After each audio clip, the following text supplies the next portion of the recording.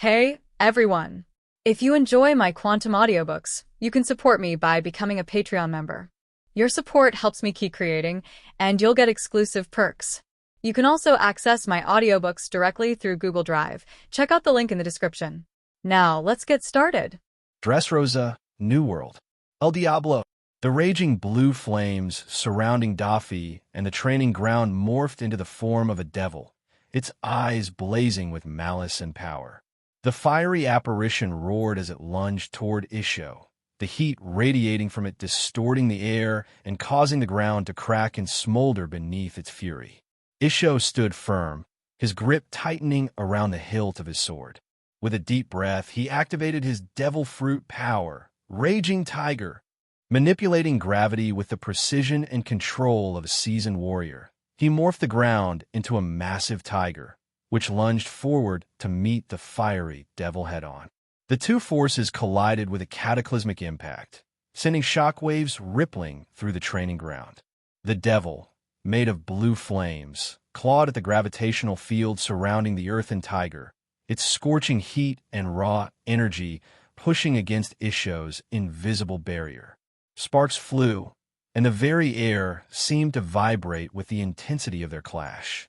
Just then, Isho sent a flying slash aimed at Daffy, who instinctively turned himself into flames and dodged the attack. Blue flames and an intangible purple energy clashed with epic proportions, each collision creating a crater hundreds of meters wide. Calling this a sparring session would be a joke. Daffy, after realizing that Ross would leave for the sea once again, had increased the intensity of his training to a monstrous degree. He was on the cusp of transforming himself into an admiral-level power, but Daffy himself knew that crossing the threshold would not be easy. He had been training like a madman for the past few months, the intensity of his regimen no less than when he trained for over a year in the Combelt. Flame Prison. As Daffy reformed himself, he dodged a few more gravity-infused slashes, making sure not to get caught in Isho's gravity field. He punched out, sending a wave of blue flames to surround and confine Isho, but Isho calmly used his gravity powers to create a barrier around him, keeping the blue flames at bay. Daffy-kun, what do you say we take it up a notch? Isho spoke, and before Daffy could respond, massive concentric rings of purple energy shot into the sky. Heaven's fall, Isho whispered. Far away, where the rest of the family was observing the spar, they were in awe at the sheer display of power between the two fighters. Even Diamante and Senor were surprised at how far their once-young master had come, all in less than 3 years. They inwardly resolved to grow stronger so as not to be left behind.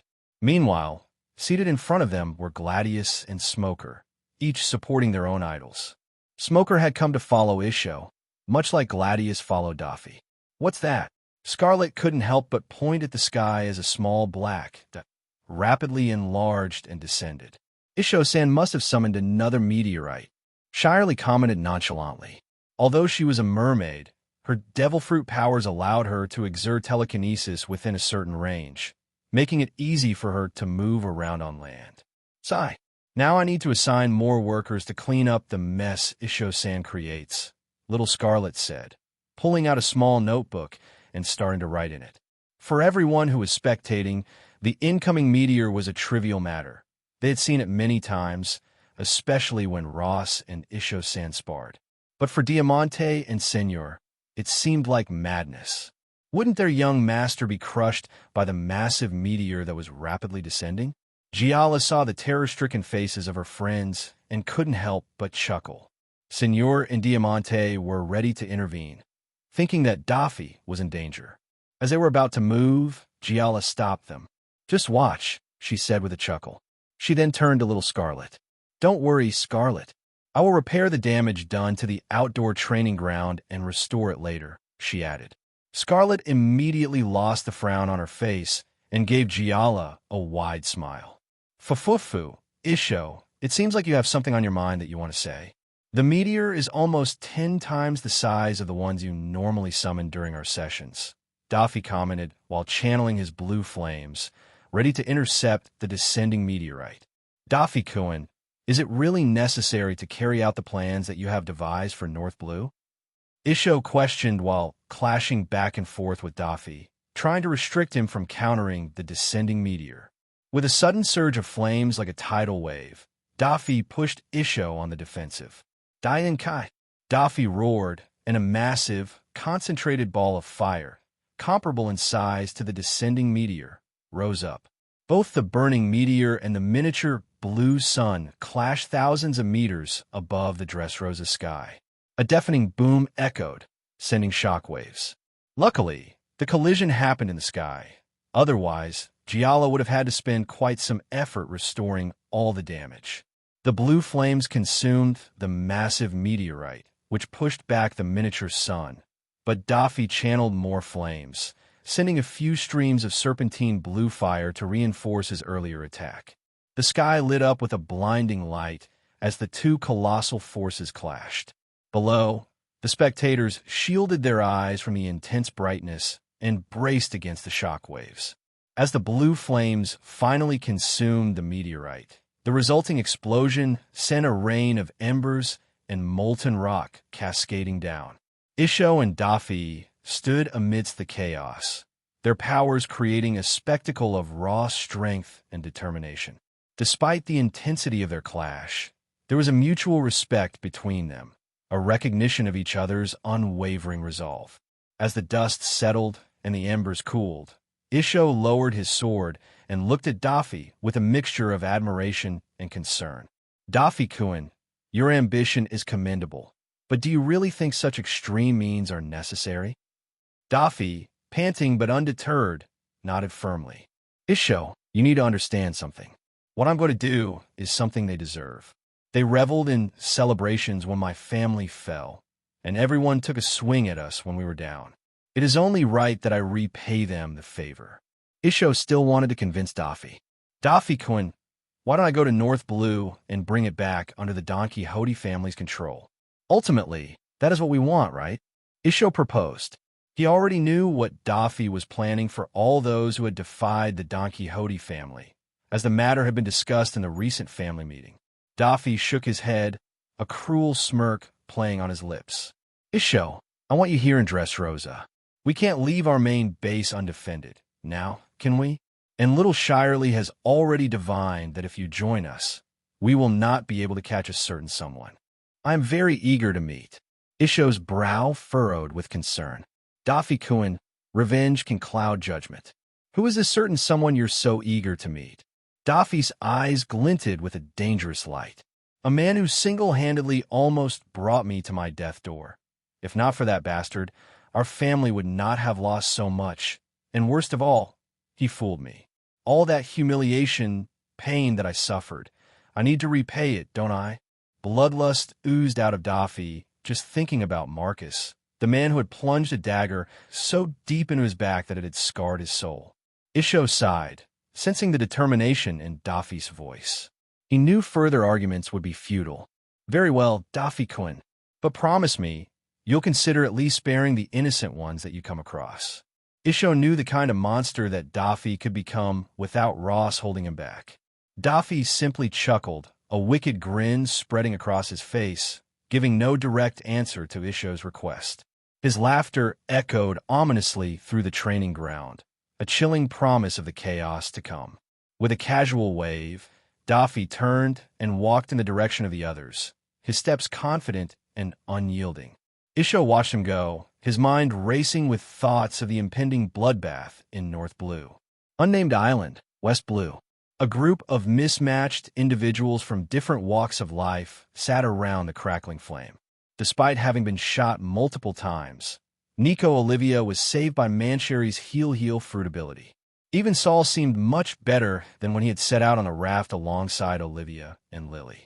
On one side sat Saul, Olivia, Little Robin, and Lily.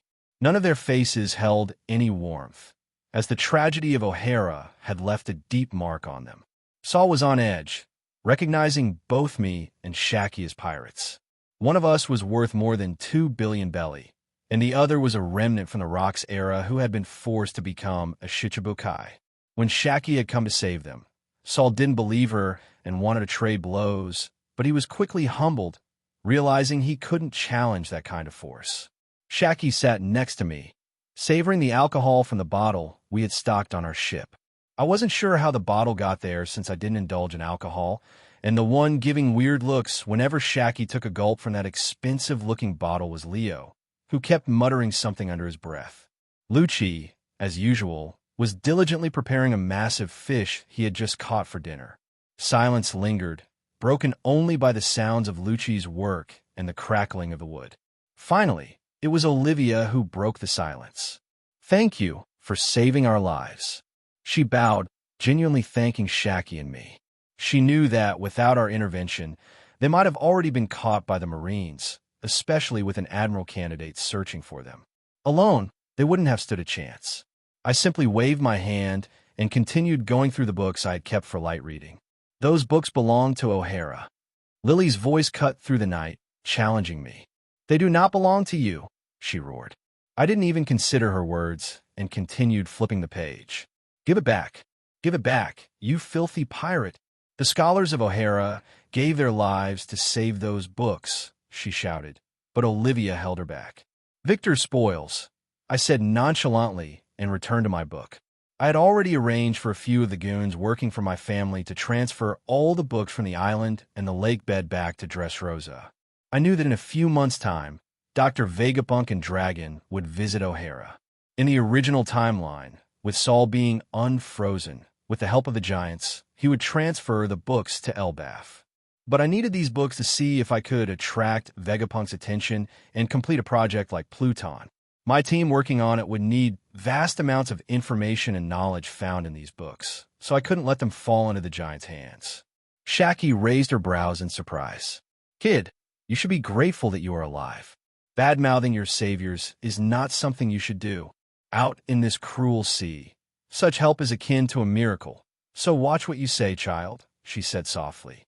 She knew that the teen was in pain, having lost everything she had known. Lily's face soured upon hearing Shaki's words, but she couldn't refute them. Ultimately, they were saved because of these pirates. Even Saul and Olivia, who were on the brink of death, were saved because of Mancheri, who was part of our group. Now that you are alive, you should be much more worried about how you're going to survive in this world hereafter, I said without lifting my head from the book I was reading. The silence that followed was heavy, laden with the weight of their losses and the uncertain future that lay ahead.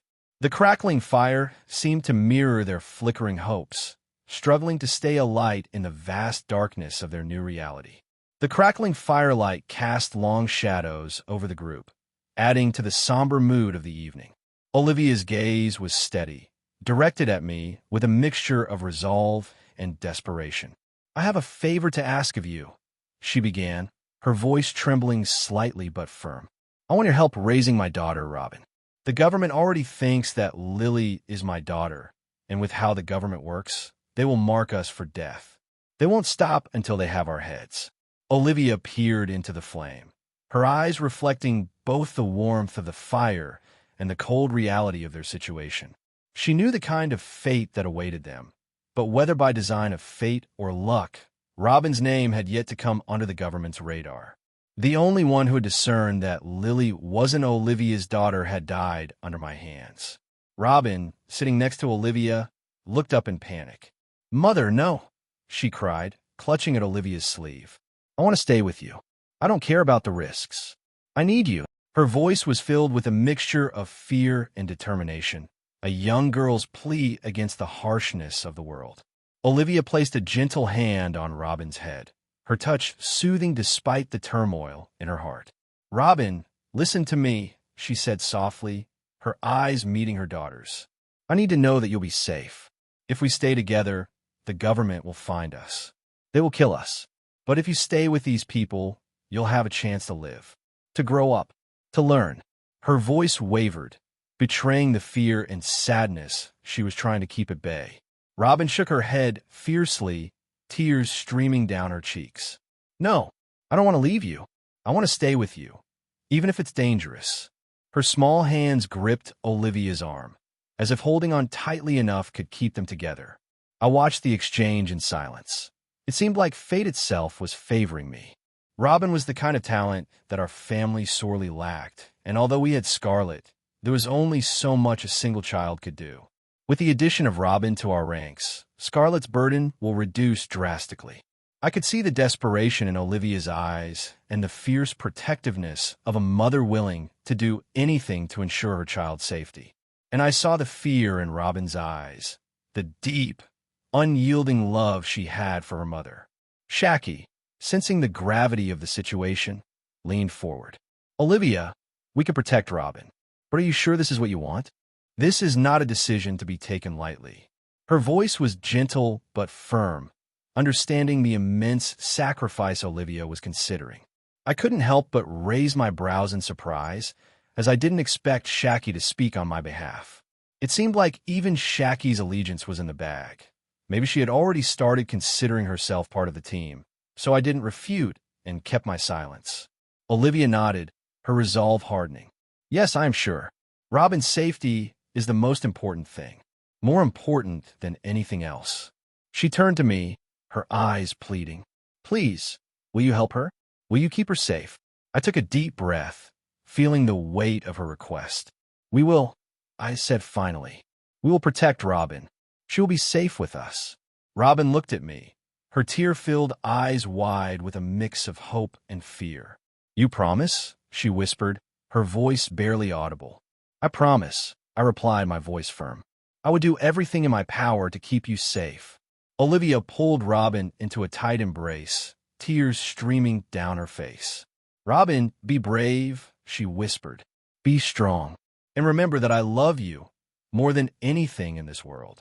Robin sobbed into her mother's shoulder, clutching her tightly. I love you too, Mother. I'll be brave. I promise. The next morning, Olivia, Lily, and Saul prepared to set off on their own journey. Little Robin, however, was unconscious. Olivia had drugged her to ensure she wouldn't follow them.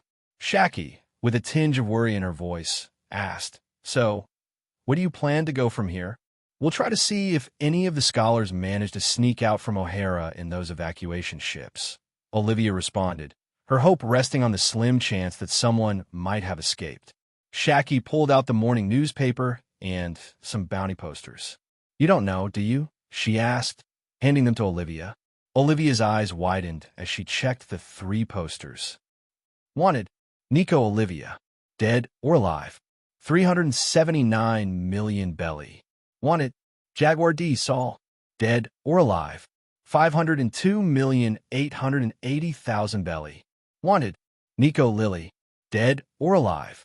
199 million belly. What truly shook Olivia was the bounty for Lily. She was just a teenager, and as Olivia had feared, the authorities had mistaken Lily for her daughter. Olivia knew something like this might happen, but didn't understand what it had to do with searching for the remnants of the scholars. Check the newspaper. The demons of O'Hara. That's what they're calling you. Shaki suggested, noting Olivia's confusion. Hurriedly, Olivia read the newspaper. The entire event of O'Hara had been twisted unnaturally, making her blood boil with anger. As she turned the pages, her face grew pale, and tears that had subsided started flowing once more. All 3 evacuation ships were sunk due to an unexpected massive storm at sea, Shaki said. That's the official report, but we all know what really happened. The Marines must have sunk them all to bury everything related to O'Hara, added the giant, Saul. For all we know, you might be the last inhabitants of O'Hara. Olivia realized they had nowhere safe to go. Leaving Robin with us was the right decision. Seeing Olivia lost, I suggested, find Monkey D. Dragon. Maybe you'll find meaning for your lives once more. This was the most I could do for them. Taking them along would be too much trouble, and I had other matters to attend to. Olivia looked at her sleeping daughter with a final, longing gaze. Take care of her. If fate wills it, maybe I'll meet my daughter again. She then boarded the ship we had commandeered. Under the giant's protection, Olivia and her now-daughter Lily embarked on their new journey. Shaki-san, what about you? Will you be joining us? I asked as I turned to Shaki, who was packing supplies. No, I must get back to Amazon, Lily. With me deserting my position, the world government won't take it lying down. They'll retaliate soon, and I need to be there, Shaki replied. Have you thought about my offer, Shaki-san? I inquired, hoping she'd reconsider. Shaki hesitated, looking up from her bag. Ross, as much as I owe you, I don't think being a pirate is for me anymore, she said apologetically. Fine. In that case, how about you settle down and dress Rosa after you've taken care of matters back home? I made a concession. As long as Shaki settled down and dressed Rosa, it would be a win for me. Shaki contemplated for a long moment. There was no way she could reopen her bar in Sabaody, and recent news showed how rapidly Dressrosa was growing. Relocating to a flourishing island in the New World seemed like a promising prospect. Fine, she agreed with a smirk. But I need a prime piece of land in Dressrosa, tax-free, to settle down. Consider done, Shaki-san. When you get to Dressrosa, everything will be ready for you. You'll be surprised. We even have fishmen starting to visit Dressrosa. You might have to cater to a larger customer base, I replied, a smile spreading across my face. Shaki chuckled. You drive a hard bargain, Ross. Very well, it's a deal. As the group dispersed to continue their respective journeys, the morning sun cast its first rays over the horizon, signaling new beginnings for all of us. Room of Authority, Mary Geos. Good riddance. They were a constant thorn. Now, with the whole of O'Hara destroyed, there won't be anyone left to decipher the contents of the poneglyphs, even if they find them, Elder Warcury said with a smirk. He had failed to retrieve the road poneglyph from Fishman Island, and the matter of the poneglyphs had been bugging him ever since. You seem to have forgotten there are still 2 people from O'Hara alive out there, Elder Jew Peter interjected. We shouldn't have let the Marines handle the matter. Each time, they prove how incompetent they are. Olivia and her daughter were still at large, and as long as their threat wasn't neutralized, the possibility of the poneglyph's contents resurfacing remained. We cannot possibly blame the Marines this time around. It was that Don Quixote brat who decided to involve himself in government matters. It seems like even 2 admiral-level candidates are not enough to hold him back anymore, Elder Saturn said, defending the Marines in a rare instance. Yes, and we cannot forget that these mistakes wouldn't have come to pass if that pirate Shako didn't betray us. It seems she has forgotten what the world government truly stands for. We need to teach her and every Shichibukai who joins us in the future that betrayal comes with consequences. Elder Nustero, sharp and calculating, added to the discussion. Yes, we need to make an example of her. Let's raise Amazon Lily to the ground, Elder Mars suggested, and the reactions from the other elders showed they were in favor of the decision. What about Garp's son? He has just declared the formation of the so-called revolutionaries. They have already aided a country's rebellion in fighting against its rightful monarch recognized by the world government. Elder Nustero continued, shifting the topic to the new headache the elders had to deal with. This matter was much more dangerous than any they had faced in recent centuries. Do we really have to give so much importance to a brat who hasn't even grown up? If it was someone like Garp, I would be worried, but Dragon isn't there yet. Let him play his pirate game, Elder Mars said with a chuckle, not considering Dragon a true threat to their authority. Dragon and his group were just playing mercenaries, and the world government could reclaim the kingdom whenever they felt like it. Elder Saturn's tone turned grave. You are disregarding such a dangerous matter? Do you know how dangerous an idea can be? Especially an idea like revolution? Remember this. Once the idea of revolution is born, it's like an undying fire. You can kill a revolutionary, but you can never kill a revolution. Have you already forgotten what happened 4 centuries ago? Or have you forgotten how you got some of those scars? Elder Saturn's words made the elders turn gloomy. Their history flashed before them. This wasn't the first time they had dealt with such revolutions. The most devastating one had been 4 centuries ago, when they had allowed things to fester and finally had to personally intervene, ripping everything out by the root to deal with the matter for good. Elder Warcury, trying to lighten the mood, said, Very well, let us not underestimate these threats. We need to deal with both Shikuyaku and Dragon swiftly and decisively. Amazon Lily will be a message to anyone who dares betray us. Elder Jew Peter nodded in agreement. And we must keep a close eye on Dragon and his revolutionaries.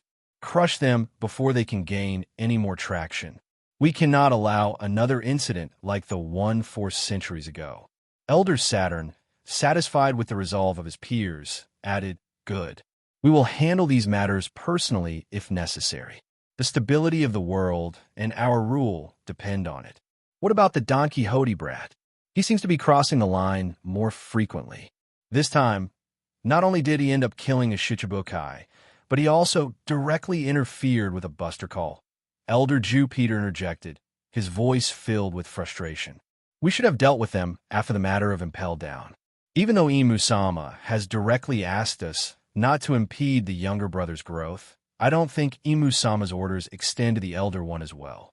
How about we take out Doflamingo to teach the little one a lesson?"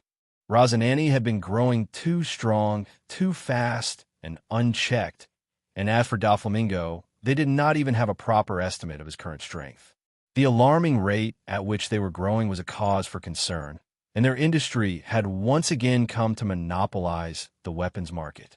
Even the elders were tempted to approach the brothers to make a deal regarding their latest weapons, which were generations ahead of what other sources could produce. "No, we cannot deal with the Don Quixote brothers in such a way. We have already tried to kill them once and failed. If we fail a second time, it would cause catastrophic damage, especially if the young one deploys hit-and-run tactics," Elder Saturn cautioned. "None of us here can confidently say we can catch up to his speed. There was a reason why we searched for the rumble fruit for centuries. I have another way of dealing with these brothers. Although it might not remove the hostility, it will create a temporary truce." Elder Saturn's mind raced with calculations. He knew how the two brothers thought to a certain extent, especially the elder one. As much as he hated to admit it, Doflamingo would have made a perfect celestial dragon. He could have even been groomed to become one of the elders, a ruler of the world in the future. The younger one, Rosinante, was an enigma. Sometimes he acted like a saint, and other times his actions were worse than the vilest of criminals. But one thing was certain. If Rosinante had been on their side, he could have become the strongest sword and shield for Imu-sama, perhaps even surpassing their own levels in the future. "We must tread carefully," Elder Saturn continued. "We cannot afford to create more enemies, especially ones as cunning and resourceful as the Don Quixote brothers. If we approach them with the right offer, we might be able to secure a temporary alliance." Elder Warcury frowned. What kind of offer would they accept? "They are ambitious and prideful. Leverage their need for vengeance," Elder Saturn suggested. "Offer them something they desire greatly. Doflamingo craves to punish everyone who was involved in his capture the last time around. Rosinante, despite being complex in nature, has one constant, and that is his elder brother. We can manipulate these desires to our advantage, and I have the perfect scapegoat in mind to appease their angers for the time being." "There is one other matter that needs our attention," Elder Saturn interjected, his tone grave. He had taken personal charge of the Don Quixote brothers, and the rest of the elders respected his decision. Now, their curiosity was piqued, wondering what other issue could demand such urgency. "Garp, where is Monkey D, Garp?" Elder Saturn's eyes narrowed. Although Kong said that he was on an extended vacation due to the matter of the Shichibukai, it doesn't match his character. Even if he were on a vacation, he would do it blatantly, not like this. The government agents have been unable to locate Garp, and this is cause for concern. The other elders leaned forward, their interest fully captured. Elder Warcury spoke first, his voice laced with unease. "Garp is like a ferocious tiger. Only when he is within our sight can we be at ease. We wouldn't want such a predator against us, especially not in a time like this. We need to find him.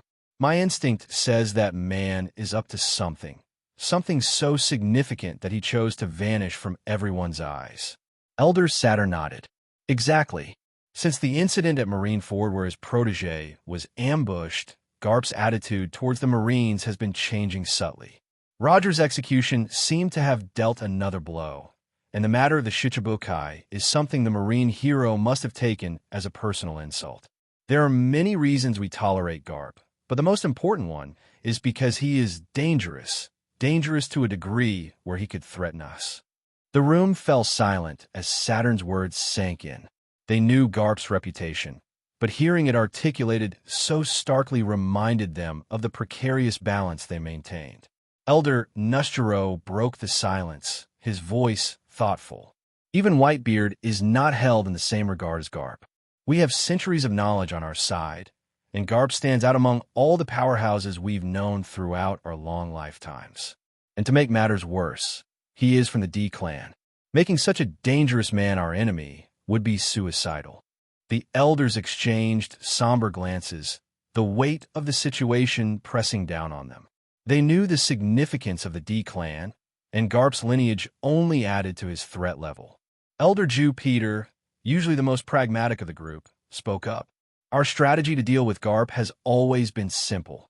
Let the man grow old and die on his own. Unlike us, Garp cannot best the cycle of life. Elder Saturn sighed, his mind racing with the implications. But we cannot rely solely on time. Garp is a wild card. His strength and will are unmatched. And if he has chosen to disappear, it means he is preparing for something. We must locate him and understand his intentions before he becomes an even greater threat. The elders nodded in agreement, the gravity of the situation clear. They had faced many challenges over the centuries, but Garp represented a unique danger, one that combined physical prowess, a powerful legacy, and a personal vendetta against the system they upheld. Elder Mars added, his tone measured, "We should deploy our most trusted agents to track him down. And perhaps we should also reach out to those within the Marines who might still hold loyalty to us, subtly ensuring they are on the lookout for any sign of Garp." Indeed, Elder Saturn agreed. We must be vigilant. Garp's movements could reshape the balance of power in ways we cannot yet foresee. His disappearance is not just a tactical concern, but a potential harbinger of greater upheavals. So let's have the remaining Shichibukai deployed to the Four Blues. I'm sure these dogs would be able to sniff Garp out. As the elders finalized their plans, the room was thick with tension. They were acutely aware that their control over the world was being challenged on multiple fronts, and the specter of Monkey D, Garp, loomed large in their calculations. They knew that the next steps they took would be critical in maintaining their dominance, or in facing unprecedented threats. A few days have passed since the incident at O'Hara. For the rest of the world, it was just breaking news that kept them engaged for a while. Once the interest waned, people carried on with their lives. Despite calling themselves intellectually superior, humans often followed the herd mentality, and soon enough, the twisted narrative spun by the world government became the accepted truth. The bounty on Nico Olivia and Nico Lily attracted the attention of countless parties, especially bounty hunters who saw the pair as easy targets. Somewhere along the Calm Belt, more than a dozen marine ships sailed, accompanied by a larger fleet of mismatched vessels, medium-sized barks and large galleons. On closer inspection, these mismatched ships shared one thing in common. They were slaver ships. Vice Admiral were Marines. Is what we're doing right? A young officer looked nervously at the more than 36 slaver ships trailing behind the Marine fleet. Their destination was Amazon Lily, a unique island in the Calm Belt inhabited solely by women. For centuries, slavers had coveted this paradise, but none dared act because the Kuja tribe, fierce female warriors, protected it, and even those who tried met with a gruesome fate. Recently, the underworld circulated a rumor that the Marines would soon attack Amazon Lily, giving slavers a chance to plunder its inhabitants. Though the message came from the underworld, it was clear the world government was giving tacit approval, despite slavery being illegal on paper. The Vice Admiral, a towering figure over 6 meters tall with a rugged face and a scar running across one of his blind eyes, took a deep drag from his cigar and exhaled slowly. Even he, despite belonging to the Hawk faction, was uncomfortable with their mission. They were paving the way for slavers, the very scum they were supposed to hunt. "Soldier, do you have your orders?" He bellowed at his subordinate, who stiffened at the Vice Admiral's tone. "Yes, sir," the captain replied, standing at attention. "Then follow those orders. Do not stick your nose into matters where it doesn't belong. We destroy Amazon Lily. What happens after that is none of our concern." The Vice Admiral's tone was final, ending the conversation. The journey was perilous, with frequent attacks by sea kings, especially targeting the slaver ships not lined with sea stone, making them visible to the massive sea creatures. Yet, the allure of capturing the Kuja had driven more than 30 powerful slaver groups into the dangerous waters of the Calm Belt. More than half a dozen slaver ships had already fallen prey to the Sea Kings. Contrary to the somber mood on the marine ships, the slaver ships were celebrating in abandon. Despite losing more than half a dozen of their compatriots, the remaining slavers were excited. Individually, none of these slavers would have dared to attack Amazon Lily. Even their collective forces would not have entertained such a venture. But the Marines were sending an overwhelming force of close to a dozen battleships, led by 5 vice admirals, to destroy the island. This force was akin to the Marines' famed Buster Call. They knew Amazon Lily had no chance, even if the famed Empress Shikiyaku returned. She couldn't handle such an overwhelming force. On the biggest slaver ship, larger than the Marines' battleships, a banquet was in progress to celebrate their upcoming hunt. "Ha, Captain, who would have expected that we would get such an opportunity? It's the Kuja, the Kuja. I've never tasted a Kuja before. I've heard rumors that every one of them is a rare beauty, even rivaling those mermaids from Fishman Island." One slaver, drunk and overwhelmed with lust, started making obscene gestures and actions about what he would do once he laid his hands on a Kuja. His eyes glistened with a depraved hunger, and his hands mimicked the act of grabbing and groping, eliciting laughter from his equally depraved comrades. And it was not just this slaver. Everyone on the ship had the same lewd expressions plastered on their faces. You can enjoy to your heart's content. Just make sure not to kill any of the goods. Even the spoiled goods are worth a hefty price. Remember, we need 100 of the best-looking Kuja reserved, untouched, unspoiled. I have a deal lined up with the agents of the Tenryubito themselves. They are willing to pay $100 million for the premium products. So, if anyone touches those premium goods without my express permission, I will cut off your manhood and feed it to the sharks, the captain of the slaver ship bellowed. Although he said it with a smile, the message was clear. As long as they kept them alive and stayed away from the premium goods, they could let loose. The captain was a large man with a twisted grin, his eyes cold and calculating. His voice carried both a promise and a threat, making the slavers around him shiver in excitement and fear. I was wondering why the Marines were even willing to escort us to Amazon Lily. Any other time, they would have hunted us down. It seems like they have orders from up high. The vice captain, the only man who sat on the same level as the captain, commented with a knowing look. Their captain sure had signed a big deal. $100 million for a beautiful-looking Kuja? They were going to make a fortune. He instinctively turned to the other slaver ships around them. "What do we do about the rest, Captain? I am sure many others should have gotten the same offers as us," the vice captain questioned. "Anyone who interferes with us, kill them. Just don't go annoying the Marines. They will leave once they have cleared the way for us. And remember, I want at least 100 premium products. Anything more will be enjoyed as spoils. We sure are lacking some good-looking pleasure girls," he laughed maniacally, kicking a woman chained to the deck like a dog. She whimpered, her eyes filled with a mix of fear and defiance. But the captain's laughter drowned out her silent rebellion. The celebration continued, growing louder and more raucous. Men boasted of their future exploits, their fantasies growing darker and more perverse with each passing minute. They reveled in their imagined conquests, their depravity knowing no bounds. The air was thick with the smell of alcohol and the sounds of debauchery, a stark contrast to the noble mission they pretended to uphold. In the midst of this chaos, the captain stood, his eyes gleaming with greed and anticipation. "This is our chance, men. Our chance to make history, to become legends. Let's make sure we seize it." His words were met with a cheer, a roar of agreement that echoed across the fleet.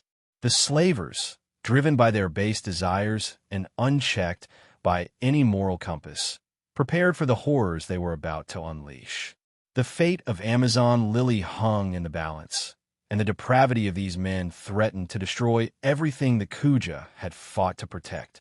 The massive fleet pressed on, cutting down the sea kings that tried to impede their journey, the marine ships cutting through the calm yet treacherous waters. The vice admiral stood on the deck, staring into the horizon, his mind heavy with the mission ahead. He couldn't shake the unease gnawing at him. The Kuja were not just any adversaries.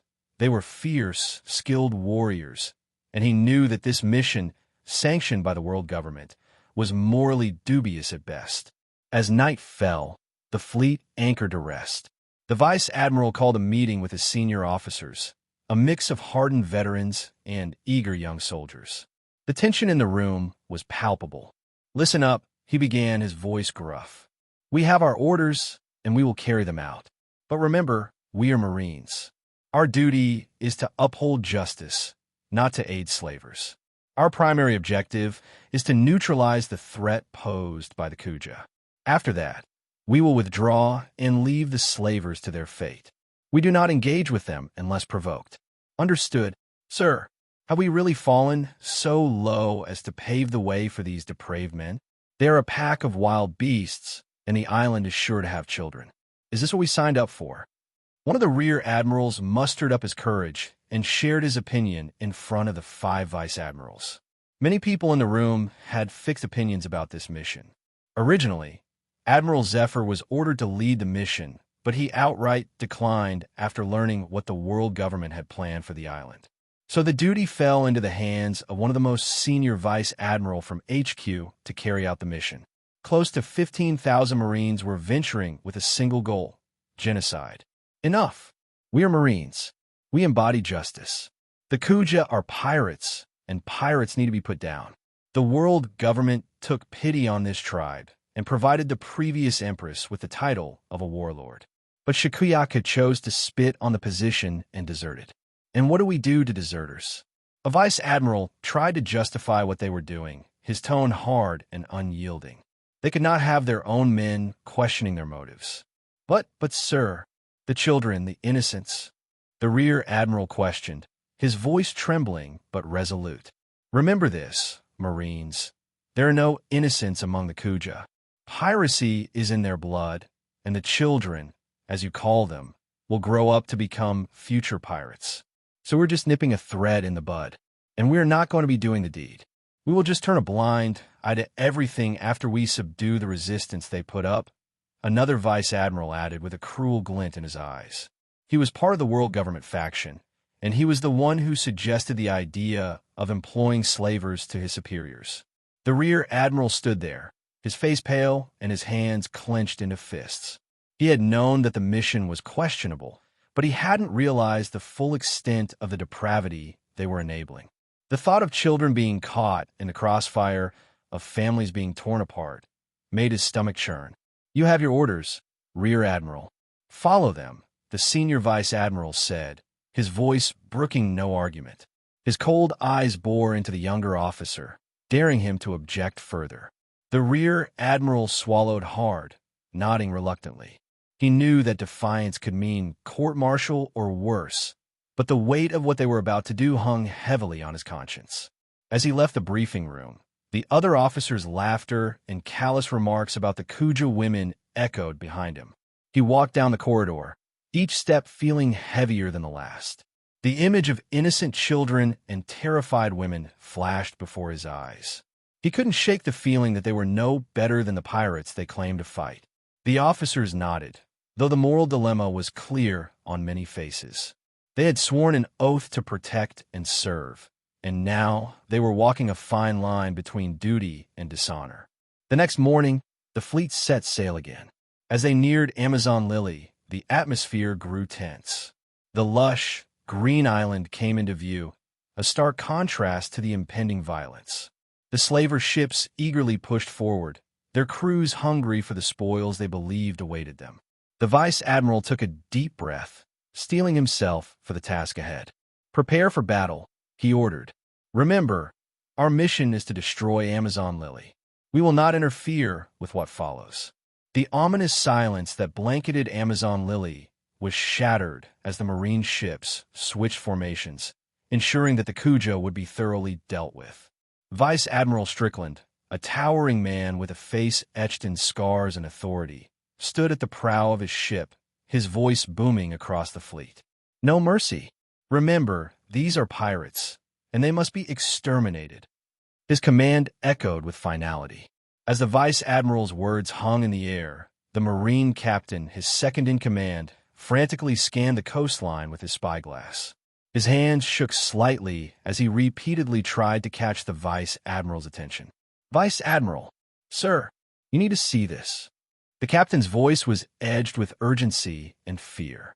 The vice admiral, irritated by the interruption as they made their final approach, snapped, "What is it, Harrington? Can't you see we're on the brink of battle?" "Sir, there's someone on the coast," Harrington replied, his voice trembling. Strickland's brow furrowed. "How many?" he demanded, expecting to hear of a sizable Kuja force. Harrington swallowed hard, his face pale. "Just one, sir. One."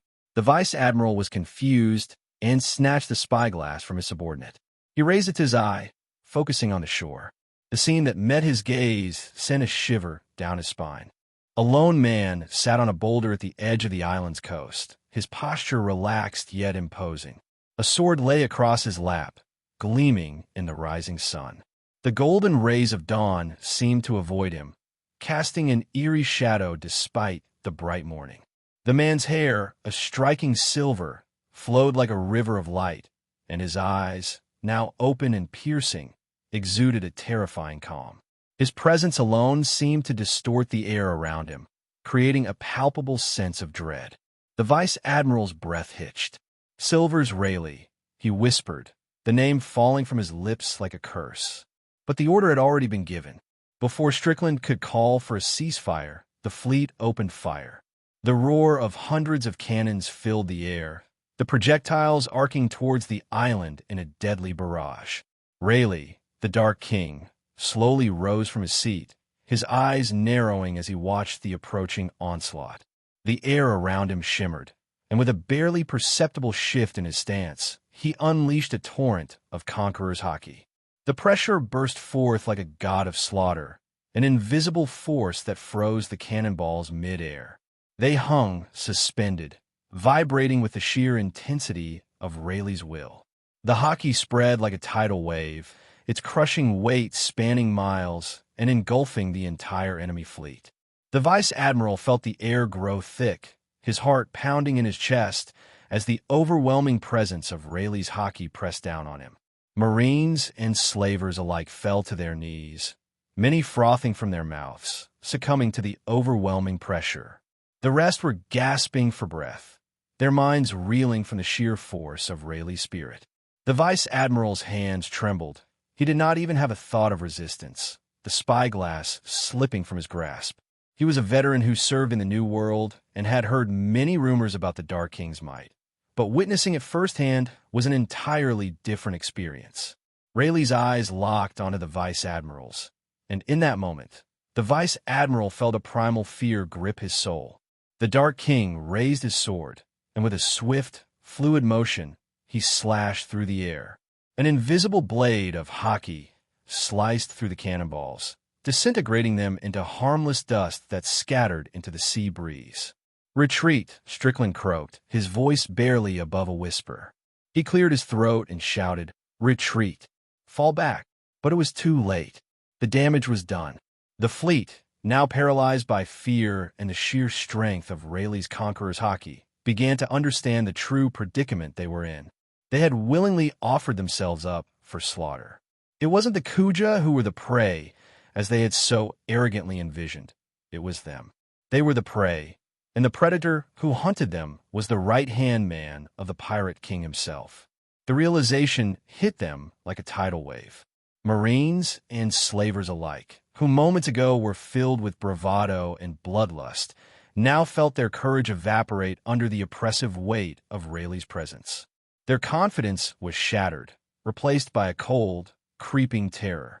Panic spread through the ranks of both Marines and slavers. More than half the personnel they had brought along to ravage the island had succumbed to the overwhelming pressure from a single man. Isn't he supposed to be dead? Why the hell is the Dark King here? The vice captain of the largest slaver ship bellowed in terror. More than the Marines, these slavers from the New World knew the true terror of the man named the Dark King. Not just anyone could be acknowledged by the pirate king himself. Rayleigh was an apex predator of the sea. Retreat. Use the other ships as cover. We have to escape that man's wrath. The captain screamed in sheer terror. Although the Roger pirates were not known for their cruelty on the seas, if you threatened one of their own, they would turn into the vilest of beasts that even the most bloodthirsty pirates would tremble before. The Dark King before them was currently in such a state. What everyone didn't know was that Rayleigh was releasing his pent-up anger, his frustration, and his inability to save his best friend's life from the grip of fate. Dark Descent, Rayleigh roared as a flying slash severed cleanly through the lead Marine ship. Madman, he's a madman. Why doesn't he negotiate? Doesn't he see that we have already sounded the signal for retreat? The Vice Admiral, a lackey of the world government, couldn't help but scream in fear. Next to him, the Rear Admiral who had opposed the Marines' actions in yesterday's meeting stood calmly. He knew their end had come. He could tell that the Dark King was not in the mood to spare anyone. He wanted to bury all these 15,000 Marines in a watery grave. It would be a grand feast for the Sea Kings. He chuckled to himself. The few slaver ships in the rear, which still had a few of their crew standing, tried to turn around as the Dark King started a massacre. He sank one ship after another, cutting down one Marine after another. His golden blonde hair was already crimson, and even his entire attire was soaked red with blood. He truly was like a god of slaughter. The resistance some mustered was cut down with a single slash from the Dark King. Even the Marines experienced with hockey stood no chance against such a man. Amidst the screams for help and mercy, another cry tore through the skies, enveloping the slaver ships that were planning to escape. More than a dozen large, snake-type Sea Kings encircled the massive fleet. Lying on the back of each Sea King were hundreds of Kuja warriors, armed to the teeth. With the arrival of the Kuja, the Marines and the slavers had no way out. Kuja! Shaki bellowed, leading the other Kuja warriors from the front. She leaped onto one of the slaver ships, her blades coated with armament hockey, dancing through the slavers, separating limbs and heads.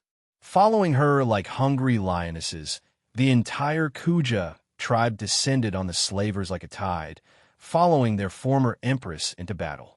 The slaver ships were already disoriented by the overwhelming hockey of the Dark King. Now, with the arrival of the bloodthirsty Kuja warriors, the slavers were slaughtered like pigs.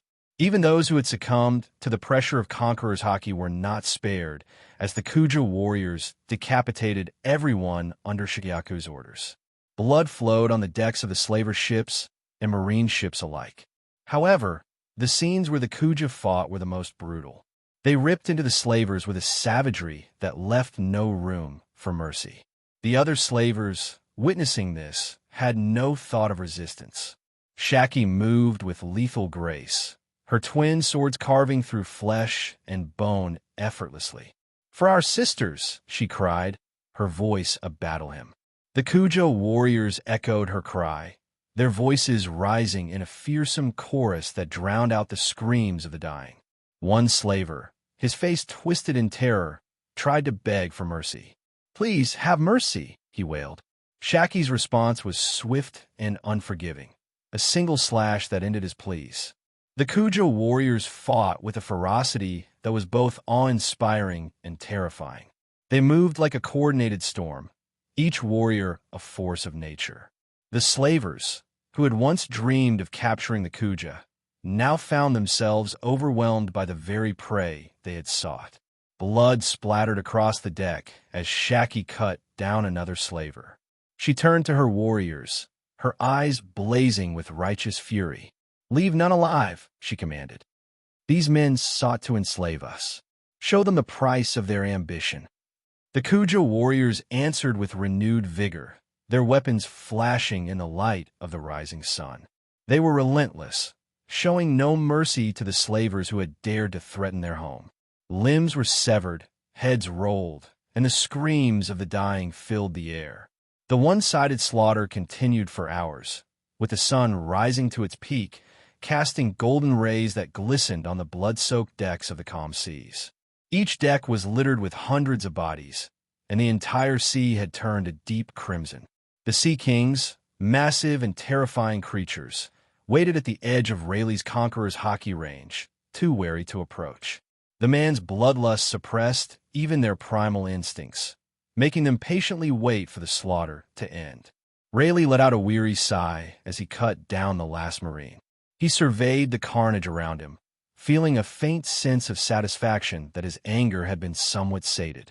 He turned to the Kuja, who were peculiarly cutting and collecting the severed heads of all the slavers and Marines. The bodies were tossed into the sea, where the Sea Kings eagerly awaited their feast. Close to 50,000 souls had been lost, but Rayleigh didn't bat an eye. Shacky, drenched in blood and exhausted, stepped onto the ship where Rayleigh stood with the last Marine alive, the Vice Admiral who had been loyal to the world government. Please end it. I beg you to kill me, the man pleaded, missing 2 of his limbs. Shacky disregarded the man's pleas and addressed Rayleigh. Thank you, was all she said, knowing he would understand the depth of her gratitude. You should thank Ross. He was the one who asked me to rush here. The kid knew the world government would come down with force, Rayleigh replied, while cleaning his blade with the Vice Admiral's coat. What now? The world government will not take this lying down, Shacky said, surveying the carnage around her. If things could be helped, she did not want to carry out such a massacre. But her talk with young Ross made her realize that some things couldn't be avoided, and she might not always be there to defend Amazon Lily. Rayleigh turned his attention to the Vice Admiral, who was still begging for a quick death. Do you have a transponder, Snail, connecting to your HQ? He questioned. The Vice Admiral whimpered and nodded. Rayleigh rummaged through the man's jacket and found the transponder Snail. Rayleigh jumped to the coast, leaving the Vice Admiral behind.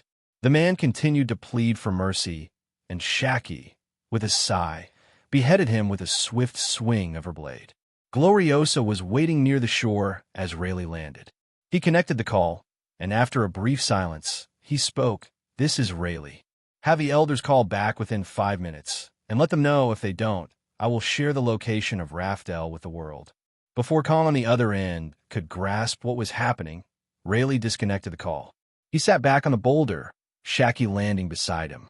Even Gloriosa seemed wary of the two, especially Rayleigh, because of the bloodlust they were emitting. Their very breath carried the stench of blood. Gloriosa sighed and left to attend to other matters as Shacky gestured for her to do so. Rayleigh couldn't help but turn his attention to the Kuja warriors, who were collecting the heads of both Marines and slavers. Intrigued, he asked Shacky, "What's with the heads?" Shacky smirked and replied, "You'll see." This was young Ross's idea. She had already conveyed the plan to the current Empress, who would declare that they were in an alliance with the Don Quixote family, claiming that Amazon Lily was now under Don Quixote's domain. Rayleigh had promised to handle the matter with the world government, providing double assurance. With this, Shacky could rest assured and plan her new store in Dressrosa. A few minutes later, the transponder Snail in Rayleigh's hand rang. He picked it up, and a voice akin to a low growl echoed from the other side. "Silver's Rayleigh." Rayleigh's eyes narrowed, and he responded with a cold edge in his voice. "5 elders, I hope you're all listening because I won't be repeating myself. I'm sure the fleet admiral must have passed the message. I don't want your world government and the Marines interfering in the matters of the Kuja ever again. If you think I'm bluffing, feel free to test me." There was nearly a minute of tense silence over the call. Finally, Elder Saturn spoke, his voice dripping with cold menace. "Rayleigh, are you keen on opposing the world government? Others might not know our strength, but you must be aware. How long do you think it will take us to bury the entire island of Amazon Lily?" The coldness in his voice was palpable, and it seemed as though both their wills clashed even across such a distance. "And how long do you think it will take for me to disclose the truth about this world that you've been hiding for centuries?" Rayleigh shot back with equal intensity, not backing down. "Rayleigh, you bastard. Do you have a death wish? Do you know who you were talking to?" Elder Saturn roared, his conqueror's hockey bursting with anger. The entire room of authority shook. The other elders sat with gloomy expressions, unbothered by the fate of the forces that had been sent, but deeply unsettled by the call from Kong and the message it carried. "I know exactly who you people are," Rayleigh said, his voice cold and soft. "If you think I'm bluffing, try me. Don't think for a second that I don't know what you've done. I know about the 2 crewmates you've already silenced. That needs to stop. If one more person related to Roger ends up dying, then I will be the least of your worries.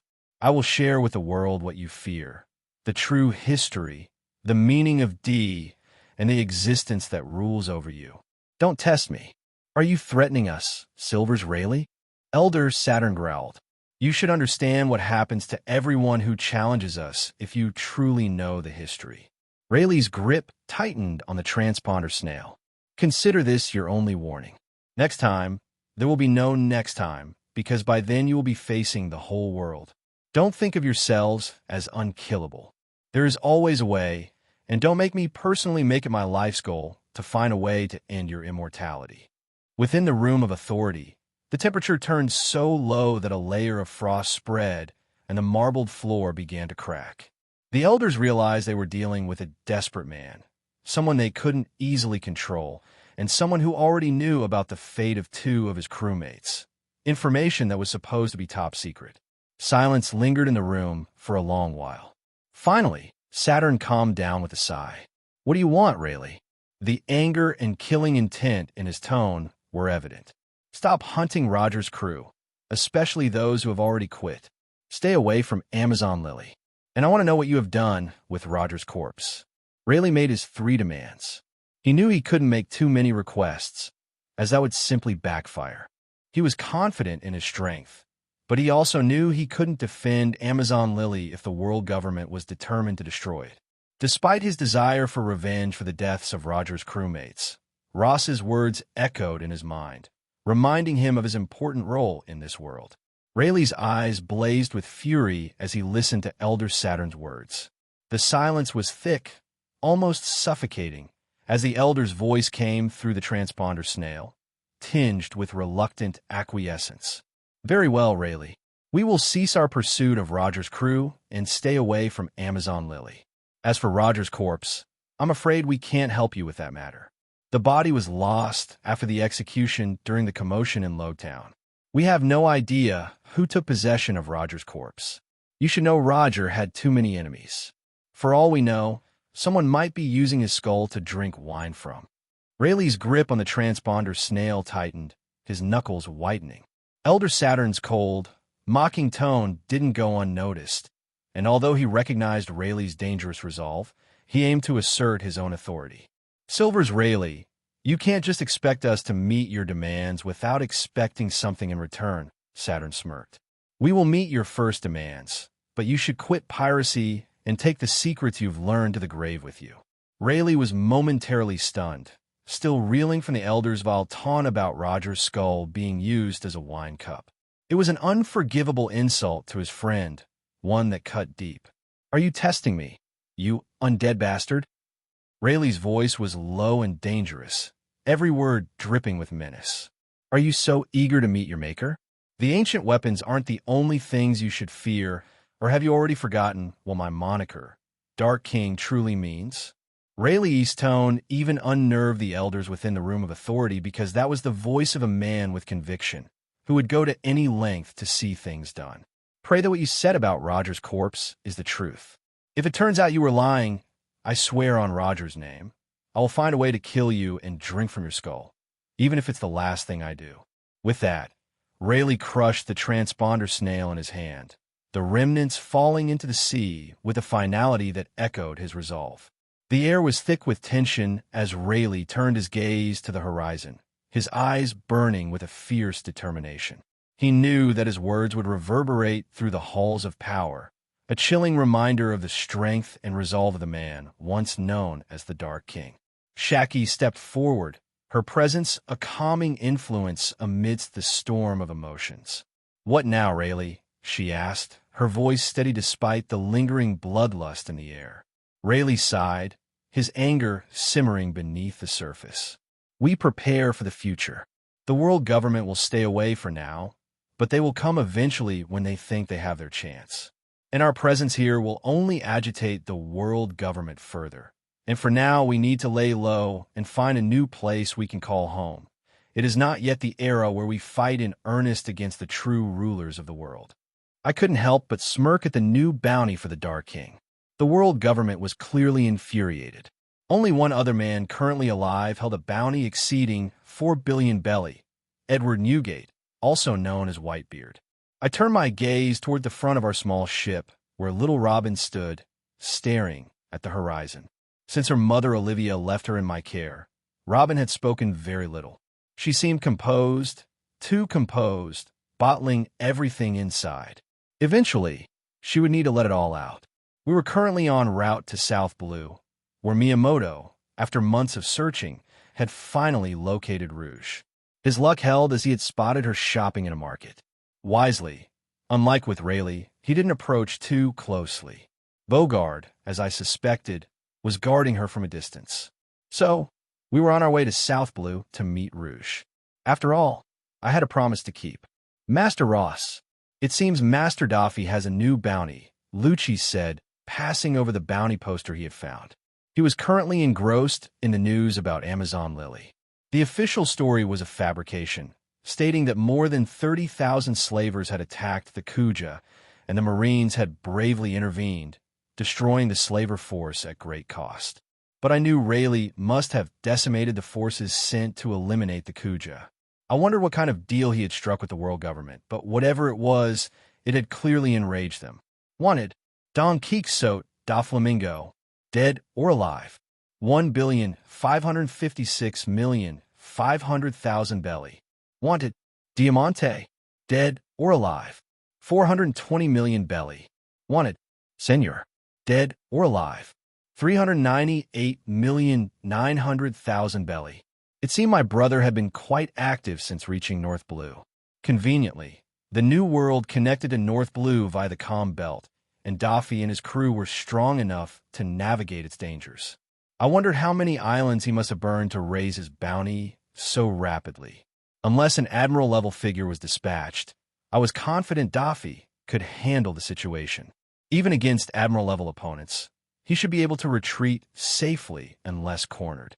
Daffy just needed extensive battle experience to cross that final hurdle to reach admiral level.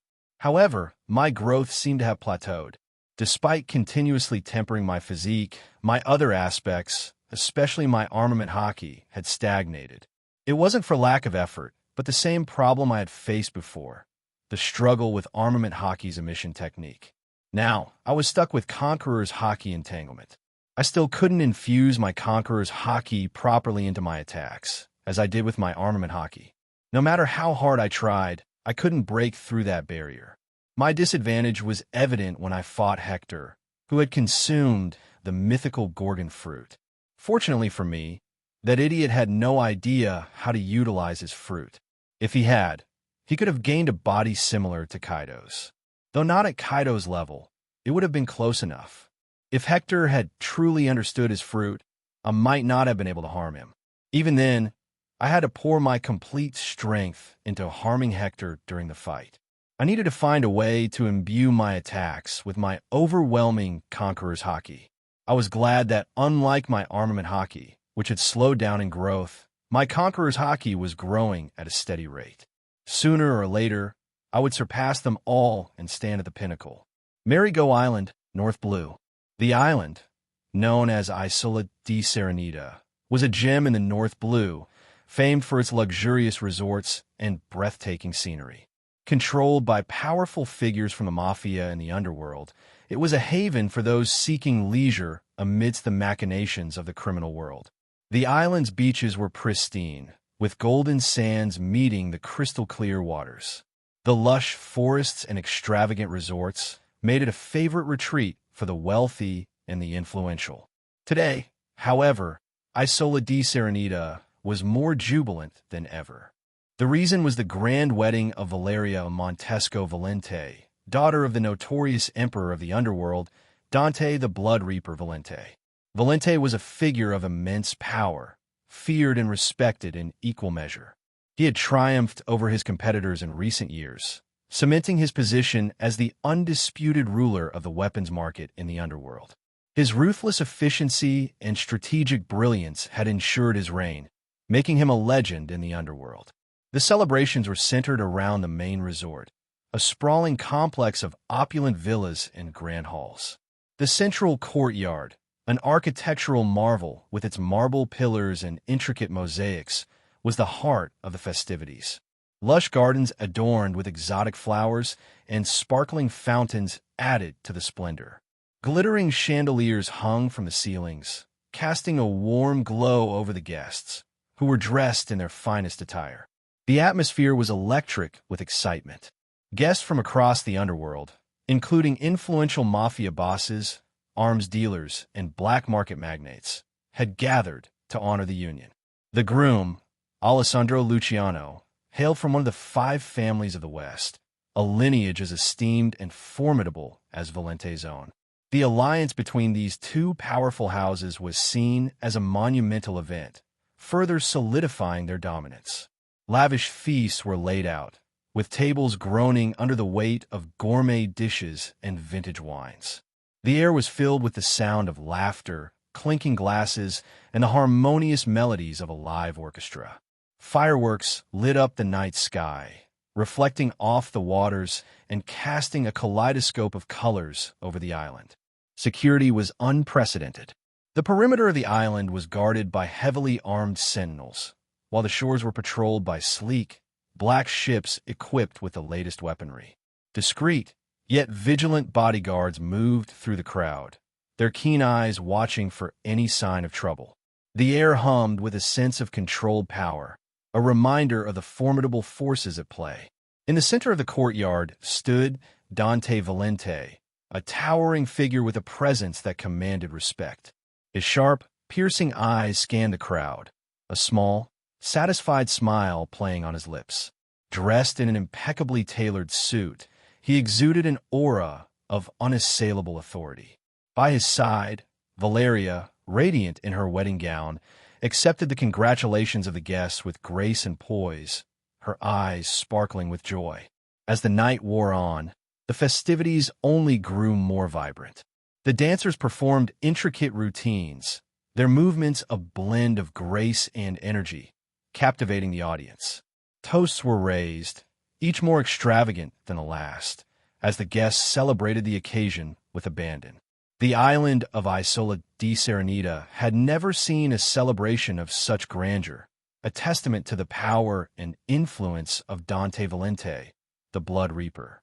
The mismatched tune of a violin screeched through the hall, catching everyone's attention as the music abruptly stopped. The dissonant noise persisted, souring the atmosphere and casting a pall over the celebration. Dante Valente, with a cigar clenched between his teeth, narrowed his eyes dangerously. This was his daughter's special day, and he demanded perfection. The discordant sound grated against his nerves, and he quickly moved toward the source with a few of his bodyguards in tow. "Senor, you said my violin playing was heavenly, right?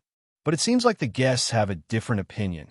Da Flamingo commented from his seat in a dimly lit corner, still sawing away at the instrument. "How does my little brother do it? Maybe I should get some violin lessons," he muttered to himself, continuing the screeching tune. Dante and the other powerhouses of the mafia and underworld froze in shock as they recognized Da Flamingo. They never expected the young man, who had outmaneuvered so many intricate traps in the past, to appear here. Dante himself had betrayed Da Flamingo years ago, sharing details about the Don Quixote family's bases and strongholds. Realizing that Da Flamingo had come for revenge, Dante gestured silently for his guards to secure the bride and groom and escort them away from the island. "Master Daffy, may I?" Senor asked, taking the violin from Da Flamingo. He immediately started playing a mournful requiem. Despite being the focus of hundreds of powerful people from both the mafia and the underworld, the 3 acted oblivious, Senor's melancholy tone adding to the tension. The guards pointed guns at them, and guests watched eagerly, unaware that a birdcage had already trapped the entire island. "Da Flamingo," Dante growled, his voice low. He knew the situation was dire. "You shouldn't have come here," he spat, trying to mask his fear with anger.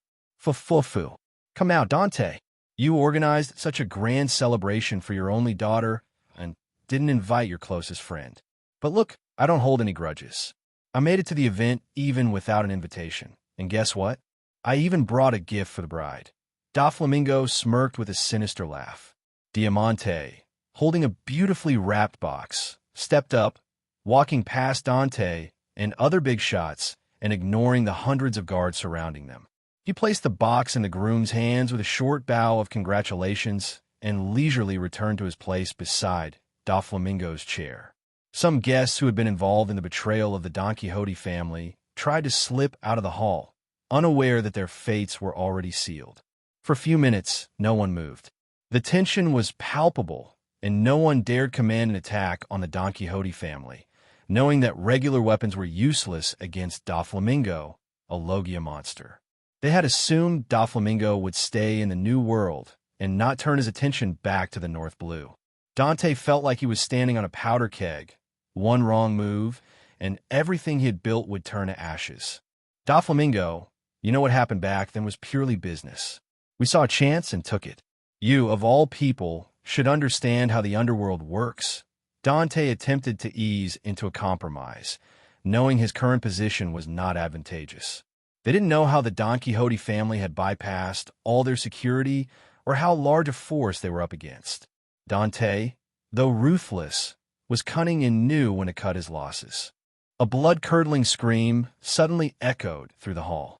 Dante turned to see his daughter, Valeria, drop the package she was holding and fall to the ground, desperately trying to wipe crimson liquid from her hands, staining her white wedding dress.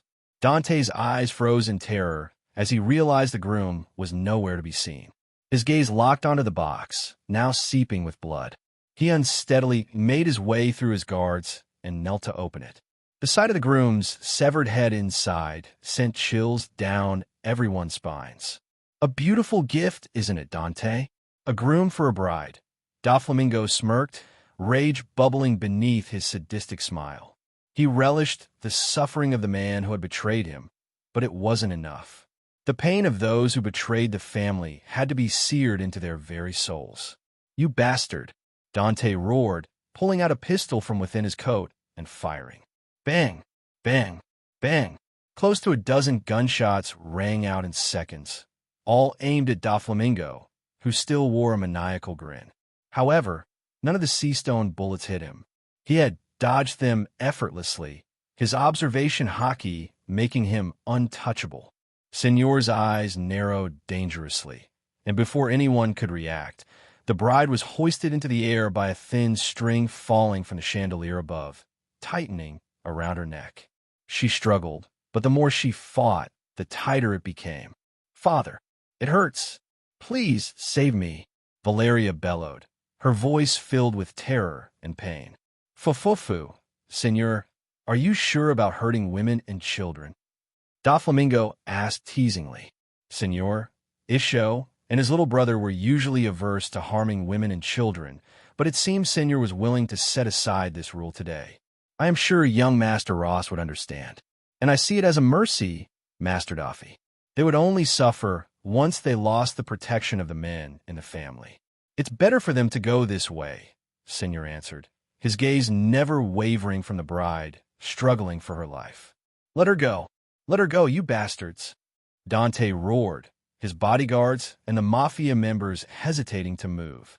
They were at the mercy of the monster before them. Diamante was eliminating anyone who tried to aid Dante, leaving a trail of headless corpses in the hall. Black soot ominously traversed the room under Diamante's control. The hall was a tableau of terror, the joyous celebration now a scene of horror. The mafia and underworld powerhouses watched, paralyzed by fear and the knowledge that they were dealing with a monster whose wrath knew no bounds. Dante was torn between saving his struggling daughter and the rage that wanted to rip Doflamingo apart. The noose around his daughter's neck tightened with each passing second, and none in the hall uttered a word of protest.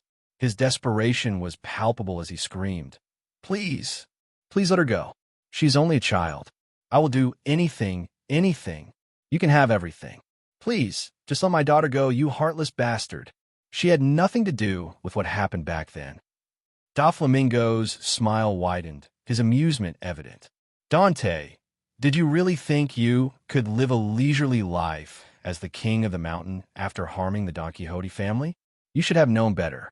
But I'm a merciful man. Let's see. How about you convince one of these powerful men and women here to take your daughter's place in the noose, and I will let her go. Doflamingo chuckled, knowing full well how these people's minds worked. They were driven by self-interest, with alliances and friendships merely tools for power plays. He had already decided to eradicate everyone on the island, but he wanted to give them a sliver of false hope.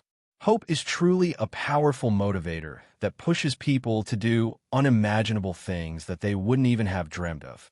Doflamingo stood up, making sure his white tailored suit with gold trim was unblemished. He smoothed the fabric and turned to address the rest of the hall, while Dante frantically begged people to take his daughter's place.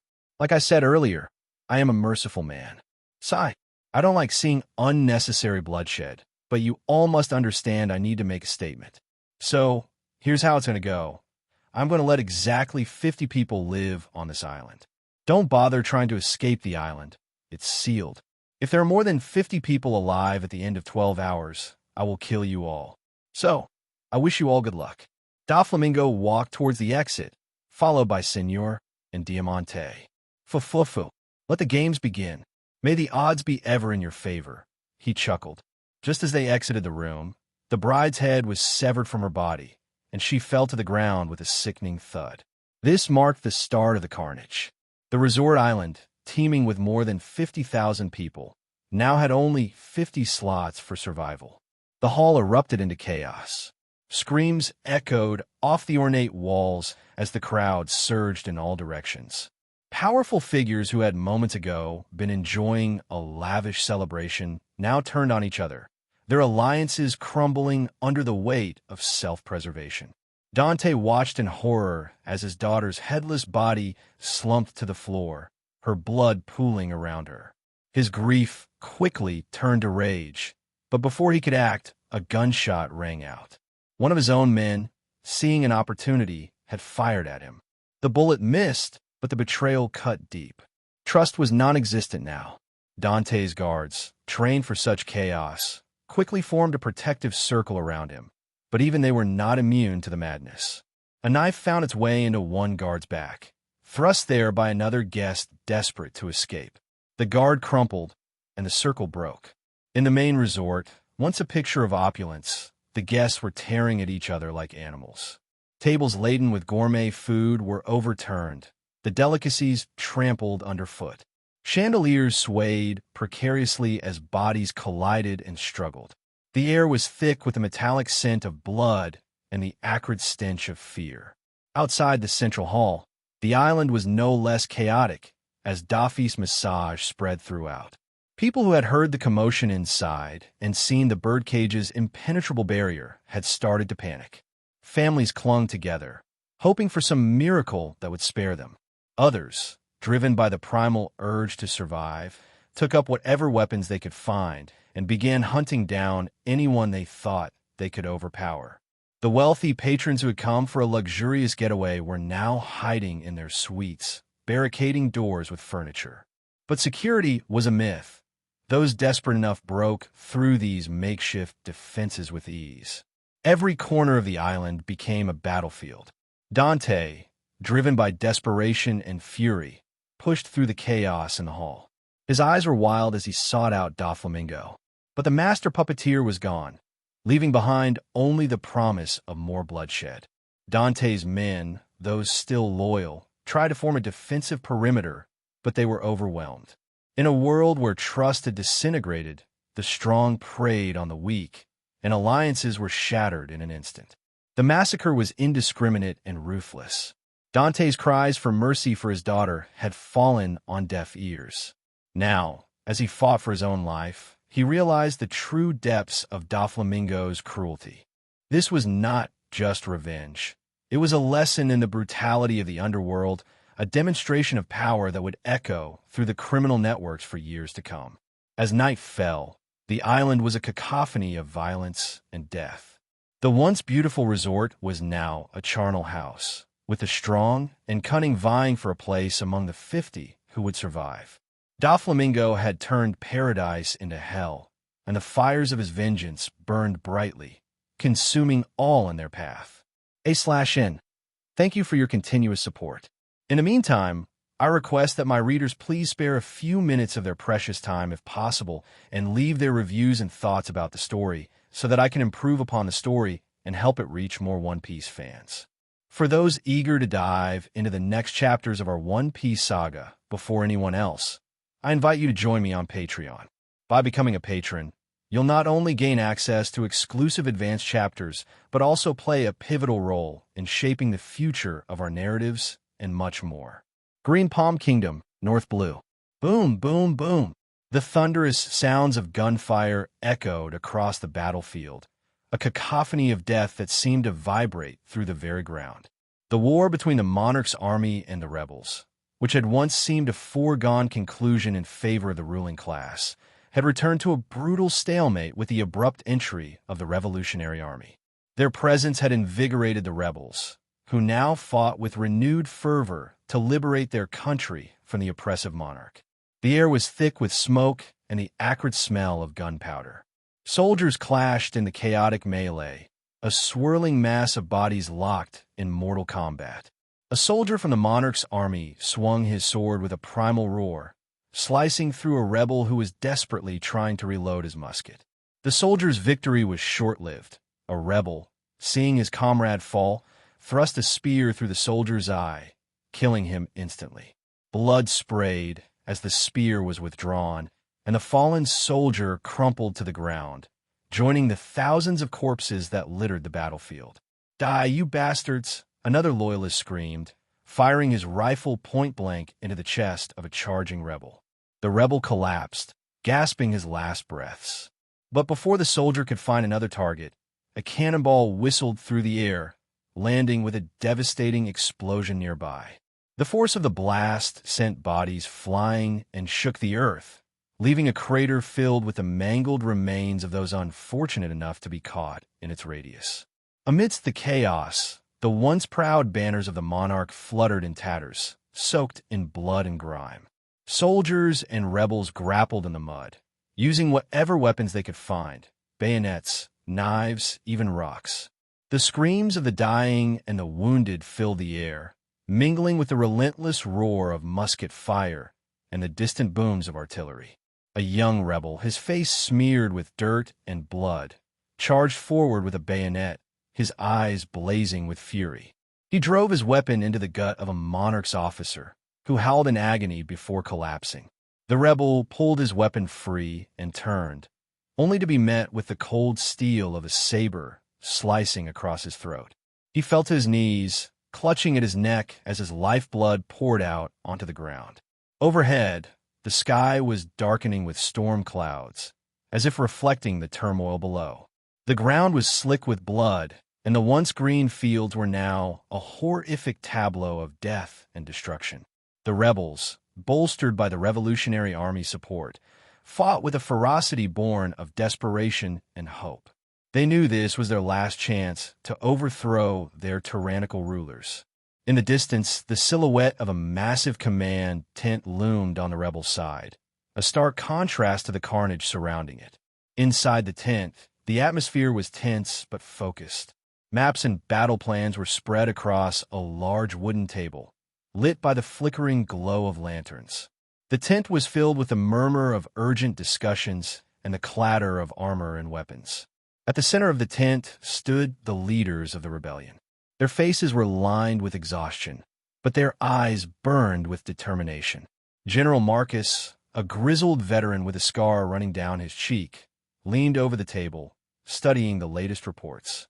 "What's the status on the western flank?" he demanded, his voice a rough growl. A young scout, barely more than a boy, snapped to attention. "The Revolutionary Army has reinforced our positions there, sir. We've managed to push the monarch's forces back, but they're regrouping. It won't be long before they counterattack." General Marcus nodded, his expression grim. "We'll have to hold the line. We can't afford to lose any more ground. The people are counting on us." Nearby, a figure clad in the distinctive garb of the Revolutionary Army stepped forward.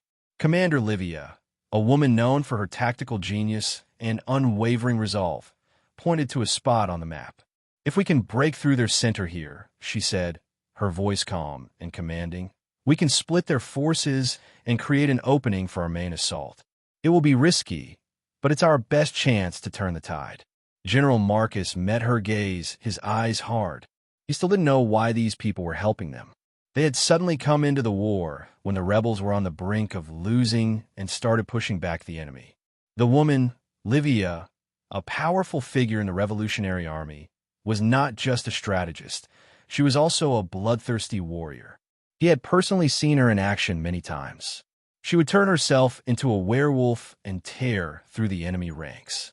In recent times, his life has been saved by this woman more than a dozen times from assassination attempts and during combat.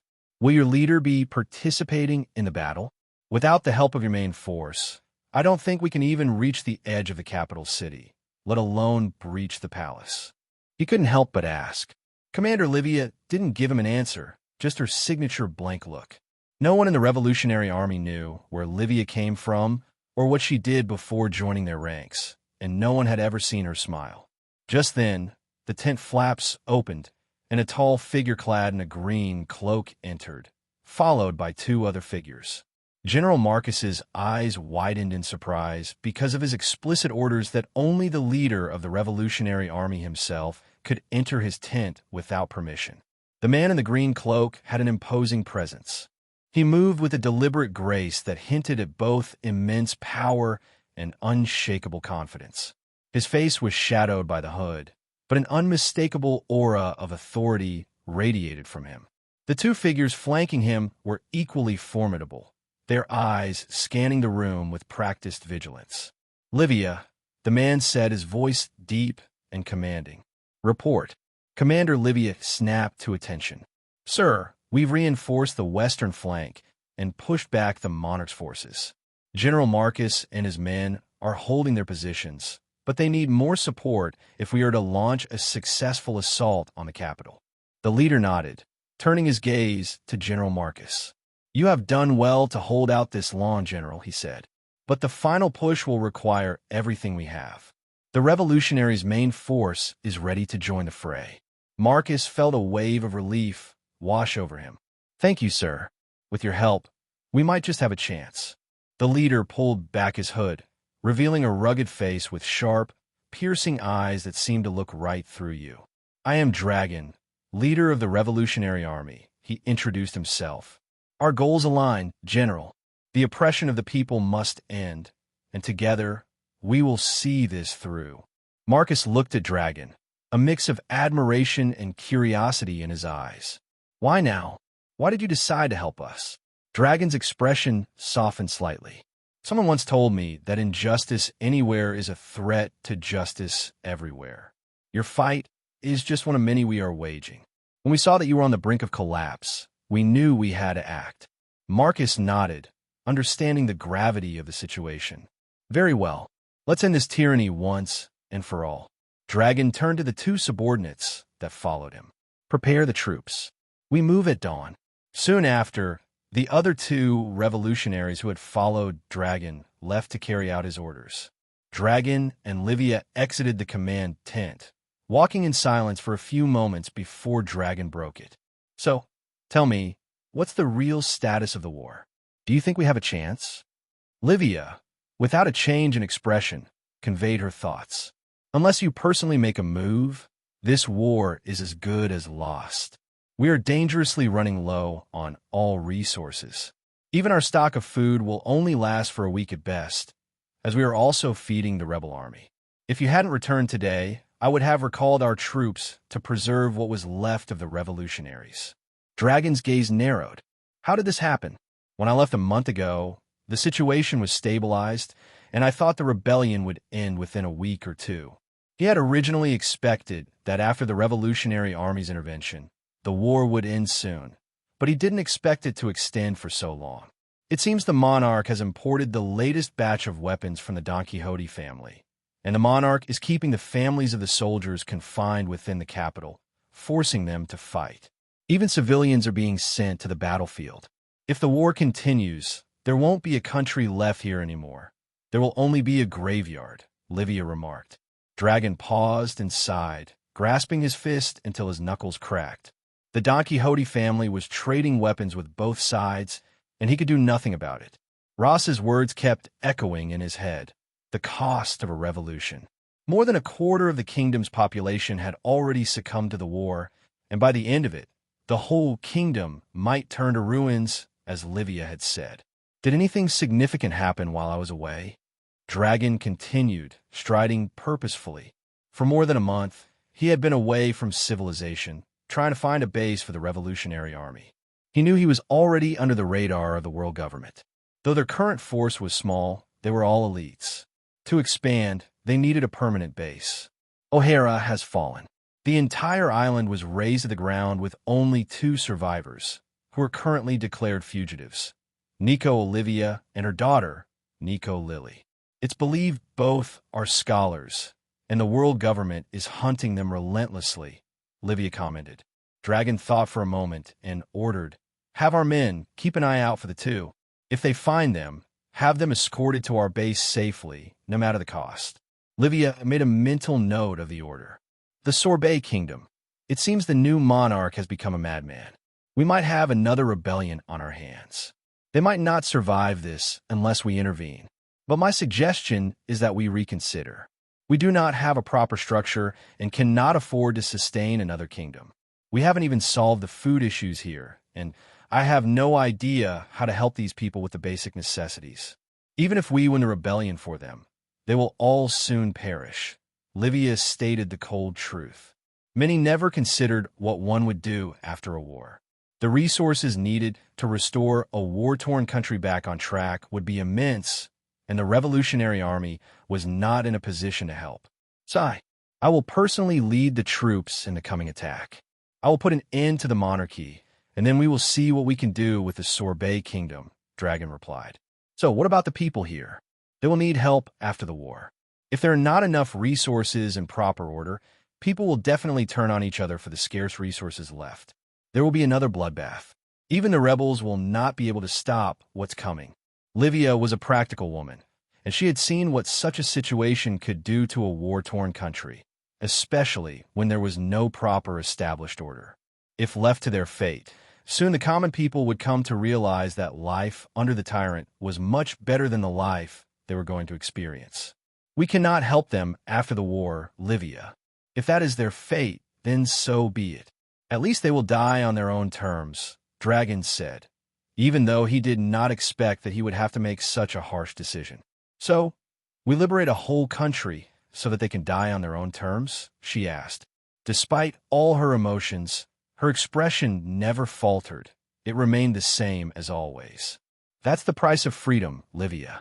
Freedom means you are unobstructed in living your life as you choose. Anything less is a form of slavery, Dragon commented.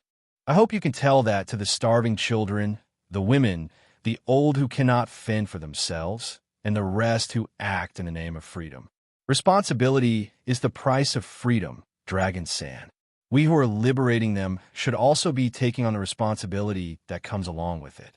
What we are doing now is simply sentencing them to death, Livia commented and turned, leaving Dragon with his thoughts.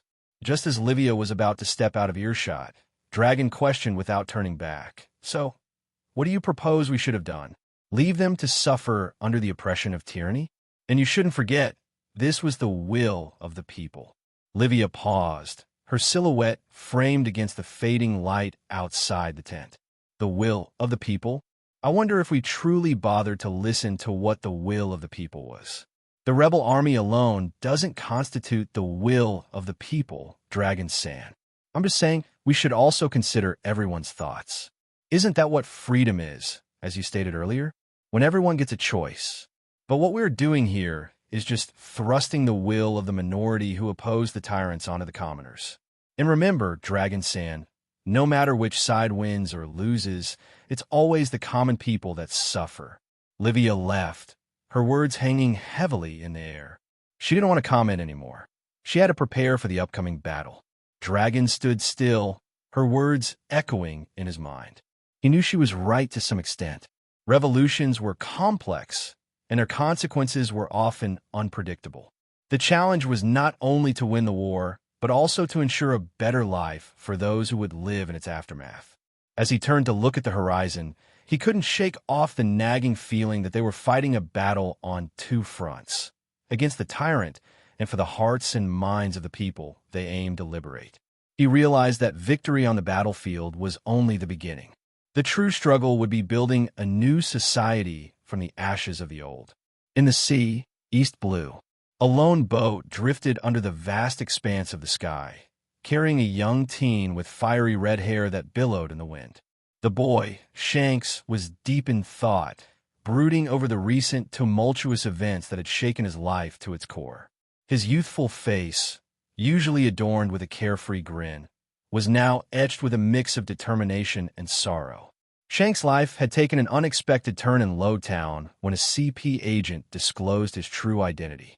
The revelation of his celestial lineage had left him grappling with an internal conflict about his place in the world. Torn between the weight of his bloodline and the promise he made to his captain, he finally resolved to fulfill his captain's wish.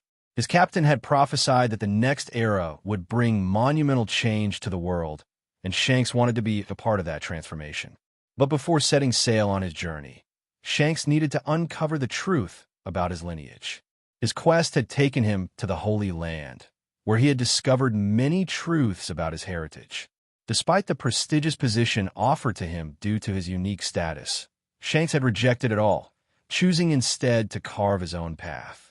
However, the event that cut him the deepest was Buggy's departure. The loss of his best friend had left a gaping hole in Shanks' heart. He had always believed that Buggy would be by his side until the end.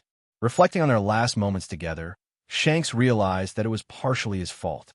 He could have apologized to Buggy, mended the rift, and his friend would have stayed. Instead, pride and misunderstanding had driven them apart, leaving Shanks alone. Shanks stared at the bounty poster in his hand, its edges worn from the countless times he had unfolded it. The stern face of his other friend stared back at him. Wanted, Don Quixote, Rosinante, dead or alive. 2,494,900,000 belly. Shanks couldn't help but reminisce about the old times as he gazed at the poster. Memories of their stupid fights and verbal wars played like a reel in his mind. With a heavy sigh, he resolved that sooner or later he would catch up. He knew many secrets about the world of which his friend Ross was not aware. Secrets his captain had shared with him, and the journey to the Holy Land had shown him just how deep the rabbit hole went. He had a choice to make: embrace his bloodline as a celestial dragon or fulfill his captain's wish. The decision in his heart was already made. Shanks was determined to earnestly embark on his journey. He was training relentlessly, pushing his limits to become stronger than anyone out on the sea. Recently, he heard a rumor about a formidable sniper in the Gecko Islands. Intrigued, he had set sail to recruit this marksman for his crew. As Shanks sat brooding over his recent experiences, the air around him grew still, as if nature itself held its breath. Suddenly, Shanks felt a prickle on the back of his neck. Someone's observation hockey had scanned him. His senses sharpened, and he immediately stood up, slipping the bounty poster into his bag while scanning the horizon. In the distance, he spotted a large marine battleship rapidly approaching. Shanks' observation hockey wasn't developed enough yet to gauge the strength of his opponents from such a distance. Before he could contemplate his next move, the air was filled with the booming sound of cannons. Explosions erupted around his little dinghy, the force of the blasts rocking it perilously.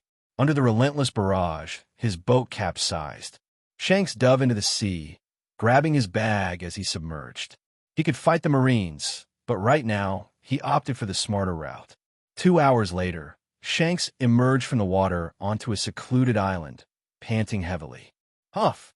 Huff! His swim had been anything but peaceful, forcing him to kill a few sea monsters along the way. As he wrung out his drenched shirt, trying to rid it of seawater, a chilling whisper reached his ears. "So, you are my little brother?" The voice was cold and condescending, yet not entirely hostile. Shanks froze, his heart pounding. Instinctively, he unsheathed his blade and swung it towards the source of the voice. Clang! The sound of metal clashing echoed as his strike was effortlessly parried. Aganya, the woman before him, was far stronger than he was. She stood with a predatory grace, her eyes cold and assessing. After her return to Holy Land after a mission recently, she had heard from the Figureland family members that her little brother, believed to be lost in the chaos of God Valley, had resurfaced.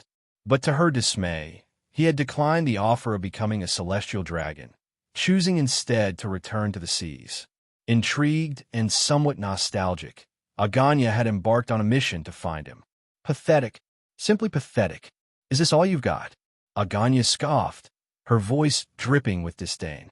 She moved with blinding speed, her blade a blur. Shanks barely managed to raise his sword in time, but the sheer force behind her strike sent him crashing into a boulder, which shattered upon impact. TCH, so weak. Are you sure you're my little brother? Aganya's eyes bore into him, cold and unforgiving. She had always respected strength and power above all else.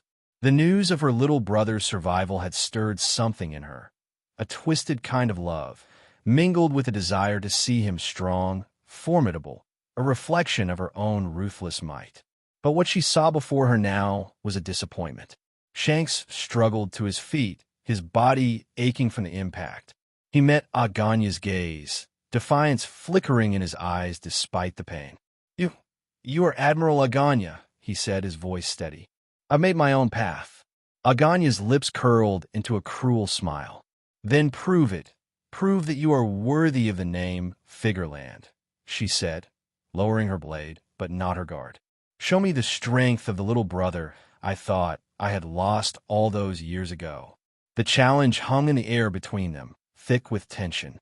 Shanks knew he was outmatched, but he also knew he couldn't back down. He had already figured out who Aganya was.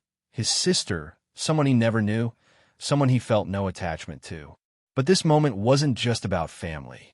It was about proving to himself that he could stand against any adversary, no matter how powerful. With renewed resolve, Shanks tightened his grip on his sword, ready to face the fierce woman who was both family and foe. A flying slash tore through the beach, and Shanks dodged with effort. But his eyes widened as Aganya appeared in front of him mid-air, her movements a blur. He immediately hardened his midsection with haki. Byusashoku Koka, boom! A deafening punch sent Shanks swirling through the air. Despite his defense, the sheer force behind the punch cracked his rib. Aganya landed lightly on the sand, watching him with cold, disappointed eyes. Pathetic, she spat. Is this really the best you can do? You are nothing but a disgrace to the Figureland name. Shanks struggled to his feet, pain searing through his side. He spat blood onto the sand and wiped his mouth with the back of his hand.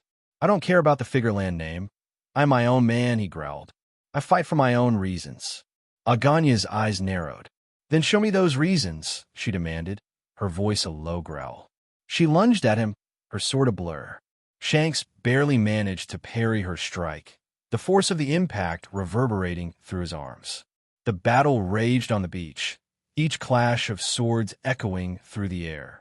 Aganya's movements were precise and deadly, and her strength was overwhelming. Shanks found himself on the defensive, barely able to keep up. Her blade danced around him, striking with calculated precision. Each hit she landed seemed to sap more of his strength. You're weak, Aganya hissed, slashing at his side. Shanks grunted in pain, but he didn't back down. He swung his sword with all his might, trying to find an opening in her defense. But Aganya was relentless. Her attacks were unceasing. She pushed him harder, her disappointment growing with each failed attempt. Is this really all you have? Aganya taunted, slamming the hilt of her sword into his shoulder. Shanks staggered back, barely able to keep his footing. I thought you were supposed to be strong with the blood of the gods flowing through you. I thought you were supposed to be my brother. It seems that spending time with those pirates all those years has made you forget who you really are. Shanks' vision blurred with pain, but he refused to fall. I'm not your brother. I am Shanks, he gasped, and I'll prove it to the world. He summoned all his strength, lunging at Aganya with a powerful strike. For a moment, he thought he saw a flicker of respect in her eyes. But she easily parried his attack, her sword slicing through the air with deadly precision. "You're not proving anything. Surely your clown of friend must have been delusional to think that you would come save him." Aganya said it coldly, kicking him in the chest. Shanks flew backward, crashing into the sand. His body ached, and every breath was a struggle. Shanks didn't falter this time, as Aganya's words caught his attention. His demeanor completely changed as he realized who she was referring to. He wondered how she had managed to find him, and now he realized. Although he had parted ways with Buggy, Shanks had given a piece of his Vivre car to Buggy, just in case his friend ever changed his mind. Aganya must have found Buggy. Now, he didn't know the fate of his friend. What had he done with Buggy? Where is he? Shanks' words were cold. He disregarded his wounds and pain, his deadly gaze set on Aganya. If she had harmed Buggy, he would make sure to kill her, no matter the cost, even if it was the last thing he did. "Oh, that clown had a name? Interesting. It seems like you both were close. But with you kids being the apprentices of Roger, you should know his fate. The only reason you are still standing, even after being part of Roger's crew, is because you are one of us," she said with a cruel smirk. But Shanks, on the other hand, lost his sanity at the point where she spoke of Buggy's fate. The fact that their association with Roger's pirates was known didn't surprise him. Rage consumed Shanks as an ominous aura spread throughout the tiny island. An intangible form of energy rose from Shanks, emanating from the depths of his very soul. Red and black lightning surged out of his very being, and the entire surroundings succumbed to the pressure. Waves of force burst out as palm trees on the island were uprooted and many boulders shattered under the sheer pressure. The seas around the island roared as Shanks' conqueror's haki awakened fully. The sky darkened, clouds swirling ominously as if mirroring his fury. The waves crashed violently against the shores, the air crackling with raw, untamed energy. Birds fell from the sky, and weaker creatures in the vicinity collapsed, unable to withstand the overwhelming pressure. The very sea seemed to bow to the birth of a new king. Aganya's expression brightened for a brief moment, a flicker of something almost like pride crossing her features. "You are my little brother, after all. You have the qualities of a king, just like me," she said. "And who knows, maybe one day, you'll be worthy of the name Figureland." Aganya's own conqueror's haki burst out in waves, clashing with Shanks' conqueror's haki. The siblings' haki clashed with ferocity, Shanks' wrath fueling his conqueror's might. But against Aganya, who had honed her spirit for years, it didn't give him any advantage. "You are still pathetically weak, little brother. And just with this much, you aren't going to survive out at sea, nor will you be able to protect the ones you love," Aganya declared. With that, she launched her attack with ferocity, not holding back anymore. She really wanted to know how far she could push her little brother. Now, she held a bit of recognition in her eyes after knowing her brother could use Conqueror's haki. Aganya felt the intensity of Shanks' unleashed power. For a moment, she almost reveled at the idea of provoking him, but her resolve hardened. This was the test her little brother needed. She moved with blinding speed, her sword slicing through the air with lethal precision. Shanks met her blow for blow, his haki-infused strikes clashing against hers, sending shockwaves that rippled through the ocean. Their battle was short but brutal. The ground beneath them cracked and splintered with each clash of their swords. Shanks' eyes burned with determination, his every move driven by the thought of avenging Buggy and proving his worth. Aganya's strikes were relentless, each one a calculated attempt to break him. The difference in power was overwhelming, and soon Aganya completely overpowered Shanks. Despite the relentless onslaught, Shanks refused to give up. Aganya's attacks were merciless, her sword slashing through the air with lethal precision, but Shanks met each blow with determination, his spirit unbroken. As the battle reached its climax, Aganya delivered a powerful strike that sent Shanks crashing into the sandy beach. He lay there, his body battered and bruised, struggling to stay conscious. The last thing he saw before darkness claimed him was Aganya's retreating figure, her disappointment palpable even from a distance. A stinging pain on his cheek jolted Shanks back to consciousness. With great difficulty, he opened his eyes. The sky was already dark, and the soft lapping of the sea filled his ears. Despite his broken body and shattered bones, he couldn't help but smile. Looking down at him with a worried expression was a familiar clown face, frantically trying to wake him by repeatedly slapping him. "Shanks, you bastard, wake up. Don't you die on me. I swear, I will personally kill you if you die on me." Buggy shook Shanks, grabbing his collar, his voice a mix of anger and desperation. Shanks blinked, trying to focus his vision. "Buggy," he croaked, a weak smile spreading across his face. "You're alive." Buggy's eyes widened with relief and frustration. "Of course I'm alive, you idiot. What did you think? I'd let some crazy woman kill me?" He continued to shake Shanks, his eyes glistening with unshed tears. "You can't just go off and get yourself killed. What the hell were you thinking?" Shanks winced as the pain in his body intensified, but he managed to chuckle. "I was thinking I'd get stronger." Buggy's grip on Shanks' collar tightened, his knuckles turning white. "You're an idiot, Shanks. A complete idiot." But despite his harsh words, his voice was filled with genuine concern. "Don't you ever scare me like that again. And by the way, who was that crazy woman? If not for my perfect acting, she would have really ended up killing me." Shanks' smile widened, and he reached up with a trembling hand to pat Buggy's arm. "I won't, Buggy. I promise. And forget about her. Sooner or later, we will pay her back." Buggy let out a shaky breath, releasing his hold on Shanks' collar and gently lowering him back onto the sand. "Good, because I can't do this without you, you know. And you, moron, would soon be dead in a ditch if I didn't take care of you. You wanted to fulfill Captain's dreams, right? So I will help you. After all, we promised each other we'd reach the top." Shanks nodded weakly, his eyelids growing heavy. Yet together, Buggy sat beside Shanks, keeping a watchful eye on his injured friend. The night was calm, with the stars twinkling overhead, casting a serene glow over the beach. Despite the pain and exhaustion, Shanks felt a sense of peace. He had faced a formidable opponent, learned about his strength, and found his best friend by his side once more. Buggy sat by Shanks' side, staring out at the calm sea.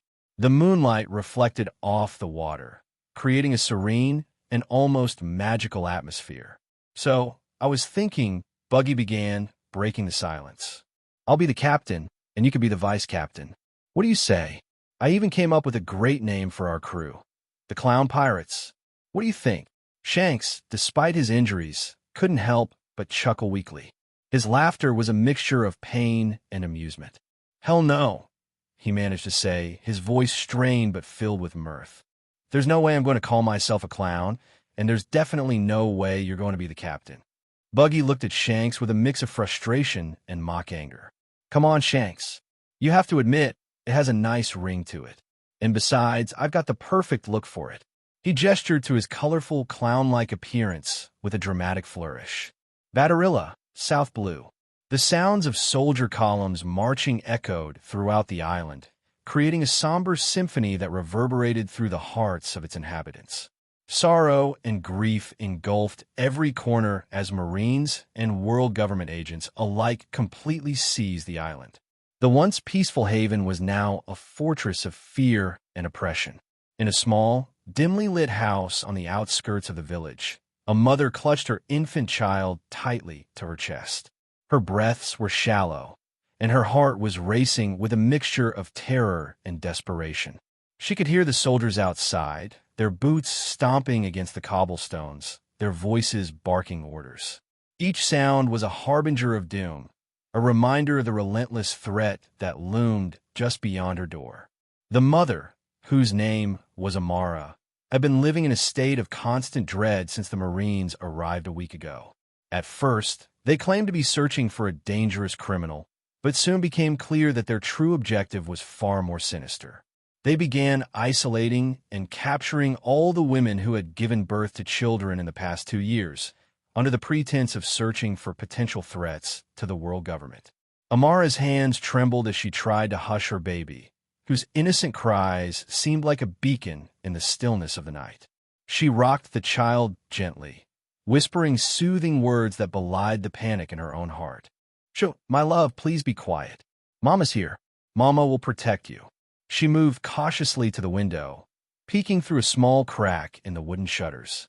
Her eyes scanned the street, now filled with armed soldiers patrolling methodically, their faces devoid of mercy.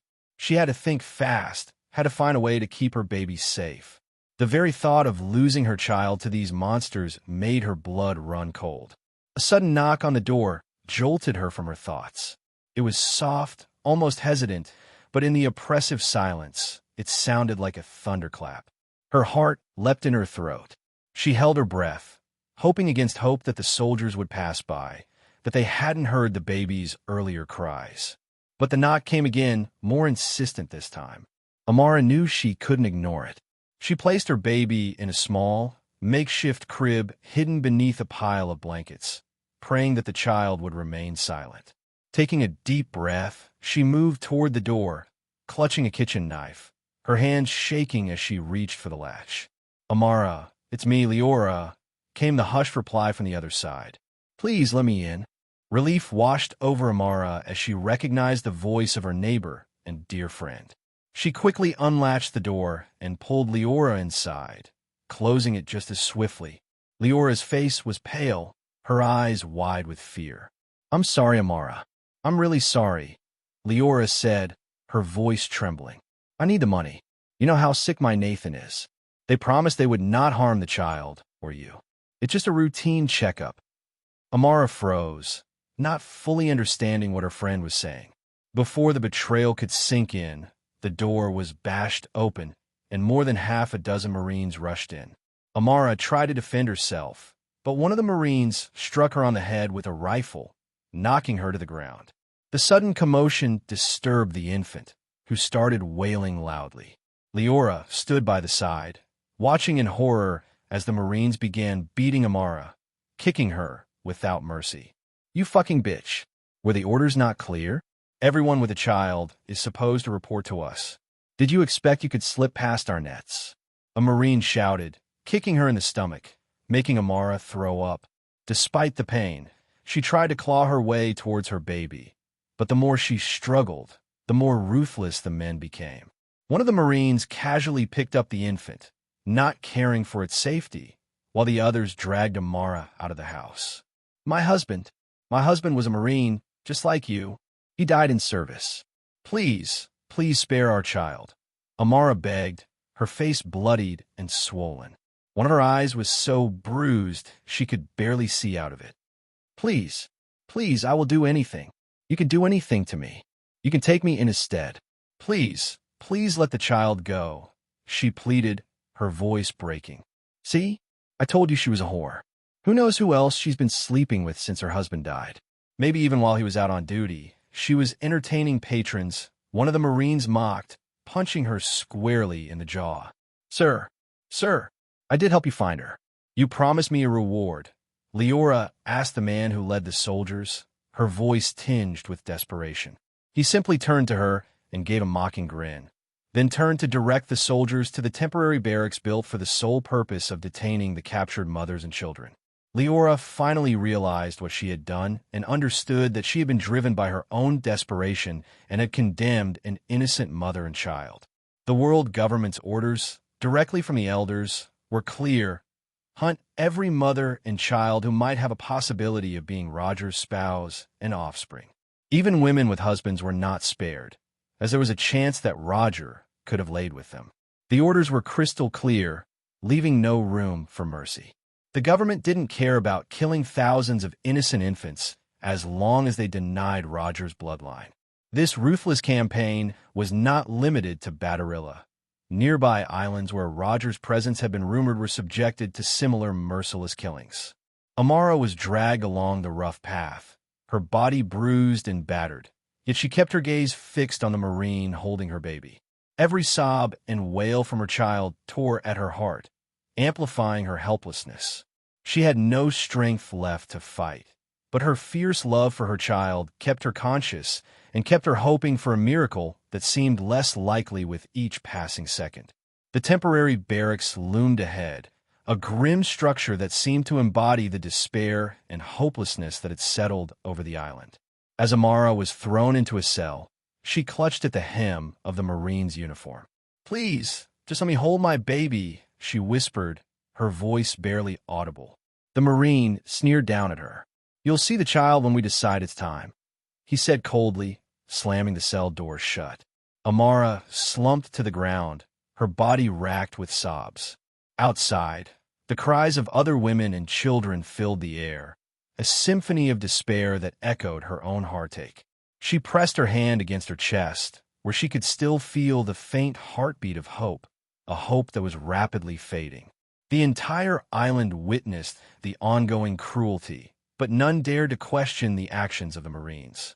The few examples made during the initial days of slaughter were enough to instill fear in anyone considering defending these innocent women and children.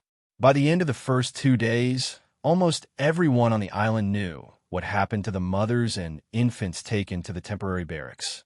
Each night, the massive pyres served as a grim reminder of the Marines and world government agents' tyranny and mercilessness. In just 1 week, Batarilla had lost more than 1,000 innocent souls, yet the hunt didn't slacken. It only intensified as the Marines were determined to eradicate every last one of them. Meanwhile, a few thousand miles away, on a sparsely populated and unnamed island with a population of only a few hundred, Rouge was preparing to deliver her child the next day.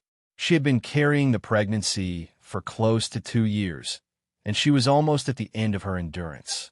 The Marines had also scoured this island, and as Rouge was still pregnant, she was let go. Because there was no way it could be Roger's child since Roger had been captured almost 2 years ago and executed. However, they underestimated Rouge's will to bring Roger's blood into the world. A midwife from the village supported her through the pregnancy after Bogard had helped her move to this island under the instructions of Garp. Within the only small tavern on the island, 2 men draped in cloaks sat quietly. Cloaked figures were common on this island, as pirates occasionally took refuge there. A metal tankard was crushed by Garp as he listened to the latest report from Bogard regarding the happenings on other islands in the South Blue. From Bogard's estimation, more than 10,000 infants had been hunted down in the name of denying the world Roger's bloodline. "Can't we do anything about this, Garp-san? I just want to cut them all down." "I can go rogue," Bogard offered, his voice filled with frustration and anger. He could not bear to see the atrocities happening before him. Even on this very island, close to 10 infants and mothers had been slaughtered in the name of justice, and they had done nothing but watch as bystanders. "No, us doing anything now would expose Rouge. We cannot risk her being found. In her current condition, she will not be able to travel," Garp said, his anger palpable as his knuckles popped, the metal tankard tearing into his palm. He felt disgusted. He had never expected the Marines he served to fall so low. He had to personally intervene to stop Bogard from slaughtering every Marine on that day when they came to kill infants on this island. "Garp-san, what exactly are we fighting for?" Bogard finally spoke after a long silence. He had always followed Garp unconditionally, but recently, even a man like him didn't know what they were fighting for anymore after witnessing the actions of the Marines. He never expected the Marines to have such bloodthirsty men who would slaughter innocent children without blinking an eye. Just then, Garp's gaze sharpened dangerously. After a few moments, he relaxed and said, "Kid, if you want to eavesdrop on me, you still need to grow up." He didn't direct the comment at anyone in particular, and even Bogard was confused about who Garp was talking to. His observation hockey didn't detect any new presences, and the only other person in the tavern was an old bartender who was partially deaf and still grumbling about the more than a dozen tankards Garp had crushed in the past week. Just as a few moments passed, the tavern door creaked open, drawing Garp's attention.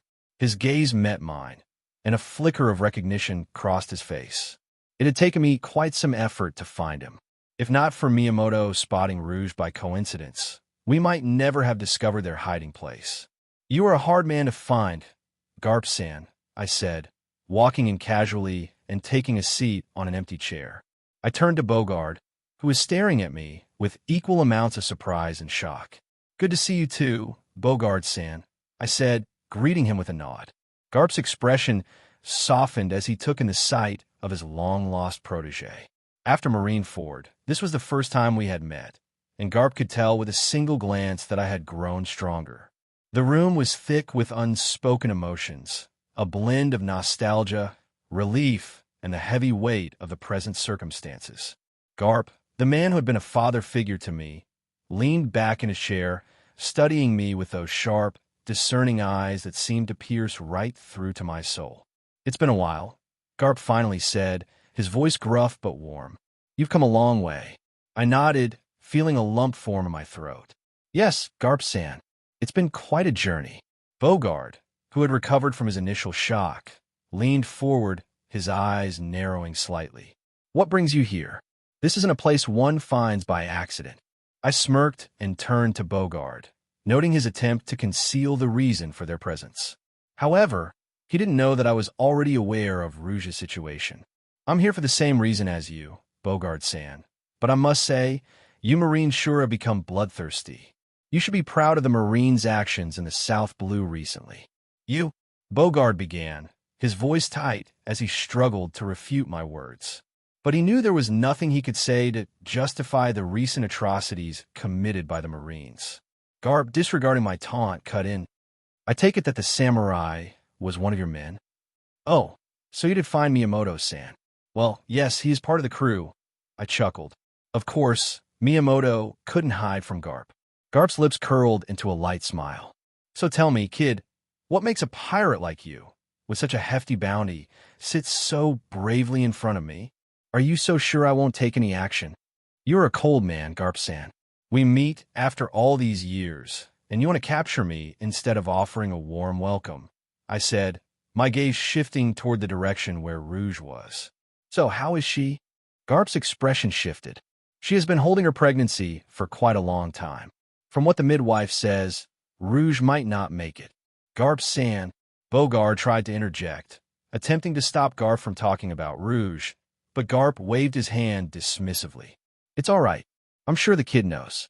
Roger himself must have told him, otherwise he wouldn't have made such a long journey to come here. Would he now? Garp questioned, turning to me for confirmation. I gave him a smile. Oh, yes, and before I forget, here, Garp-san. I pulled out an old, tattered Marine coat with 2 officer epaulets from my time as a Marine. Remember what you told me once? That until the day you release me, you will consider me a Marine? So, I guess it's time you release me. Especially with what's been going on around, I don't think you can defend your so-called Marine justice anymore. Can you? My tone turned serious. Garp's face tightened, and for a moment, the weight of his internal conflict was palpable. The old Marine's eyes, usually so sharp and discerning, seemed clouded with the weight of what he had witnessed and the choices he had made. Garp sighed deeply, a sound that seemed to carry the burden of the world. You've grown strong and wise, kid. Stronger than I ever imagined.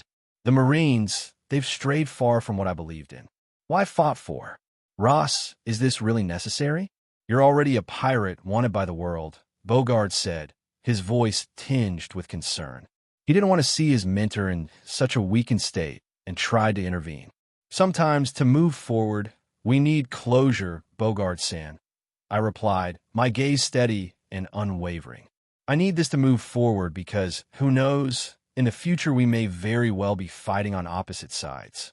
Garp looked older than I remembered. The once majestic aura that surrounded him seemed diminished, with the weight of his choices and the actions of the Marines bearing heavily on him. I understand, kid, Garp said, his voice gruff but tinged with a hint of respect. You've grown into a fine man. It's a shame we find ourselves on opposite paths. The air between us was thick with unspoken words and mutual respect. Despite the choices we had made, the bond forged through our shared history remained strong. The tavern, with its dim lighting and the faint smell of salt from the nearby sea, felt like a sanctuary, a place where old comrades could reconcile their differences, if only for a moment. Do you ever regret it, Garp-san? I asked, my voice softening. Do you ever regret choosing the path you did? Garp sighed deeply, the sound heavy with years of regret and reflection. Every day, kid. Every day. But I made my choices, and I have to live with them, just as you have to live with yours. Well, why don't you tell me exactly why you're here? You knew I would be here, so care to explain why you took the risk of exposing Rouge's whereabouts after the stunt you pulled at O'Hara? Garp's tone grew defensive, his eyes narrowing as he studied me. Stunt? So you're not going to speak about the genocide that happened in O'Hara in the name of justice? I shot back, my voice laced with mockery. But then, I guess they must have seen it coming from miles away. Defying the world government was foolish without proper strength. And you sure are a cold-blooded man, Garp-san. Thousands of innocent infants are being slaughtered, and you didn't move a muscle.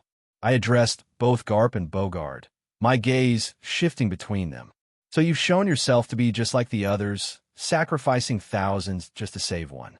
Even if you didn't want to fight against the world government, wouldn't your justice be to give up Roger's child? You could have saved all this unnecessary bloodshed. Why, Garp-san? Where did your so-called justice go? What does this make you, Garp-san? Isn't all that blood on your hands? I'm sure you could have stopped it if you wanted. Is your pride as a Marine worth all these lives? Garp's hands clenched tighter, the cracking noise of his knuckles resonating in the quiet tavern. The metal from the broken tankard cut deeper into his palm, drawing blood. Kid, you should know better, Garp said, his voice low and strained. The world isn't just black and white. Sometimes, when the ideals you've followed your whole life come crashing down, the only thing you can do is stand aside and watch. Because where we stand now, we don't have the right to judge someone else, as we ourselves are at a crossroads. You can justify it any way you want, Garp-san, but the blood of those innocents is still on your hands, I said, my tone unwavering. You had the power to stop it, to stand up for what was right, but you chose not to. That makes you complicit in their deaths. Garp's eyes flashed with a mixture of anger and regret. You think I don't know that, Ross? You think I don't carry that weight with me every single day? I've sacrificed more than you can imagine for the sake of this so-called justice. But this world, this twisted sense of right and wrong, it's not something I can change on my own. Bogard, who had been silent, finally spoke up. Ross, Garp-san did what he thought was best to protect Rouge and her child. It's not as simple as you make it out to be. The Marines, the world government, they're powerful forces, and sometimes sacrifices have to be made for the greater good. The greater good? I scoffed, my voice filled with disdain. Tell that to the mothers and infants who were slaughtered. Tell that to the families torn apart by your so-called greater good. Enough. Garp's voice boomed, silencing the room. You think I don't know the cost? You think I don't see the faces of those we've lost? I made the choice to protect Rouge and give Roger's child a chance. And I'll bear the weight of that choice until the day I die.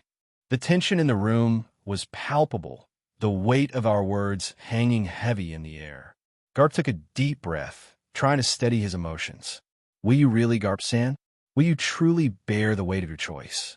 I asked, my voice cutting through the silence of the tavern. Tell me, what if someday you had to choose between Roger's child and the Marines? Will you bear the weight and stand by the child's side? Or will you simply spectate, standing like a bystander as you are now? Words are easy, Garp-san, but a man must always keep to his word. And I'll be honest, I don't think you can keep them safe. So, I'm going to take them with me. Unlike you, I gave my word to Roger, and I'm willing to die for my choices. I would never be a bystander. My words hung heavy in the air, and even Garp felt their weight. He began to consider them in earnest, contemplating what he would do if he ever had to choose between Roger's child and the Marines. Would he truly be able to bear the weight of his choices?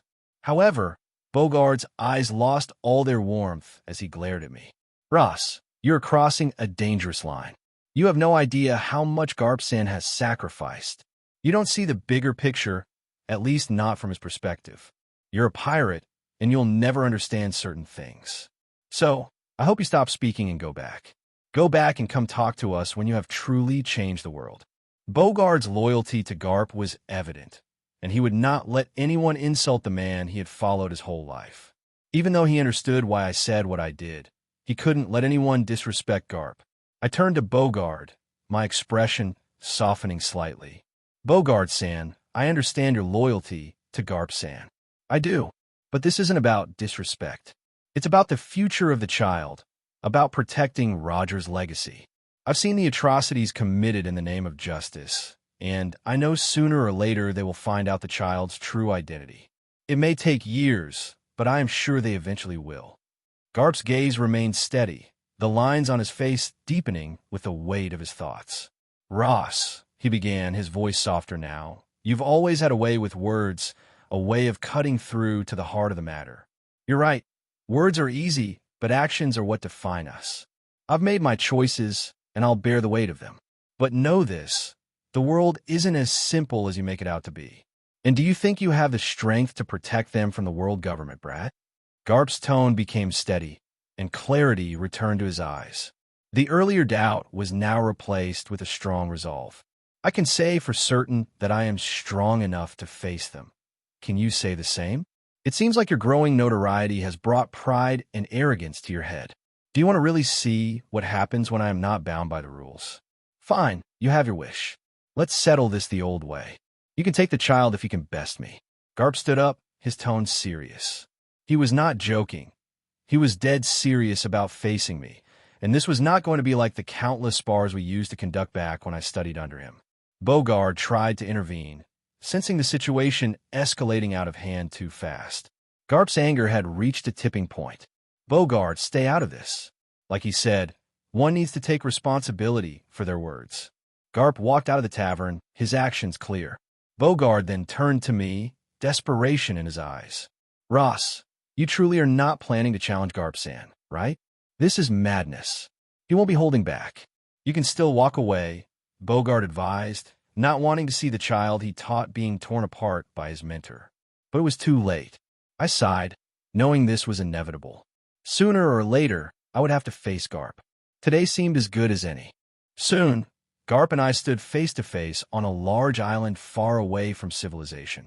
The island had a rugged landscape, dotted with towering cliffs and dense forests.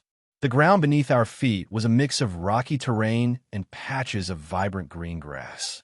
In the distance, waves crashed against the shoreline, their roar a constant reminder of the island's isolation. The sky above was a deep azure, with clouds lazily drifting by, casting fleeting shadows on the ground. The air was thick with the scent of salt and earth, a testament to the island's untamed beauty. The wind rustled the leaves of the nearby trees, creating a haunting melody that filled the silence between us. This was a place where nature reigned supreme, untouched by the hands of men. It was the perfect stage for a confrontation that had been building for years. Garp's presence was as imposing as ever, his muscular frame radiating power and determination. His eyes, though tranquil, still held the fiery spirit of a warrior. I could feel the weight of his resolve, a testament to how far he was willing to go for Roger's child. "Let's see if you have what it takes, Ross," Garp said, his voice steady and resolute. "Show me the strength of your convictions. Sound me if you have the strength to defend the child from the storm that he will come to face in the future." I nodded, my resolve matching his. "I will, Garp-san. For Roger's legacy, for the future of that child, I will give it my all." I unsheathed Shusway, gripping it tightly. Garp stood opposite me, a towering mountain, a formidable hurdle that I would have to pass to achieve my goals. Black lightning danced across my blade as I unleashed the full might of the Goro no Mi, and I surged towards Garp's flank with blinding speed. Despite my rapid movement, Garp tracked me easily with his observation haki. "Reaper's Edge," I roared, Shusway coated with armament haki and crackling lightning, slashing at Garp's side. He met my attack with his own armament haki, his fist enveloped in a dense black aura. The clash was deafening, with a thunderous boom resounding throughout the island. The sheer force of our collision cracked the ground beneath us, sending shockwaves ripping through solid earth and boulders. Shusway danced through the air as I swung my blade at Garp with monstrous speed, each slash imbued with the lethal combination of armament haki and lightning. Garp, however, defended against my attacks with remarkable ease. His fists moved like sledgehammers, countering my blade with precision and power that made even Admiral-level fighters pale in comparison. Meteor smash. Garp roared, creating an opening. Although I could detect his movements with my future sight, Garp's attacks were overwhelming in their sheer brute force. Knowing the future didn't make his attacks any less dangerous. I couldn't dodge. I had to face his assault head-on. Lightning Nova! I bellowed, slashing Shu Sui to clash with Garp's fist. The impact was cataclysmic, sending shockwaves through the island. The ground beneath us continued to shatter, with boulders splitting and trees uprooting from the force of our collision. I leaped back, my breath coming in heavy pants. Lightning crackled around me, but I could see it was having little to no effect on Garp. He was still at his peak, his power undiminished by age. The realization struck me hard. Garp was leagues above even Yonka-level fighters. The gap between us was vast, a chasm that seemed insurmountable. Garp launched himself at me with incredible speed, his fist cocked back. Meteor fist, he roared, his punch descending like a falling star. I braced myself, reinforcing Shu Sui with armament haki and electricity, and met his punch with another powerful slash.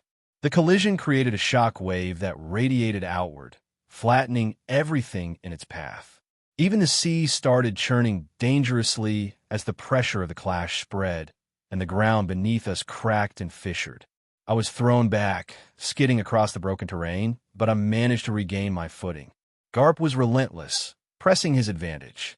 He was a whirlwind of fists, each one backed by the weight of his immense strength and his armament haki, which seemed to have transcended even beyond perfection.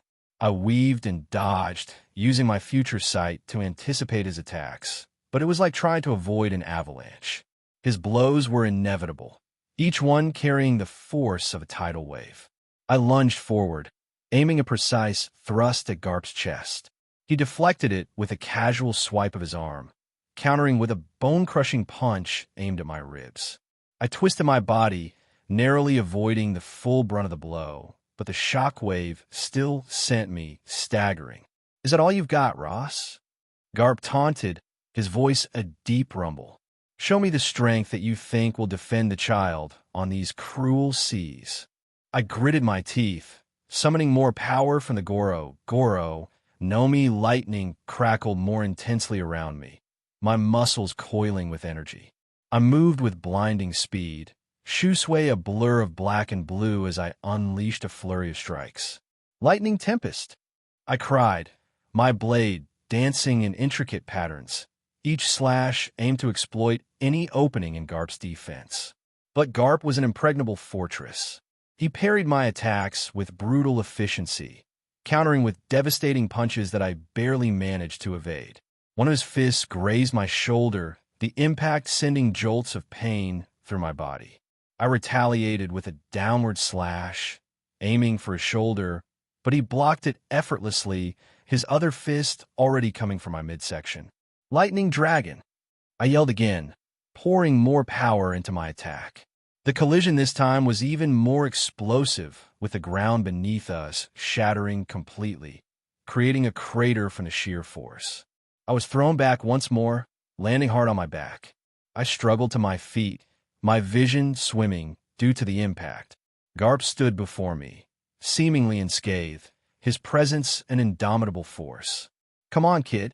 This isn't the time to hold back," Garp roared, his voice echoing across the island. "I think that should be a good enough warm-up. Show me how much you have grown all these years. Let me see if you truly have the qualifications to change this world." Garp's Conqueror's haki surged out in waves, red lightning sizzling around him like an ancient demon waking from its slumber. My body reacted instinctively, my own Conqueror's haki bursting forth to clash with Garp's will. Red lightning entwined with black and gold lightning, transforming the world around us. The sea responded to the will of the two conquerors. The sky split in two under the force of our opposing energies. The once calm sea turned into a raging behemoth, with waves crashing into the island with ferocity, as if nature itself sought to extinguish the raging inferno between us. The sky darkened as my lightning tore through it, creating massive thunderclouds. Lightning struck everywhere, But Garp stood firm, his presence growing more pronounced with each passing second. It was as if he were removing the shackles he had placed on himself, unleashing his inner demon.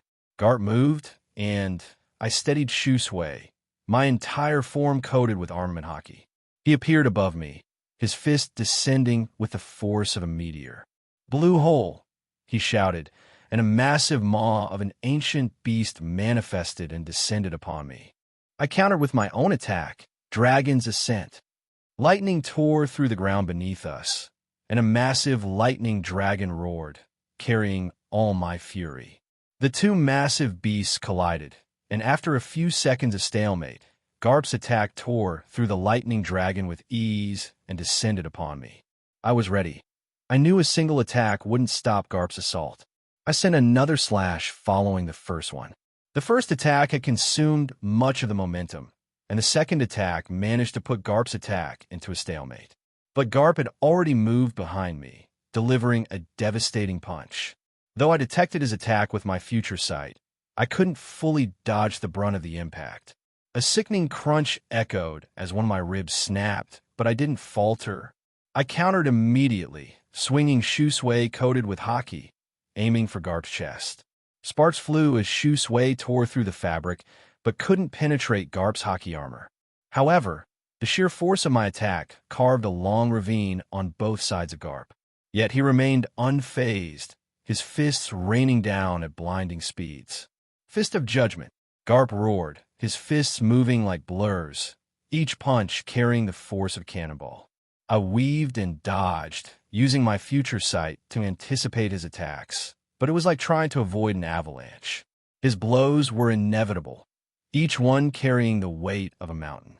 I leaped back, summoning more power from Goro no Mi. Lightning crackled around me, my muscles coiling with energy. I moved with blinding speed, Shusway a blur of black and blue as I unleashed a flurry of strikes. "Lightning Tempest!"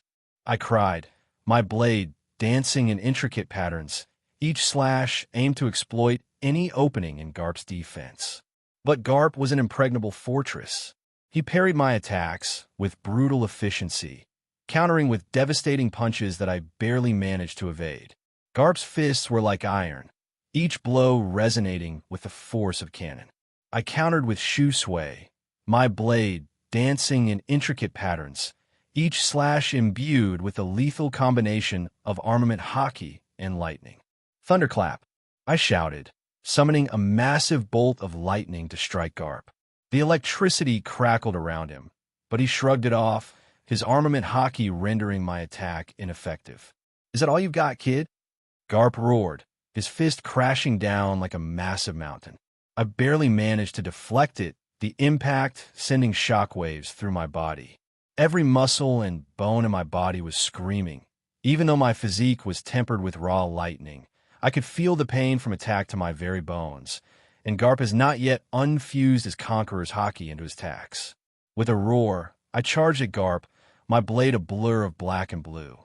I swung with all my might, each strike a testament to my determination. Garp met my attacks head-on, his fists moving with the precision and power of a seasoned warrior. Our battle raged on, and the island bore the scars of our confrontation. The ground was torn asunder, trees reduced to splinters, and rocks shattered into dust. Each clash was a testament to our strength, our convictions, and our resolve. "Blue hole!" Garp shouted again, the maw of the ancient beast reappearing, descending upon me with even greater force.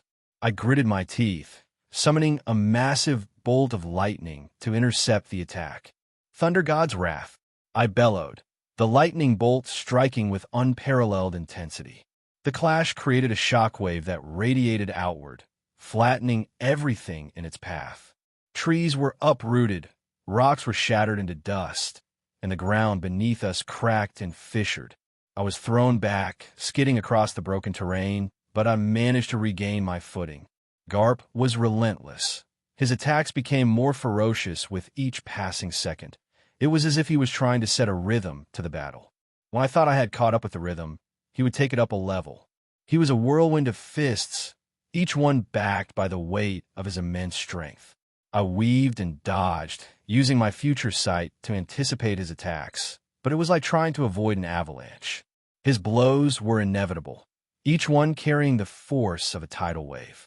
It felt like each of his fists held the weight of the world behind them, as was evident from the large, massive craters he left after each attack. Dragon's Descent, I roared, unleashing another powerful attack. Shusui glowed with an intense blue light, the blade crackling with electricity. I slashed at Garp with all my might, aiming to pierce through his defenses. Back on the island, Rouge had finally gone into labor, and the atmosphere was electric with anticipation and tension. The clash of titans far away was having a profound effect on the world's weather. Dark, swirling clouds gathered above, charged with the immense power radiating from the battle between Garp and Ross. Thunder rumbled ominously, and lightning forked across the sky, as if the heavens themselves were heralding the return of Roger's bloodline. The seas around the island churned violently, waves crashing against the shore with a fury that mirrored the epic clash. The wind howled through the trees, bending them nearly to breaking points. Nature itself seemed to be reacting to the monumental events unfolding, as if the world were acknowledging the significance of this moment. Inside the small house where Rouge labored, the air was thick with tension and desperation. Bogard, as instructed by Garp, stayed behind, knowing that he could not interfere in the clash between master and student. He stood guard outside, his senses heightened. The sky above the island was stirring ominously, with dark clouds swirling and lightning cracking through the sky, creating an eerie, almost apocalyptic scene. Rouge's screams echoed from inside the house, a testament to the immense pain and suffering she was enduring. Her determination and resolve were unwavering. She was a mother fighting to bring her child into the world despite the odds stacked against her. Sweat poured down her face, mixing with tears of agony and determination. Each contraction brought her closer to the brink, but she refused to give in. Bogard's sharp senses picked up on the approaching presences. He turned, on guard, and saw a tall man carrying a couple of people slung over his shoulders and a young boy carrying another unconscious man over his shoulders. There was also a little girl about the boy's age, carrying two dwarfs seated on her shoulder. Bogard immediately recognized them as the samurai Ross had spoken about, his trusted companions.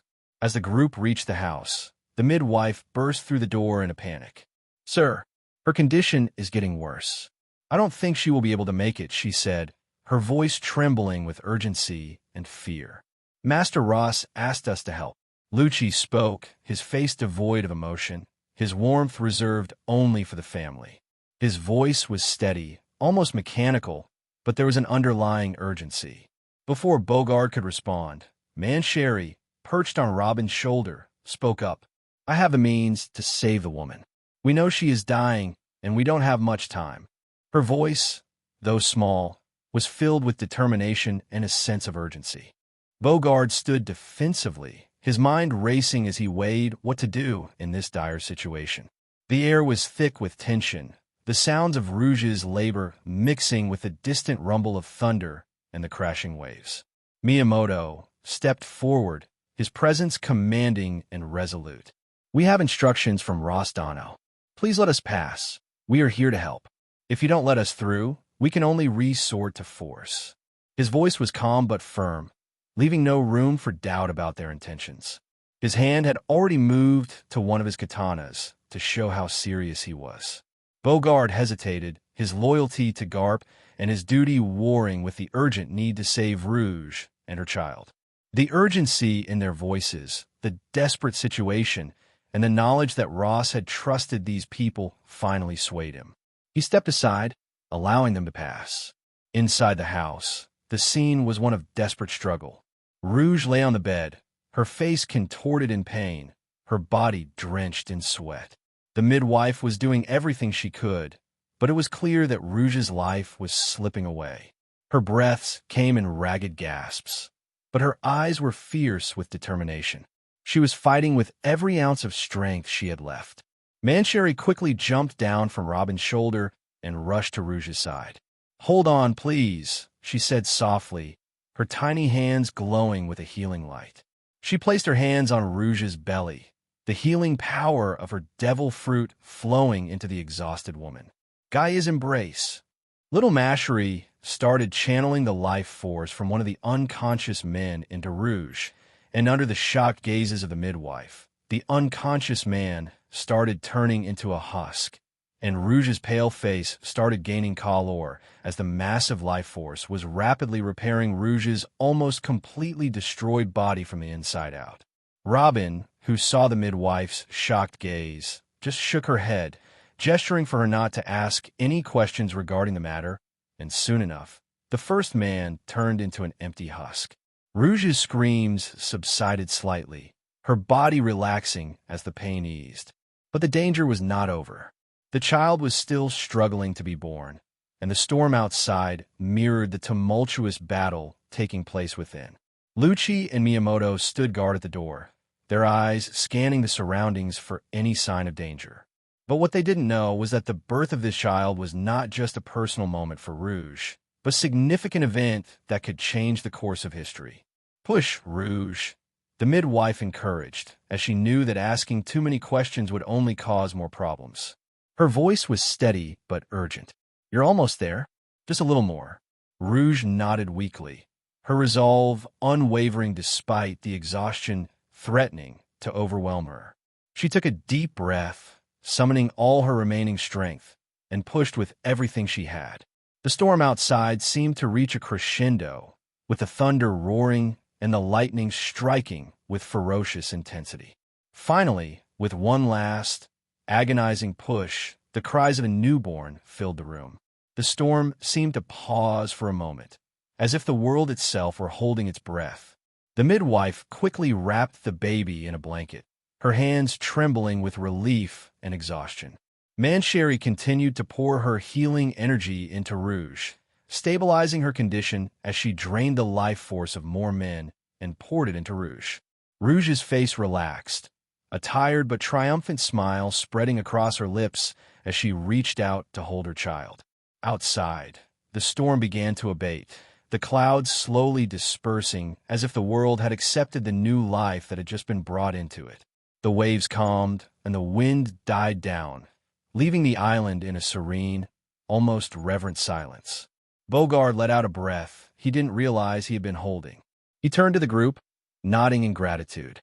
"Thank you," he said simply, his voice filled with genuine relief. "You saved them both." Lucci nodded, his expression still stoic, but there was a glimmer of satisfaction in his eyes. "We were just following orders." As the group gathered around Rouge and her newborn child, their combined efforts had saved 2 lives. Mancheri, despite being completely drained and pale from the healing, still continued to transfer the life force of the remaining guy to make sure that Rouge's condition was completely stabilized. Rouge held her baby close, tears of joy and relief streaming down her face. "Welcome to the world," she whispered, her voice filled with love and determination. "I'll protect you, no matter what." The group stood in silent respect, knowing that this was only the beginning. The birth of Roger's child marked a new chapter, one that would be filled with challenges and dangers. But for now, in this moment of peace, they could celebrate the miracle of life and the strength of a mother's love. Odin's wrath. I roared, swinging shoe sway with all my might. A massive pillar of black lightning tore through the sky, charging straight for Garp. Our battle had been raging for hours, and I could tell that Garp was holding back. Despite calling it a genuine challenge, he must have known that I stood no chance against his overwhelming strength. Yet I refused to give up, pushing forward despite the balance shifting with each passing moment. Garp launched himself into the air, using Jeppo. His movements were swift and precise. He met my lightning head-on with a powerful strike. "Galaxy impact," he bellowed. The entire world seemed to brighten at the clash of our colossal forces. It was like a massive black spear trying to break through an unyielding shield.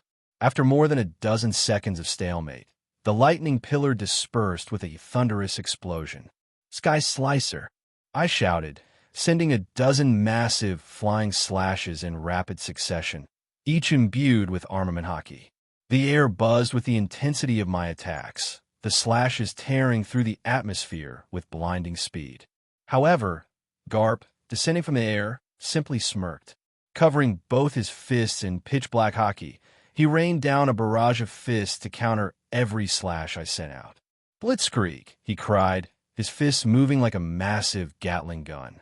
Each fist tore through my sword slashes, and the remaining fists rained down around me like meteors. I used my future sight to avoid the majority of the impacts while slashing at the rest. Suddenly, I felt a threat to my flank and instinctively fired a massive lightning bolt. Garp brute force through it, punching me squarely in the chest and sending me flying through the air. I crashed through hundreds of meters of boulders, creating a massive ravine with my impact. Tui, I spat out the blood that gushed into my mouth. My body was breaking and reconstructing itself at a monstrous rate. If I hadn't tempered my physique to such a degree with lightning, I doubt I would still be standing. The more I fought Garp, the more I understood Conqueror's hockey entanglement. The more I learned, the closer I came to breaking through that final hurdle in mastering all the basics of hockey. To me, Conqueror's hockey entanglement was just the beginning. What I sought was the kind of strength I had felt in Lowtown when Rogers made the world itself bend to his whim. That was the strength I needed to challenge Emu, and I still had a long way to go. "Getting distracted while fighting me, brat." Garp's voice thundered as he punched me in the face, cracking my jawbone. I reacted fast enough to put shoe sway in the path of the punch. Otherwise, my jaw would have shattered completely. "You should give up, little brat. I'm not even using a fifth of my peak power, and I've already crushed your bones 3 times over. Yet, you still keep coming. Do you think you can beat me just by relentlessly attacking? You haven't even managed to break through my defense and cause any damage. And there's no way in hell that I would let that child be raised as a pirate."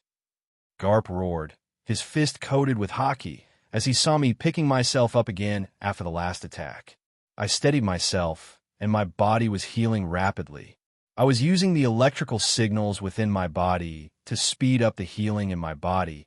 Maybe no other Logia could have made this possible except for my own. "I won't give up, Garp-san. You would eventually let the kid die for your twisted sense of justice. You would once again become a bystander and watch as Roger's bloodline is erased from this world." I shouted, my resolve unwavering. I summoned all my strength, channeling my hockey and lightning into shoe sway. "That Sonata," I swung my blade, a massive wave of lightning and hockey tearing through the air towards Garp. Garp's eyes gleamed with anger at my words. He met my attack head-on, his fists glowing with hockey. "Meteor Fist," he roared, his punch colliding with my attack. The resulting explosion lit up the sky, a blinding light followed by a deafening roar. The ground beneath us shook, the force of our clash sending shockwaves across the island. I could feel my muscles straining and my body was pushed to its limits. But I couldn't stop. I had to prove myself, not just to Garp, but to myself. I needed a breakthrough. I couldn't stagnate here for a long time. The shockwave sent us both flying, and the ground beneath us was obliterated. I landed hard, more than 100 meters away, like a ragged doll, my body battered and bruised. Garp was just pushed back a few meters, standing across from me, breathing steadily, and still towering like a colossal mountain. "You're close, aren't you, kid? I can feel it. I can feel that you are at the threshold. Consider this your final lesson from your mentor." Garp readied himself. He could sense that I had already understood how Conqueror's hockey entanglement worked. Without mastering the technique, there was no way I could breach Garp's current defense, a layer of armament hockey and Conqueror's hockey. Even though my Conqueror's hockey was overwhelmingly strong, not knowing how to utilize it in my attacks was a massive drawback. But finally, after hours of getting beaten to a pulp, I had reached it. Black and gold lightning crackled around me as the entire world seemed to freeze. Even Garp paused, his earlier casual demeanor shifting as he unleashed more of his strength. I felt it in my bones. I felt it in my very soul. Now I understood, to an extent, how Garp was countering my future sight. Conqueror's hockey was more than what I had believed it to be. The more I understood, The more power Garp instinctively released, realizing the fight would no longer be casual where he had been toying with me all this while. I took a deep breath as calmness returned. The entire world seemed tranquil. My Conqueror's Haki started undergoing a rapid transformation. If my earlier Conqueror's Haki was like an unrelenting tide, now it was like the deep ocean, calm yet unfathomable. Even Garp's fighting spirit was riled up as his own Conqueror's Haki intensified. As our wills clashed, the entire island seemed to split in two, with massive cracks spreading through it. Chunks of the island collapsed, creating an apocalyptic scene as our wills fought for dominance. The sea roared around us as the entire climate shifted, and massive barriers of tornadoes and thunder pillars surrounded the island, making it completely inaccessible. Even hundreds of miles away, the effects of the clash could be felt. The surrounding seas became a deadly zone that no one could traverse. I felt a strange connection with Kitetsu, as if the blade was calling me to unleash it one final time. I knew I was going to use Conqueror's Haki infusion for the first time. As I considered switching blades, Shusui in my arms vibrated dangerously, humming in protest. I couldn't help but laugh at myself for having such thoughts. Do swords have spirits? Well, who knows? In the world of One Piece, anything is possible. If a ship that's loved and cared for could manifest a fairy, maybe swords could too. But perhaps it was just me being paranoid due to the rush of adrenaline pumping through my body as it adapted to the infusion of Conqueror's Haki. Garp did not move, nor did he attack me, not wanting to disturb me from my semi-trance state.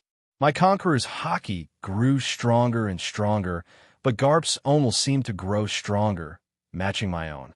I was now sure that Garp, at his peak, might have been much stronger than anyone else when it came to Haki, even more than Shanks from the canon. Garp was in a league of his own. When it came to Haki, I doubted even if Whitebeard could match him. Maybe only Roger was his true equal. I closed my eyes, feeling the weight of the moment, the calm before the storm.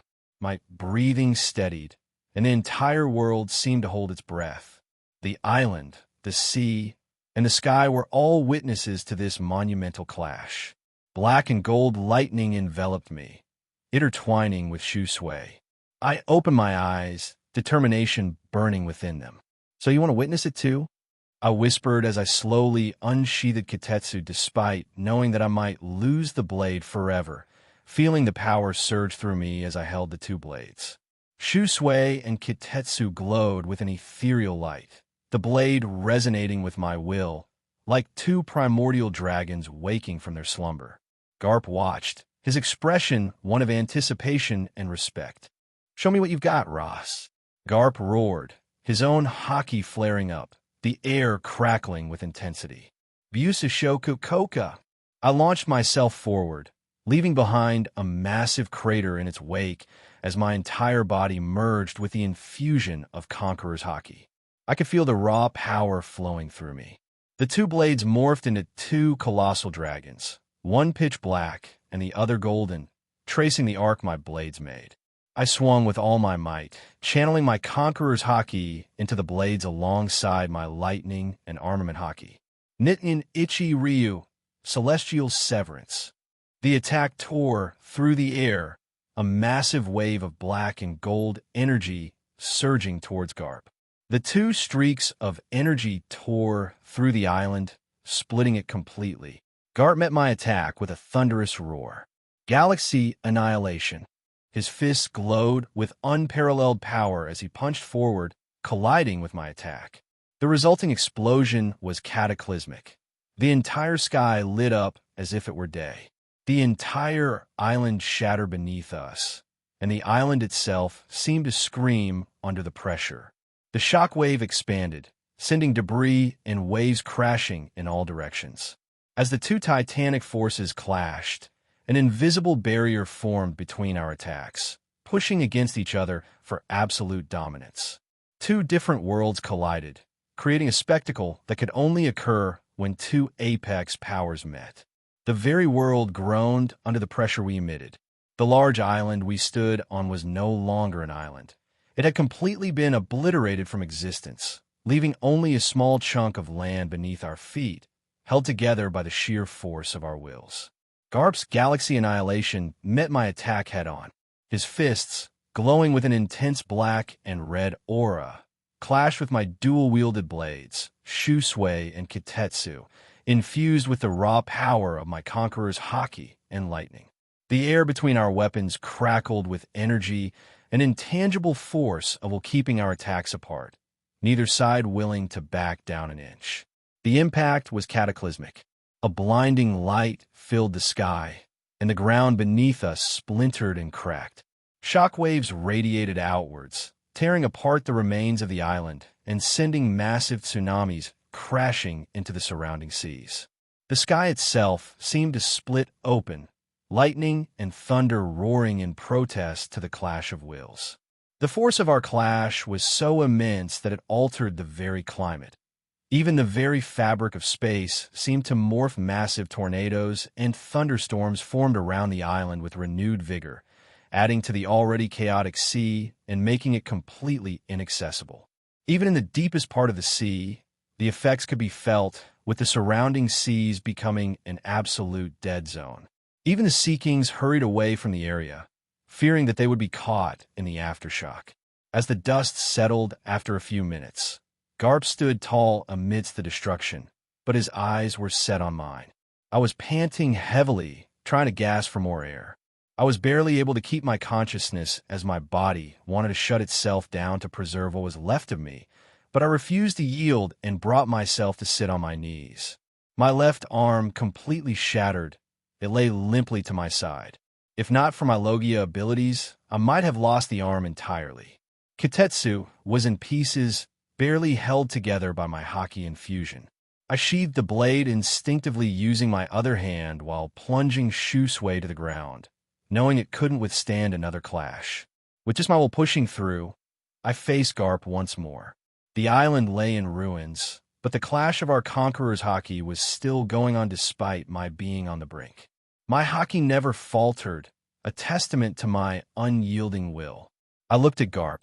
Respect and pride were evident in his eyes. He examined his fist, noticing a bone-deep gash on his knuckles. He smirked, recognizing that I had finally managed to break through his defense and land a scar. "You've done well, Ross. It seems like I have nothing more to teach you.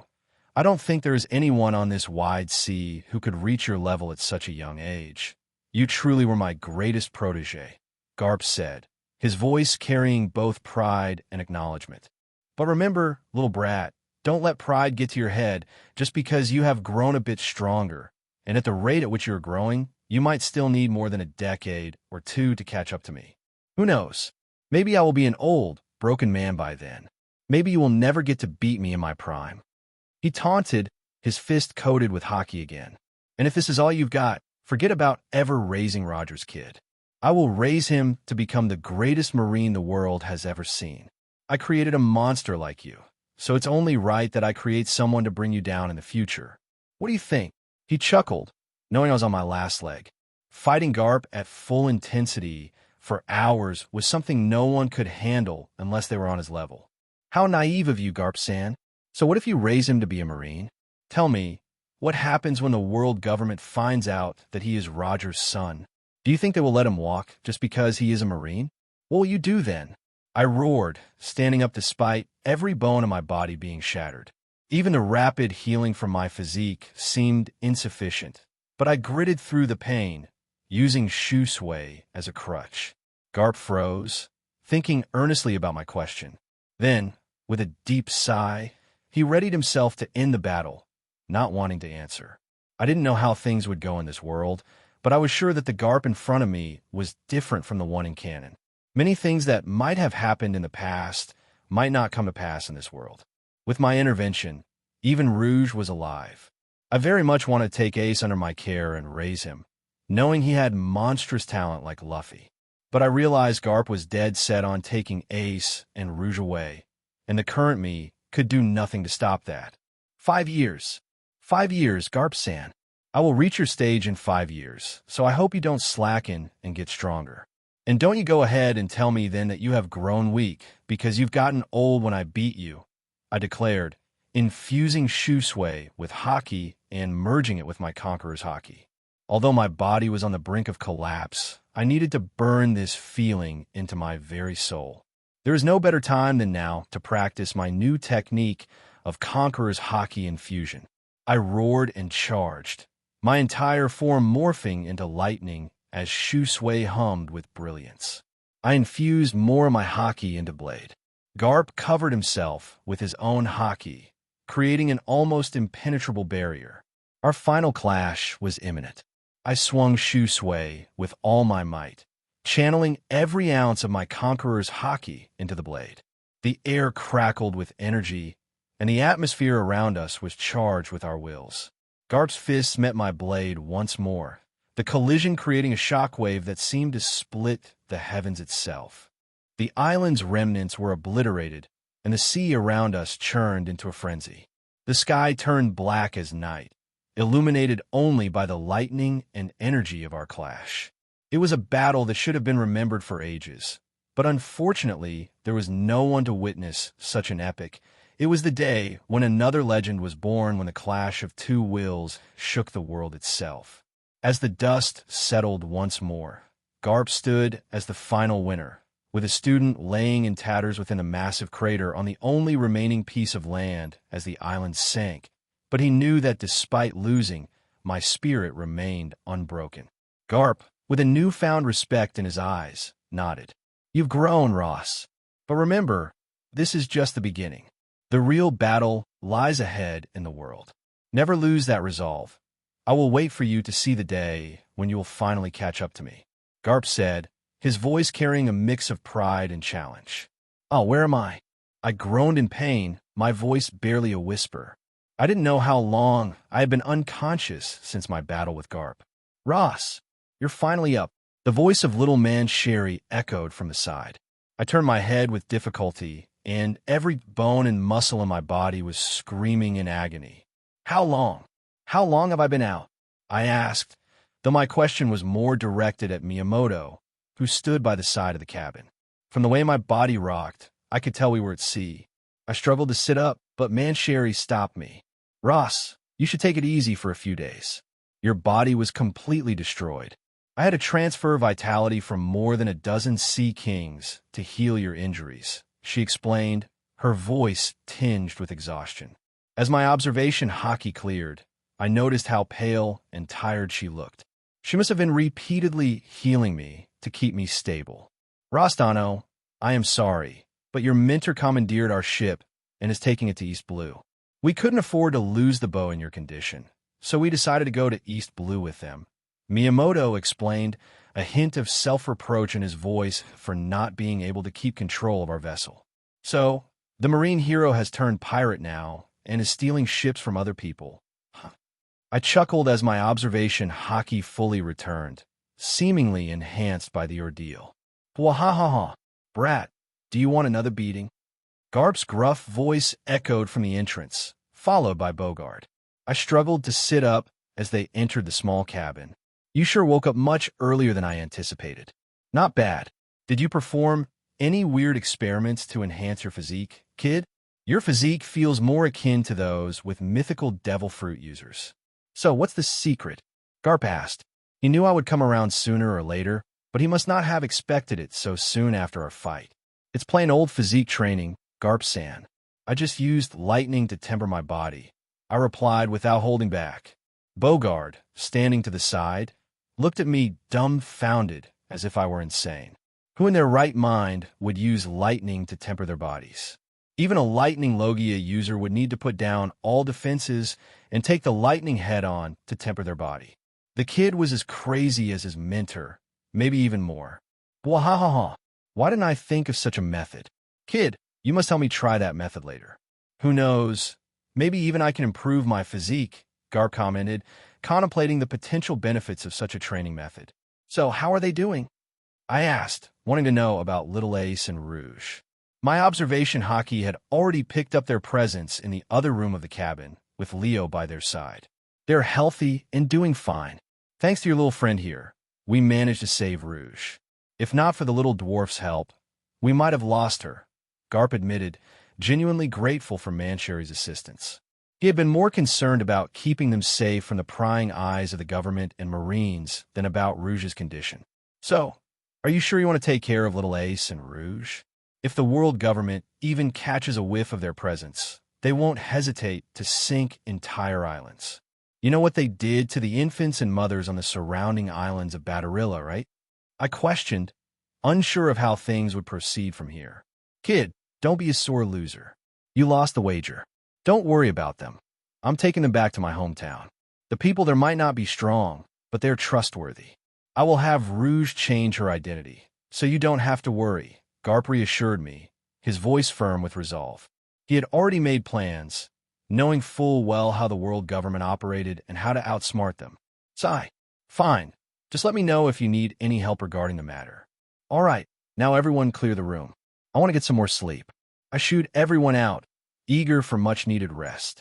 Meeting little Ace and Rouge could wait until I had regained enough strength to walk around. As the cabin quieted, I allowed myself to relax, my body sinking into the bed. My thoughts wandered to the battle with Garp, the clash of wills and hockey that had nearly torn me apart. I had come so far, but there was still a long way to go. With a deep sigh, I closed my eyes, ready to embrace the rest I desperately needed. Room of Authority, Mary Geos. A man clad in a pristine white lab coat sat in front of the 5 elders, a privilege granted to almost no one in the world. His appearance was as unusual as his genius, with an elongated, bulbous head that seemed to house his extraordinary intellect. Vegapunk was a man centuries ahead of his time, and today, the elders have called upon him to discuss several critical matters that will help them consolidate their power for years to come. The elders were acutely aware that Vegapunk was a double-edged sword. His boundless intellect made him indispensable, yet it also rendered him potentially dangerous. Nonetheless, they believed that as long as they kept him under a tight leash, this man of science would be instrumental in cementing the authority of the world government for centuries. Vegapunk, have you made any progress regarding the matters that we assigned to you? Elder Jew Peter questioned.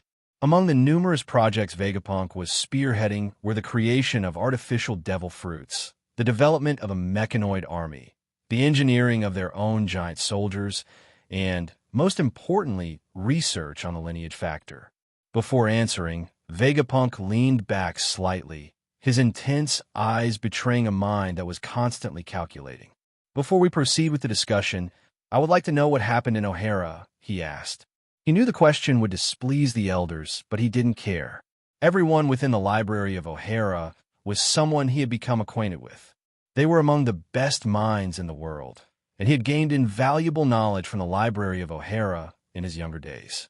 Elder Mars's eyes narrowed, but he answered, his voice cold and unyielding. They were researching the ancient weapons, so they needed to be put down. But that isn't why we summoned you here. It has been a few years since you started working for us, yet there hasn't been any substantial progress on the projects we handed over to you. You have been consuming resources with no results to show. So tell me, Vegapunk, why should we keep you around? The elders' words were sharp, a reminder that they could not let Vegapunk become complacent. Vegapunk adjusted his glasses, a subtle but deliberate gesture. Ancient weapons, was it? Let's not dwell on matters of the past. As for the progress, while not immediately visible, it is significant, he began, his voice steady and confident.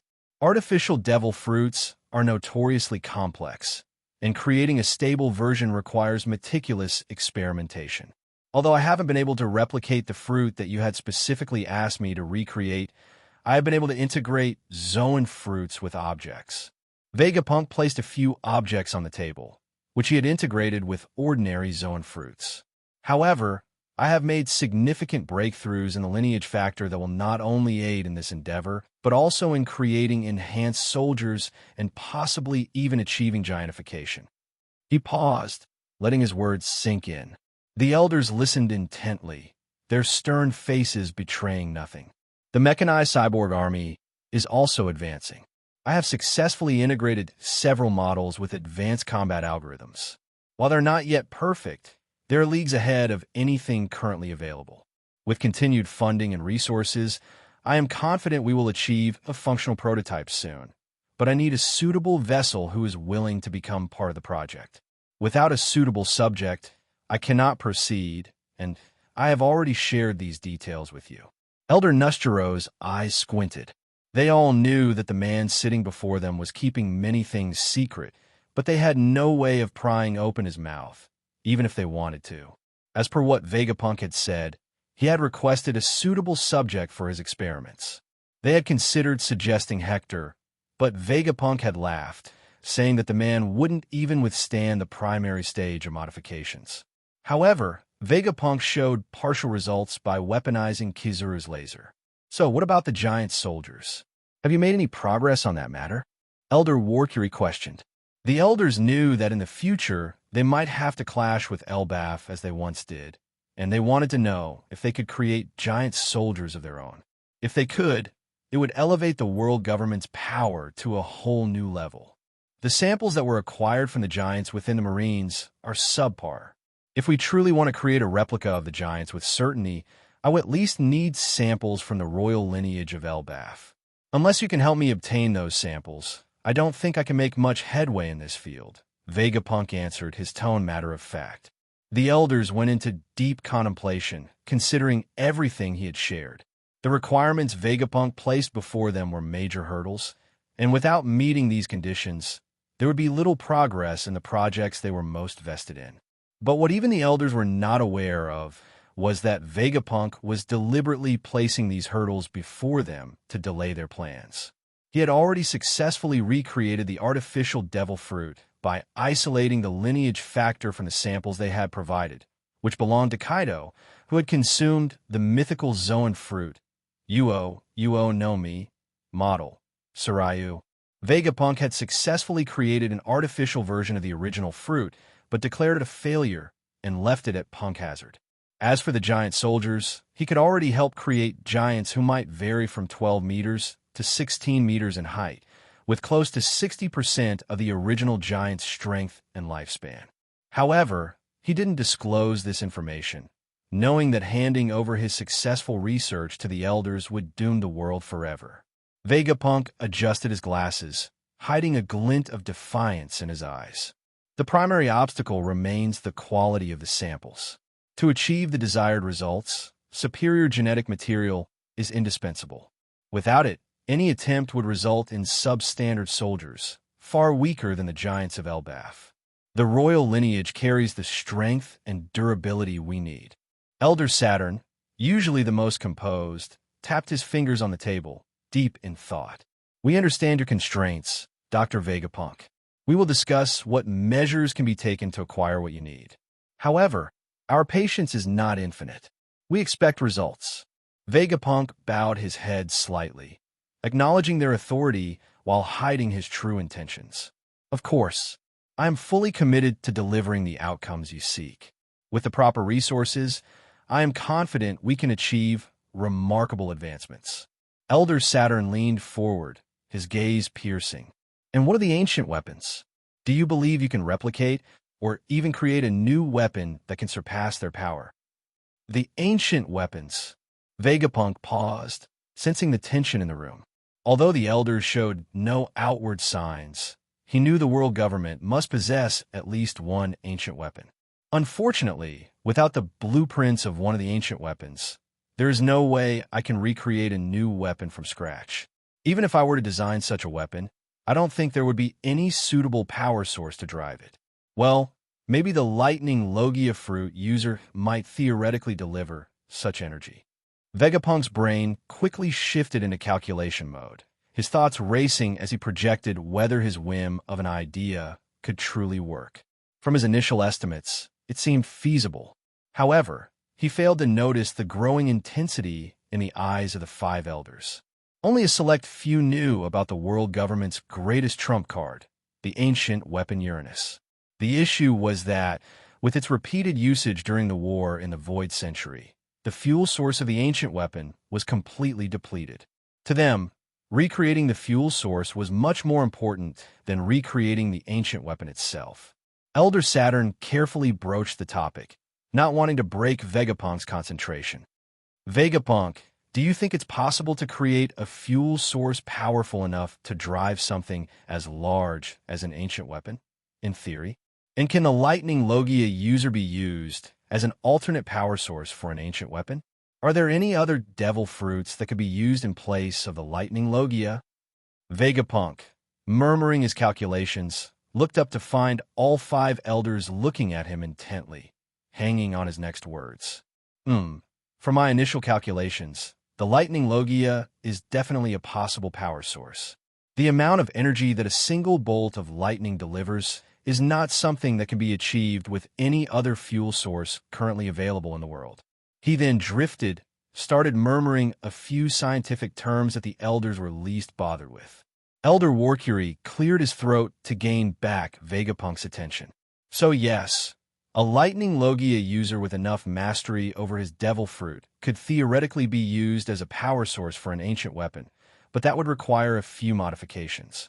This is only possible if we really have an ancient weapon at hand.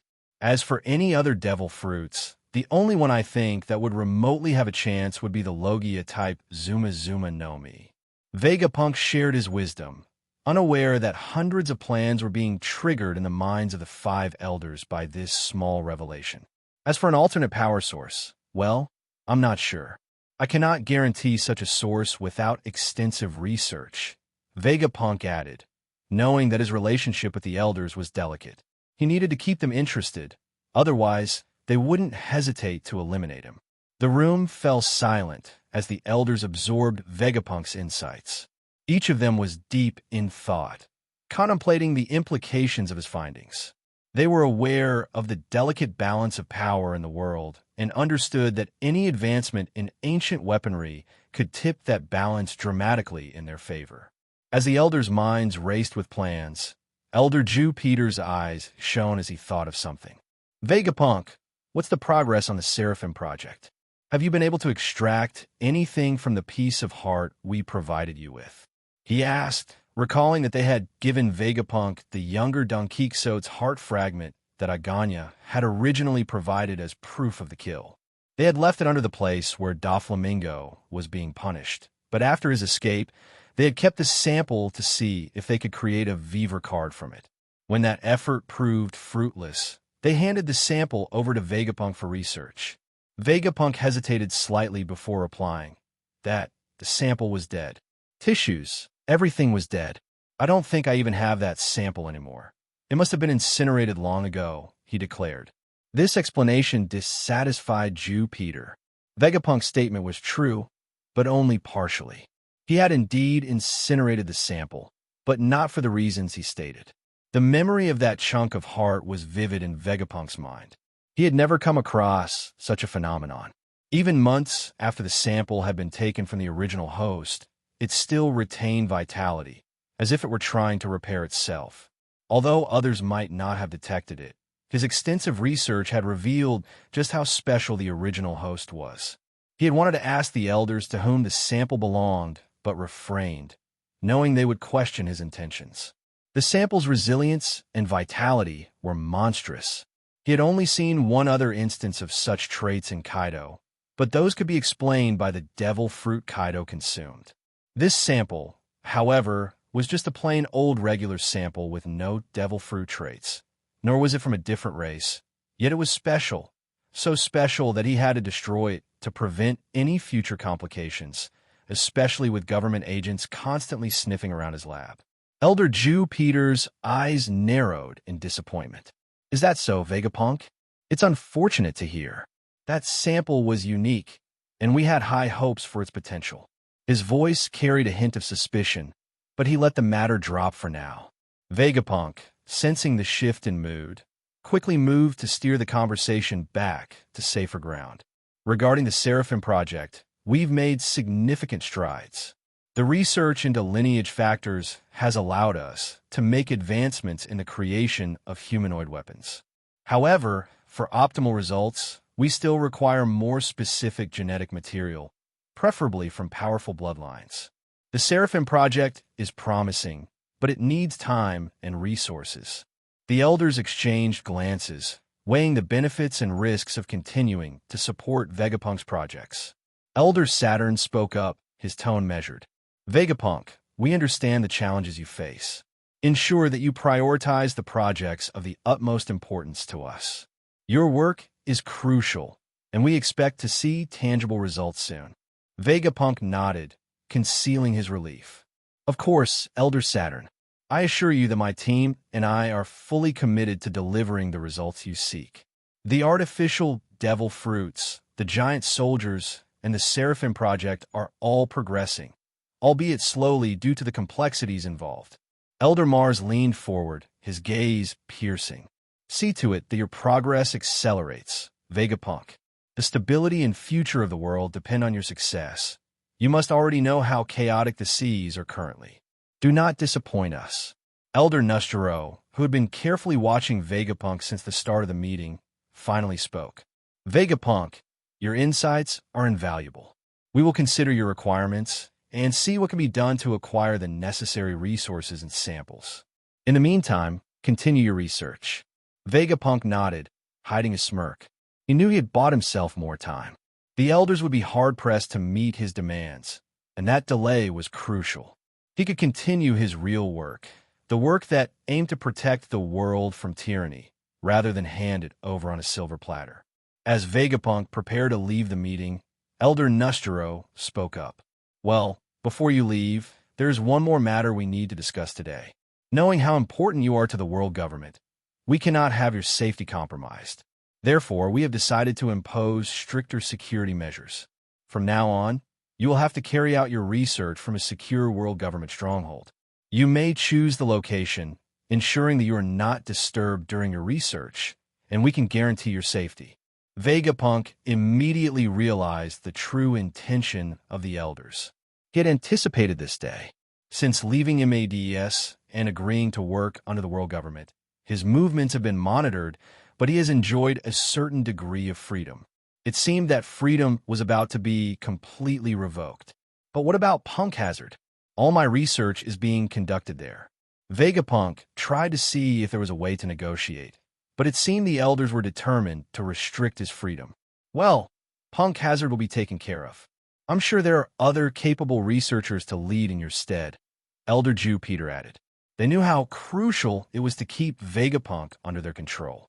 With the new revelations, they needed to ensure Vegapunk had minimal contact with the outside world. Sigh. Fine. In that case, I would like to move my lab to an island in the new world. I have the basic infrastructure to build a full-fledged lab on Egghead Island. It originally belonged to MADS, but now it's in ruins. I'm sure we can repurpose it. However, there are a few conditions that need to be set before I agree to move to this new island, Vegapunk proposed, knowing that the elders needed him enough for some negotiation leeway. The elders were not pleased with the idea of Vegapunk establishing his new lab in the new world, where their influence was weakest. Their original intention was to move Vegapunk from Punk Hazard and isolate him within one of their secure strongholds in the Calm Belt or the first half of the Grand Line. In addition, I want to visit O'Hara before I settle down in my new lab. There are hundreds of thousands of books in O'Hara that I might need for my research. I want to see if any books can be salvaged.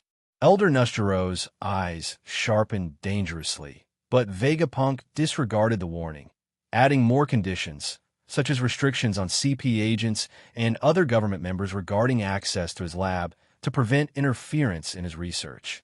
The more the elders heard about Vegapunk's absurd requests, the uglier their faces became, except for Elder Saturn, who keenly listened to every request.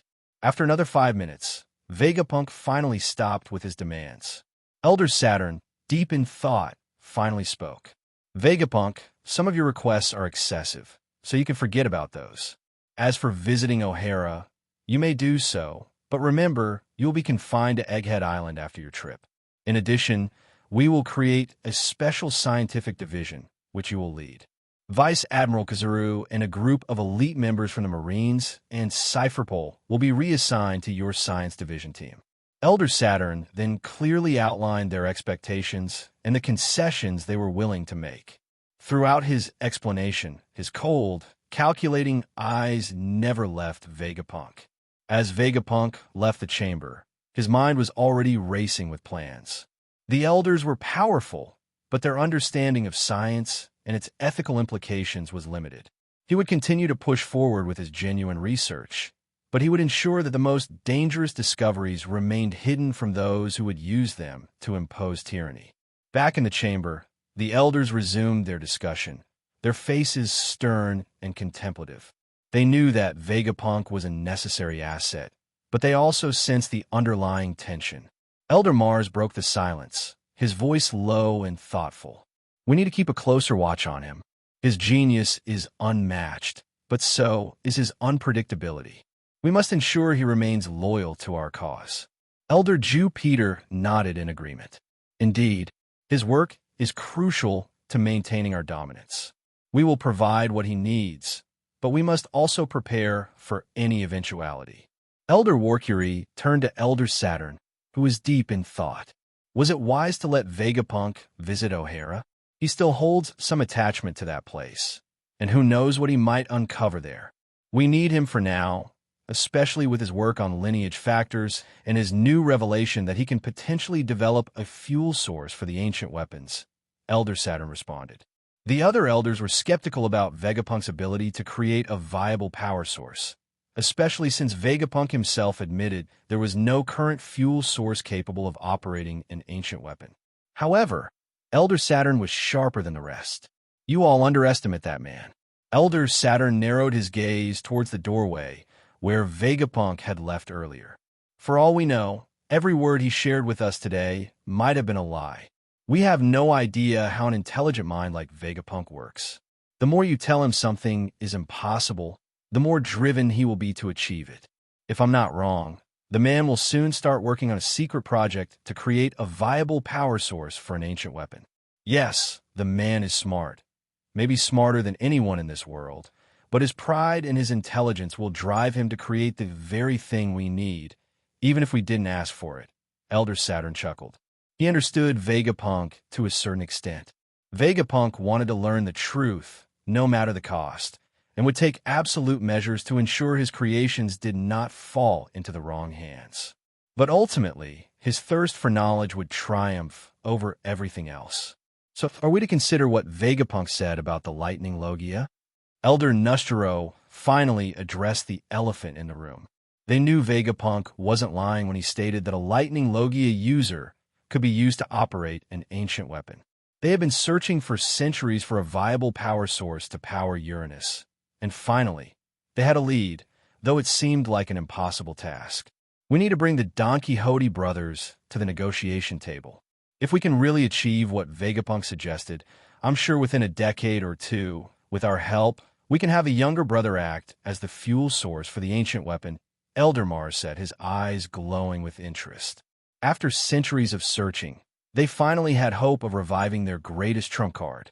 Even if Vegapunk's suggestion has the slightest possibility, we need the brothers. Maybe Imusama was already aware of such an eventuality. Perhaps that was why we were ordered to stay away from the younger brother. Elder Jew Peter added with reverence, to which the other elders nodded. We'll think of something. However, we also need to keep an eye out for the Zuma Zuma Nomi. Let's have both the Marines and Cypherpole keep an eye out for it. We'll also place an anonymous trade request in the underworld for the fruit. I'm sure 10 billion bellies should suffice to bring even the most reluctant party to the table if they find the fruit, Elder Warcury suggested. The elders exchanged looks of agreement. They were determined to harness whatever power they could to ensure the world government's supremacy, and Vegapunk's brilliance was a key part of their plan. Elder Jew Peter's eyes darted around the room as he continued. So how should we bring the Don Quixote brothers back to our fold? We cannot afford to have them on the opposing side, especially now that we understand their importance to us. The elders fell into a heavy silence, each contemplating viable methods to reintegrate the Don Quixote brothers. Every idea they considered seemed to hit a dead end. The tension in the room was palpable until Elder Saturn finally spoke up with a suggestion.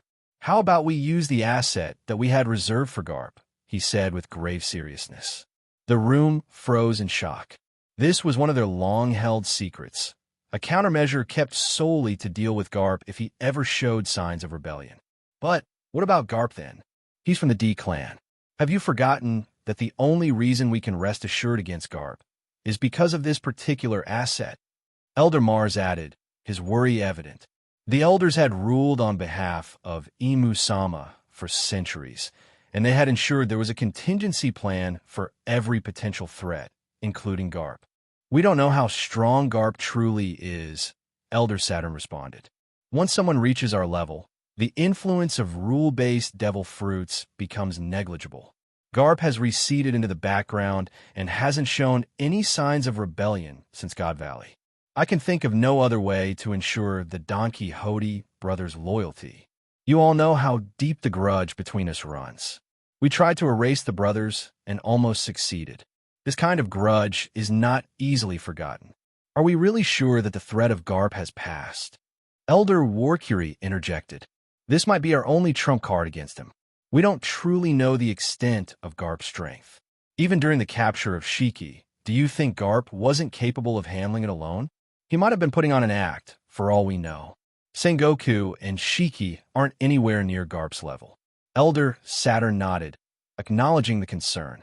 But we need to understand that a source to awaken Uranus is much more important than the threat Garp poses.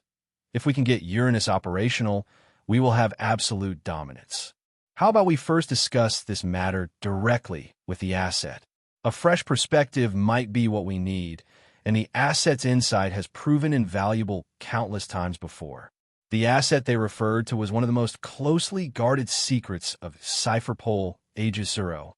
Only the 5 elders and the current leader of CP0 knew of the asset's true allegiance. After a moment of contemplative silence, Elder Jupiter spoke up, agreed. Let's summon the asset. We'll need to handle this delicately and ensure that we're making the best decision for the longevity of the world government. The elders nodded in unison, their faces set with determination. They had ruled for centuries, and they were prepared to do whatever it took to maintain their grip on power, even if it meant risking their most closely guarded secrets. Their conversation continued, a mix of strategy and caution, as they plotted the next steps in their grand plan. Vegapunk, meanwhile, was set to return to Punk Hazard to prepare for his departure to Egghead, ready to continue his work with a renewed sense of purpose and a silent vow to protect the world from the very knowledge he was uncovering. Marine HQ, Marineford. The ceremony was set on a grand stage erected on the bay, allowing the entirety of Marineford to witness the momentous transition of power. Nearly 100,000 Marines stood neatly lined up in formations, their presence a testament to the gravity of the occasion. The orders from the higher-ups had come through just that morning, and Fleet Admiral Kong did not want to delay the proceedings. The stage was a marvel of military precision, adorned with the flags and insignias of the Marines, fluttering in the breeze. The sun was high, casting a golden glow over the sea of white and blue uniforms. The air was thick with anticipation as the Marines, from the lowest-ranked seamen to the highest-ranking officers, stood at attention. Fleet Admiral Kong, towering and authoritative, stepped forward. His voice, amplified by the sea breeze, boomed across the bay. Marines, today we mark a pivotal moment in our history. We honor the promotion of one of our finest and witness the passing of leadership that will guide us into the future. Virgo, standing tall and composed, approached the stage. He wore his new justice coat adorned with the rear admiral epaulets, a symbol of his remarkable achievement at the young age of 19. The pride in his eyes was evident as he faced the massive assembly of his comrades. Kong continued, his voice steady and commanding. Rear Admiral Virgo, your dedication and unwavering commitment to justice have brought you to this point. It is with great honor that I present to you your promotion orders. A Rear Admiral at the mere age of 19. This is simply unprecedented in the entire history of the Marines, Saru commented, standing beside Zephyr. They were both present at the promotion ceremony for Virgo, who had earned his promotion to the position of Rear Admiral. Over the years, Virgo had honed his skills, becoming a formidable force within the Marines. His subordinates worshipped him, seeing him as the embodiment of a perfect Marine. Zephyr couldn't have been prouder as he watched the proceedings. Fleet Admiral Kong, a towering figure of authority and respect, handed over Virgo's promotion order and the order that gives him access to his own great battleship. The ceremony was grander than usual, a special occasion heightened by Kong's decision to pass the mantle of Fleet Admiral to Sengoku. Kong would soon take up the position of Commander-in-Chief of the world government, relocating to Mary Geos. The side platform next to the main stage was filled with high-ranking officers and dignitaries, all gathered to witness this momentous event. The atmosphere was charged with pride and anticipation. Virgo, standing tall and composed, accepted his new rank with a solemn expression, though his eyes betrayed a spark of excitement and determination. Zephyr's chest swelled with pride as he observed his son, now a rear admiral. He recalled the countless hours of training, the rigorous drills, and the unwavering dedication Virgo had shown throughout the years. This promotion was not just a recognition of his abilities, but a testament to his relentless pursuit of excellence. Tsuru, with her keen eyes and sharp mind, saw the significance of this moment. He's a remarkable young man, Zephyr. You've done well with him. Zephyr nodded, his gaze never leaving Virgo. He's earned this. Every bit of it. Fleet Admiral Kong's voice boomed across the plaza as he addressed the assembly. Today, we not only celebrate the promotion of one of our finest, but also mark a new chapter in the leadership of the Marines. As I step into my new role as Commander-in-Chief, I am confident that Sengoku will lead with the same dedication and strength that have always defined our ranks. Applause erupted, echoing through Marineford Bay. Sengoku, standing beside Kong, acknowledged the applause with a nod. The transition of power was a significant moment, signaling continuity and stability within the Marines. The ceremony then shifted to the transition of power. Fleet Admiral Kong, preparing to pass the mantle of leadership, called Sengoku to the stage. Sengoku, a figure of immense respect and authority, approached with a solemn expression. The moment was charged with significance as Kong handed over the Fleet Admiral promotion orders to Sengoku. In the presence of nearly 100,000 Marines, I pass on a mantle of Fleet Admiral to Sengoku, Kong declared. He will lead with the same dedication and strength that has always defined our ranks. The applause was deafening as Sengoku accepted the orders. His eyes scanned the crowd, acknowledging the responsibility that now rested on his shoulders. I am honored to accept this position and the responsibilities that come with it. Together, we will uphold justice and ensure the safety of our world. Zephyr's keen eyes noticed a tinge of sadness in Sengoku's eyes as he accepted his new title and glanced at the empty seat on the side stage, which was particularly reserved for the Marine hero. Sengoku had personally requested his friend's presence during his promotion, but it seemed Garp was still brooding over past events. So, Garp still hasn't returned yet. Zephyr couldn't help but ask Tsuru, who was observing the ongoing proceedings. Everyone in the Marines knew the trio had been thick friends since they had started their Marine lives together. No, Gar can be petty sometimes, but I'm sure now that Sengoku has become the Fleet Admiral, he will return soon, she chuckled, thinking about the many times in the past how Sengoku would trick Garp into doing his bidding. Despite repeated tricks, Garp would always be there when Sengoku needed him. Good. It's good that he will be returning. We are already overwhelmed as it is, and with Kong-san moving to Mary Geos, we will be losing another admiral. We need to find a way to fill the power vacuum that's being created, Zephyr commented while making sure to applaud whenever a Marine was given their accolades and promotion orders. Currently, with Sengoku getting promoted, technically he would be the only active admiral, as Aganya couldn't be counted on since she was always stationed at Mary Geos and never reported to Marine HQ. Yeah, Sengoku sure has his work cut out for him, Tsuru remarked. So, do you think any of the young ones will be promoted to admiral level? Zephyr turned to Tsuru and asked curiously. As the Marine's chief of staff, she must be aware of any upcoming admiral promotions, if there are any. Oh, you'll know soon enough. The new fleet admiral has already scheduled a meeting with the highest-ranking officers to discuss some major matters. Tsuru chuckled, not giving a direct answer. The ceremony continued with speeches and accolades, each word resonating with the assembled Marines.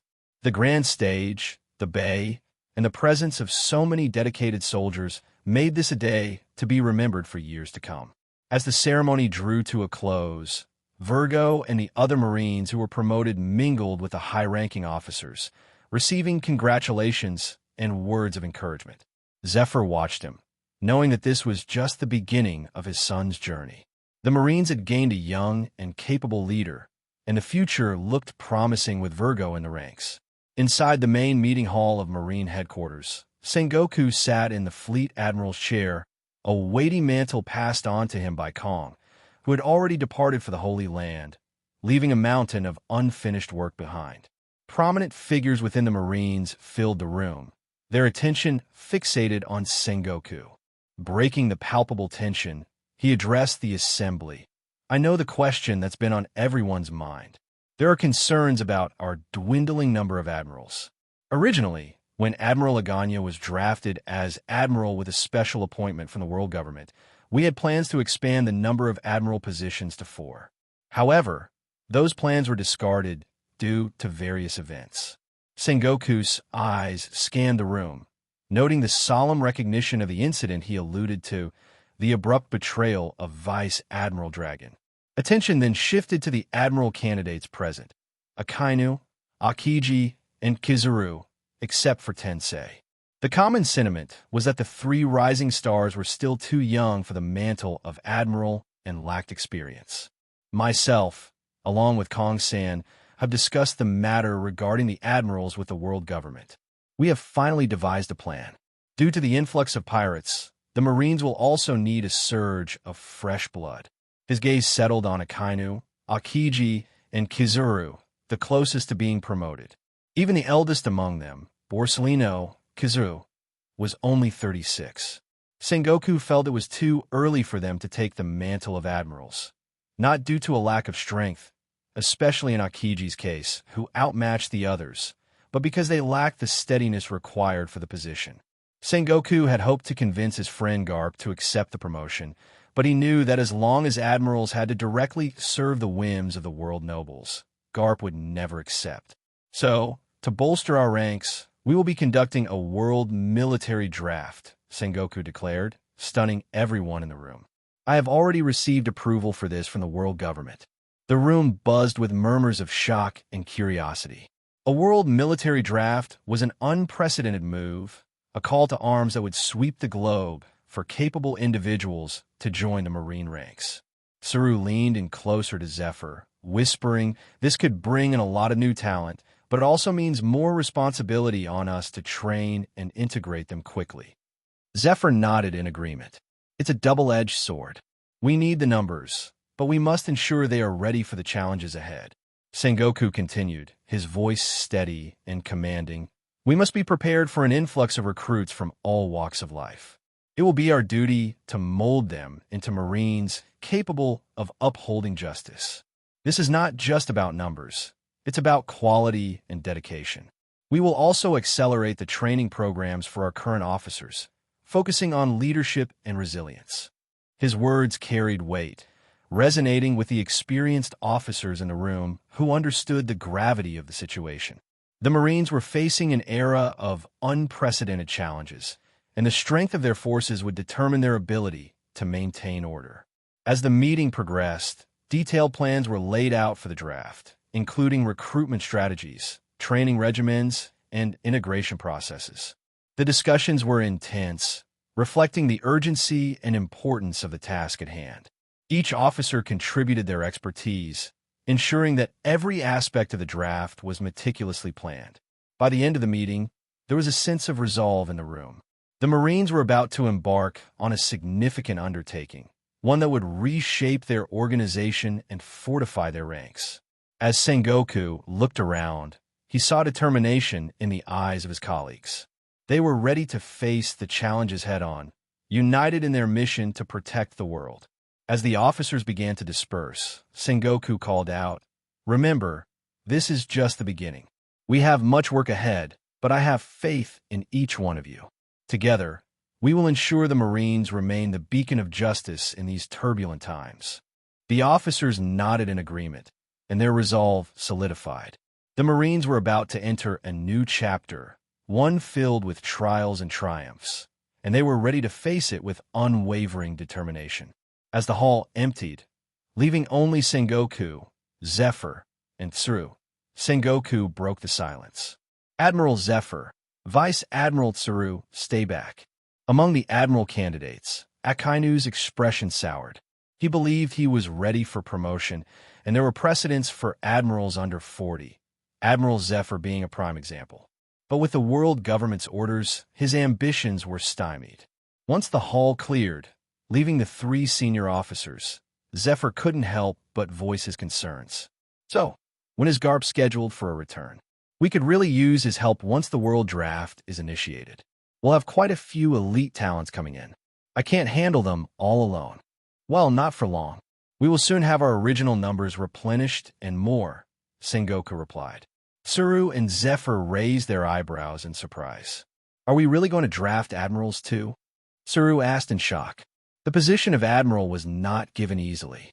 Even those who had been with the Marines for decades underwent thorough background checks before being appointed.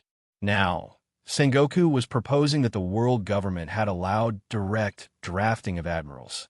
Yes, the world government has provided a list of potential candidates, and there will be more as we announce the world military draft worldwide. Sengoku placed more than half a dozen folders on the table, detailing individuals with potential for admiral-level promotion. Tsuru and Zephyr each picked up a folder and started browsing. So how many admirals are we looking at? Zephyr questioned, his eyes scanning the folder. The world government has permitted us to bolster our ranks with 2 new admirals. It seems they have no intention of letting Admiral Aganya truly join the Marine ranks. We will also need a new instructor for the elite camp to give you more time for official matters. Additionally, we need to find a chief warden for Impel Down, Sengoku declared. Zephyr was currently managing the elite training camp along with his regular duties because there were no suitable admiral-level powerhouses to train the elite recruits. This is a big change. How did you even manage to convince the world government? Tsuru asked skeptically. She still couldn't believe they had suddenly allowed the Marines such a significant boost in power. Sengoku's brows furrowed with concern. I did not make the request. It was the world government that put forth this suggestion. As for why, here's your answer. Sengoku pushed 3 folders toward them, which Tsuru and Zephyr picked up and read, shock evident in their eyes. The reports were top secret, directly from the highest intelligence team of the world government. Golden Lion Sheik. Tsuru's voice trailed off as she read about Shiki's eradication of an affiliated country in the West Blue, claiming it as his domain and expanding his influence rapidly. But the second folder held even more alarming news: the rise of the so-called Revolutionary Army and their exploits in liberating countries. Their recent actions in the Sorbet Kingdom were detailed, and a bounty poster of the Revolutionary Army's leader slipped through the folder. This man was officially going to be declared the world's worst criminal. Wanted: Monkey D. Dragon, dead or alive, for $1,012,500,000 belly. However, it was the third piece of intel that left Tsuru and Zephyr speechless. They turned to Sengoku, who nodded in confirmation. The folder contained information on an unprecedented threat, one that had the potential to destabilize the entire world. Sengoku's voice was grave as he spoke. The world is changing rapidly. We are facing threats on multiple fronts. The Golden Lion Shiki, the Revolutionary Army led by Dragon, and as for the last folder, I don't have to say what this means to the world. We must be prepared for anything.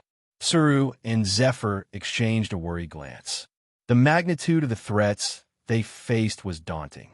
The Marines needed to be stronger than ever to protect the world from the chaos that loomed on the horizon. We have a lot of work ahead of us, Tsuru said, her voice resolute. Fleet Admiral, I suggest that the sooner you bring back Vice Admiral Garp, the more secure our Marines will be in these troubled times. Zephyr nodded in agreement. Let's get to work. We have a world to protect. As they delved deeper into the reports, the gravity of their mission became clearer. The Marines' strength would be tested like never before, and it was up to them to rise to the occasion. With determination and unity, they prepared to face the turbulent times ahead. Dawn Island, East Blue. It had been a few weeks since Port Gasti, Ace was born, and we finally made it to Garp's hometown in Fusha Village.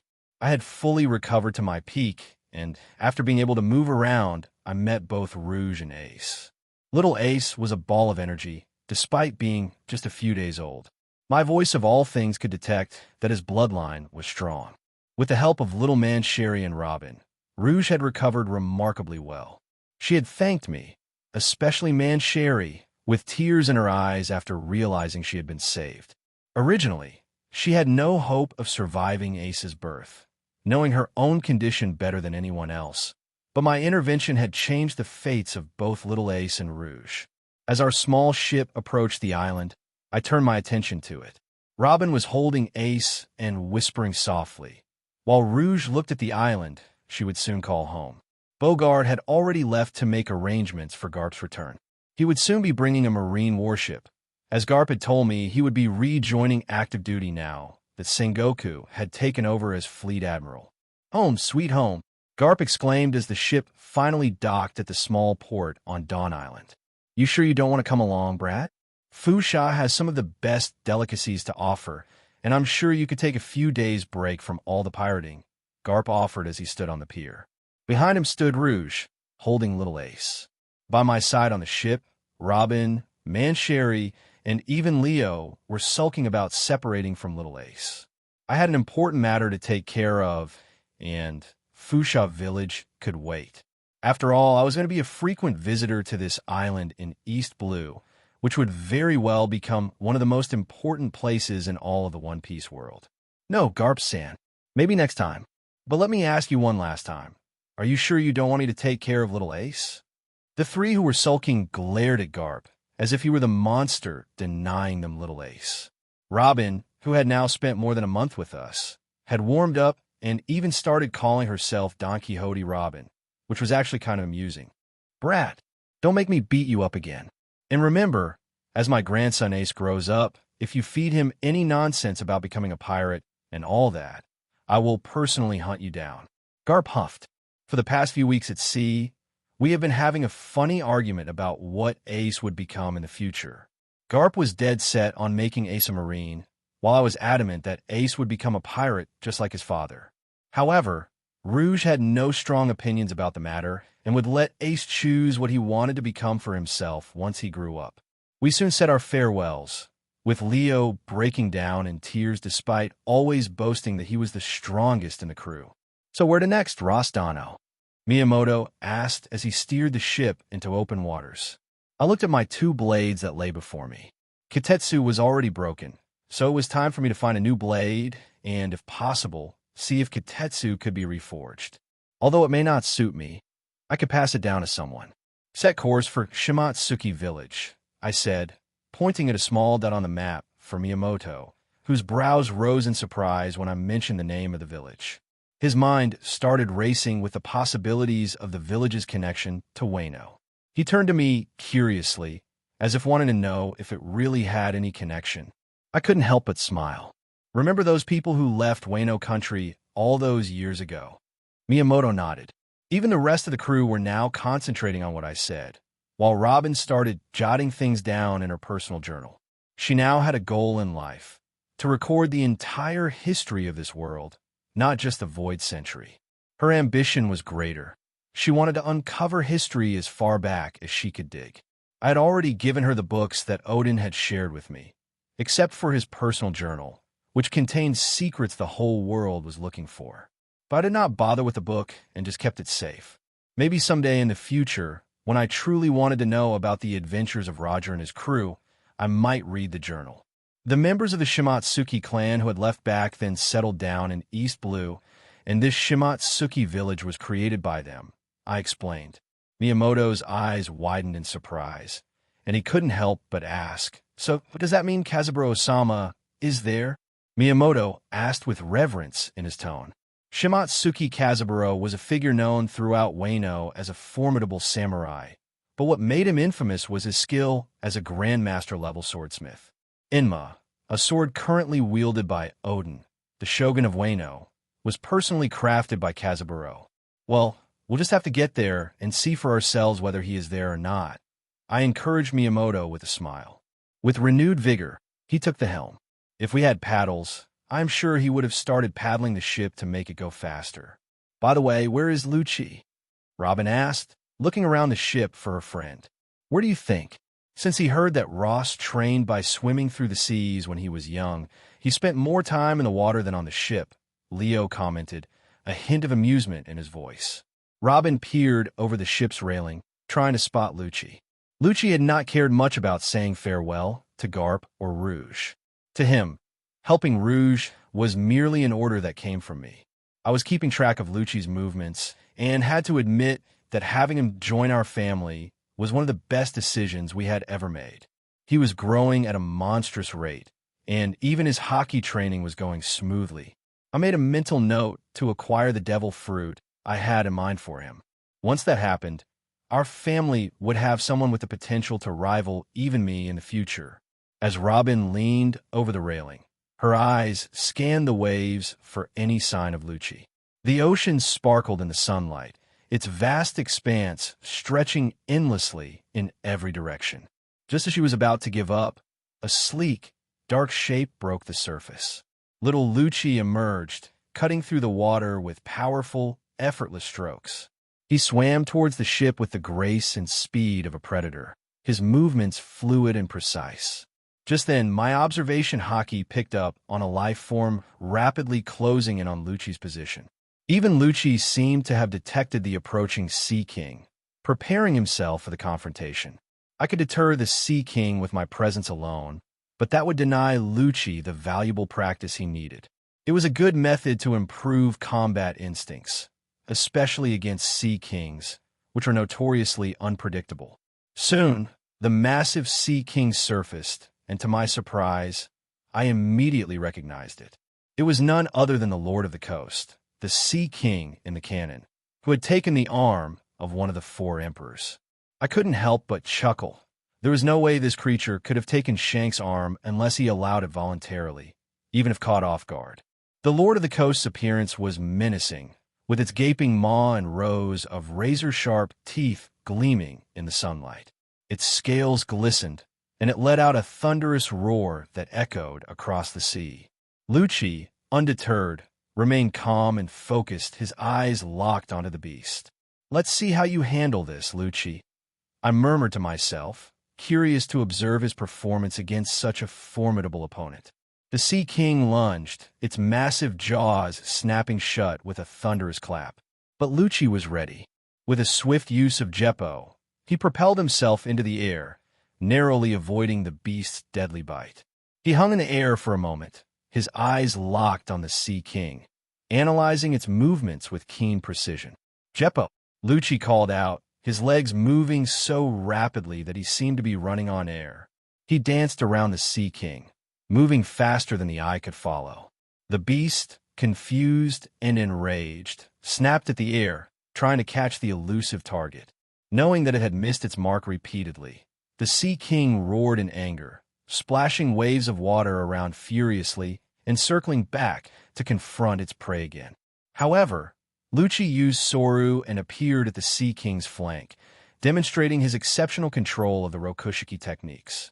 He also had a decent hold on both armament hockey and observation hockey. Byusashoku Koka. Lucci's entire arm blackened as he channeled a layer of hockey and launched himself forward, aiming squarely for the Sea King's face. Meteor Fist. Boom! The shockwaves reverberated for hundreds of meters as the Sea King staggered, some of its fangs shattering from the powerful attack. The maw of the Sea King had been visibly deformed from a single punch, and the beast roared in pain, blood flowing from its mouth. If anyone familiar with the Lord of the Coast had witnessed this, they would have been dumbfounded to see a boy not even 10 years old beating the crap out of the beast they had feared for decades. The little ones on the boat watched in awe as Lucci continued pummeling the massive Sea King, their eyes wide as Lucci showcased his incredible strength and skill. Robin made a mental note to go ahead and ask Ross to train her as well in the future, while Leo, still teary-eyed from the recent farewell, couldn't help but cheer for his crewmate. The Sea King, enraged and desperate, thrashed about, sending waves crashing in all directions. But Lucci was relentless. Using Jeppo, he stayed above the fray, darting in and out with precision strikes. Tekai, Lucci called out, his body becoming as hard as steel as the Sea King swung its massive tail at him. The impact sent a tremor through the air, but Lucci held firm, using the momentum to launch himself higher into the air. From his vantage point, Lucci observed the Sea King's movements, predicting its next attack. As the beast lunged again, Lucci used Rankyaku, a powerful kick that sent a slicing blade of compressed air towards the Sea King's eye. Rankyaku, the air blade sliced through the Sea King's defenses, striking its eye with surgical precision. The beast howled in pain, its thrashing becoming more frantic as it tried to shake off the relentless assault. Shurgan, Lucci's finger, hardened with armament hockey, pierced through the Sea King's thick hide, driving deep into its flesh. The precision and force of the attack caused another spurt of blood, adding to the beast's mounting injuries. Despite its massive size and fearsome appearance, the Sea King was being systematically dismantled by the small, determined figure of Lucci. His movements were fluid and precise, a testament to his rigorous training and natural talent. The Sea King, now blinded in one eye and bleeding profusely, with rage purging through its every pores, made a desperate attempt to crush its opponent. It reared back, opening its massive jaws wide, and lunged at Lucci with all its remaining strength. But Lucci was ready. Using Kamii, he became as light as a feather, dodging the beast's attack with effortless grace. He moved with such speed and agility that it seemed as though he was floating through the air. Busashoka Koka! Lucci's voice rang out again as he channeled his haki into his legs. Rankyaku Geishu! He delivered a powerful, haki-infused kick that sent a massive blade of compressed air slicing through the Sea King's neck. The attack was devastating, cutting through flesh and bone with ease. The attack left a massive gash, which exposed its very spine. If the Sea King hadn't moved its head out of instinct, then its entire head would have been severed from its body. The Lord of the Coast roared in pain and crashed into the sea with a tremendous splash. The beast's massive body convulsed and thrashed in tremendous pain for a moment before it turned to face Lucci again. However, it no longer held the idea of challenging him. Now it only wanted to get away from this formidable opponent.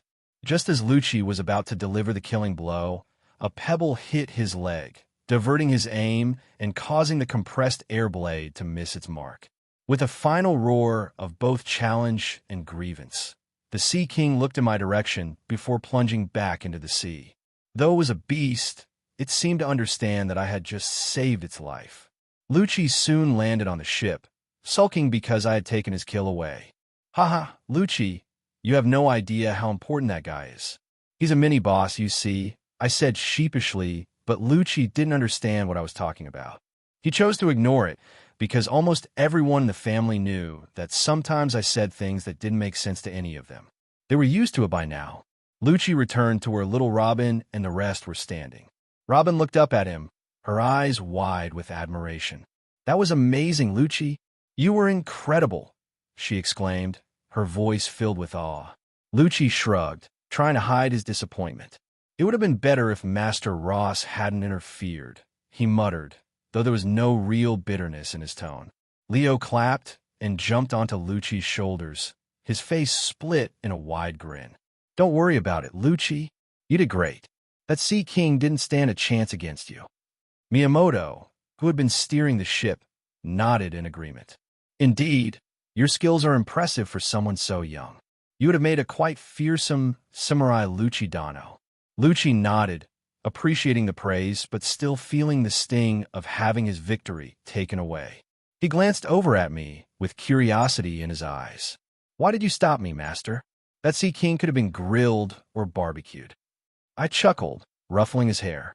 There are some battles you don't need to fight to the end, Lucci. Sometimes, letting your opponent live teaches you more than killing them. Besides, that Sea King is special, It has a role to play in the future. You'll understand one day. Lucci sighed, but didn't argue. He knew that I had reasons for everything I did, even if they didn't always make sense to him. As the ship continued its journey, the crew settled back into their routines, though the excitement of the battle still lingered in the air. Lucci, despite his sulking, couldn't hide the sense of accomplishment he felt. He had faced a formidable opponent and come out on top, proving his strength and skill to himself and his crewmates. An undisclosed location, North Blue. A high-profile meeting was underway between various underground forces, mafia syndicates, and criminal organizations from North Blue, or at least what was left of these once mighty factions. The room was thick with tension, and fear was palpable among the attendees. These men, once monsters feared by the world, were now hiding, running for their lives since the man known as the Heavenly Demon had returned to North Blue. Doflamingo was hunting down his enemies with relentless fury. He had already taken down 2 of the 6 underworld emperors. He's a madman. A fucking madman. A man in a black suit ranted, his voice trembling with a mix of fear and anger. All I did back then was purchase the assets he left behind. I didn't even have any connection with the events. But that demon killed them all, killed every last one from my family. His face contorted in agony as he recounted the horror. When he returned home from a business trip, he found his entire estate in ruins. All his men and family were slaughtered, and the estate was burned to the ground. He had narrowly escaped the massacre. His absence was the only thing that saved him from the same grisly fate. We need to stop him. Another voice chimed in, this one belonging to a burly man seated at the head of the table. He was one of the underworld emperors, currently controlling the smuggling ring. Doflamingo is dead set on hunting everyone down. He's out for vengeance, and he won't stop until he kills us all. Even the 5 families of the West have retreated completely from North Blue to defend themselves on their home turf. The burly man's voice was steady, but the fear in his eyes betrayed him. Since the massacre on the wedding night, many parties related to the Don Quixote family's downfall have tried to retaliate against the demon, but nothing seems to work. Doflamingo's wrath was unparalleled. His power was too great. He won't stop. A third voice interjected, softer but no less intense. It belonged to a woman, her face shadowed by the dim light. Doflamingo won't stop until he's purged North Blue of every last one of us. We need to band together, pool our resources. It's the only way we stand a chance. A murmur of agreement rippled through the room. The underworld emperors and their allies knew the truth in her words. Alone, they were vulnerable, but together, they might stand a chance. Do we have any intelligence on his movements? Someone asked. A man seated in the corner, dressed in a sharp suit and sporting a scar across his cheek with an eye missing and most of his body scorched, leaned forward. We've had our eyes on him, but what's the use? I sent all 1,000 of my men to surround and kill him, but the bastard just laughed and started killing us for sport. Even his subordinates just stood by and watched as Doflamingo alone was enough to slaughter my men, who were equipped with sea stone bullets, and I even had 3 devil fruit users amongst my men. I threw myself into the sea so I could survive. Frustration and fear mingled in the air, a potent cocktail that made even the most hardened criminals uneasy. We need to draw him out, the burly man said, his voice cutting through the chatter. We need a plan that forces him into the open, where we can hit him with everything we've got. The woman leaned forward, her eyes gleaming with a dangerous light. We could use bait, something he can't resist. But what would that be? Perhaps, she said, her voice steady. Or maybe we can find someone powerful enough to challenge Doflamingo. Someone who hates him as much as we do. Oh, the Scar Man asked, a flicker of hope in his eyes. There's always someone, she replied. We just have to find them. But first, we need to get out of here. Staying in one place makes us easy targets. We need to find someone he cares about, the burly man said. Someone who can be the bait. A silence fell over the room as they pondered the question.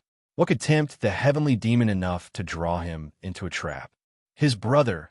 I heard that he has a brother who he loves, another man smoking a cigar said finally. Doflamingo is too strong for us to take on. So if we can exploit that and use his own brother against him, as long as we capture Doflamingo's brother, we might have a chance. Contrary to the man's expectations, the room plunged into a deathly silence. Many who were aware of the matter and had connections with the New World turned to face the fool who had suggested the idea. Doflamingo was already something they couldn't handle, and they were running for their lives. The thought of going after his brother was simply suicidal. Realizing he had made a fool of himself, the man awkwardly sank back into his seat, puffing nervously on his cigar. "How about we place a new bounty on him in the underworld?" another suggested, breaking the tense silence. "No," a seasoned smuggler countered, shaking his head. "I don't think anyone would even dare go after his head. Don't you know what he did to those bounty hunters who tried? Even simply thinking about it sends chills down my spine. I just hope I don't die like that. Now I regret ever involving myself with that matter back then." He sighed, frustration evident in his voice. "It's all the world government's fault," a burly man roared, slamming his fist on the table. "If they had just disposed of him when they captured the bastard back then, we wouldn't be hiding like rats now." Bang! A gunshot echoed inside the dimly lit room, cutting off the man's rant mid-sentence. He slumped forward, blood trickling from a bullet hole in his head. A hushed silence fell as everyone turned their heads in the direction of the gunshot. From within the shadows, 3 figures stepped out, adorned in white suits and wearing different styles of masks. The room's atmosphere shifted from fear to dread as the infamous world government agents revealed themselves. "CP0, someone whispered, barely audible. The lead agent, wearing a mask with intricate designs, stepped forward. One should think 3 times before opening their mouth and openly insulting the world government. Now that's an offense punishable by death," he said, his voice cold and emotionless. "Your attempts to conspire against Doflamingo are futile. He is not something people like you can handle alone." The realization of who these agents were sent a shiver down the spines of everyone present. CP0, the elite and secretive unit of the world government, had a reputation for ruthlessness and efficiency. You think placing a bounty will help you bring down a pirate who has been clashing in the New World supremacy? The second agent mocked, their voice muffled by the mask. "Doflamingo's reach extends far beyond what you can comprehend. He is a resourceful man, and we suspect he already knows about your little get-together." A murmur of fear and confusion rippled through the room. The attendees, once proud and powerful, now found themselves reduced to cowering criminals, cornered by a force far greater than any they had ever faced. "What is the world government's cipher pole doing here?" the woman questioned, her voice a mixture of curiosity and defiance. The CP0 leader turned his gaze to her, his expression unreadable behind the intricately designed mask. Not many knew about the existence of the Aegis Division, and after a brief silence, he spoke. "We are here with a proposal. As you stand now, Doflamingo will sooner or later hunt you down like dogs, one by one. Your fates are sealed unless you find a way to bring down Doflamingo," the CP0 agent declared, his eyes sweeping across everyone present at the table. "Why are you helping us now?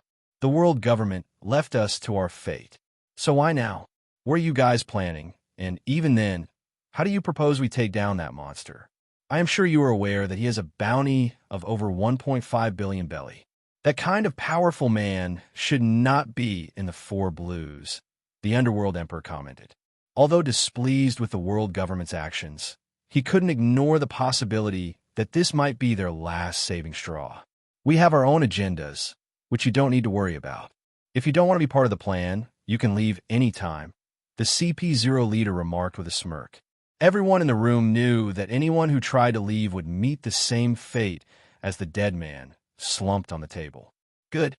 Now that we have all come to an agreement, I must say that luring out Doflamingo is the only way to confront him.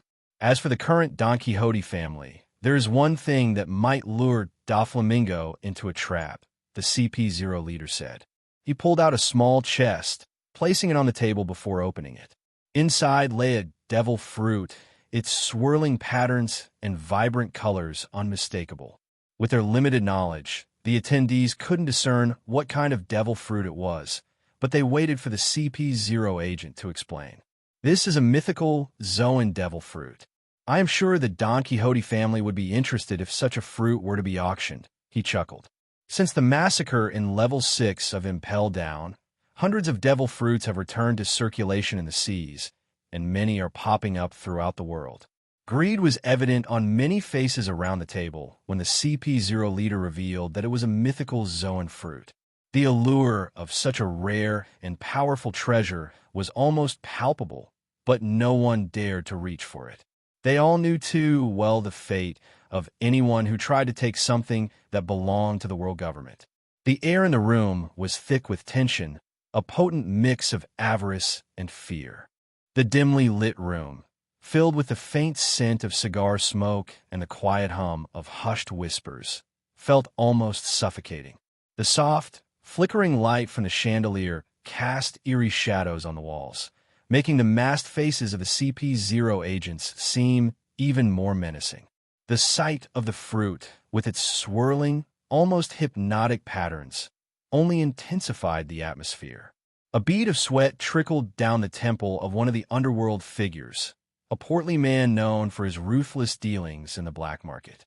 His eyes were fixated on the fruit, and for a moment, he looked like he might reach out and grab it. But then his gaze flickered to the CP0 agents, their presence a stark reminder of the power and danger they represented.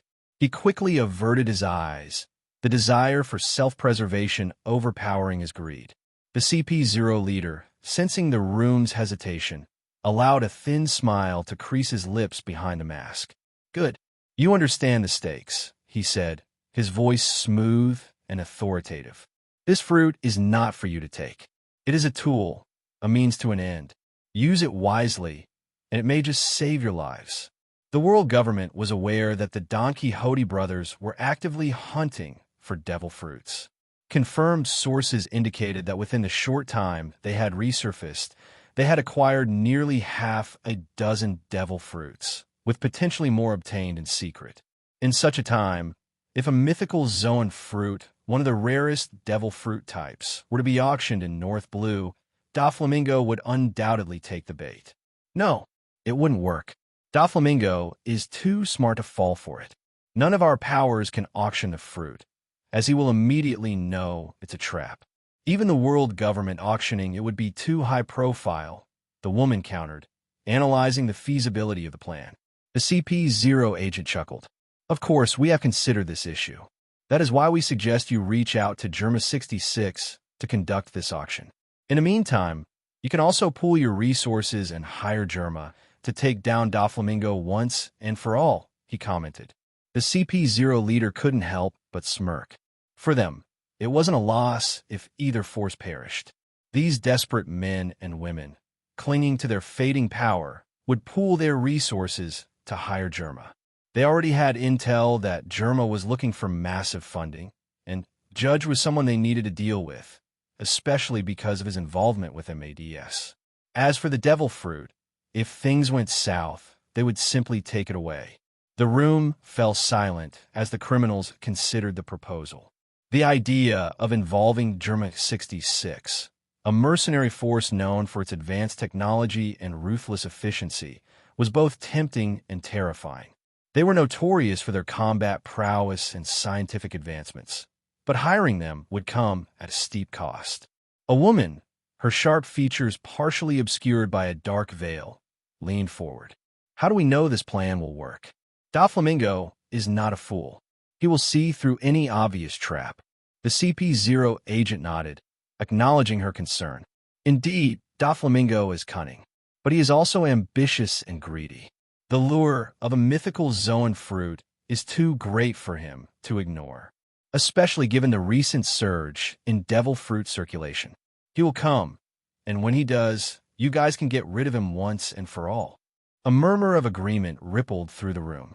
The suggestion of involving Germa 66, with their formidable technology and mercenary prowess, lent a new layer of credibility to the plan. The criminals present, though driven by their own interests, recognized the necessity of a united front against such a powerful foe. But why would Germa 66 help us? Another man asked, his voice laced with skepticism. They are mercenaries, not our allies. What's in it for them? The CP0 leader's eyes gleamed with a knowing look. Germa 66 is in need of funding. Their recent endeavors have stretched their resources thin. Offering them a substantial sum in exchange for their services will ensure their cooperation. And make no mistake, their involvement will tip the scales in your favor. The room fell silent as everyone considered the proposal. The stakes were high, but so was the potential reward. The thought of finally being free from Doflamingo's relentless pursuit was too enticing to dismiss. Fine, the burly underworld emperor finally said, his voice carrying a weight of reluctant determination. We'll pool our resources and contact Germa 66. But if this plan fails, the world government will have more than just Doflamingo to worry about. We have no other choice, the woman finally said, breaking the silence. If we want to survive, we need to take this risk. We need to reach out to Germa 66 and lure Doflamingo into the open. In that case, we will help you coordinate with Germa 66 and ensure everything goes according to plan, the CP0 leader assured them with a sinister chuckle. Remember, this is your best chance to bring down Doflamingo. Do not waste it. As the meeting adjourned, the criminals dispersed, each with a sense of grim determination. They knew the risks involved, but the prospect of freedom from Doflamingo's relentless pursuit was worth the gamble. The CP0 agents watched them leave, satisfied that their plan was set in motion. In the shadows, the CP0 leader communicated with his superiors, confident that the operation would bring about a significant shift in power. They had set the pieces on the board, and now, it was only a matter of time before the game began. 3 Whale Island, New World. Boom! A resounding explosion reverberated throughout the island, shaking the very ground beneath the inhabitants' feet. The once peaceful island of whalers, home to a modest population of honest folk, had been transformed into a nightmarish lair of terror and despair ever since the Beast Pirates claimed it as their own a month ago. The day the Beast Pirates arrived was a day of horror etched forever in the memories of the islanders. Kaido, their monstrous leader, unleashed his wrath upon the helpless villagers, killing them wantonly to satiate his insatiable anger. His fury was fueled by the devastating battle with Odin, which had left his once mighty crew decimated. More than 3/4 of his original crew had perished in Wano, with many more deserting after witnessing Kaido himself flee from the battlefield. The crew that once numbered in the thousands is now reduced to mere hundreds, a shadow of its former glory. Kaido had been training like a madman since their arrival on the island. His rage was volcanic, and whenever it erupted, it was the innocent villagers who paid the price. He would descend upon the village, torturing and killing indiscriminately, his anger manifesting in horrific violence. At the edge of the island, Kaido stood, his massive frame looming over the tranquil sea. His once unblemished body now bore 3 large scars, each a testament to a fierce battle fought and nearly lost. 2 of the scars were given by Odin, the legendary samurai who had wounded Kaido deeply. The third, and largest, scar slashed across his back, a painful reminder of an attack from an unknown assailant. Yet, Kaido's instincts told him who the attacker was. There were few people in the world who could wield lightning as a weapon. Kaido roared in anger, the sound echoing like thunder. He slammed his fist into the water, sending waves crashing around him. The ocean itself seemed to recoil from his fury. His eyes burned with rage and frustration. Every breath he took was a reminder of his defeat, and every scar was a symbol of his vulnerability. Kaido, the indomitable beast, was haunted by the specters of those who had dared to defy him and nearly succeeded. He clenched his fists, and the muscles in his arms bulged with raw power. The water around his feet hissed, and steam from the sheer heat of his fury. Memories of the battle with Odin flashed through his mind, each swing of Odin's sword, each strike that had found its mark. And then came the attack that had come from nowhere, the searing pain of lightning tearing through his flesh. "Curse you, Odin!" Kaido bellowed, his voice a roar that sent flocks of birds scattering into the sky. "Curse you and that lightning-wielding bastard." His followers watched from a distance, fear and awe mingling in their eyes. They had seen Kaido in many states, drunk, wrathful, victorious, but this simmering fury was different. It was the fury of a wounded beast, more dangerous and unpredictable than ever. Kaido's mind churned with thoughts of revenge. He would rebuild his crew, stronger and more loyal than before. He would crush anyone who stood in his way, reclaiming his place as one of the mightiest forces in the world. And he would find the one who had scarred his back, making them pay dearly for their audacity. As the sun set, casting a blood-red glow over the island, Kaido stood at the shore, a titan against the dying light. His scars throbbed with pain, a constant reminder of his need for vengeance. He would not rest until he had hunted down every last one of his enemies and restored his name to its former glory. "Kaido-sama," a voice echoed across the beach. Kaido turned slightly, his eyes narrowing as he saw King, one of the few who still believed in him despite his loss. King's loyalty was unwavering, and Kaido acknowledged his presence with a curt nod before turning his attention back to the horizon. He stood waist-deep in seawater, training his resistance. He didn't know if this method would work, but he was desperate to grow stronger. The battle in Wano had shattered his belief in his invulnerability, teaching him a painful lesson. "Kaido-sama, a CP agent has come to meet you," King announced. Before Kaido could respond, another voice, dripping with mockery, echoed from behind King. "Ah, the mighty 100 beasts Kaido, the strongest creature in the world, running and hiding from battle. Who would have known that you would have such a day too?" The CP leader taunted, unaware that Kaido's anger was already at a boiling point. The mere presence of the government agents was enough to enrage him, but he maintained his calm, not lashing out immediately. "It seems that you are not as invincible as you make people believe you to be," the CP leader chuckled. "Why are you here?" Kaido's voice was a low growl, a barely contained storm of fury. The CP agents had no idea that their fates were already sealed. "I'm just here to renegotiate the terms of the agreement you previously had with the world government, and also to give you a piece of good news," the agent continued, his tone mocking. Kaido felt every word coming out of the agent's mouth was an insult. "Well, now that you are in no position to supply us with advanced weapons and sea stone, you need to pay us back in a different way. You have taken the world government's resources and money, so it is only right you pay something back." Before he could finish, a large palm clasped his masked face in a vice-like grip. Kaido's eyes burned with fury. "Let them know I will come for them too," Kaido hissed. The other two CP agents, who had followed the leader, moved to act, but King was quicker. A blade pierced through one of the agents' backs as King attacked the moment Kaido moved. The CP leader struggled in Kaido's grasp, but Kaido's grip tightened. The pressure increased until the agent's head popped like a balloon. Kaido had no more interest in dealing with the world government. He realized he had been too naive to deal with them directly. His first course of action would be to rebuild his crew along with the base, and then he would go on a hunt to bring down everyone who stood against him. He tossed aside the corpse and returned to his training. Kaido now understood that relying too much on his devil fruit would doom him sooner or later. His haki still had a long way to go if he truly wanted to become the king of the world. The sea lapped around his waist, each wave a reminder of his vulnerability, and his determination hardened. He would emerge stronger and more fearsome than ever, and those who would dare to challenge him would pay the ultimate price. Kaido's eyes turned to King, who had finished off the second agent. "King, summon the remaining crew. We have work to do," Kaido ordered. King nodded. "Yes, Kaido-sama."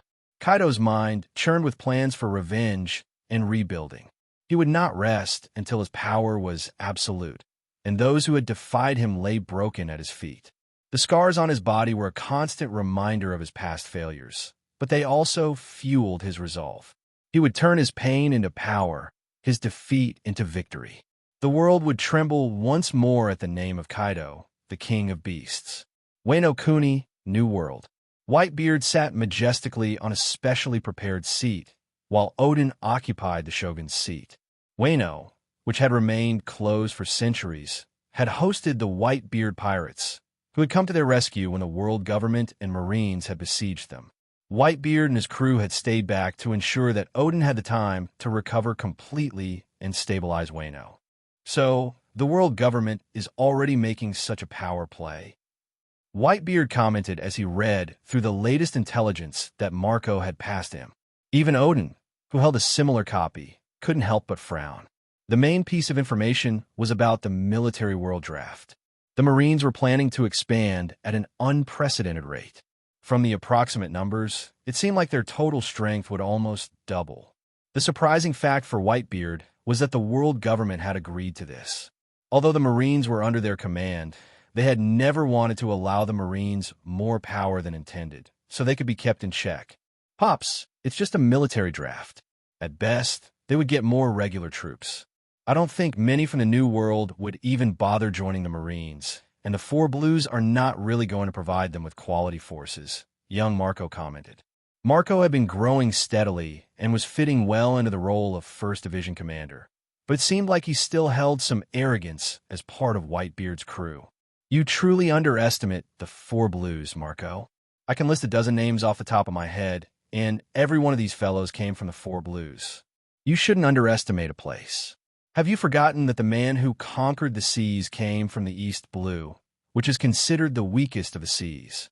And the man who rivaled him also came from the same East Blue. Whitebeard replied, his voice carrying the weight of experience. Marco fell silent, absorbing his captain's words.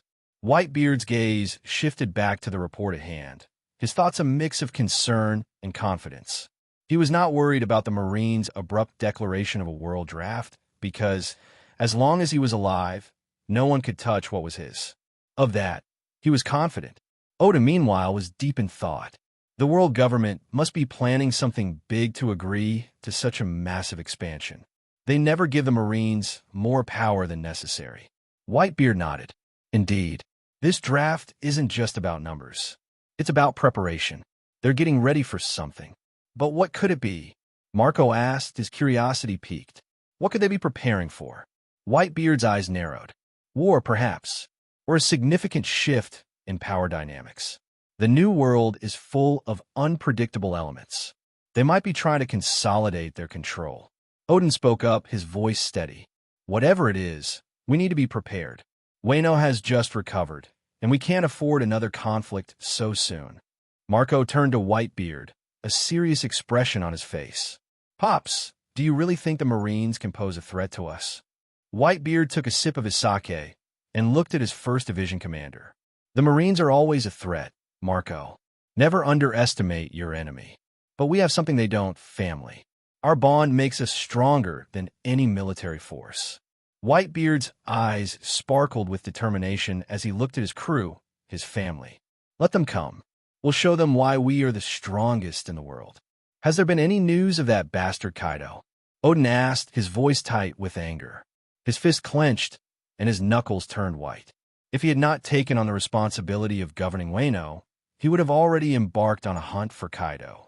He must be hiding at the edge of the world somewhere, Whitebeard replied, his deep voice resonating through the room. But trust me, that brat will return. If Kaido truly realizes what he lacks and starts working to mitigate his shortcomings, he will become an even more dangerous adversary for you. After all this humiliation, he's bound to make a comeback. Whitebeard's eyes narrowed as he spoke, a mix of caution and advice in his tone. Kaido's devil fruit isn't simple. If that brat ever successfully awakens his devil fruit and masters his haki, he would truly become a force to reckon with. Odin's gaze hardened as he listened, the weight of Whitebeard's words sinking in. The tension in the room was palpable, a reflection of the gravity of the situation. Whitebeard continued, Kaido's fruit is a mythical zoan, one of the rarest types, and even among mythical zoans, his fruit seems to hold a special place. If he awakens it and combines it with advanced haki, he could reach a level of power that even I would respect. Right now, he's licking his wounds, but if he emerges stronger, he could become a true apex predator of this world. Odin's brow furrowed in thought. He knew the potential dangers Kaido posed, but hearing Whitebeard's analysis made it all the more real. "I won't let that happen," Odin vowed, his voice low but filled with determination. Whitebeard nodded, understanding Odin's resolve. "That's the spirit. But remember, Odin, power isn't just about strength. It's about strategy and will. Kaido will be more cunning after his defeat. You need to be ready for anything. Now that you have taken responsibility for Wano, you have a duty to your people. And worry not, we, the Whitebeard pirates, will come to your aid. After all, I can't have my brother fighting his battles alone. So, you guys have planned to depart early?"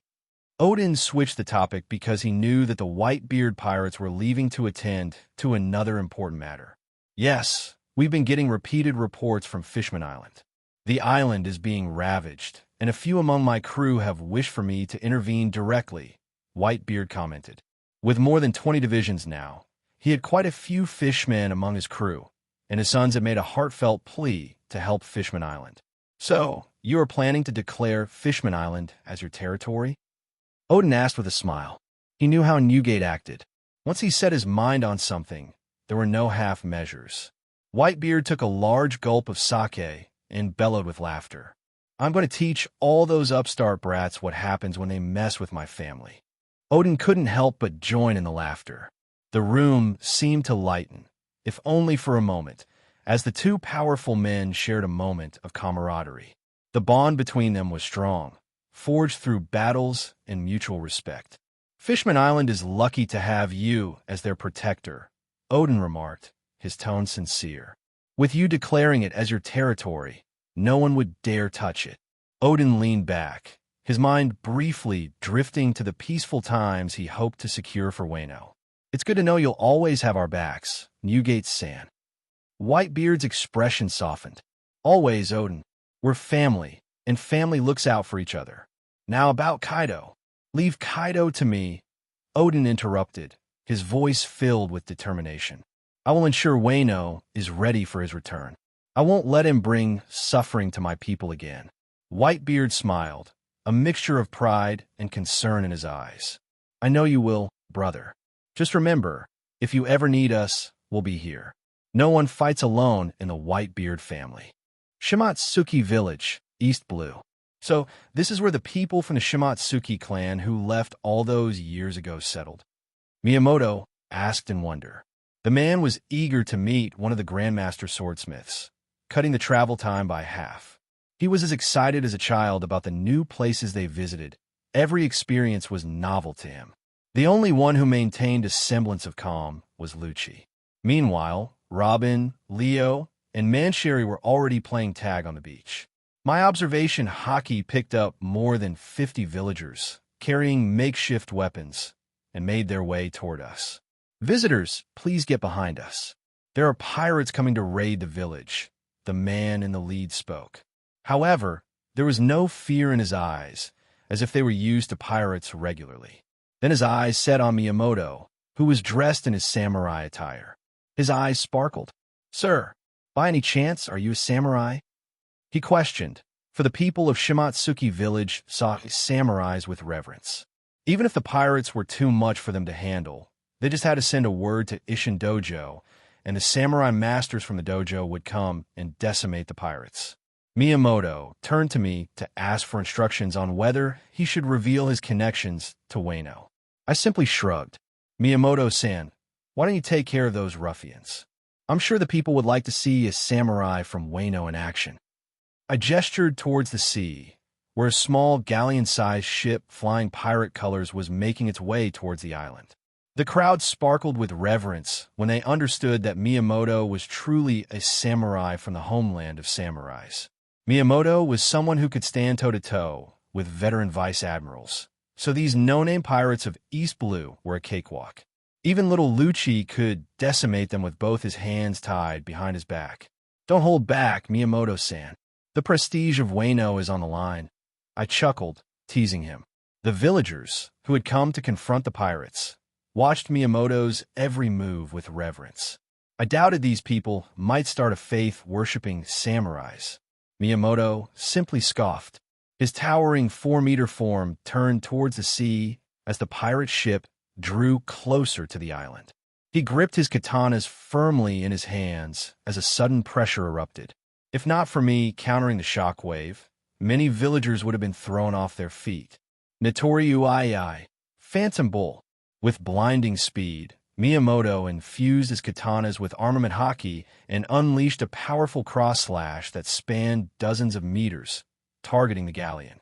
A large phantom of a majestic bull roared and charged alongside the cross-slash. To the onlookers, it seemed as if a massive bull was charging on top of the seawater to run down the incoming galleon. Turn the ship away, you bastards. The pirate captain roared as he saw the massive attack charging in their direction. The ethereal bull was almost 5 times their ship size. They had never seen or heard of such an attack in all their lifetimes, but they felt it was an imminent threat to their lives. However, it was too late. Within seconds, the attack reached the ship, the cross-slash tearing through it and decimating it into pieces. Most of the pirates were killed instantly, while those who fell into the sea were devoured by the Lord of the Coast, who had been following our ship for days. The Sea King was truly cunning, having followed us all the way from Fusha village and feasting on the other little bosses that Lucci killed during his swim towards Shimatsuki village. The villagers erupted in cheers and awe, their eyes filled with admiration and reverence for Miyamoto. He had not only protected their village, but also reinforced the legendary status of samurais from Wano. Miyamoto, with his katanas still humming from the attack, turned back to the villagers, giving them a slight bow, acknowledging their gratitude. "Miyamoto-san," I said, clapping him on the shoulder with a suppressed laugh as he was overwhelmed by the overenthusiastic villagers. "The prestige of Wano is in good hands." My gaze then turned toward the figure hiding behind a tree hundreds of meters away.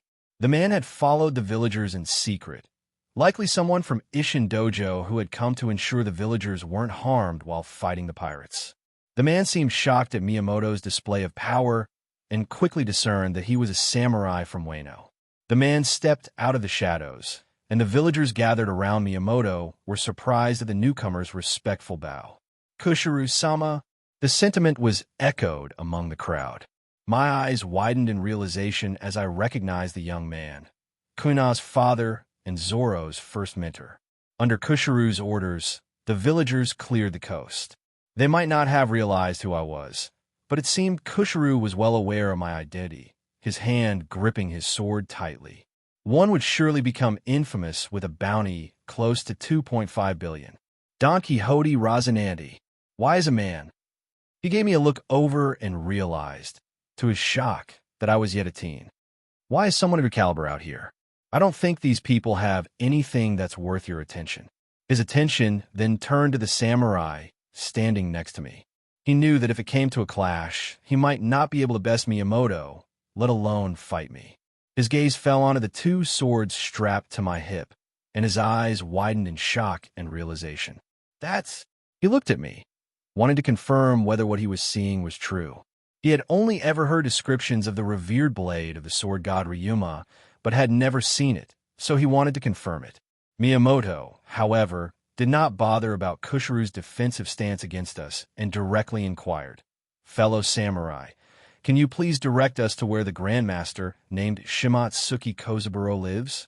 He asked with a smile that looked creepy on his rugged face, especially with those scars. "Miyamoto-san, meet Shimatsuki Kusha, descendant of the Grandmaster Shimatsuki Kozaburo," I introduced as both Miyamoto and Kushiru's eyes widened in surprise. I unleashed my observation haki, covering the whole island and beyond, accurately pinpointing the strongest aura within the island, which was probably the man I was looking for. Kushiru very much wanted to confront me about the blade I was carrying. Shusui was the national treasure of Wano, a revered sword that belonged to their ancestor. Now, a pirate was openly brandishing it as if it were his personal property. However, he knew that he was no match for me. Despite the urge to challenge me, Kushiru realized that I was not the kind of monster the world economy newspaper depicted. Would such a bloodthirsty monster sail around the seas with little children in tow? And from the looks of it, the children were not being forced. They were happily running around, just like any regular children. How do you know my name? Kusharu questioned warily, though he made no move to draw his sword. Well, you know who I am, so it's only fair that I know who you are, right? I replied with a wide smile. Lucci and Robin gave me a dumbfounded stare, as if trying to say, that actually makes no sense.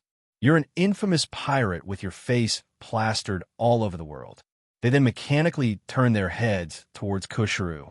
We're here to meet Kozaburo-sama. Can you please take us to him?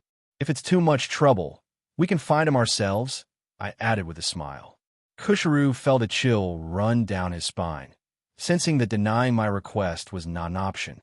Kusharu hesitated for a moment, weighing his options. Finally, he nodded and gestured for us to follow him.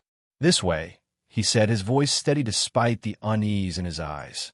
As we walked through the village, the path winding into the forest, Kusharu's curiosity and wariness were palpable. He glanced frequently at the legendary blade at my side, struggling with his inner conflict. The villagers, still in awe, whispered among themselves, their eyes wide with a mix of fear and reverence. As we walked, Kusharu couldn't help but steal glances at my sword from time to time. That blade, it truly belongs to the sword god Ryuma, doesn't it? He finally asked, unable to contain his curiosity. Yes, I confirmed, Shusui, the blade wielded by your ancestor Shimatsuki Ryuma himself. It was passed down to me with the blessing of the people of Wano. Miyamoto, walking beside me, wanted to laugh at my blatant lie. He had been there when I bargained with the shogun for Ryuma's corpse and Shusui. A quick glare from me silenced him, though he couldn't help but suppress a laugh. Miyamoto had come to believe that Shusui had genuinely chosen me, so he didn't think like other samurais in Wano. Kusharu nodded, deep in thought.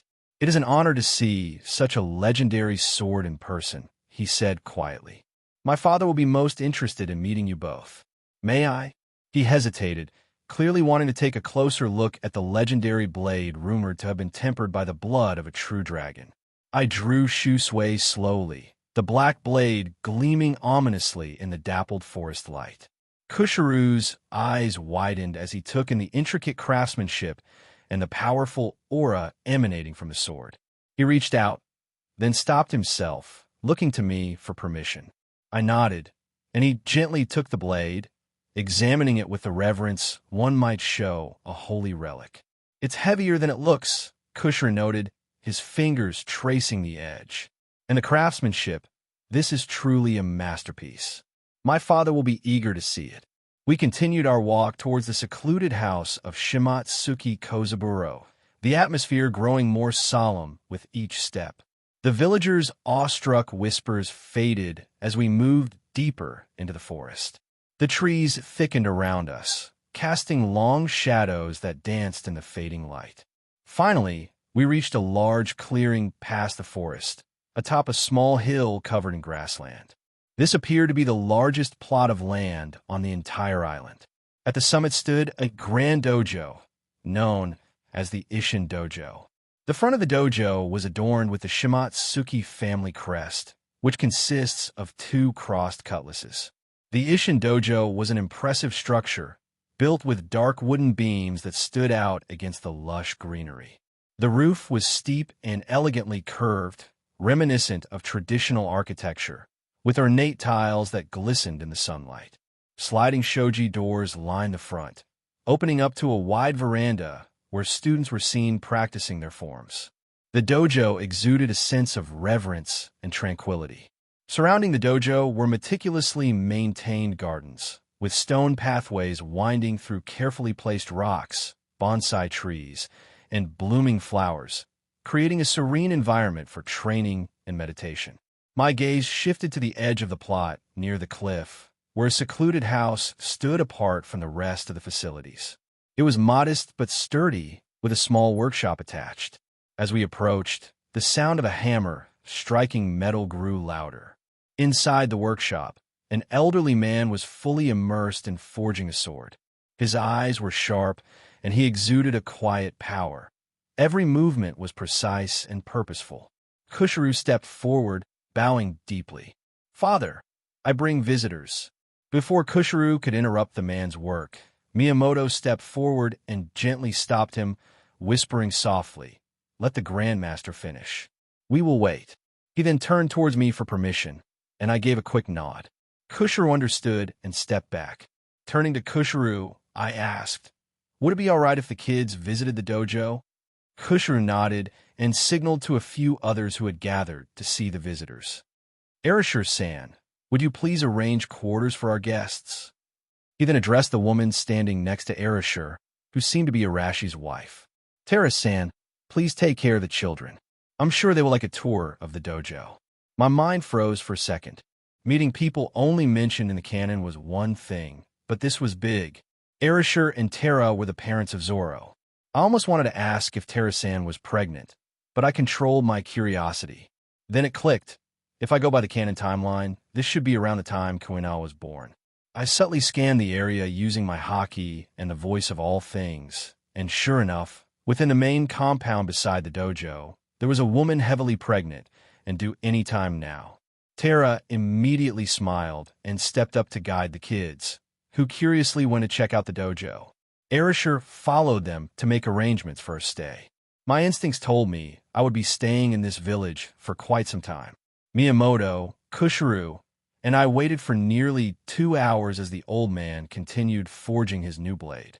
Finally, he examined every inch of the newly forged sword but sighed and murmured, "Sigh. It seems like I need more inspiration. I wonder if it's the materials I used. Maybe I should try something much rarer." He then carefully set aside the new katana. Despite it being a failure, he showed the blade the respect it demanded. Throughout the session, Miyamoto stood by the door, not wanting to intrude, as swordsmithing techniques were considered sacred and learning them without permission was taboo.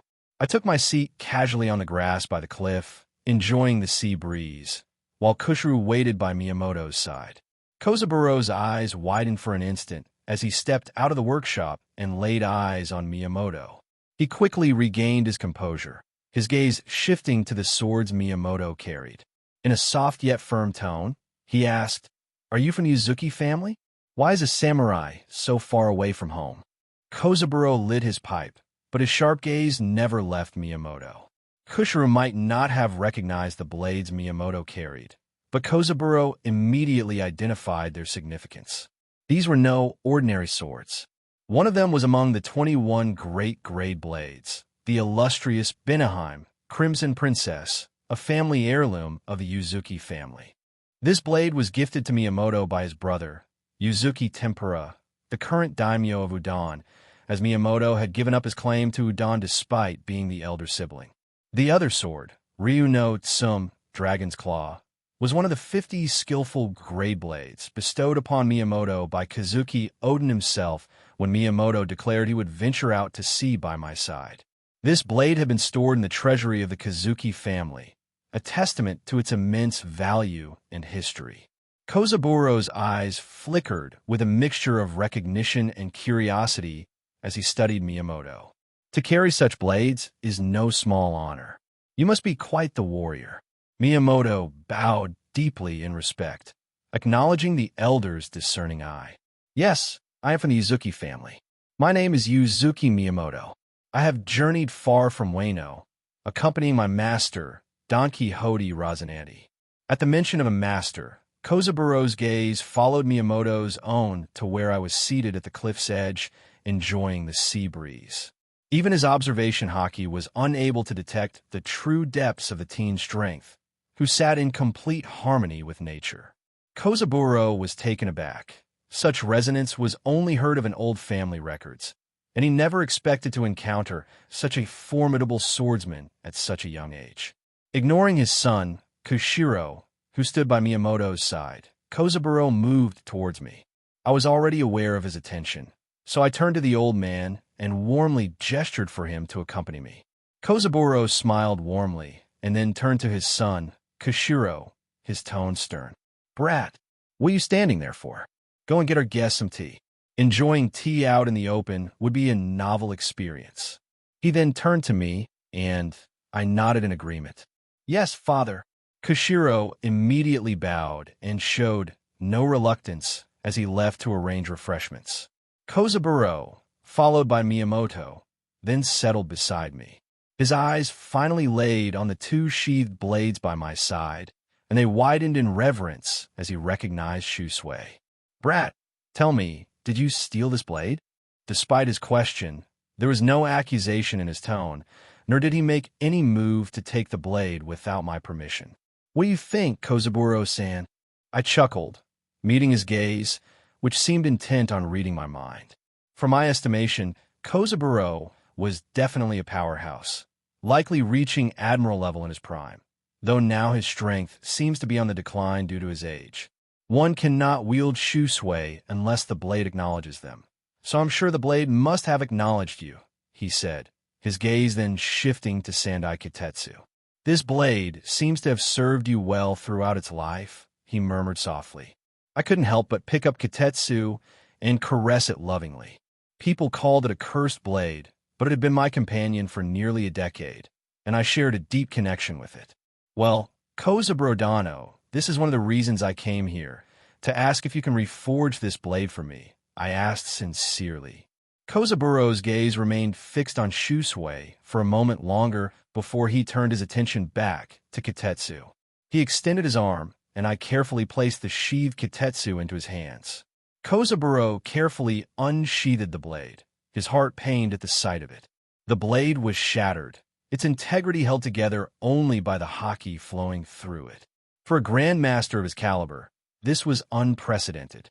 The body of the blade was beyond repair. Its spirit seemed resilient. Kozaburo recalled old records mentioning sword spirits, but this was the first time he felt strongly that Kitetsu might indeed possess such a spirit. Only a swordsman who deeply loved and nurtured their blade could imbue it with a spirit, though such notions were often dismissed as myth. Holding Kitetsu in his hands, Kozaburo began to reconsider those ancient tales. "How long have you possessed this blade, kid? I don't recall the third-generation Kitetsu having a black blade. Did you nurture it yourself?" he questioned, scrutinizing every inch of the blade with care. "I've had it for less than a decade, and yes, I've nurtured it myself," I replied. Kozaburo was surprised. A teenager nurturing a black blade was unheard of. For a moment, he couldn't help but think of his own son and feel a pang of disappointment, comparing him to such a talent. Kozaburo was known for his gruff demeanor, often disappointed in himself and his heir for not living up to the name of their ancestors. Pushing aside his distracting thoughts, he focused on the matter at hand. Repairing this blade is not possible. It can only be reforged. But that would mean Sandai Kitetsu will perish, as the new blade will no longer be the same. Even if there is a sword spirit within it, it will perish if the blade is reforged, he commented, returning the blade to me. He then requested both Miyamoto and me to inspect the other blades while he left me to ponder my decision.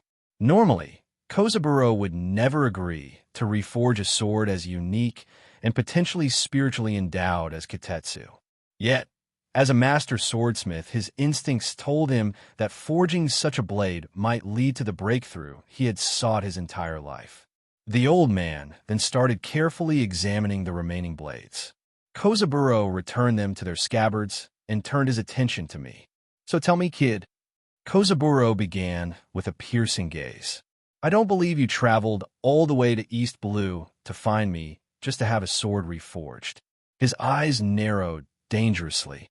"And are you not aware of what your surname means? You are a Don Quixote, which means you must be a celestial dragon." The atmosphere on the cliffside tensed instantly.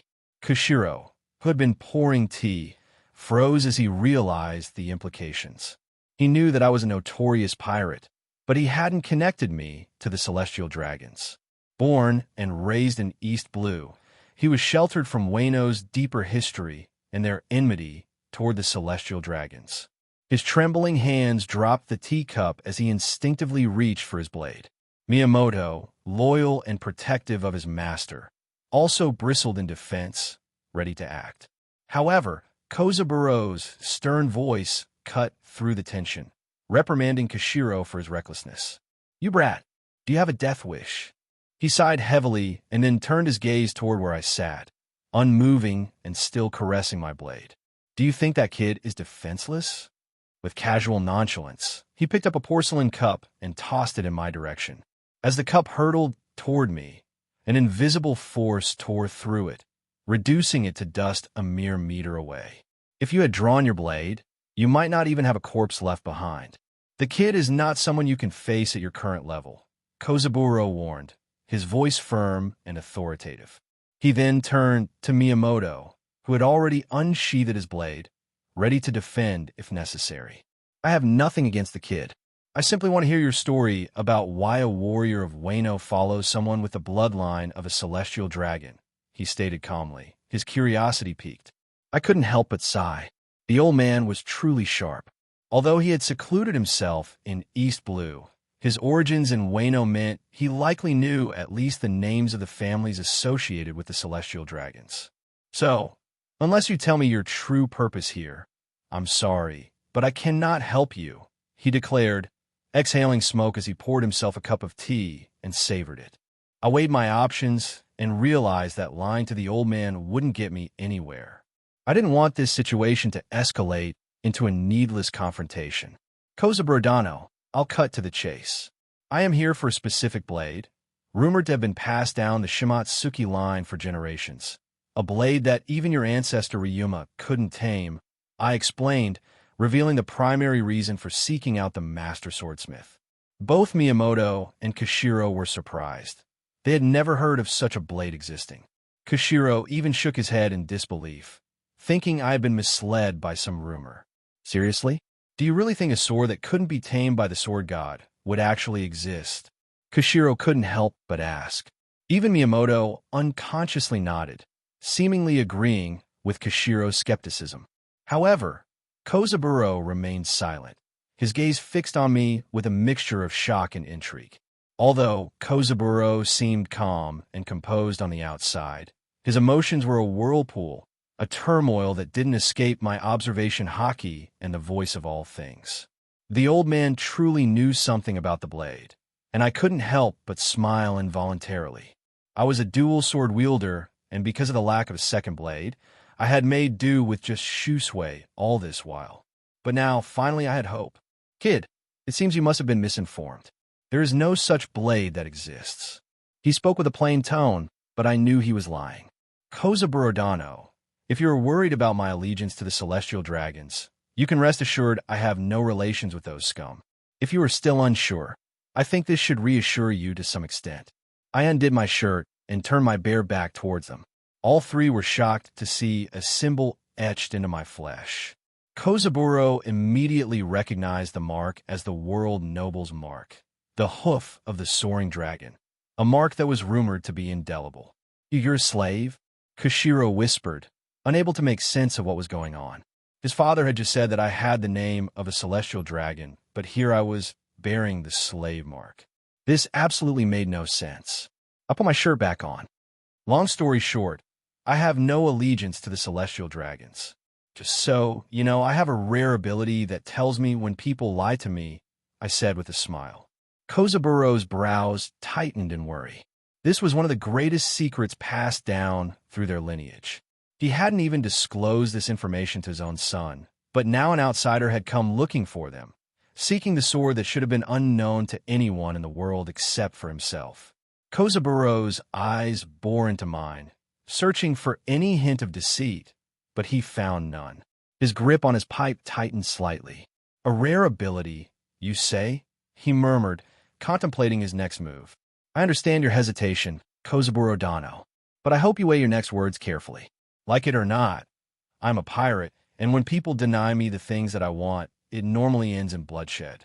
I do not want to resort to violence, especially against a noble lineage like the Shimatsuki clan. You must already be aware that, in your current state, you are no match for me, I said earnestly. Kozaburo's jaw tightened, and even Kushiru felt the unease in the air, but didn't act hastily. Miyamoto felt conflicted, knowing that if it came down to a clash, he would side with me because of his warrior's code. He had already taken an oath to follow me, so it didn't matter to him if he was the light or the darkness. Kozaburo sighed, deeply conflicted. He took another puff from his pipe before speaking again. The blade you seek is called Akatsuki, meaning dawn. It was forged by my ancestors during the Void Century for a specific purpose, with the help of the Kazuki clan, but it was deemed untamable, even by Shimatsuki Ryuma himself. It has been hidden away, its power is too great, and its spirit is too wild. It is believed that the blade has even surpassed the 12 supreme grade blades. Kushiro's eyes widened in shock. Father, you never told me. It was for your protection, Kushiro, Kozaburo interrupted. The knowledge of that blade is both a curse and a burden, and its power is a double-edged sword. All my life, I have tried to tame that blade. Our ancestors even believed that the blade was cursed, but what I feel is that the blade is waiting for someone worthy to wield it. Kozaburo turned his gaze back to me. If you truly wish to wield this blade, you must prove your worthiness. The blade will test you, and if you are found wanting, it will destroy you. He moved his kimono to expose the right side of his shoulder and part of his chest. His entire right side seemed dead and turned purple-blue like stone. Kozaburo's voice was tinged with a mixture of resignation and caution. This is the mark of my failure. Akatsuki's spirit is strong, and it has never accepted a master. It has even consumed the lives of quite a few Shimatsuki clan members throughout our long history who dared to tame the blade. Are you truly prepared to face this test, knowing the consequences?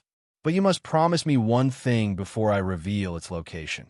If you fail, you must leave and never return, taking this secret to your grave. I nodded solemnly. So, the Shimatsuki clan had it all along? I murmured, a smile creeping onto my face. Never in my wildest dreams did I expect the old man to know the blade's exact location. I had thought the clan might have some leads at best. I am prepared for the test, whatever it may be. I have come too far to turn back now. Kozaburo studied me for a long moment, his gaze penetrating as if searching my soul. Then with a sigh, he stood, his expression resolute. Very well. Follow me. The time has come for you to face Akatsuki and see if you are truly worthy. Care to explain why you've brought me here, Kozaburo-san? I asked with amusement, glancing around the outdoor training ground. I knew getting the location of the sword out of the old man's mouth wouldn't be simple. I had used my observation hockey to scan the island multiple times, but still couldn't detect anything suspicious. Since Kozaburo had already agreed to disclose the location, I decided to play along for now. I know what's going on in that pirate mind of yours, brat. Don't bother looking for the blade. Unless I disclose the location, there's no way you can find it, he chuckled, tossing a bamboo training sword at me while picking one up for himself. I raised my eyebrows, intrigued by his intentions. This couldn't be the test of the blade, after all. Kozaburo chuckled again. Kid, as the blade's current guardian, I should first conduct a test of my own, don't you think? It's only fair. Why the training swords, though? I asked with a smirk. I'm sure we can go a few rounds with real blades. Kid, I'm soon going to have a grandchild. If we clash for real, I would die for sure. If I were holding a real blade, even though I knew I would lose, I wouldn't stop. And you don't seem like the type to show mercy to your opponent. So it's better this way. At least I'll get to meet my grandchild, even if I lose. I'll just end up with a broken body and ego at worst, he commented casually. Kushiro, standing to the side, couldn't help but gape in shock at his father's words. Since when has his father, who always nags about a warrior's spirit, become so cunning? But then he was relieved.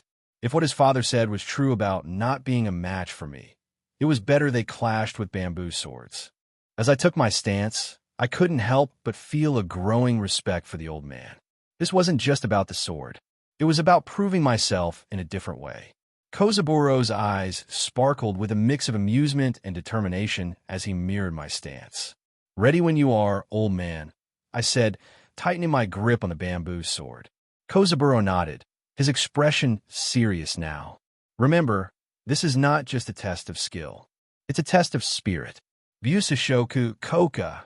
The old man immediately launched himself forward, infusing his bamboo sword with haki. I responded in kind, meeting his strike with equal force. The resounding clash reverberated throughout the training ground, pushing back both Kushiro and Miyamoto. The repeated clashes of bamboo, swords echoed through the dojo, drawing the attention of onlookers who gathered to witness the intense sparring. It was fortunate Kozaburo had chosen to hold it outdoors. Otherwise, the dojo would have been torn apart by their ferocity. For several minutes, we traded blows, neither gaining a clear advantage. I could feel Kozaburo's years of experience in every move, his relentless attacks pushing me to my limits. Sweat dripped down his forehead, showing he was pushing himself just as hard, but I welcomed the challenge. It was exhilarating. Throughout my life, I'd never adhered to a specific swordsmanship style. My skills were instinctual. In contrast, Kozaburo's techniques were refined and smooth, flowing like a calm stream compared to my rushing waterfall. Suddenly, Kozaburo changed tactics, unleashing a flurry of rapid strikes, sending dozens of slashes towards me. I managed to block them all, feeling the sting of bamboo against my hands. He grinned mischievously. "Not bad, kid, but let's see how you handle this," he shouted, increasing his speed and intensity. Kushiro couldn't help but ask Miyamoto, did they really have to switch to training swords? They both watched in awe as the ground around us bore massive ravines and destruction. Miyamoto gulped, realizing the potential devastation if real blades were used. "Be more worried about what they could do with real blades," Miyamoto muttered, his awe mixed with concern. He hadn't witnessed my full swordsmanship prowess before, assuming my lightning powers were my primary strength. Shockwaves reverberated as we clashed relentlessly, each of us pushing the other to the limit. Kozaburo sought to gauge my true strength, while for me, it was a thrilling test of pure swordsmanship prowess that I hadn't experienced since facing Mihawk. I infused my bamboo sword with armament haki and swung down fiercely in an overhead strike. Kozaburo blocked with a sturdy guard, but the sheer force of the blow cracked and splintered the earth beneath him. Hundreds of meters around us were cleared as dust and debris were pushed aside by the intense pressure of our clash. Spectators, mostly children who had come to watch, wisely took cover behind walls to avoid being caught in the aftermath. The training ground bore witness to our dance of blades, the earth cracking and splintering beneath our feet with each powerful strike. Spectators watched in awe as the arena transformed into a battleground of raw power and skill, where each movement held the potential to decide the outcome of the duel. In a moment of heightened focus, I infused my bamboo sword with armament haki, channeling all my strength into a devastating overhead strike. Kozaburo anticipated the move with a fraction of a second to spare, deflecting the blow with a swift counter of his own. The force of our clash sent shockwaves rippling through the air, causing nearby trees to sway and the ground to tremble. With a grunt of effort, Kozaburo shifted tactics again, his attacks becoming more fluid and unpredictable. He unleashed a series of sweeping strikes and thrusts, testing my endurance and technique. But my natural reflex seemed much superior compared to the old man, so I responded in kind, matching his ferocity with calculated precision and overwhelming force. As the duel reached its peak, both combatants pushed themselves to their limits. The air crackled with the energy of their haki-infused bamboo blades, creating an aura of intensity that enveloped the entire arena. Each clash of swords was a testament to years of training and mastery, where skill and strategy converged in a dazzling display of swordsmanship prowess. With a sudden surge of energy, I launched into a flurry of strikes, each one aimed at breaking through Kozaburo's defenses.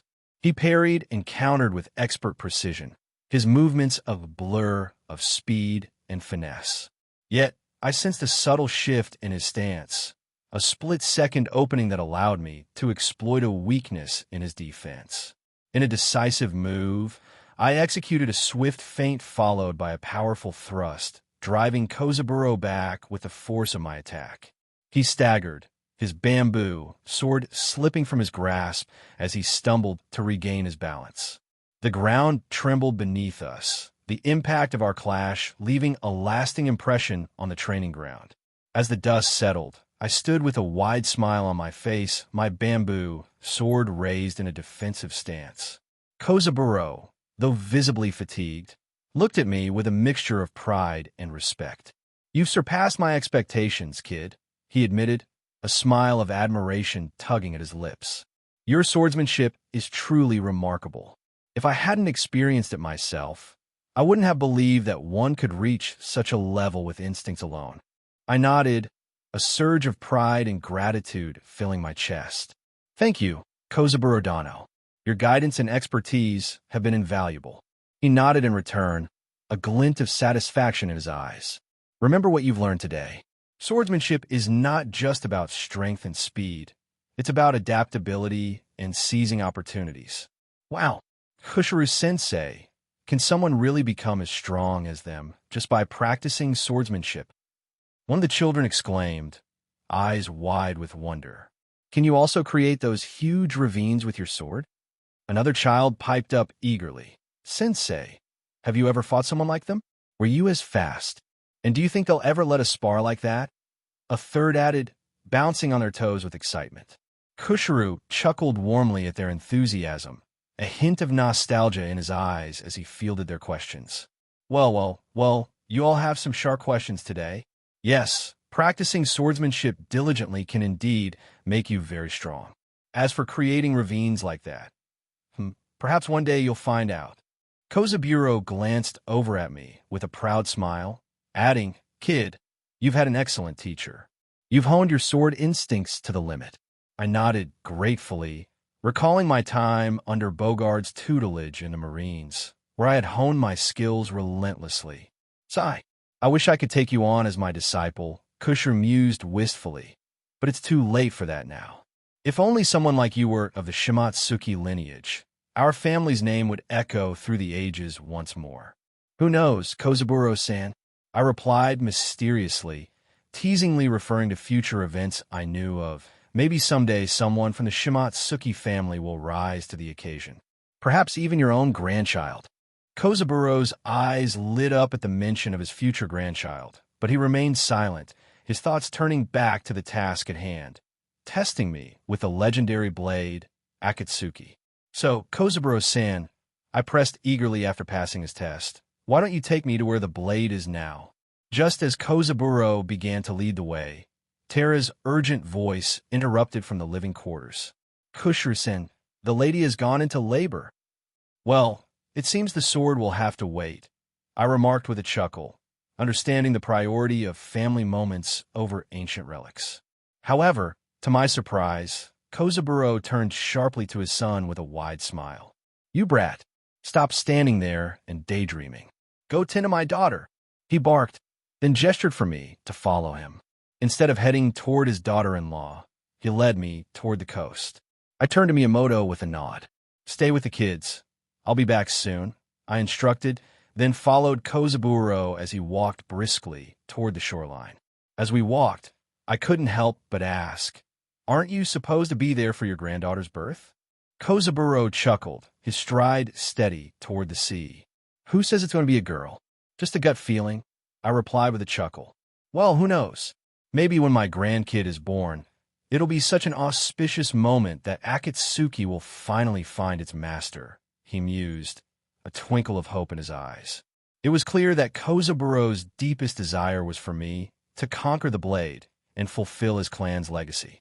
As we reached the shoreline, Kozaburo turned to me with a determined look. "Follow me," he said simply, then plunged into the open sea. I stood dumbfounded for a moment, realizing why I hadn't detected the blade with my haki across the island. It was hidden beneath the waves. Shaking my head in admiration, I followed Kozaburo's lead and dove into the sea, ready to face the final challenge that awaited beneath the surface. Soon enough, I found myself following the old man beneath the waves. After a few minutes, he guided us into a special underwater cavern. To my surprise, as we surfaced, we stepped into a large air pocket, completely dry despite the surrounding ocean. It was a natural marvel filled with glowing underwater flora, and my observation haki detected life forms, including a sea king's nest. The massive creature roared, but I gently zapped it with a small bolt of lightning, ensuring it remained unharmed. Kozaburo, dripping wet as he climbed onto the cavern's dry floor, stared at me in dumbfounded awe. "Kid, are you a devil fruit user?" he asked, to which I nodded with a chuckle, confirming it as I playfully twirled a tendril of lightning in my hand. But how? "Sea water. It's supposed to be the bane of all devil fruit users," he exclaimed with surprise. "Trust me, Kozaburo-sen, not every devil fruit user fears the sea," I replied, recalling the mysterious elders in the canon who seemed immune. How they gained such immunity remained a mystery. "Bullshit. Admit it, kid, you're a freak of nature. Perhaps this blade was waiting for a freak like yourself." He grinned mischievously, leading me deeper into the underwater cavern. As we ventured further, entering a vast chamber, I was utterly shocked. There, hidden away, was a poneglyph. Kozaburo chuckled at my reaction. "Did you really think the Shimatsuki left Wano without reason? This poneglyph is why we settled on this island," he said with pride. But my attention was fixed on the sword lying in front of the poneglyph, within a pitch-black scabbard. Despite the dim lighting, the sword seemed to absorb all the light around it. Named Akatsuki, meaning dawn, it exuded an aura of darkness. Activating my voice of all things, I heard the haunting wails of countless souls surrounding the blade. It was as if it would devour anyone who approached it. How many lives were sacrificed to forge this blade? I murmured, my gaze fixed unwaveringly upon the weapon. "Hundreds, perhaps thousands," Kozaburo answered solemnly, his voice heavy with the weight of history. "Our clan's ancestors foresaw their impending defeat, so they sought ways to preserve knowledge while the world governments sought to erase it. With assistance, the Kazuki clan developed an indestructible material whose composition was obscured to prevent it from falling into the wrong hands. This blade was crafted from that very material, and in addition, it was infused with sea stone, a weapon capable of destroying a poneglyph, perhaps the only one of its kind. Why create a weapon to destroy the vessels of history? And why entrust this knowledge to me?" I queried, my confusion mounting. It felt as though Kozaburo had entrusted the fate of the world to a stranger. "Tell me honestly, kid, can you communicate with the world itself?" Kozaburo asked pointedly. "If not, you wouldn't know of the sacrifices that birthed this blade. The Akatsuki was created with purpose to challenge the ultimate adversary, one that our ancestors and Joy Boy failed to vanquish centuries ago," he continued, his tone grave. "Imu. You know about Imu?" I gasped, stunned by the revelation. Kozaburo nodded solemnly. "Do the rest of the Shimatsuki family know?" I pressed urgently. He shook his head. "Only I do, and it's passed only to the clan head. I intended to take this secret, along with the sword's location, to my grave unless I found a suitable heir before my death. But you seem to possess knowledge beyond my own," he chuckled softly. "Perhaps our ancestors sought the necessity of an indestructible weapon that would be the bane of all devil fruit users, a weapon wieldable only by those untouched by devil fruits. But fate sure works in weird ways. Even they may not have foreseen someone like you, an anomaly," Kozaburo mused, his gaze fixed on the ancient blade before us. Just as I was about to reach out to the sword, Kozaburo spoke again, his voice filled with solemnity. "Kid, I know it's too late to ask, but tell me, why exactly do you need the blade?" he inquired. He continued, his tone heavy with the weight of history. "I just hope you use the blade for what it's intended.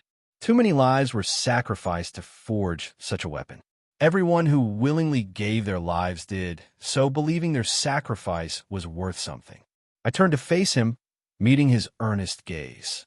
"Kozaburo-san, rest assured, this blade will one day fulfill its purpose. That, I promise you." I could see the doubt lingering in his eyes, but also a flicker of hope. "You better keep that promise, kid. The legacy of countless souls rests in your hands," he said, his voice barely above a whisper. The cavern seemed to hum with timeless energy, the glowing flowers casting ethereal light on the ancient poneglyph and the enigmatic sword. I could feel the weight of history pressing down on me, the echoes of the past whispering in my ears. Kozaburo's words had stirred something deep within me. The responsibility was immense, but so was the resolve growing in my heart. The blade, dark and foreboding, seemed to pulse with a life of its own, as if acknowledging my vow. I reached out towards the sword, its pitch-black scabbard gleaming with an almost ominous allure. It was slightly longer than Shusway, and as my fingers brushed against the cool surface of the scabbard, an unsettling feeling began to spread, enveloping the entire underwater cavern. The atmosphere grew thick and heavy, as if the very air around us was being compressed. Just as I began to unsheath the blade, a powerful wailing sound erupted, echoing through the cavern. An incredible pressure, akin to Conqueror's Haki, surged out of the sword. It was as if the blade itself was resisting, testing my resolve. I had to release my own Conqueror's Haki to counter the oppressive force, the clash of wills causing the water around us to ripple violently. The sword felt incredibly heavy, almost as if it were rooted in the depths of the earth itself. Drawing it out was no simple task. It was a battle, a struggle to assert dominance over the ancient weapon. As I finally managed to free the blade from its scabbard, the scene before me was nothing short of epic. The blade itself was completely crimson, the color of blood. It shimmered with a dark, foreboding aura, and I could feel the weight of countless souls that had been sacrificed to forge it. The material of the blade was unlike anything I had ever seen, the same as that used to create the red poneglyphs. This I knew for certain, as we had a red poneglyph in our possession. The connection was undeniable. It was a fierce struggle as the pressure from the blade clashed violently with my own Conqueror's Haki. Suddenly, the blade absorbed all of my Haki, including my Conqueror's Haki. I realized that if I wasn't careful, it would completely drain my life force. The memory of another blade, Inma, crossed my mind, but Inma seemed like a cheap imitation compared to Akatsuki. Akatsuki was drawing out my very life force along with my armament Haki and Conqueror's Haki. My upper body felt like a husk, drained of almost all vitality. I knew instinctively that I couldn't let the blade overpower me. Desperation fueled my resolve, and I activated Life Return, unleashing the vitality and energy stored in every cell of my body. Kozaburo, standing to the side, watched in disbelief. He had never been able to hold the blade for more than a couple of seconds, and even then, it came at great cost. Yet, the teenager before him had been clashing with the blade for over a dozen minutes. His upper body was emaciated, reduced to skin and bones. Inma, which Kozaburo created after being inspired by this blade, paled in comparison. Even as its creator, Kozaburo didn't fully understand Inma, let alone the original blade it was based on. My eyes began to bleed, and my nose and mouth were stained with blood. I didn't know how long it had been, but finally, the blade seemed to mellow. I found myself almost completely resistant to seawater and sea stone. Yet Akatsuki's unknown composition still had a unique quality that weakened me. This was my one chance to acquire the blade, and I couldn't let it slip away. Without taming it, even taking it forcefully would be futile.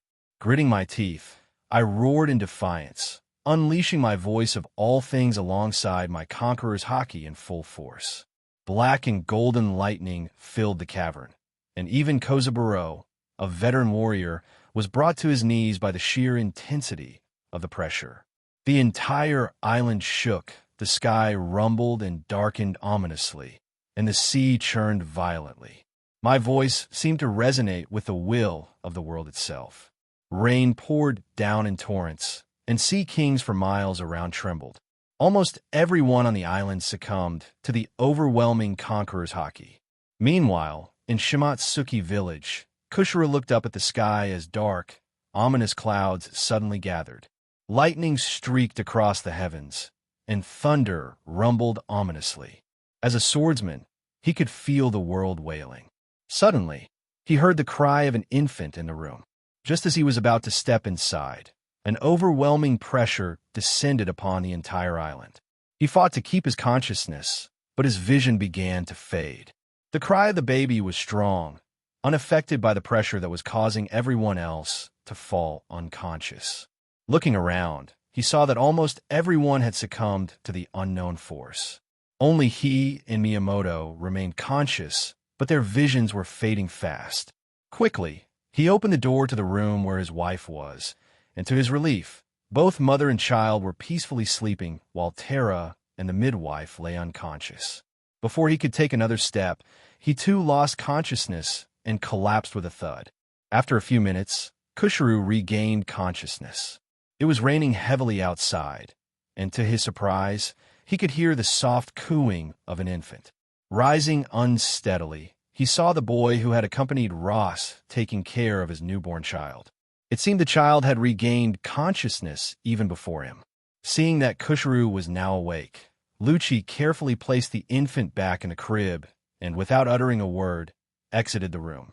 When Kozaburo and I returned to the island, I couldn't help but feel sheepish as my observation hockey detected that almost everyone on the island had been knocked out. Even Kozaburo seemed pale, but his mind was preoccupied with something else. I had finally tamed the blade, and now I was carrying 3 swords: Akatsuki, Shusui, and a broken Sendai Kitetsu. Kozaburo hadn't said a word since I successfully tamed Akatsuki. I couldn't help but feel the weight of the blades in my hands. Shusui felt heavy like gravity itself, while Akatsuki's weight was like the abyss, something akin to a black hole.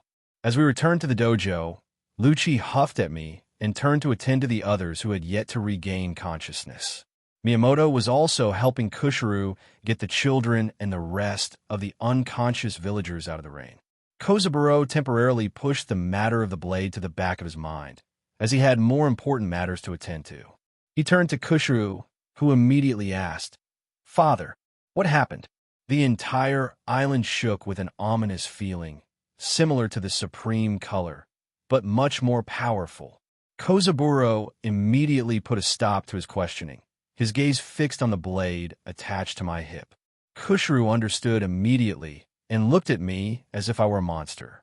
"Take me to see my granddaughter," Kozaburo said sternly, ordering Kushiro to lead the way. Kushiro was confused about how his father knew it was a girl, but didn't question him and led the way. I followed them, eager to meet Kuna. Kushiro's confusion was palpable as we made our way to the room. The rain outside continued to pour, each drop adding to the tension.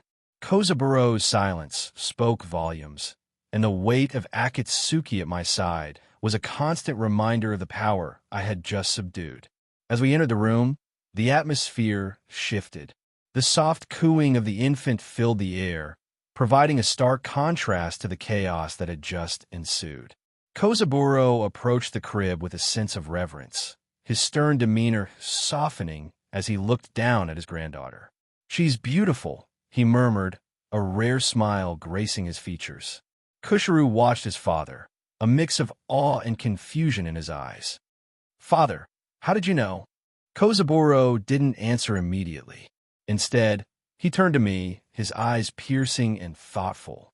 "This child, like you, is destined for greatness. The world is changing, and she will play a part in it.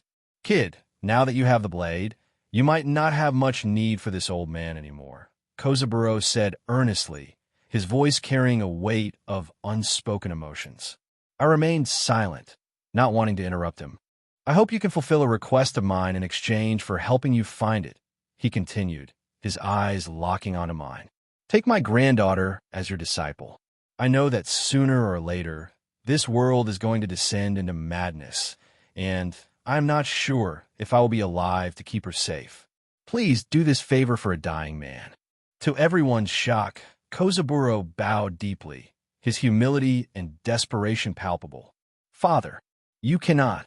Kushiro's voice wavered as he looked back at his newborn daughter. "He is a pirate, and I don't think the path of the sword would suit my daughter."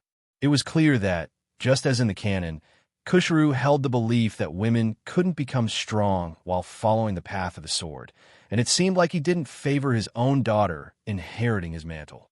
Before I could comment on Kushiro's prejudice, Kozaburo roared, his face reddening with anger. He hurled his smoking pipe at his son, narrowly missing him. "What did you just say, you little brat?" Kozaburo's voice echoed through the room. "My granddaughter has the blood of Shimatsuki flowing through her veins. I will break all your limbs if you try to prevent her from pursuing the path of the sword, if that is what she wills in the future. And I'm sure that she will." He paused, taking a deep breath. "And so what if he is a pirate?" he questioned, his voice now a low, dangerous growl. Kushiru flinched, clearly taken aback by his father's outburst. He opened his mouth to respond, but then closed it, looking down at his daughter with a mixture of fear and respect for his father. Kozaburo continued, his voice firm and unwavering. "The path of the sword is not determined by one's gender. It's determined by one's will and spirit. If my granddaughter wants to become a swordsman, she will. And she will be trained by the best, regardless of their background." Kushiru's eyes widened, a mix of anger and confusion flashing across his face. "You can't be serious. She's just a child, and you're asking her to walk a path of violence and danger." Kushiru looked at me, his expression conflicted. "You must understand," he said, his voice softer now. "I only want what is best for her. And what is best for her," Kozaburo interjected, "is to be given the freedom to choose her own path. Just as I chose mine, and you chose yours." I then turned to Kozaburo, "But Kushiru-san is right in one aspect. I am a pirate, and associating with me will put her life in danger, Kozaburo-san. So tell me, are you sure about this?" Although I was confident in protecting the people from my family, now that I was strong, the old man needed to know the weight of his choices. And it wasn't like I was going to take an infant right away. She needed to grow up with her family. Kozaburo, however, seemed dead set on having his granddaughter become my disciple. Perhaps me taming Akatsuki made him realize that the world would soon change, and something akin to what happened during the Void Century might repeat again. He needed his granddaughter to be prepared. "Yes, I am sure, and I believe my daughter-in-law thinks the same," he said, turning toward Kushiru's wife, who gave a warm smile and a quick nod, leaving Kushiru in disbelief. "Fine, then," I declared, looking at Kozaburo with determination. "In the future, if little Ka still wants to pursue the path of the sword, I will take her as my apprentice." Kozaburo's face lit up with delight. "In that case, what's everyone waiting for? Let's have a grand celebration for the birth of my granddaughter." He roared in bliss, disregarding his son's sulking mood. The room transformed with Kozaburo's joyous proclamation. Despite the recent upheaval and the storm still raging outside, a sense of warmth and celebration began to fill the air. The villagers, who had slowly started to regain consciousness, were soon brought up to speed. Miyamoto and Kushiru's wife worked together to prepare a feast, their hands moving with practiced ease as they cooked and arranged food. I watched as Kozaburo took charge, his booming voice directing everyone with a mix of authority and excitement. He was a man who had seen much in his life, and yet the birth of his granddaughter seemed to bring him a joy that eclipsed even the pride he felt for his clan's storied history. Kushiru, though still clearly conflicted, joined in the preparations, his face softening as he watched his wife cradle their newborn. I could see the love and protection in his eyes, a father's fierce determination to keep his child safe. Perhaps, in time, he would come to see the path his father envisioned for Ka not as a danger, but as an opportunity.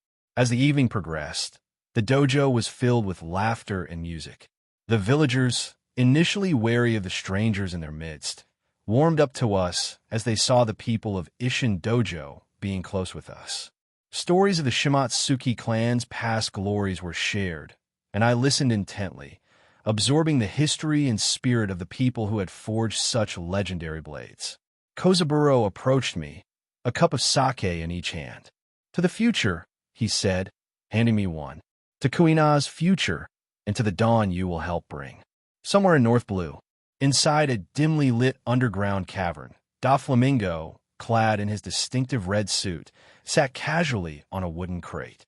Surrounding him were countless corpses, evidence of a brutal slaughter. In front of him lay the battered and broken body of Morgans, the owner of the World Economy newspaper. Morgans, a tall, bird-like man with a beak and wings, wore his signature hat and suit, now torn and bloodied. His usually imposing figure was now a crumpled heap of pain and defiance. Diamante, one of Doflamingo's top officers, clad in his orange suit, was meticulously cleaning up, ensuring no guard was left alive in the underground room with the help of his Logia suitability. This was one of the many secret bases Morgans used to operate his newspaper in secrecy. Tracking down Morgans had been no easy feat. He had numerous flying air bases, making him a moving target. Without the foresight of little Shirley, Doflamingo might never have caught him. Morgans had been rising rapidly in the underworld since his advent at the time of the God's Valley incident, and he is now currently seated firmly in the underground as one of its emperors. Fufu, you are one slippery bird, aren't you, Morgans? Doflamingo kicked the down man. I had to run around the whole of North Blue to find you. You're lucky I need you, or you'd have ended up like your subordinates. He pointed at the hundreds of corpses littering the underground base. Morgans, battered and bruised, held a defiant gaze. However, he was also shocked. How had Doflamingo managed to track him down? Even the world government, with all its resources, had been unable to pin him down. They resorted to blackmailing workers or trying to infiltrate his company, negotiating through special transponder snails. He had even slipped past the infamous cipher pole Aegis many times. Wondering how I caught you, Morgans? Doflamingo chuckled, gesturing for Morgans to take a seat on the crate in front of him. No, I'm wondering why someone like you, who is at war with the entire underworld in North Blue, would take the time and trouble to find me. As far as I know, neither I nor my company were involved in the matter that happened all those years ago. Morgans picked himself up and sat on the wooden crate, realizing that Doflamingo wanted him alive. If he handled this carefully, he might just come out of it alive. But that didn't stop you from writing about me and my little brother in your newspaper. I especially loved that piece you wrote about him after what we did in Impel Down. I wonder how you came up with those pictures. And you didn't stop there. You shared the information about all my little ones with the world government, didn't you? Doflamingo chuckled. Morgan's face paled. He had thought he was being discreet. His company had paid hefty rewards to informants within Dressrosa who provided details about the new members of the Don Quixote family. Those who provided pictures were given extra rewards, and he had sold this information to the world government at a high price. This was why even little Smoker, Gladius, and Lucci had bounties on their heads. Morgans knew that one wrong word could mean his death. The young man sitting in front of him would rip his head off without hesitation. I originally wanted to hunt you down and roast you, but my little brother had a different idea, and I kind of agree with him. You almost control the opinion of the entire world with your newspaper, especially in the Four Blues and the first half of the Grand Line. Doflamingo narrowed his eyes, his tone turning serious. What are you implying, Doflamingo? You should know my connections with the world government. If you truly understand the sway my newspaper holds, you should also know how important I am to them. Morgan smirked, attempting to leverage his connection with the world government. Doflamingo's veins popped in anger at the mention of the world government. With a cruel smile, he stepped on Morgan's foot, crushing it. Arg! Morgan screamed in pain, but Doflamingo held him firmly by the shoulder, not letting him fall. You are nothing to them. They wouldn't lift a finger if I slaughtered you in cold blood. I may need you, but that doesn't mean I won't kill you, Morgans. Don't push your luck. Doflamingo's demeanor then returned to normal with a smirk. Now, where was I? Ah, yes. Tell me, Morgans, what is your opinion about the power of information? He asked in a teasing tone. Morgans, trying to control his breathing through the pain, looked up at Doflamingo. His mind raced. He knew he had to tread carefully. The power of information was his lifeline, and Doflamingo knew it. Information is power, Morgans finally replied, his voice hoarse. It shapes perceptions, controls narratives, and can bring down empires or build them up. But you already know that, Doflamingo. What do you want from me? Doflamingo's smile widened, a glint of satisfaction in his eyes. Exactly, Morgans. Information is power. And you, my feathery friend, are going to help me control that power. You will continue your work, but from now on, You will serve my interests. You will shape the world's perception to suit my needs. Morgan's heart sank. He was being conscripted into a game far more dangerous than he had ever imagined. But as he looked into Doflamingo's eyes, he knew he had no choice but to play along. For now, survival was all that mattered. Master Daffy, Senor, clad in a meticulously tailored black suit, arrived silently next to Daffy and whispered in his ear. Morgans strained to eavesdrop on their conversation, curious about the exchange. Senor handed a sheet of paper to Daffy and respectfully stood by his side. Fu. It seems luck is on my side, Daffy murmured to himself, then turned his attention back to Morgans with a chuckle, holding the sheet of paper in his hand. Do you know what this is, Morgans? He questioned, his voice sly. Morgans gave him a blank look. Of course, I'm not unaware of what a Viver card looks like, he commented, but realization suddenly struck him, freezing him in shock. You're smart, Morgans, and I like smart people, Daffy said with a cruel smirk. You see, my friend Senor here has painstakingly learned the method of creating Viver cards, especially for occasions such as these. So, if you ever entertain thoughts of defying me again, rest assured, I'll find you without all this effort. His words hung ominously in the air, and Morgans couldn't help but gulp in fear. Turning to the man who had delivered the Viver card, Morgans wondered where he had disappeared earlier. Crafting a Viver card from nail clippings was a rare skill, even in the New World, yet Daffy had someone who could do it. This spelled a sealed fate for Morgans, whose mind raced for countermeasures. Doflamingo, you're ambitious indeed. I may not know your true goal, but even if I assist you, how long until the world government neutralizes me for exclusively publishing news against their interests? Morgans challenged, his voice laced with a hint of defiance. The only reason I'm spared now is because I occasionally aid them in manipulating public opinion. Once they realize I'm out of their control, I'm as good as dead. So it doesn't make much difference, does it? Do you think I'm that naive, Morgans? Daffy retorted, his tone low and dangerous. Why would I expose you so easily? You have a crucial role in my future plans. With a gesture, Senor handed Morgans a folder. Opening it with confusion, Morgans began to read, growing increasingly shocked at Daffy's audacious plans. You want to start your own newspaper? Morgans exclaimed incredulously. And you want me to handle production and distribution for nearly half of what you intend to print? Exactly, Daffy confirmed with a chuckle, his eyes glittering with ambition. This way, we can distribute my papers secretly, without the world government's knowledge. To the world, this new source of information will appear as an anonymous power, while my family pulls the strings from the shadows. Even if I manage this covertly, how do you plan to distribute these papers? What about funding? And what's in it for me? Morgans pressed, his mind calculating the complexities of running a second newspaper, especially under such secrecy. Come now, Morgans, I'm a businessman as well, Daffy replied with a cruel glint in his eyes. You won't suffer financially. You'll receive your funding and a generous cut for your efforts. Plus, I'll spare your life. Cross me, and you'll learn just how dangerous I can be, more so than those you fear above. As for distribution, the News Coup network doesn't work exclusively for you. Did you think their secret would remain hidden forever? Senor nonchalantly placed a black transponder snail in Morgan's hand. Keep this close, Morgans. It's your lifeline. Here's to a fruitful cooperation between us. Soon enough, Daffy, Senor, and Diamante left the underground base. So, little Shirley has confirmed it. Has she? Daffy questioned. His normally calm demeanor was now laced with fury. All three of them had been waiting for this day. Yes, Master Daffy, Senor responded. Little Shirley has divined it multiple times. The auction by Germa is a trap to bring us down. However, the news of the mythical Zoan fruit being auctioned seems to be true.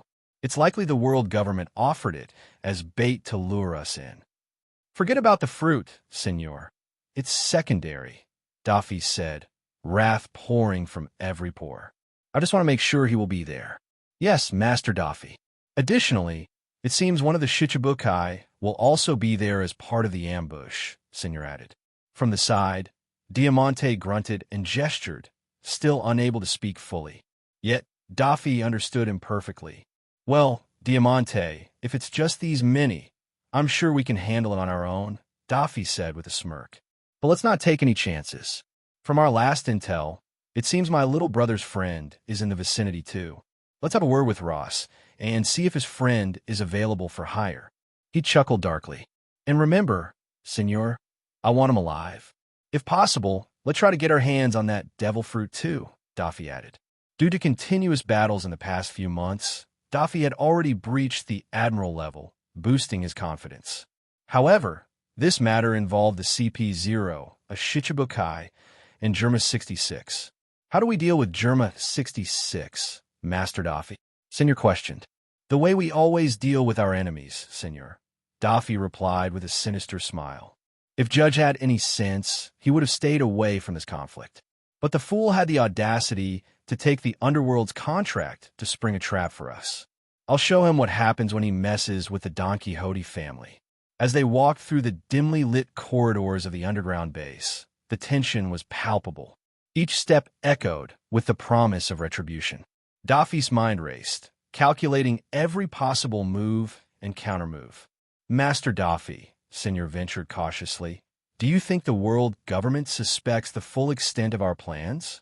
Let them suspect, Daffy replied coldly. Their suspicions won't save them. By the time they realize what's happening, it will be too late. As they boarded their ship hidden within a cove on the island, Daffy turned to Senor with a questioning look. Do you have any other news from Isho back home? He asked. Yes, Master Daffy, Senor replied dutifully, handling all communications for Daffy. It seems the young master has provided sanctuary for the Dark King and the former Shichibukai, Shikaku. She has also been given a prime plot of land next to where Little Shirley's Mermaid Cafe is being built. Daffy couldn't help but grin widely. He knew the implications of having Silver's Rayleigh and Shikaku in Dressrosa. Although these individuals might not be directly under his control, as long as he had Ross by his side, they wouldn't pose a problem. My little brother sure knows how to reel in the big fish, Daffy remarked with a chuckle. Fine, in that case, have some of our people divert resources to Amazon Lily. The Kuja will be a valuable addition to our forces in the future. What about Water 7? Any updates from Tom? He inquired further. Everything has been going smoothly, Senor reported. Thompson mentioned that, at worst, he should complete the project in 5 to 6 years. Good, Daffy nodded. Deploy a few more people discreetly to enhance his security.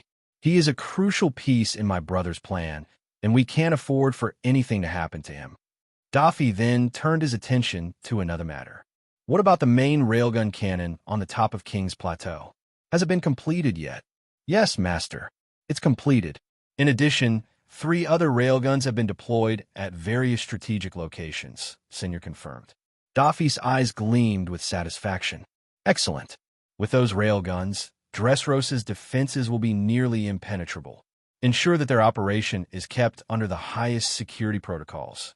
As the ship set sail, the crew worked efficiently, their loyalty and fear of Daffy driving their every move. The sea breeze carried the scent of salt and opportunity, and Daffy's mind was already calculating his next steps. Master Daffy, Senor continued, should we also reinforce our spy network in the world government? With the recent movements, it might be wise to have more eyes and ears on the inside. No, it's too risky. Try something now. It will just risk exposing the foothold that we have gained. What we really should be working on is a way to infiltrate into the core of the world government, but that's not something we can achieve easily. Daffy countered. They did have some people working for them, but within the world government, they really had no sway. Senor nodded and made a note of the order. And what about our expansion plans in the New World? The territories recently raided by the Don Quixote pirates surrounding our current territory are ripe for the taking. Daffy's grin turned into a predatory smile. Yes, move forward with those plans. But proceed with caution. We don't want to spread ourselves too thin. Prioritize securing the most strategic locations first and ensure we have the strength to hold them. As the ship glided through the waters, Daffy stood at the helm, gazing at the horizon. His mind was a whirlwind of strategies and contingencies. He was ready to seize every opportunity and crush any opposition that dared to stand in his way. "Remember, Senor," Daffy said, his voice cold and determined, "we are not just playing a game. We are shaping the future. And in this world, only the strongest and the most cunning will survive." Senor, feeling the weight of his master's words, nodded solemnly. The path ahead was fraught with danger and uncertainty, but under Daffy's ruthless leadership, they were ready to face whatever came their way. "So, what about my little brother? What is he up to lately?" Daffy asked with a smile, a rare and genuine expression reserved only for his little brother.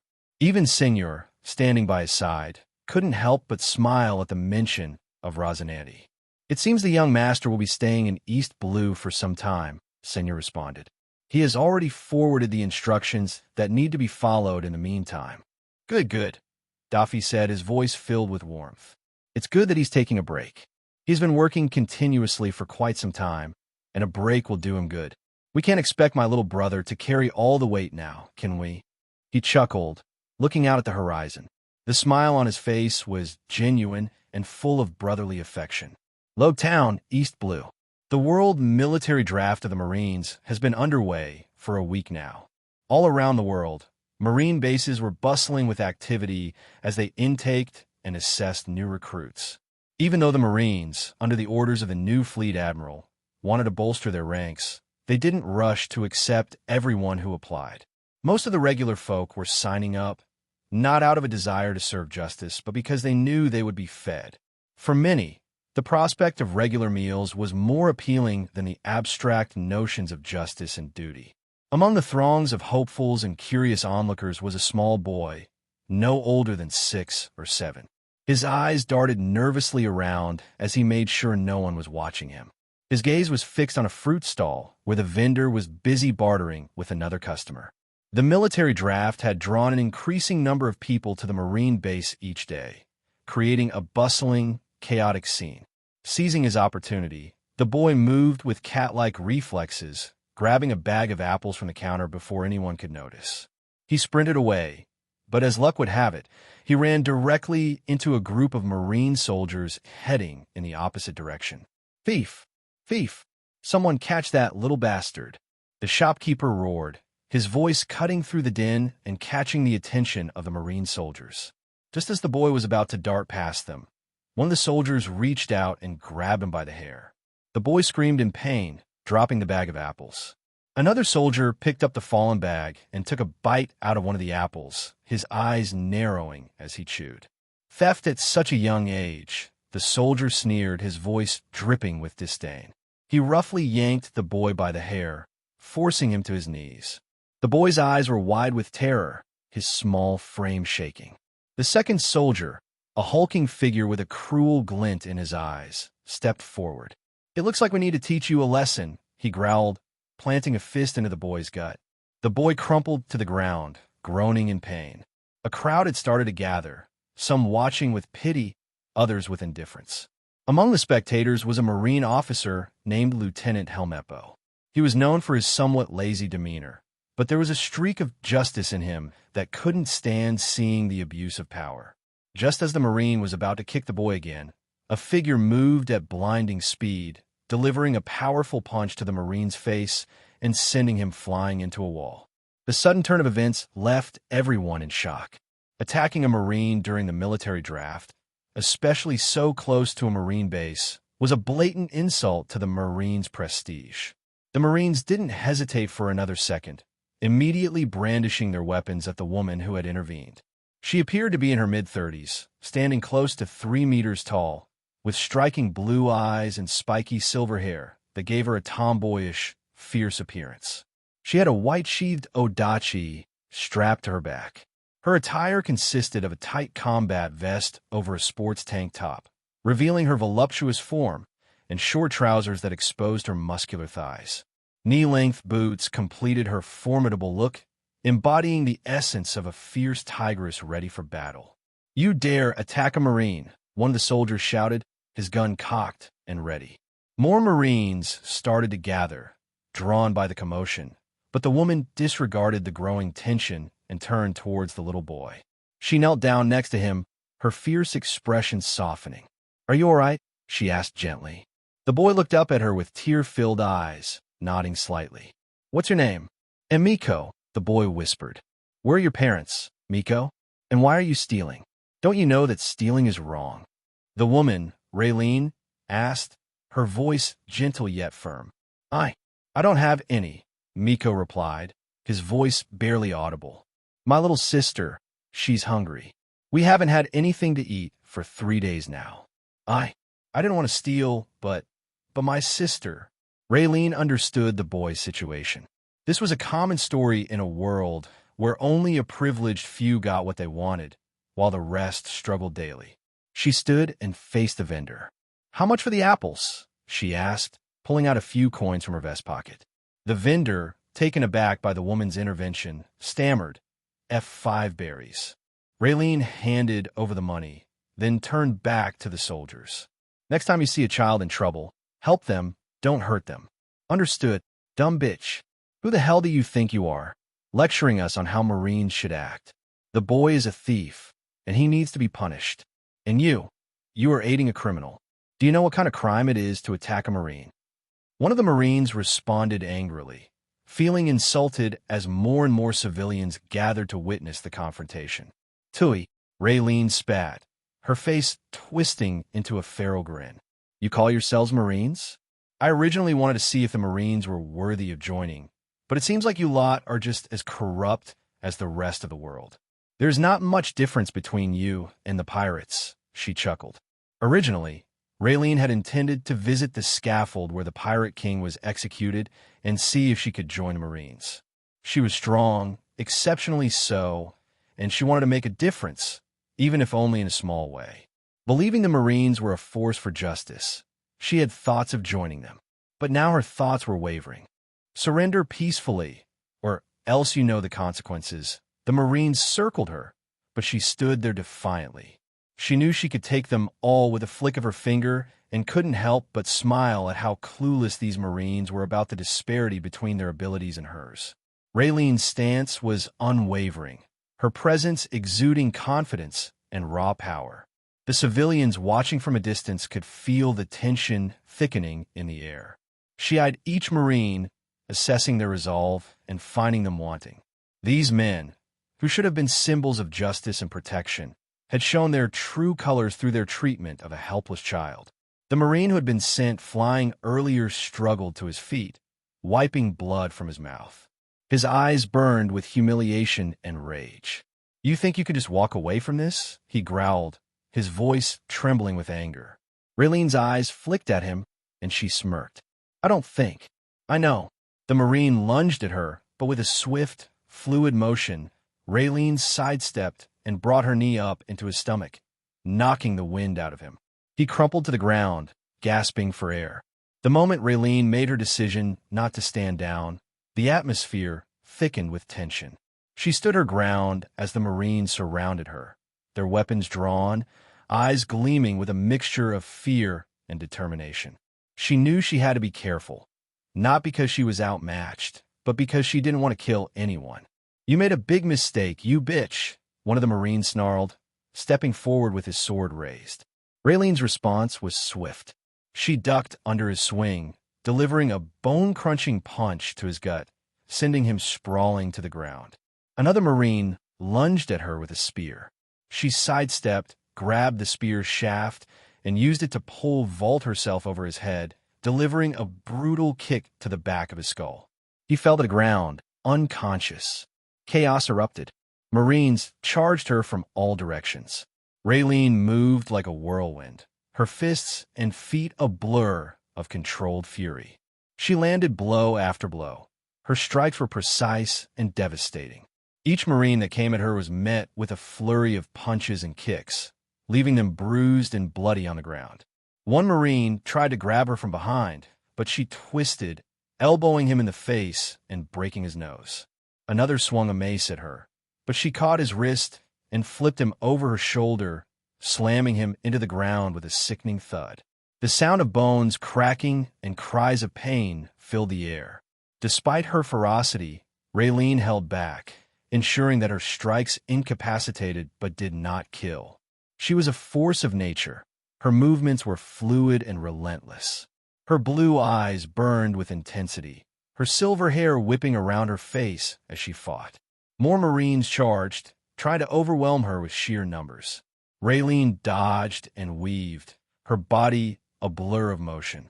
She leaped into the air, delivering a spinning kick that sent 3 Marines flying. She landed gracefully, immediately launching into another attack. A Marine with a large axe came at her, roaring in anger. Raylene dodged under his swing and drove her fist into his knee, shattering the joint. He screamed in agony as he fell, clutching his leg. She followed up with a brutal uppercut that knocked him out cold. The ground was littered with groaning Marines, their bodies broken and bruised. Raylene stood amidst the carnage, her chest heaving with exertion. She was about to turn a check on Miko when she sensed a sudden, malicious intent. One of the Marines, realizing they were no match for Raylene, had decided to target the boy instead. He lunged at Miko, his sword raised. Raylene's eyes widened with rage. Her observation hockey flared, detecting the Marine's every movement. Her body moved before her mind could fully process it, her anger propelling her forward with deadly speed. "No," she roared, her voice echoing with pure fury. She reached the Marine just as he was about to strike. Her fist connected with his head with a sickening crunch, sending him flying. She dashed forward, not willing to let him go. Within seconds, she stood over him, her eyes blazing with murderous intent. As he lay on the ground, dazed and terrified, she raised her fist to deliver a fatal blow. But before she could strike, a flash of steel intercepted her punch. The air around them exploded with a resounding boom, sending everyone within 100 meters flying through the air. Raylene's eyes widened as she saw the man who had blocked her attack. Standing before her was Bogard, a calm, yet imposing figure with short black hair and piercing eyes. His face was stern, and his presence was commanding. He wore a long, marine coat that billowed around him, and his hand rested casually on the hilt of his sword, which was only halfway unsheathed. The power radiating from him was palpable. His aura was one of absolute control and strength. Bogard had been Garp's right-hand man, known for his exceptional swordsmanship and unwavering loyalty to the Marine hero. His reputation was one of quiet, deadly efficiency. Few had seen him in action, but those who had spoke of his unmatched skill and ferocity. "That's enough," Bogard said, his voice calm but firm. "There has been enough violence here today." Raylene's eyes locked with his, and her body was still tense and ready to strike. She could sense the immense power within him, a silent threat that promised swift retribution if she continued. "Who are you?" Raylene demanded, her voice edged with both respect and defiance. "Bogard," he replied simply, his eyes never leaving hers. "And you?" "Raylene," she answered, her voice steady. The Marines, seeing a savior in Bogard, quickly began to complain. "Sir, she attacked us without due cause," one Marine started, but his voice faltered as he felt a towering presence behind him. Turning hastily, he was met with the fierce gaze of Marine hero Garp, who was already aware of the situation. Beside Garp stood a little girl about 4 years old, who immediately ran past everyone to check on her brother, still groaning on the ground. "Garp Chujo." The Marine gulped, unsure whether to continue lying. Garp simply walked past him towards Raylene. "You wanted to join the Marines?" Garp's face bloomed with a smile. He could sense the strength in Raylene, potentially strong enough to take one of the admiral positions. Her character was something the current Marines sorely needed. "Who are you, Gramps?" she asked instinctively. She felt she might stand a chance against the swordsman, but the old man with graying hair was a different matter altogether. Even if she used her devil fruit, she might not match him. Her instincts, which had never led her astray, screamed that she stood no chance against this old man. Bogard couldn't help but chuckle when Raylene called Garp Gramps. He sheathed his blade and gestured for the Marines under his command to detain the ones who had caused the commotion, confine them in the Logtown base, strip them of their current ranks, and reassign them as chore boys for a year. Whether they want to remain Marines or leave after that is up to them, Bogard ordered. The Marines, under his command, all elites, moved swiftly to subdue the more than 36 errant Marines. Even the officers in the group were not spared. Attempting to escape punishment would brand them as deserters, ensuring they would be hunted down. Really, was it? Follow me. Let's see if you're really worthy of joining the Marines, Garp said, walking away without waiting for her response. Raylene, momentarily dumbfounded, watched the old man. Though she initially wanted to leave, curiosity got the better of her. She followed Garp, dragging Miko and his little sister along. As they walked, Garp led them through the bustling streets of Lowtown, with the military draft still in full swing. Crowds of hopeful recruits, seasoned Marines, and civilians filled the area, their eyes widening in surprise as they saw Garp leading the way with Raylene in tow. "So what brought you here, Raylene?" Garp asked without turning around, his tone casual but probing. "I was here to sightsee. You know, this is the place where the Pirate King died and all, and I also wanted to see if the Marines were worth joining," Raylene replied, her voice steady. "But from what I've seen so far, I'm not impressed." Garp chuckled. "You've only seen a small part of it. The Marines are far from perfect, but there are good people here. People who genuinely want to make a difference." Raylene looked around at the bustling Marine base. "And what about you, Gramps? Are you one of the good ones?" Garp laughed heartily. "That's for you to decide. But I've been around long enough to know that strength alone isn't enough. It's what you do with that strength that matters." They arrived at a training ground, a vast open space right at the edge of the island filled with recruits undergoing various drills. Garp stopped and turned to Raylene. "Show me what you've got," he said, his smile replaced by a serious expression. "Fight me." Raylene's eyes widened. "You want me to fight you?" "Here." Garp nodded. "Here now. If you're going to join the Marines, you need to prove your strength and your resolve." Raylene hesitated for a moment, but then stepped forward, her eyes locking onto Garp's. "Fine. Let's do this, old man." Marine HQ, Marineford. 3 weeks had passed since the official start of the World Military Draft. The draft, scheduled to last for a full month, was already yielding promising results. The first batch of elites had arrived at Marineford, ready to undergo rigorous training. With the help of Zephyr, Fleet Admiral Sengoku had secured an excellent instructor for the elite camp. Even Zephyr himself seemed satisfied with the man taking over his additional responsibilities. Currently, Fleet Admiral Sengoku is buried in paperwork, his office filled with towering stacks of files. Vice Admiral Tsuru had been dispatched to Mary Geos to report on the progress of the World Draft and propose an additional budget. Zephyr had gone to assess a potential candidate for the Chief Warden position at Impel Down. Although the underwater prison had lost its former glory of being unbreachable, it still held significant importance to the world government and the Marines. The mechanism for the Gate of Justice had been fully repaired, and many escaped prisoners had been recaptured. However, the most dangerous criminals from levels 5 and 6 remained at large, and the Marines were struggling to muster enough top-tier fighting force to address the issue. Suddenly, the door to Sengoku's office flew open without a knock. Sengoku felt a headache form as he instantly recognized the intruder. Rather than being delighted to see Garp, he was fuming with anger. "Garp, you bloody bastard," he roared, rubbing his temples. "Why the hell would you tear down the Marine base in Lowtown along with half its island?" He shot up from his seat, sending the folders he was working on scattering through the air. He very much wanted to smash his table to smithereens, now understanding why Kong kept asking for replacement tables whenever Garp visited his office. Garp, oblivious to the chaos he caused, gave Sengoku a sheepish smile while munching on rice crackers. Bogard, ever the diligent aide, silently moved to collect the scattered documents and began rearranging them on the table.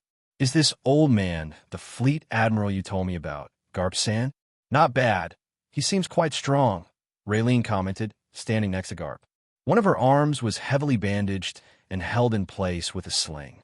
She unceremoniously dug into the rice crackers Garp was holding, chomping on them with gusto. Sengoku was dumbfounded, only now realizing there was someone else with Garp. The woman seemed to have just come out of the hospital, but what irked him was their nonchalant attitude, especially Garp's smug grin. Sengoku turned to Bogard, the only other person in the room who seemed to have sense, and questioned him. Bogard, who is she? Bogard, while continuing to rearrange the files, responded, She is Raylene. She is from East Blue. Garp-san thinks she would be a nice addition to the Marines and would like you to consider her for the admiral position. Sengoku turned to the two, who were now seated unceremoniously, helping themselves to the tea he had personally brewed for himself. An admiral position? Was this supposed to be a joke? Then it clicked. Garp had sparred with someone in Lowtown, razing the entire Marine base to the ground along with part of the island. The Marines had to pay out substantial compensation for the destruction of property. Luckily, they had held back. Otherwise, from the reports, Sengoku estimated the island could have been sunk. Now he scrutinized the woman next to Garp and her unusual weapon leaning against the table. Observing her closely, he could tell she was strong, but appointing an admiral required convincing the elders and conducting a thorough background check. For all he knew, Garp might have already promised the position to this fierce-looking woman. Sengoku couldn't help but sit back in his chair with a throbbing headache. Garp continued snacking on rice crackers, unfazed by Sengoku's outburst. It was a necessary test, Sengoku. Raylene here is exceptionally strong. We need people like her in the Marines. Sengoku shot a glare at Garp, then turned his attention to Raylene. And you, Mississippi, what makes you think you can be an admiral? Do you understand the responsibilities and challenges that come with such a position? Raylene met Sengoku's gaze without flinching. I do, and I know I have what it takes to make a difference. The Marines need strength and integrity, and I can provide both. Sengoku leaned back, contemplating. Despite the chaos Garp had caused, there was a ring of truth in his words. Raylene's strength was undeniable if she could make Garp personally recommend her, and her fierce spirit was evident. However, becoming an admiral was not just about strength. It was about leadership, strategy, and unwavering dedication to justice. He sighed, deciding to give her a chance. After all, with the world draft going on, he had certain leeway to wiggle in potential candidates, and Sengoku didn't want to see the admiral ranks filled completely with lackeys of the world government in the future. Fine, but this isn't a decision I can make alone. You'll need to prove yourself further.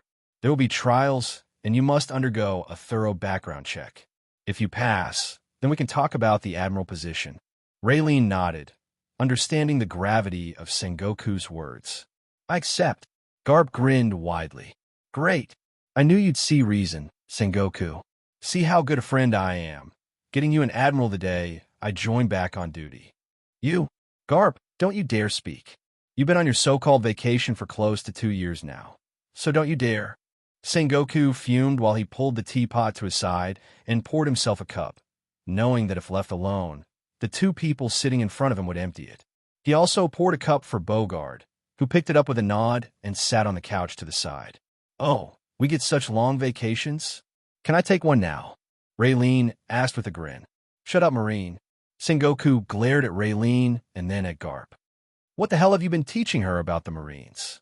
However, Garp simply stuffed more rice crackers into his mouth, making Sengoku sigh in frustration. Taking a few sips, Sengoku picked up a folder he had set aside inside a drawer and pushed it towards Garp. Now that you're back on duty, I want you to deal with this matter. Garp's goofy demeanor vanished as he checked the folder, and his brows raised in surprise. Is this intel accurate? And why would they be worried? It's just a new newspaper, Garp said. Sengoku couldn't help but sigh and pick up a small stack of newspapers, placing them on the table. These started circulating just a week ago, and although it seems harmless for now, the world government feels that this so-called World Times is a direct threat to the stability of the system. The publishers, whoever they are, seem to be hell-bent on continuing to publish despite a worldwide ban. I don't see any lies in here. It seems like a pretty fair newspaper to me, Raylene commented as she went through one of the newspapers. It's more like facts compared to the other ones we normally get. And this one has much more news and is cheaper, she added casually. Sengoku wanted to reprimand her, but since she was new to the workings of the Marines, he decided to explain things to her. However, Garp spoke first. They're afraid. They're afraid of what this newspaper might disclose. Until they know who is in control of this, they cannot have such a paper spreading information that's undesirable to them. He then turned to Sengoku. And you want me to find the source of this? That's like trying to find a needle in the vast ocean, Garp said. Sengoku leaned back in his chair, his expression serious. This newspaper isn't just about providing news. It's about control, influence, and power. The world government fears the sway this World Times might hold over the masses if it continues to spread information that goes against their narrative. Our intelligence suggests that the paper has connections to various revolutionary movements. If left unchecked, it could destabilize the fragile order we've maintained. Raylene listened intently, her expression shifting from casual interest to understanding. She realized the gravity of the situation. So, it's not just about the news. It's about who controls the narrative, she said thoughtfully. Exactly, Sengoku replied. If people start believing that the world government is hiding things or not acting in their best interest, it could lead to widespread unrest. We need to find the source and stop it before it causes more damage. Garp sighed, closing the folder. All right, I'll take care of it. But don't expect miracles overnight. Finding the source of this will take time. Sengoku nodded. I understand. Just do your best. We can't afford to let this escalate. I am reassigning you to the new world. Help me get some control over these troubled waters. Raylene looked at Garp, a newfound respect in her eyes. I guess being a Marine isn't as simple as I thought, she said. Garp chuckled, finishing his rice crackers. It's never been simple, but that's what makes it interesting. Welcome to the real Marines, Raylene. As Garp, Bogard, and Raylene left Sengoku's office, the fleet admiral leaned back in his chair, rubbing his temples. The headache was still there, but now there was a glimmer of hope. With Garp back and Raylene showing promise, perhaps they could navigate through these challenges. New World.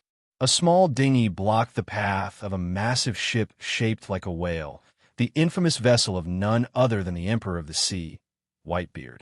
On the main deck of the ship, the crew waited patiently for their captain's command. They had an unlikely visitor aboard, one who had somehow managed to find them in the vast ocean.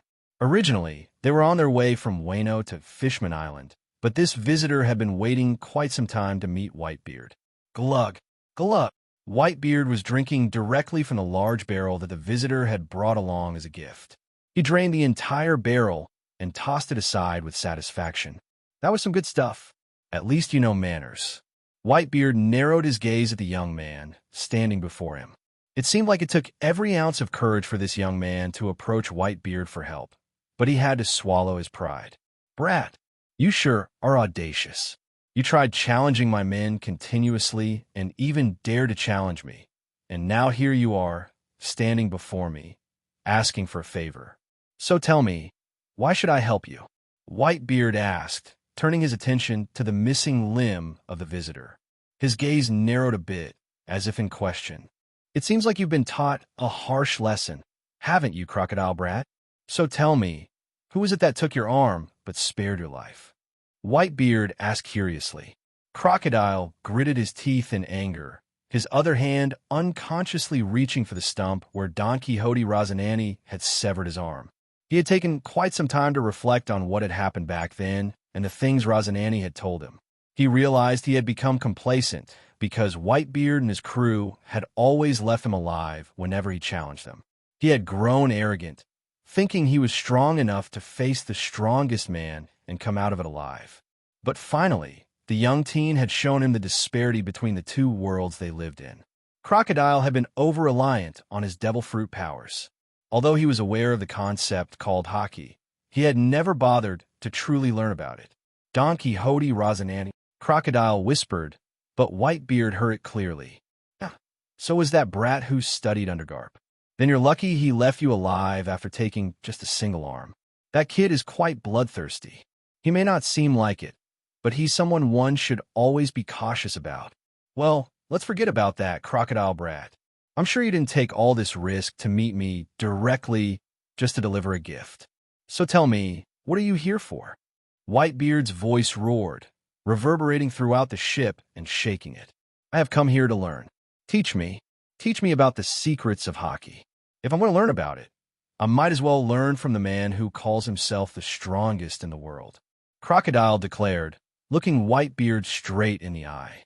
Despite the overwhelming pressure from Whitebeard, Crocodile didn't falter. He had already resolved to die if things went south with Whitebeard. He had stepped onto this ship, knowing that all too well. The entire deck fell silent as everyone was struck dumb by Crocodile's request. Even Teach, who was among the lower-ranking members of the crew, was dumbfounded. Silence enveloped the whole ship. Even the sea seemed too calm and eerie. Gururara! Suddenly, a deafening laugh echoed around the sea. Brat, you sure have balls. You want me to teach you hockey? So tell me, what are you going to do once you learn hockey if I agree to teach it to you? Whitebeard asked with a glint in his eyes.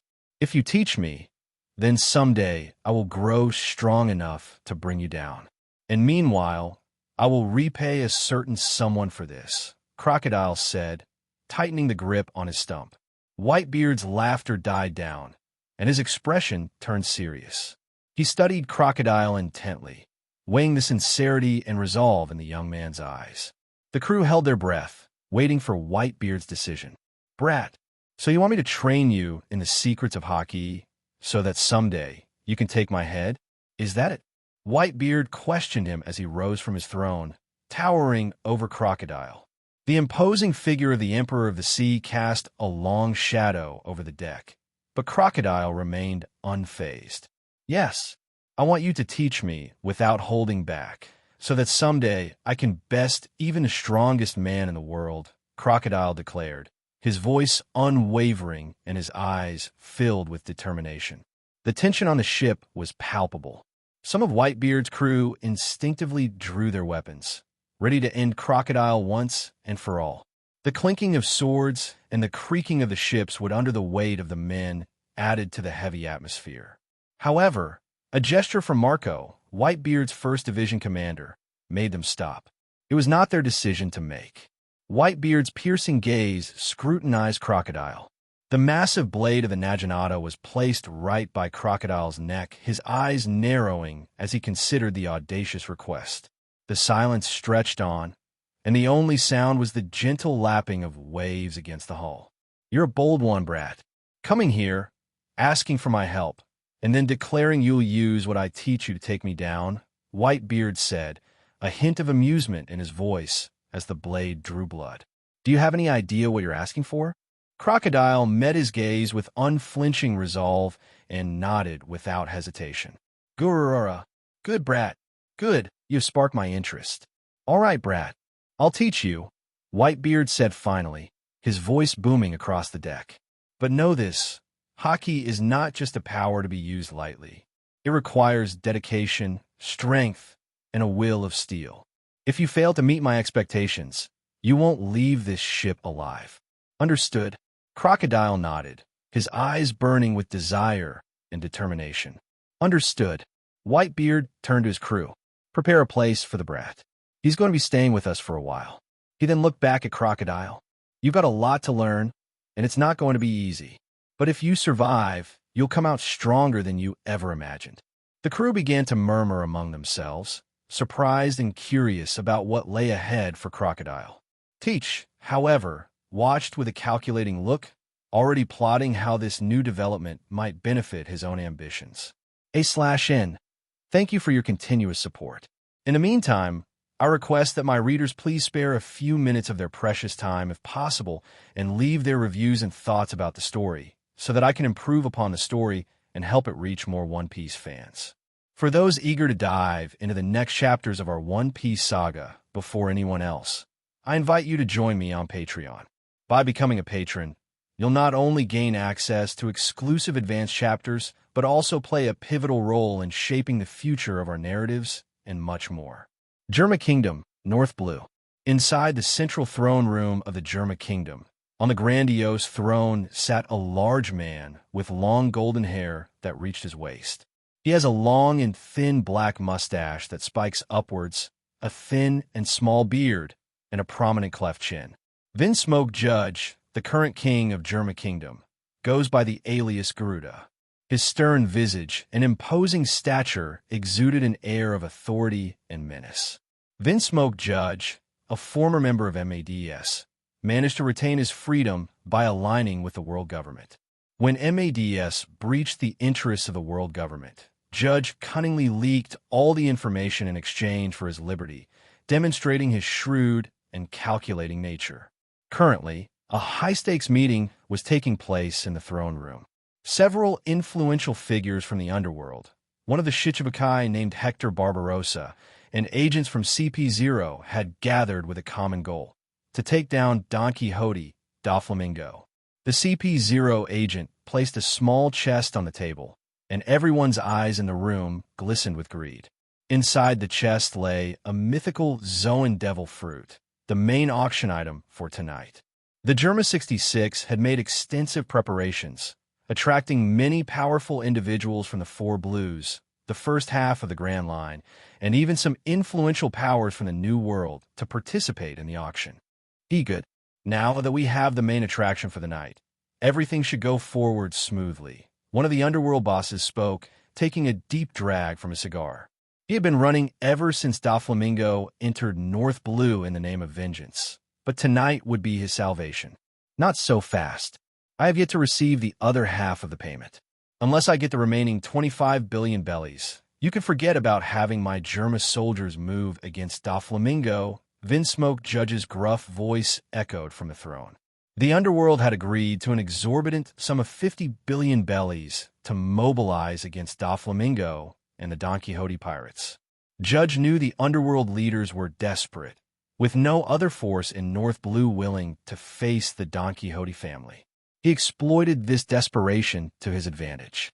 His ambition was to re-establish the Germa Empire and dominate North Blue. The Don Quixote pirates were an obstacle he wasn't confident in facing alone, but with the help of CP0, he believed he could take down Doflamingo. The CP0 leader, flanked by 5 agents, brought significant muscle, with the lead agent seemingly at an admiral level. Judge had prepared nearly 10,000 clone prototypes, having spent the upfront payment from the underworld. The remaining funds would be pure profit to continue his research. Vinsmoke, don't you think you're being too greedy? We've already paid you 25 billion berries. Once Doflamingo falls, you'll have to face the wrath of his little brother. You have no idea what kind of monster he is, do you? A man from the underworld spoke, his voice tinged with fear and frustration. He won't be coming after just me. I'm sure the world government has some contingency in place for the younger Don Quixote, right? Judge turned to the CP0 leader. We've already made a deal, 50 billion to deal with the matter. If not, I'll take no part in this and disclose your ambush plans. Do you want to become hostile with the powerful factions already gathering for the auction? Judge's voice was firm, his threat clear. The CP0 leader glared at the underworld members, who sighed in resignation. This was nearly all the funds they had managed to save, as the rest of their strongholds and assets fell prey to Doflamingo's wrath. The leader of the underworld reluctantly gestured for his men to bring in crates filled with berries. Seeing the remainder of the payment, Judge smirked. He was also plotting to seize the devil fruit from the CP agents if possible, using the chaos that would ensue during their clash with Doflamingo. All this is well and good, but will Doflamingo really make it to this auction? Without him, all this preparation would be a waste, Hector Barbarossa questioned. After his loss to Rosinante, he had been brooding, and when the world government assigned him to take down the older brother using a trap, he eagerly accepted the opportunity. And don't forget, there are quite a few powerful forces who have come for the mythical Zoan fruit. Even one of Big Mom's commanders is present, he added. Everyone flinched at the mention of Big Mom. To lure Doflamingo, they spread details of the auction far and wide through the underworld network, attracting powerful forces interested in the devil fruit. Forget about Big Mom's forces. Our sole target is Doflamingo. As long as we can eliminate him, the rest are inconsequential. Remember, you're backed by the world government, and several marine forces are on standby in the surrounding seas. We have to ensure Doflamingo is dealt with today, no exceptions, and don't worry about Doflamingo. He will definitely make it the CP0 leader said in a chilling tone. To him, everyone here was a pawn. He would gladly sacrifice them all to achieve his objective. The higher-ups had also given him a secondary mission, to closely observe Vinsmoke Judge's experiments. Despite letting him go, Judge's association with MADS and his involvement in lineage factor research warranted constant surveillance. With a massive influx of resources, he must have made some headway in his research. If there were substantial results, the CP0 leader was to bring back the details, especially regarding the biosoldiers. The stage was set for a high-stakes confrontation. The fates of the underworld, the Germa Kingdom, and the Don Quixote family hung in the balance as they prepared for the inevitable clash. The underground auction arranged by the Vinsmoke family was nothing short of grandiose. The venue resembled a magnificent opera theater, with its domed ceiling adorned with intricate frescoes and gold leaf accents. Ornate chandeliers hung from above, casting a warm, golden glow that illuminated the grandeur of the place. Rows of plush, velvet seats were arranged in ascending tiers, ensuring every attendee had a perfect view of the stage. The atmosphere buzzed with anticipation and tension, a palpable sense of excitement mingling with underlying fear. Kings and influential leaders from all corners of the world had gathered, each hoping to secure something of great value. The Vinsmokes had spared no expense in ensuring the security and exclusivity of the event. The entrance to the auction was guarded by Germa's 66 soldiers, their imposing presence deterring any unwelcome guests. Inside, attendees were ushered to their seats by elegantly dressed ushers, each wearing the emblem of the Vinsmoke family. Among the distinguished guests, the most eye-catching force was undoubtedly the delegation from the Big Mom Pirates, led by Charlotte Smoothie. Smoothie, one of the sweet commanders of Big Mom's crew, stood out not only for her towering height, but also for her fierce demeanor. With a bounty of close to 600 million berries, her presence alone sent shivers down the spines of many. Her long, flowing silver hair and piercing eyes added to her intimidating aura. She was accompanied by a contingent of loyal and equally formidable pirates, each ready to act at a moment's notice. The auction began with a flourish. An elegantly dressed auctioneer took the stage, his voice amplified by hidden speakers that ensured everyone could hear him clearly. The first item up for bid was a rare and ancient sword, said to be a part of the 21 great grade swords. The bidding war was intense, with kings and underworld brokers vying for the prized weapon. The final bid, a staggering 800 million berries, came from a king from the West Blue, his face beaming with triumph as he secured the weapon. As the auction progressed, the items became increasingly rare and valuable. "Oi, Shanks, we don't have a single berry to our name, and look at all these dangerous figures surrounding us. Why are we even here?" Buggy questioned, his eyes darting nervously around the auction venue. Their ragtag group had grown into a decent-sized crew. In recent months, after reuniting with Buggy, Shanks has started to recruit members for their pirate crew. Now, the Red Hair Pirates boasted 6 members: Shanks, Buggy, Yassip, who they recruited in East Blue, Lucky Roo from South Blue, Lime Juice, and their most recent addition, Ben Beckman, whom they recruited in North Blue. "Buggy, have you forgotten who we are? We're pirates. Why would we need to pay for anything? We simply steal things when we need them," Lucky Roo commented with a laugh, taking a big bite out of a piece of meat. "Captain, are we going after the devil fruit?" Lime Juice asked Shanks, who was casually sipping on the complimentary juice provided by the auction venue. They had originally stolen the invitation from an underground broker after Beckman informed them about this large auction, whose final prize was a mythical Zoan fruit. Although none of their crew was particularly keen on devil fruits, they desperately needed funds to get their pirate ship. Shanks was not going to settle for anything less than the best. He already had someone in mind to commission their ship from in Water 7, and to make it out of the best materials, they needed berries, a lot of berries. This auction came at the right time. "Bastard, why are you calling him the captain?" "I am the captain of the Red Hair Pirates," Buggy protested loudly, though everyone knew Buggy well enough to chuckle at his outburst. Beckman, new to the crew, couldn't resist the chance to tease him. If you were the captain, shouldn't it be called the Red-Nosed Pirates? Beckman smirked, provoking Buggy further. Buggy jumped up, ready to confront Beckman, but Shanks caught him before he could cause a commotion. You? Who did you say has a big nose? Look how I beat you to a pulp. I'm a captain. Buggy protested vehemently, making the rest of the crew smile. Their vice-captain was indeed an entertainer. Buggy, calm down. Look, they also seem to have some sort of treasure map. Maybe we can steal that too later, Shanks said, instantly redirecting Buggy's attention back to the stage, his anger already forgotten. Shanks, don't you think something is off with this venue? Buggy questioned, his instincts on high alert. Though the atmosphere seemed vibrant, something felt amiss. Even Shanks felt a nagging sensation since they had entered the auction venue. His eyes involuntarily darted towards the empty VIP box, which seemed to attract many curious glances. People with observation hockey could clearly sense that something was off, and he had even detected some strange movements outside the venue. There, Beckman whispered softly. That man, he isn't part of the German forces.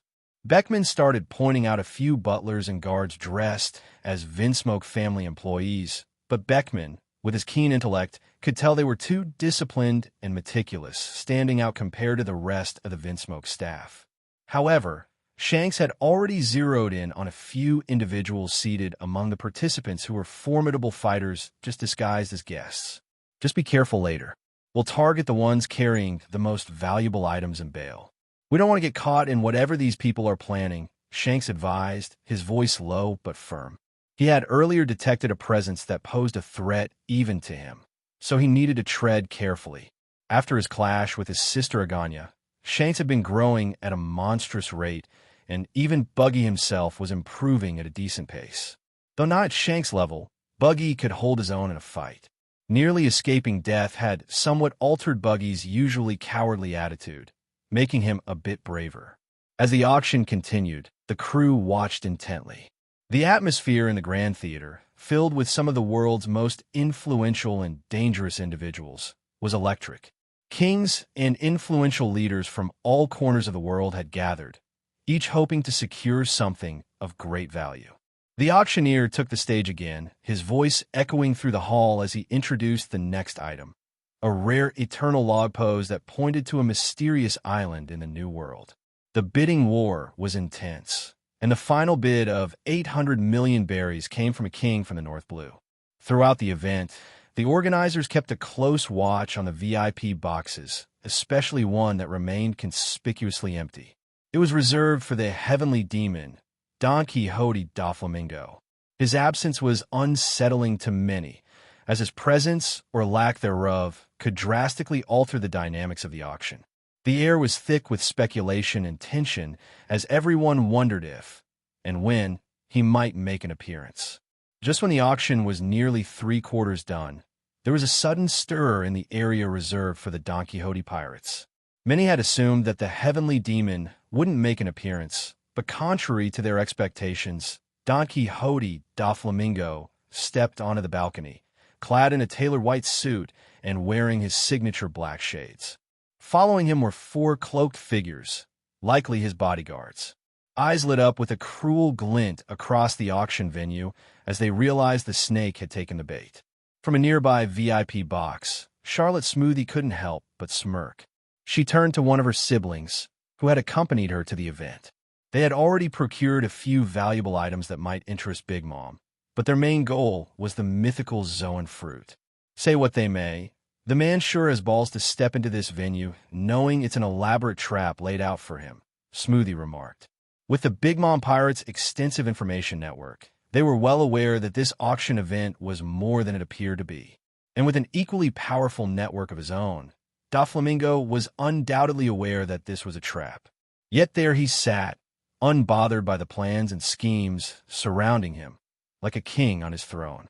His guards took seats on the couch beside the VIP box, their presence adding to the tension in the room. The auctioneer, momentarily thrown off by Doflamingo's entrance, quickly regained his composure and continued with the proceedings. The room was now charged with a mix of anticipation and anxiety. Every faction present was on high alert, aware that the situation could escalate at any moment. Do we act now?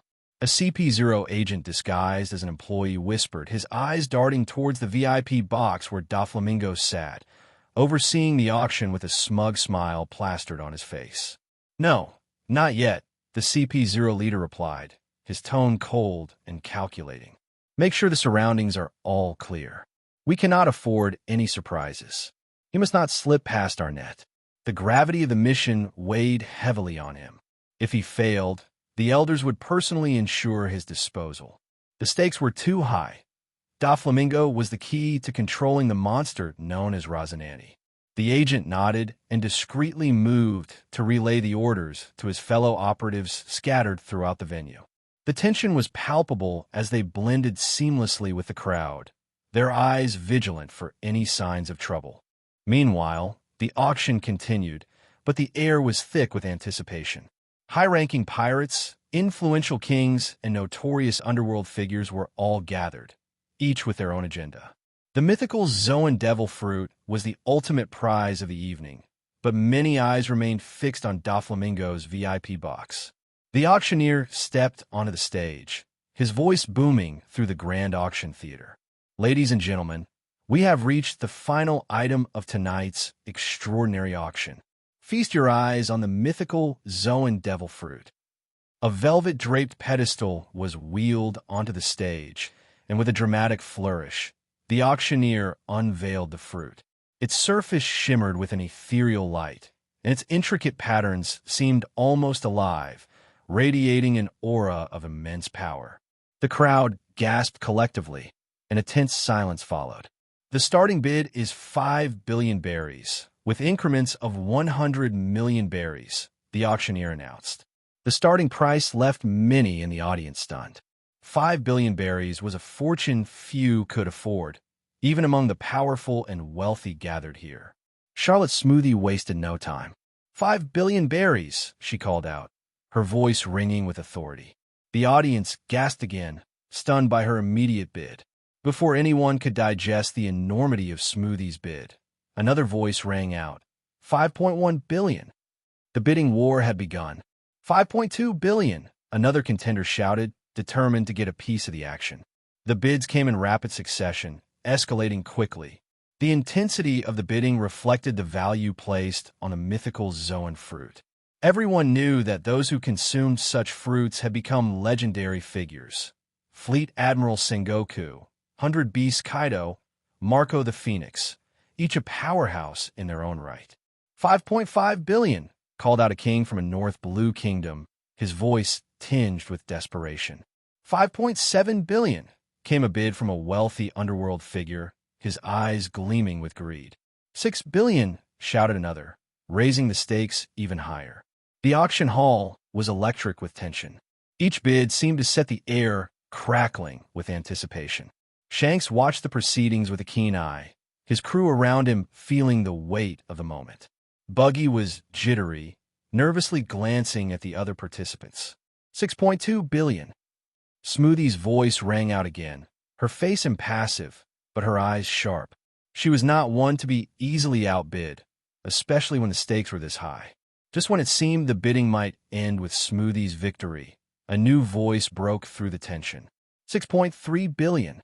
Shanks called out, his tone casual but firm. All eyes turned to the lower area, where Shanks and his crew were seated. Buggy nearly choked in shock, his face turning pale. Shanks, are you crazy? He hissed, but Shanks only chuckled, his gaze never wavering from the stage. Smoothie's expression soured, her calm demeanor slipping for a moment. She glared at Shanks, clearly annoyed. 6.5 billion. The voice that followed tore through the commotion like a blade. It was Doflamingo. His smirk was evident even from across the room. All eyes shifted back to the VIP box where the Don Quixote pirates sat. Smoothie gritted her teeth. Her irritation was palpable. She raised her paddle, her voice ringing out again. 6.7 billion. But before she could even finish her bid, Doflamingo's voice cut through again. 7 billion, he declared, leaning back in his chair with an air of supreme confidence. Smoothie's eyes narrowed. She understood immediately that Doflamingo was toying with her, pushing her buttons. She glanced at the balcony where Doflamingo sat, her anger evident. The long-standing grudges between the Big Mom pirates and the Don Quixote pirates were well known throughout the New World, and her brother Katakuri had warned her not to clash with either of the Don Quixote brothers without ample preparation. Doflamingo, are you dead set on opposing the Big Mom pirates? Smoothie's grip tightened on the balcony railing, her immense strength warping the metal. The display of her devil fruit's power astonished those unfamiliar with its true horror. Doflamingo merely laughed, a chilling sound that echoed through the hall. Fufufu, if your Big Mom pirates cannot afford to buy the fruit, then you should just leave. This is a place reserved for civilized people. He turned his attention back to the stage, dismissing her with a wave of his hand. Smoothie's fury was evident, but she knew better than to engage him here. The CP0 presence complicated matters, and she could not afford a direct confrontation. If not for their presence, she wouldn't even have bothered attending the auction and would have simply demanded everything from the German kingdom. Instead, she turned her gaze back to the stage, the bidding war far from over. The room buzzed with a mix of excitement and trepidation, with the outcome of this auction likely to send ripples through the world of pirates and beyond. The bidding war was relentless, an intense back and forth between the Big Mom pirates and the Don Quixote pirates. The tension in the auction hall was palpable as the stakes climbed higher with each bid. Going once, going twice, going thrice, and sold, the auctioneer proclaimed, slamming the gavel down 3 times. The mythical Zoan devil fruit, the treasure of tonight's auction, goes to the Don Quixote pirates for 8.2 billion berries. The crowd erupted in a mixture of applause and gasps. Many began to clear the auction venue, sensing something ominous in the air. The Vinsmoke family abandoned any pretense of subtlety. They had received the go-ahead to move. Their objective was clear: to prevent any of Doflamingo's men from interfering while the CP0 agents took down the heavenly demon himself. As the auction hall emptied, only the successful bidders remained. Doflamingo stood, a chuckle escaping his lips as blue flames danced around him. His bodyguards, the cloaked figures behind him, also rose to their feet. Fufufu, so you couldn't hold back any longer, could you? Doflamingo's voice dripped with mocking amusement as he turned his attention toward Vinsmoke Judge, who appeared uneasy. Judge had already mobilized his 10,000-strong force to blockade the venue, but they were conspicuously absent. Still waiting on your forces, Vinsmoke? Don't worry about them. They won't make it here, Doflamingo said with a sinister grin. Judge, wanting to know what was happening, chose to stand his ground, ready to confront Doflamingo alongside the CP0 agents. Doflamingo then fixed his gaze on the CP0 leader, his eyes narrowing as the blue flames turned a menacing purple. Finally, we meet Marcus. Or, is it your real name? He sneered. The CP0 leader, Marcus, removed his mask with a chuckle. Nice to meet you again, Master Doffy, he taunted. Behind Doflamingo, Senor and Diamante tensed with anger beneath their cloaks. Marcus was the man who had betrayed the Don Quixote family, bringing them to their knees and causing countless deaths. You knew this was a trap and still came. You're as reckless as ever, Master Doffy. Marcus chuckled, his eyes vigilant, as he gestured for the other CP0 agents to move. Suddenly, Charlotte Smoothie leapt from her position, aiming straight for Doflamingo. You guys don't mind if I take his head, right? She moved with blinding speed, but a hockey-coated fist punched her squarely in the face. Bra blaster! Buggy bellowed, his punch sending Smoothie reeling. Before the Big Mom pirates could react to the detached fist that had sent their commander flying, Shanks and his crew descended upon them, snatching the 3 items they had won from the auction. Chaos erupted as the entire venue descended into a frenzy. Marcus moved with blinding speed, appearing before Doflamingo and throwing a punch. Doflamingo easily blocked it, his arms coated with hockey. Crash! The roof collapsed as Hector tore through the ceiling, his massive axe aimed directly at Doflamingo. Senor and Diamante moved swiftly, Diamante unsheathing his blade, and Senor coating his entire body with armament hockey. They clashed with Hector, pushing him back. Fu. Let's not have others disturb our fight now, shall we? Doflamingo chuckled, his eyes filled with wrath. Fire fist. A blazing beam of purple flames tore through the venue. Marcus dodged easily, but was surprised at how quickly Doflamingo had grown in strength. He was sure from the initial exchange that Doflamingo was now an admiral-level powerhouse. You should have brought more people with you, Master Doffy. Now, Marcus bellowed, and the 6 other CP0 agents moved in. Although they weren't admiral-level fighters, their combined effort would surely bring any admiral-level powerhouse down. Marcus wasn't worried about the German army not showing up. He had already signaled the Marines to blockade the island, ensuring Doflamingo's downfall. Fu, Marcus, oh Marcus. Did you think I wouldn't learn from my past failures? Do you think I'm unaware of the German army and the Marines? The CP0 agents closed in on Doflamingo, but he seemed unfazed, clashing relentlessly with Marcus, blue flames tearing through the once pristine venue. You may have the quantity, Marcus, but I have brought in the big guns. As the other 6 CP0 agents closed in, another cloaked figure moved. An intense storm blew through, tearing the entire venue down and throwing the CP0 agents out. I will leave them to you. Just make sure you don't let them interfere with the fight. Doflamingo chuckled as he turned to the man whose sheer presence kept the remaining CP0 agents in check. Hundreds of revolutionaries rushed into the German kingdom, clashing with the underworld members and the German guards, who had formed a perimeter around the now-destroyed venue. Doflamingo had reached out to his little brother for help, and Ross had pulled in the big guns, including some extra precautions just in case. Monkey D, Dragon, one of the CP0 agents exclaimed in shock as the man finally revealed himself. Why are you interfering with the matters of the world government? And aren't you aware that Doflamingo is a notorious pirate?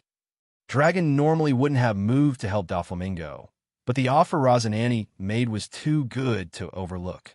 The revolutionaries needed massive resources to gain a steady footing, and Rosinante had promised them access to high-end weapons exclusive to the Don Quixote family. Ross's offer was simple. The more men Dragon deployed, the more resources he would get. This deal also included access to Vinsmoke's research, including cloned bioengineered soldiers. Even Dragon was tempted by such an offer. Marcus was completely taken aback, his meticulously laid plans crumbling. Majestic flame destroyer. Doflamingo wasn't going to let Marcus collect himself, pushing him back with a massive torrent of flames that threatened to consume everything in its path. The clash soon segregated into various zones. Doflamingo versus Marcus, Senor and Diamante versus Hector, Judge and the underworld members versus the revolutionaries. The entire German kingdom was now in chaos. Even the Big Mom pirates were clashing with the Red Hair pirates, realizing too late how wrong they were to underestimate them. Vinsmoke, you bastard. Where are your forces? Did you not promise us 10,000 soldiers? I barely see 100. An underworld boss bellowed as he shot at yet another revolutionary while hiding behind a crate. Vinsmoke Judge was in a dilemma, trying to reach his troops with no response. Amid the chaos, he couldn't send people to check the warehouse where his troops were stationed. Unbeknownst to most, a figure danced through the 10,000 bioengineered soldiers. Dracul Mihawk was cutting down scores of enemies as Yoru tore through the bio soldiers. Wave tactics were a joke to him. After challenging multiple swordsmen throughout the world, his Yoru started showing signs of blackening, but something seemed missing. He needed a clash to break through his limits, and Ross's call came at the right time. In exchange for helping his brother, Ross had promised to fight him until Mihawk was satisfied. Luckily for Mihawk, he was in the calm belt connecting North Blue and the New World, so he arrived just in time. Doflamingo had asked him to stop all the German forces without damaging the research facilities too much, as they were promised to the revolutionaries. Although Mihawk held no allegiance to Doflamingo, as Ross's brother, he didn't mind lending some assistance. An all-out clash with Ross was something he needed to cross his current threshold. The auction had devolved into a battlefield, with allegiances and rivalries clashing in a symphony of chaos. The world would remember this night, a night when power, ambition, and betrayal collided in a spectacle of destruction and fury. "Shanks, you bastard, if I die here, I will haunt you as a ghost forever," Buggy yelled, deflecting yet another furious attack from Charlotte Smoothie. Her rage was palpable. Her observation hockey had failed to detect the fist that had struck her earlier, leaving her feeling insulted. Though Shanks was the strongest among the red hair crew, she targeted Buggy relentlessly. Despite his disadvantage, Buggy held his own, and whenever Smoothie was about to deliver a fatal blow, a member of the red hair crew would intervene.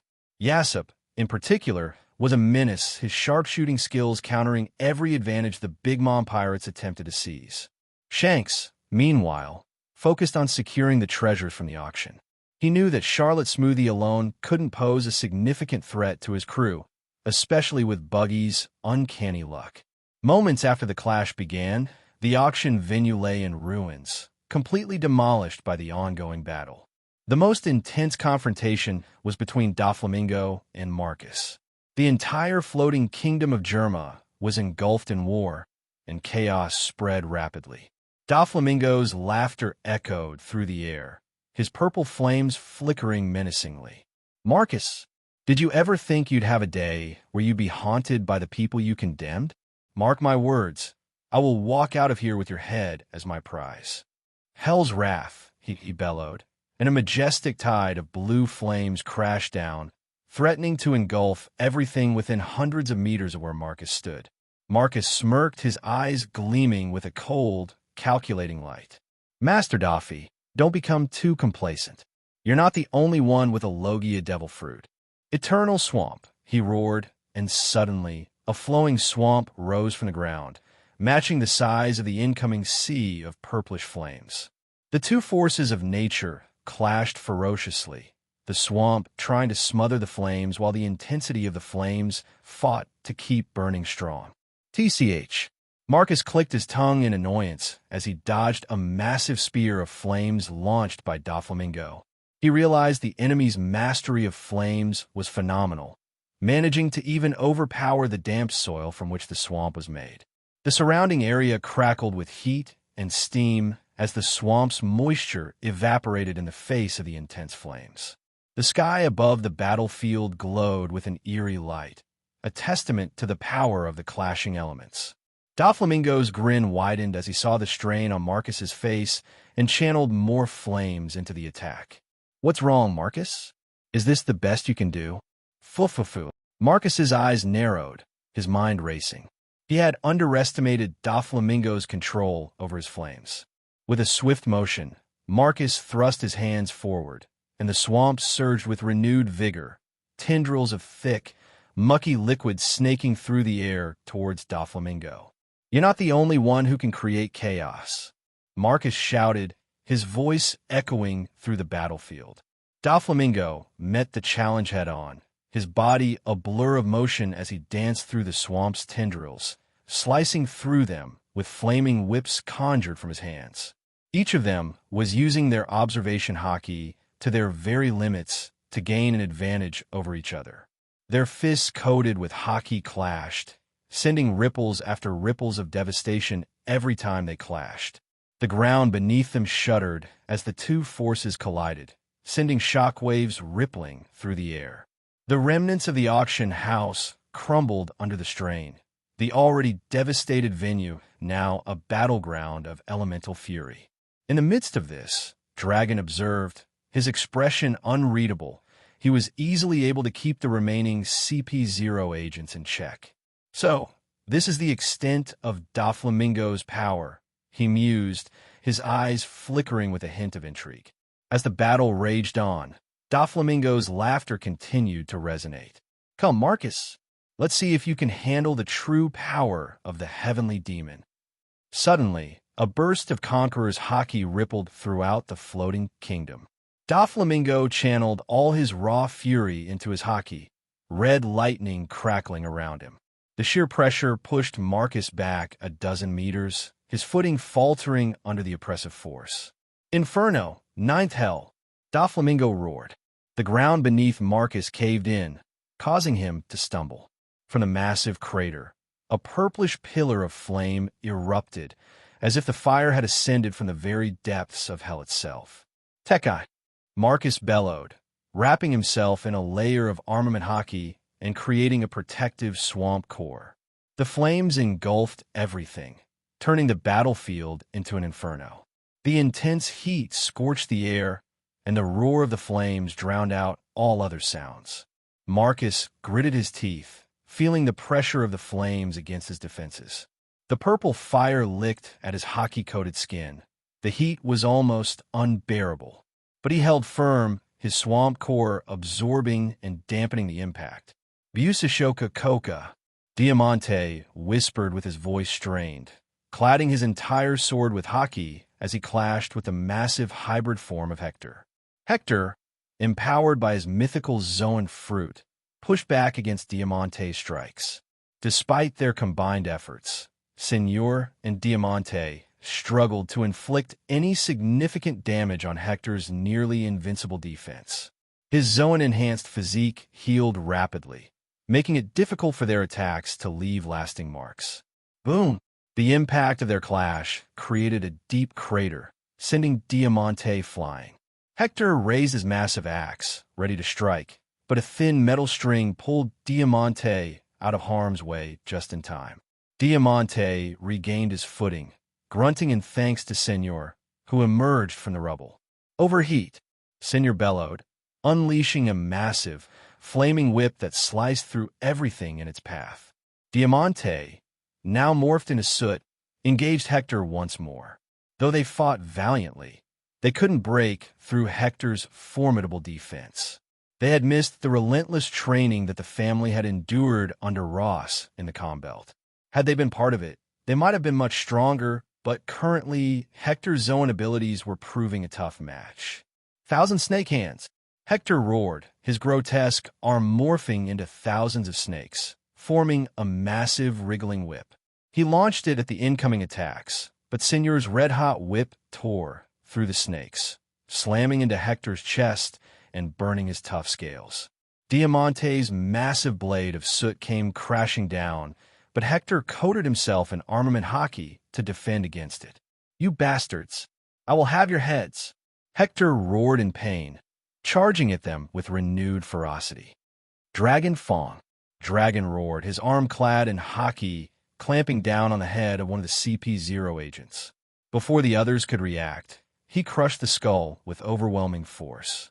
Sky Slicer. The remaining agents launched powerful Renkyaku attacks infused with haki, but Dragon met them head-on, his armament haki clashing with their attacks. Despite their repeated attempts, Dragon kept them boxed in, preventing them from supporting their leader, who was locked in combat with Doflamingo. "Dragon, do you realize what you're doing? Everyone related to you will be hunted down." One of the CP0 agents began, but paused, realizing the futility of his threat. The only family related to Dragon was Monkey D, Garp, and even the Cypher Pole Aegis Division was cautious in dealing with matters concerning Garp. Boom! Before he could react, a punch sent him reeling. Dragon was unfazed by their threats.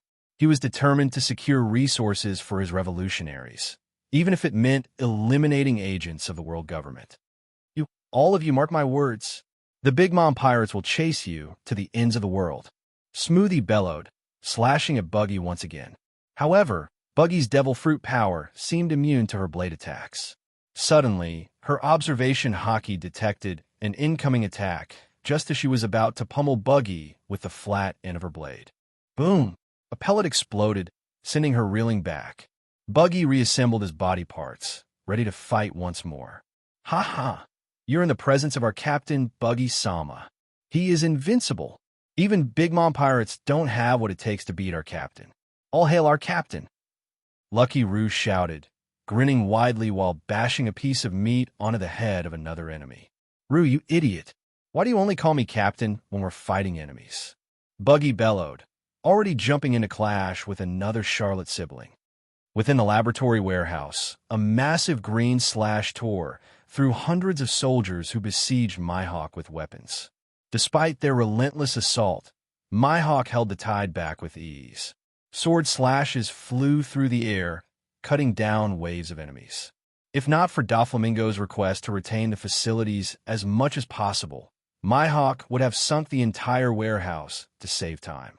My hawk's blade, Yuru, gleamed ominously, each swing a testament to his unparalleled skill. The bioengineered soldiers, despite their numbers and advanced weaponry, were no match for his precision and power. My hawk moved with fluid grace, his every motion a deadly dance that left destruction in his wake. The soldiers fell like leaves before a storm, their efforts futile against the world's greatest swordsman. The battlefield was a chaotic maelstrom of clashing powers and unyielding wills.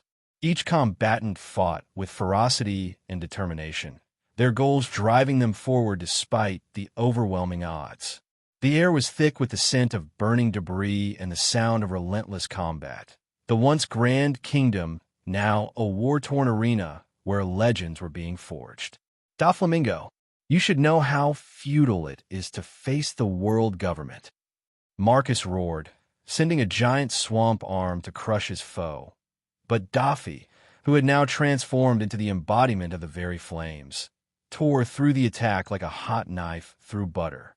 His once cool and composed demeanor had been replaced with a serious expression, fully aware that Doflamingo was capable of threatening his very life. But as a CP0 agent, Marcus prioritized the mission over his own survival. He put everything he had into bringing down Doflamingo. The clash between the two had been raging for over 2 hours, with neither side giving an inch. Marcus glanced around, realizing no reinforcements were coming. He knew his subordinates couldn't best a man like Monkey D. Dragon. He had exhausted all sorts of tricks to gain the upper hand, but Doflamingo seemed mad with a singular purpose, to kill him. Inferno, blaze pillar! Doflamingo roared, channeling his fury. His entire being seemed to ignite with malevolent energy as he unleashed a massive, purplish-black pillar of flames. The inferno shot out with terrifying speed, as if the flames had ascended from the very core of the world. The air around them crackled with heat, distorting the battlefield.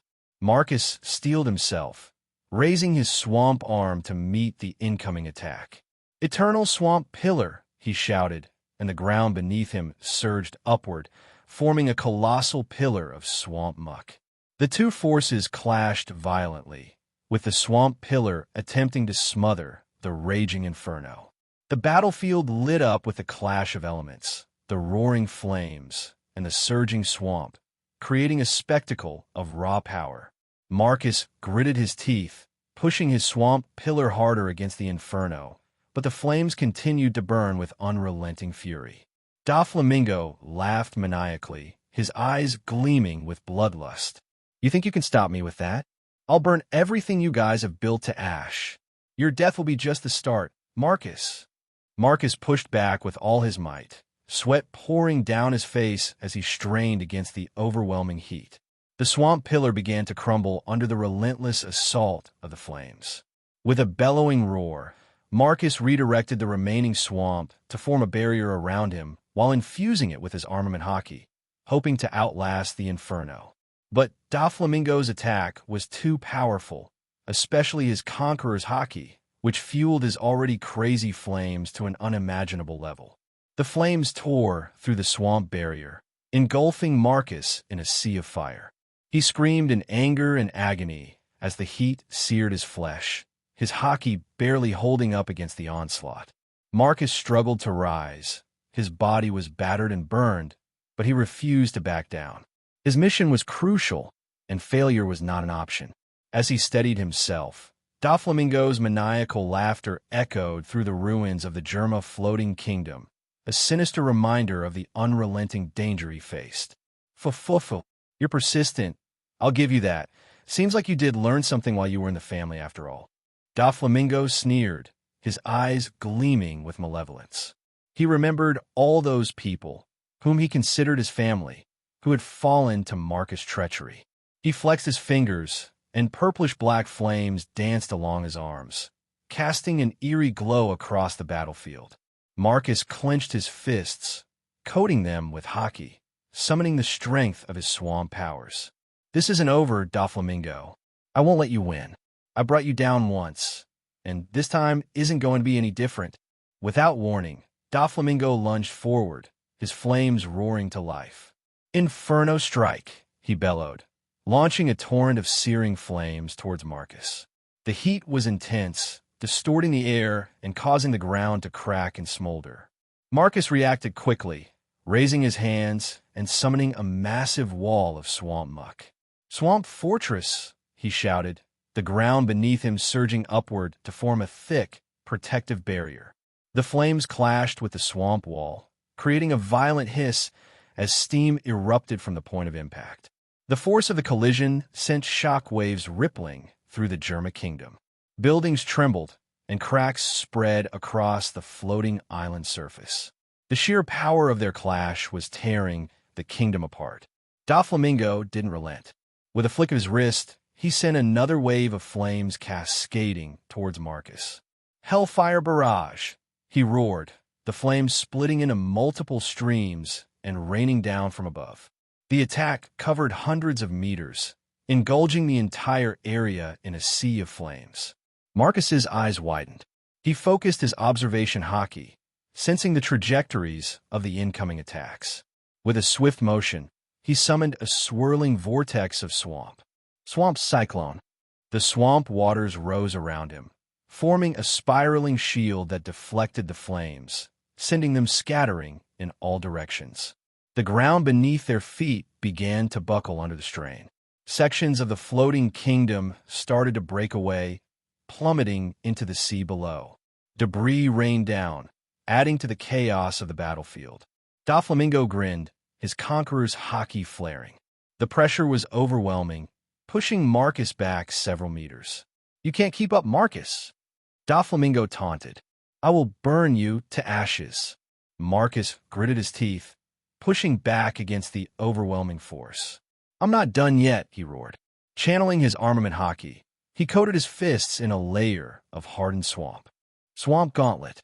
He launched himself at Doflamingo, his fists blazing with power. Doflamingo met him head-on, his own fists wreathed in flames. Boom! The two clashed with a thunderous impact, the force of their blows sending shock waves rippling through the air. The ground beneath them shattered, chunks of debris flying in all directions. The Germa kingdom groaned under the strain. Massive sections of the floating island began to collapse, sinking into the ocean below. The once proud kingdom was being torn apart by the sheer ferocity of their battle. Doflamingo's eyes gleamed with a manic intensity. "Inferno vortex!" he shouted, spinning in place and creating a swirling tornado of flames around him. The vortex expanded rapidly, threatening to engulf everything in its path. Marcus reacted instinctively. "Tidal wave!" he yelled, summoning a massive surge of swamp water. The tidal wave crashed against the Inferno vortex, the two forces colliding in a spectacular display of power. Steam erupted from the point of impact, creating a thick, choking fog that enveloped the battlefield. For a moment, visibility was reduced to nothing. The only sounds were the crackling of flames and the rushing of swamp muck. Then, through the fog, Doflamingo's silhouette emerged, his eyes burning with pure rage. "You're out of tricks, Marcus," Doflamingo hissed, his voice dripping with venom. He raised his hand, summoning a massive pillar of flames. Inferno pillar.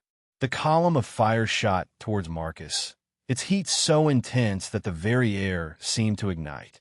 Marcus summoned all his maximum strength. "Swamp barrier," he cried, raising a wall of swamp to shield himself. The flames crashed against the barrier, the heat so intense that the swamp began to evaporate. The ground beneath them continued to break apart, with sections of the floating kingdom collapsing into the sea. The battlefield was a scene of utter devastation, the once proud Germa kingdom reduced to rubble. Doflamingo pressed his advantage, his conqueror's hockey flaring once more. The pressure was immense, pushing Marcus to his limits.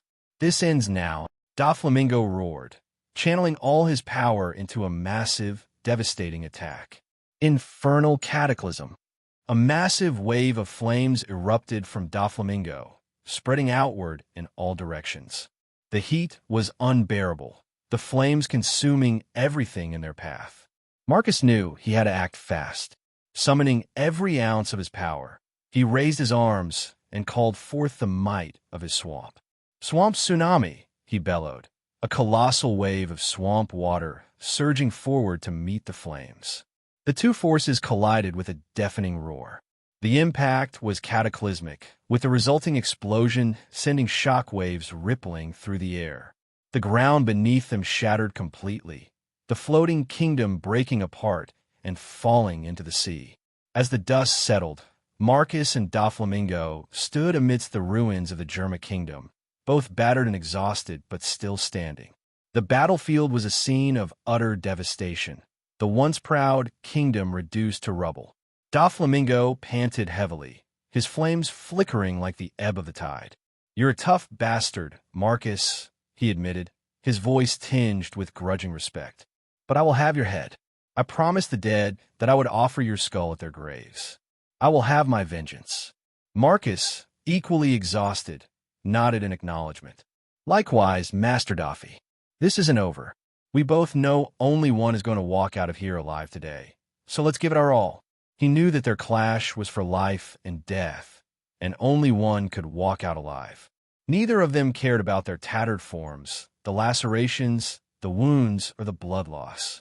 Both fighters had a singular purpose: to kill each other. Doflamingo's eyes blazed with an almost unholy fire as he surged forward, flames wreathing his fists. He swung a flaming fist, but Marcus was ready, meeting it with a swamp-covered punch. The clash sent shockwaves rippling through the battlefield, the sheer force tearing chunks of debris from the floating Germa kingdom. "Swamp grip?" Marcus roared, his swamp-covered arm morphing into a massive, grasping hand that lunged for Doflamingo. But Doffy twisted away, his observation hockey alerting him to the attack's trajectory. He countered with a spinning kick, his leg engulfed in flames. Flame fury. Marcus barely had time to dodge, the flaming kick scorching his side as he rolled away. He retaliated by slamming his hands into the ground. Quagmire's surge. The earth beneath Doflamingo turned into a viscous swamp, pulling him down with relentless force. Doflamingo snarled, his conqueror's hockey flaring. The pressure was immense, a wave of raw power that momentarily halted the swamp's advance. "Hellfire eruption," he bellowed, slamming his fists into the ground. Columns of fire burst forth, evaporating the swamp and forcing Marcus back. Marcus gritted his teeth, feeling the searing heat against his skin. He raised his arm, the swamp swirling around it. Swamp tsunami. A massive wave of muck surged forward, aiming to engulf Doflamingo completely. With a roar, Doflamingo countered. Inferno Gatling. He unleashed a relentless stream of fireballs, each one detonating on impact with a swamp wave. The air filled with steam and the smell of burning earth as the two forces clashed. The ground beneath them continued to shatter, the floating kingdom breaking apart. Massive sections fell away, plummeting into the sea below. The battlefield was a scene of utter devastation, the once mighty kingdom reduced to rubble. Doflamingo charged through the chaos, his fists blazing with purple flames. He closed the distance between them in an instant, landing a powerful punch on Marcus's jaw. The swamp warrior staggered, blood spraying from his mouth. But Marcus wasn't done. He wrapped his arms around Doflamingo in a bear hug, his swamp-covered body seeping into the enemy's wounds. "Titan's hold," he growled, tightening his grip. Doflamingo screamed in pain, his body igniting in a desperate attempt to burn away the swamp. Hellfire Nova! Flames erupted from his body, searing Marcus's flesh and forcing him to let go. They stumbled apart, both breathing heavily.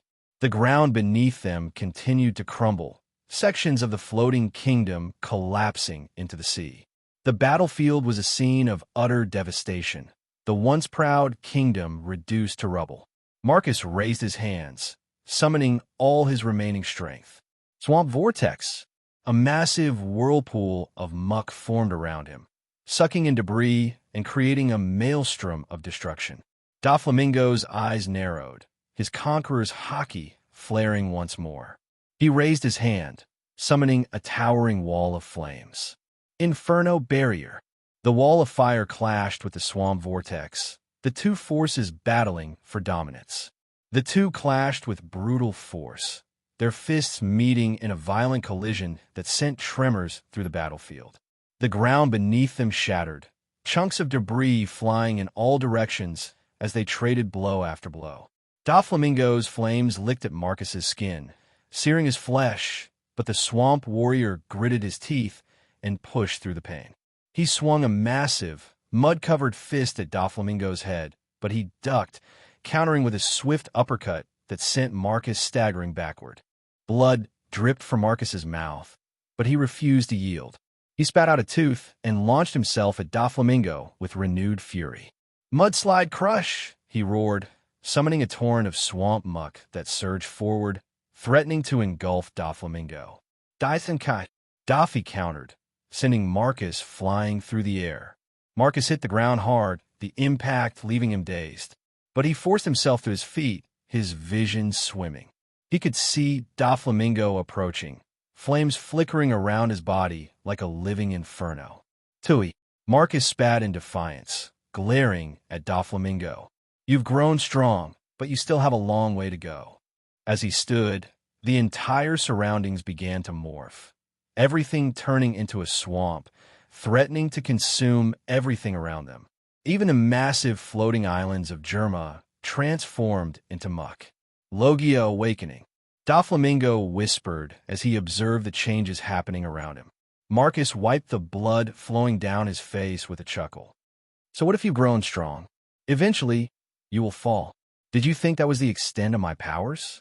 Let me teach you the true horrors of the Logia devil fruit." There was silence except for the crackling of flames. The scene Marcus expected didn't come to pass. He had expected the swamp to consume the entire battlefield, but only his half had turned to muck. The flames on the other side still burned strong. That's when Marcus realized. The flames started spreading and dancing around Doflamingo like a living entity. Doflamingo's laugh cut through the silence, sharp and chilling. "Bastard, did you think you would be the only one with an awakened devil fruit?" Doflamingo's voice echoed with a menacing edge. The flames around him roared like an ancient behemoth, swelling and twisting with an unnatural intensity. The air shimmered with heat, and the very ground seemed to quiver under the power of Doflamingo's flames. He raised his hands, and the flames responded, swirling and coiling around him, forming a towering inferno.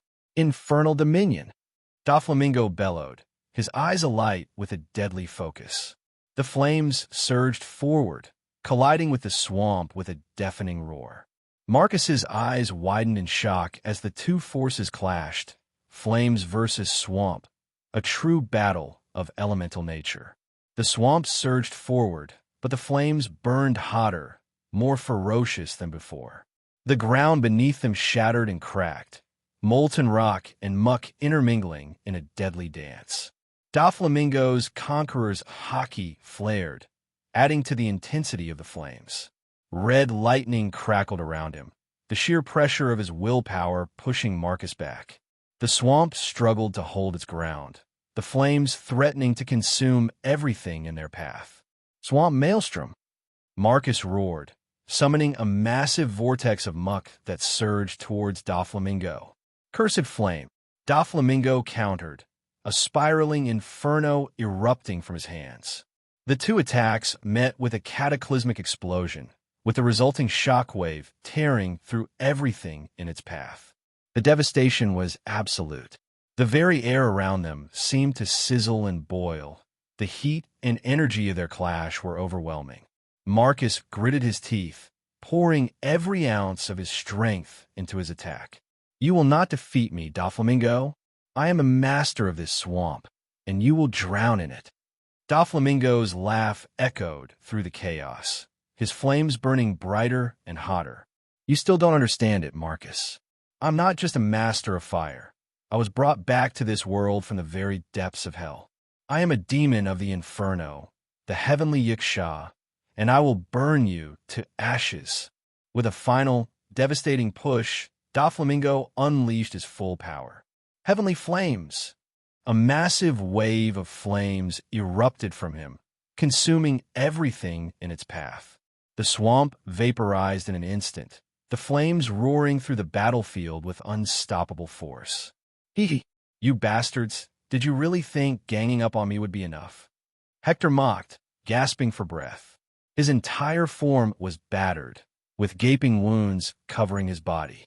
Senor and Diamante had proven to be much stronger adversaries than he had expected. Their original plan was to take down Doflamingo together, but everything had descended into chaos. He wasn't even sure which part of the kingdom they were currently on, as the entire floating kingdom had splintered. Their surroundings were a scene of complete devastation. Hector knew that without his mythical Zoan fruit, he would have been the one lying defeated. Senor pushed aside a fallen pillar, struggling to stand. Diamante lay unconscious and battered at the bottom of the crater, where Hector stood. "Still not dead, are you?" Hector scowled in anger. It felt like humiliation to be held down in a fight for hours by a couple of nobodies. He already realized that the plan to bring down Doflamingo had likely ended in failure. He glanced in the direction where the entire world seemed to be engulfed in flames, understanding that fighting Doflamingo would have been his death sentence. "Fuck, I will at least take your head as a souvenir," Hector growled, looking down at Diamante under his feet in frustration. He raised his massive battle axe to behead him. Senor, despite his own injuries, was prepared to throw everything he had at Hector. He couldn't bear to see a repeat of what had happened to Pica. Hector bellowed with laughter, enjoying Senor's helplessness. He brought down his arm to finish Diamante. "Arg!" A deafening cry reverberated through the battlefield as a severed arm flew through the air. Senor, on the brink of unconsciousness, sighed in relief and collapsed to the ground. Hector rolled on the ground in pain, clutching his stump, trying to figure out what had happened. Just then, out of the smoke, a lone figure emerged. Dracul Mihawk walked in steadily. His presence was imposing, with his hawk-like eyes scanning the battlefield. He wore a long, dark coat and carried the legendary Black Blade, Yuru, on his back. His earlier attack, a flying slash at blinding speed, had severed Hector's arm. Hector, weakened from his fight with Senor and Diamante, had failed to detect the attack due to his faltering hockey. Mihawk had cleared the warehouse long ago and, feeling bored, had decided to move around the island, taking out stragglers. Luckily, he had come upon Hector just in time to prevent him from finishing off members of the Don Quixote family. Hector struggled to stand, his eyes filled with rage and pain as he recognized his attacker. "You? It's you. Why the hell did you attack me? Are you not a Shichibukai yourself? Do you have a death wish, brat?" he demanded, clutching his bleeding stump. However, his mind was racing with ways to try and escape this situation. Mihawk's gaze was cold and unyielding. "Dracul Mihawk," he said simply, his voice calm and composed. "And you are my way."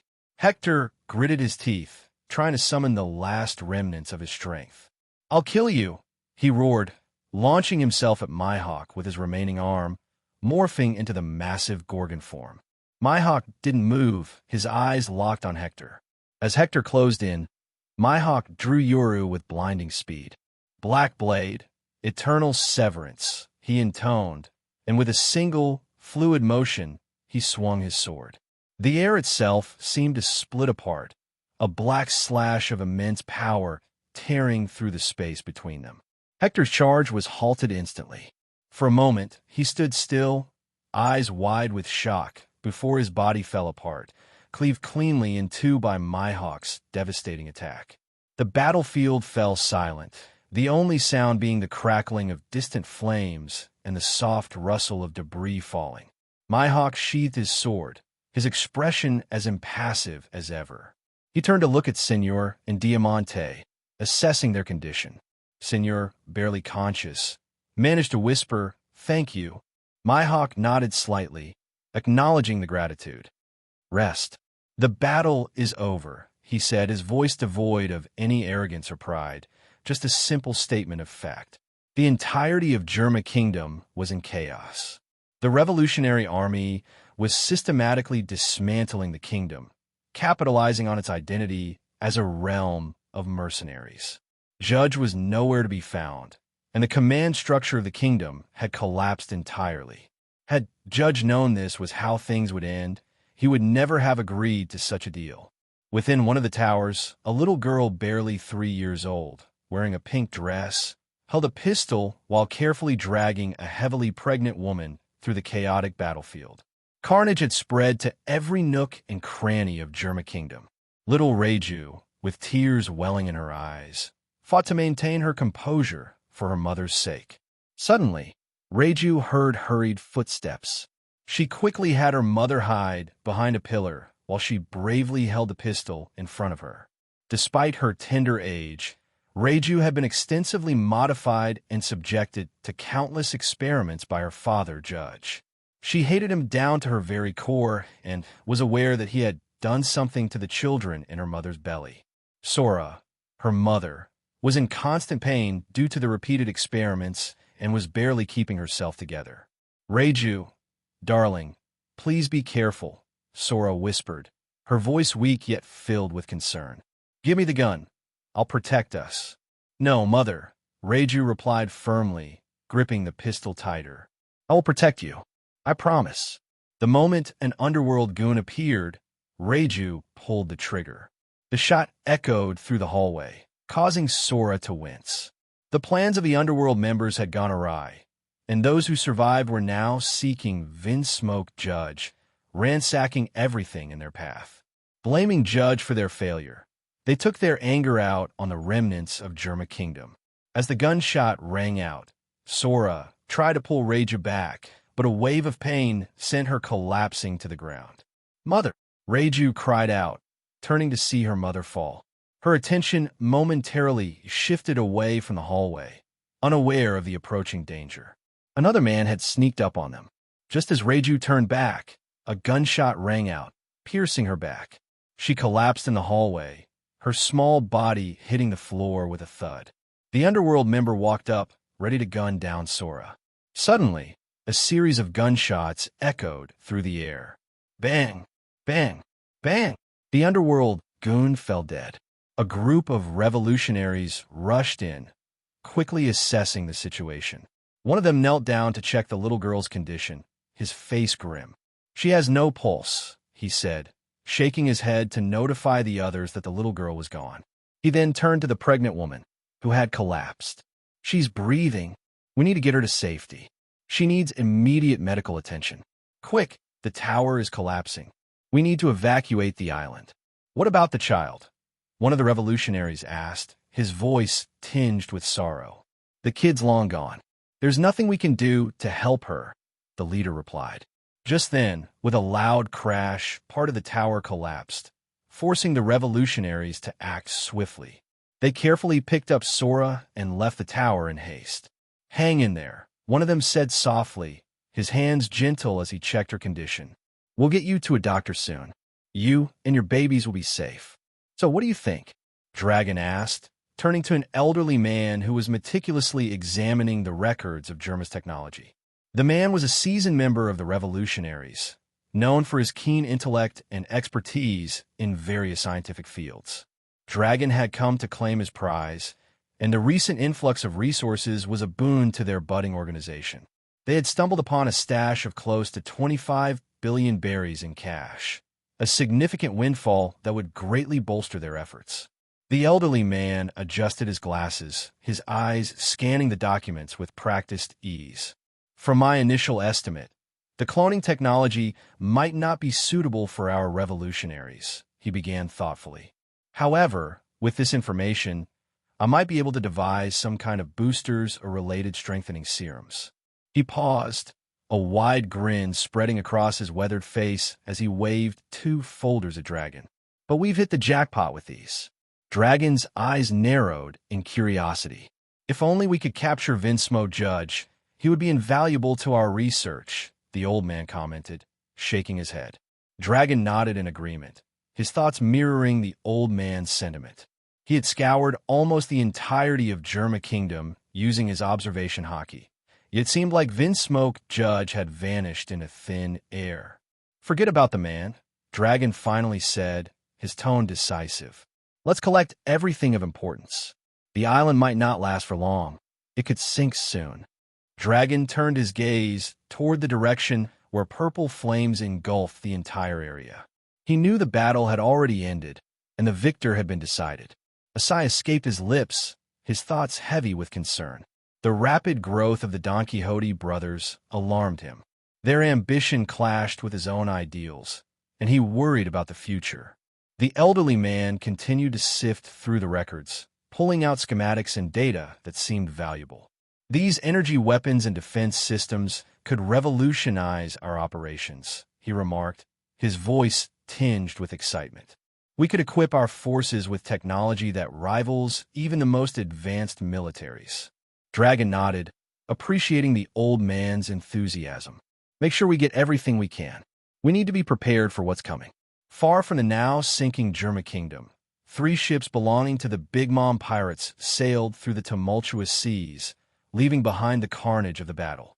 On the main ship, a tense silence pervaded as the crew gathered around the unconscious form of Charlotte Smoothie as she was being treated. Their recent confrontation with the upstart pirate group had gone disastrously, especially after the pirate with the red hair entered the fray, effortlessly overpowering Smoothie. The crew's anxiety was palpable. They knew all too well the consequences of failure.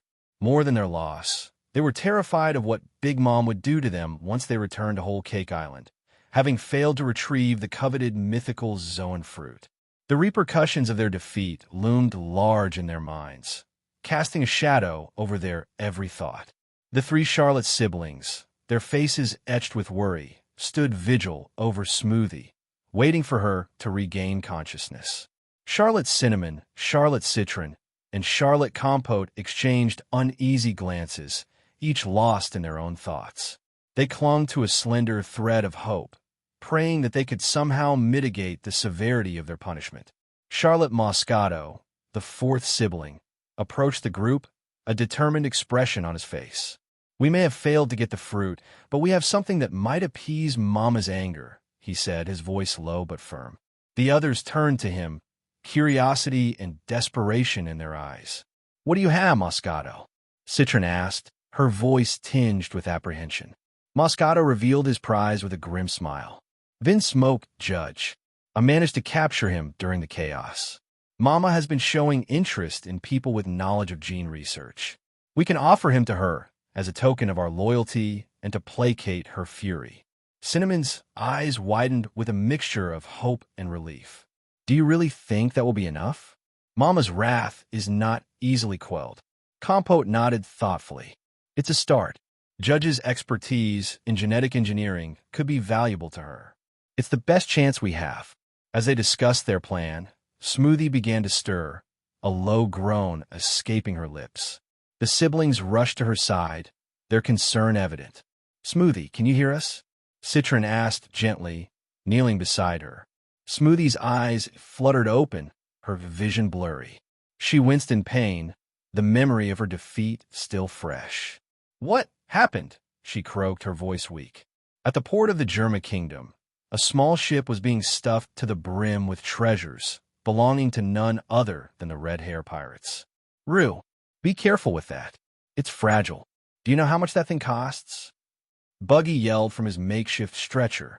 He was completely battered and bruised, barely able to move, but the sight of more and more treasures being loaded onto the ship made his eyes glitter. He clung tightly to an old, tattered map, holding onto it as if it were his lifeline. Aside from Shanks, almost everyone in the crew was exhausted, sporting various degrees of injuries.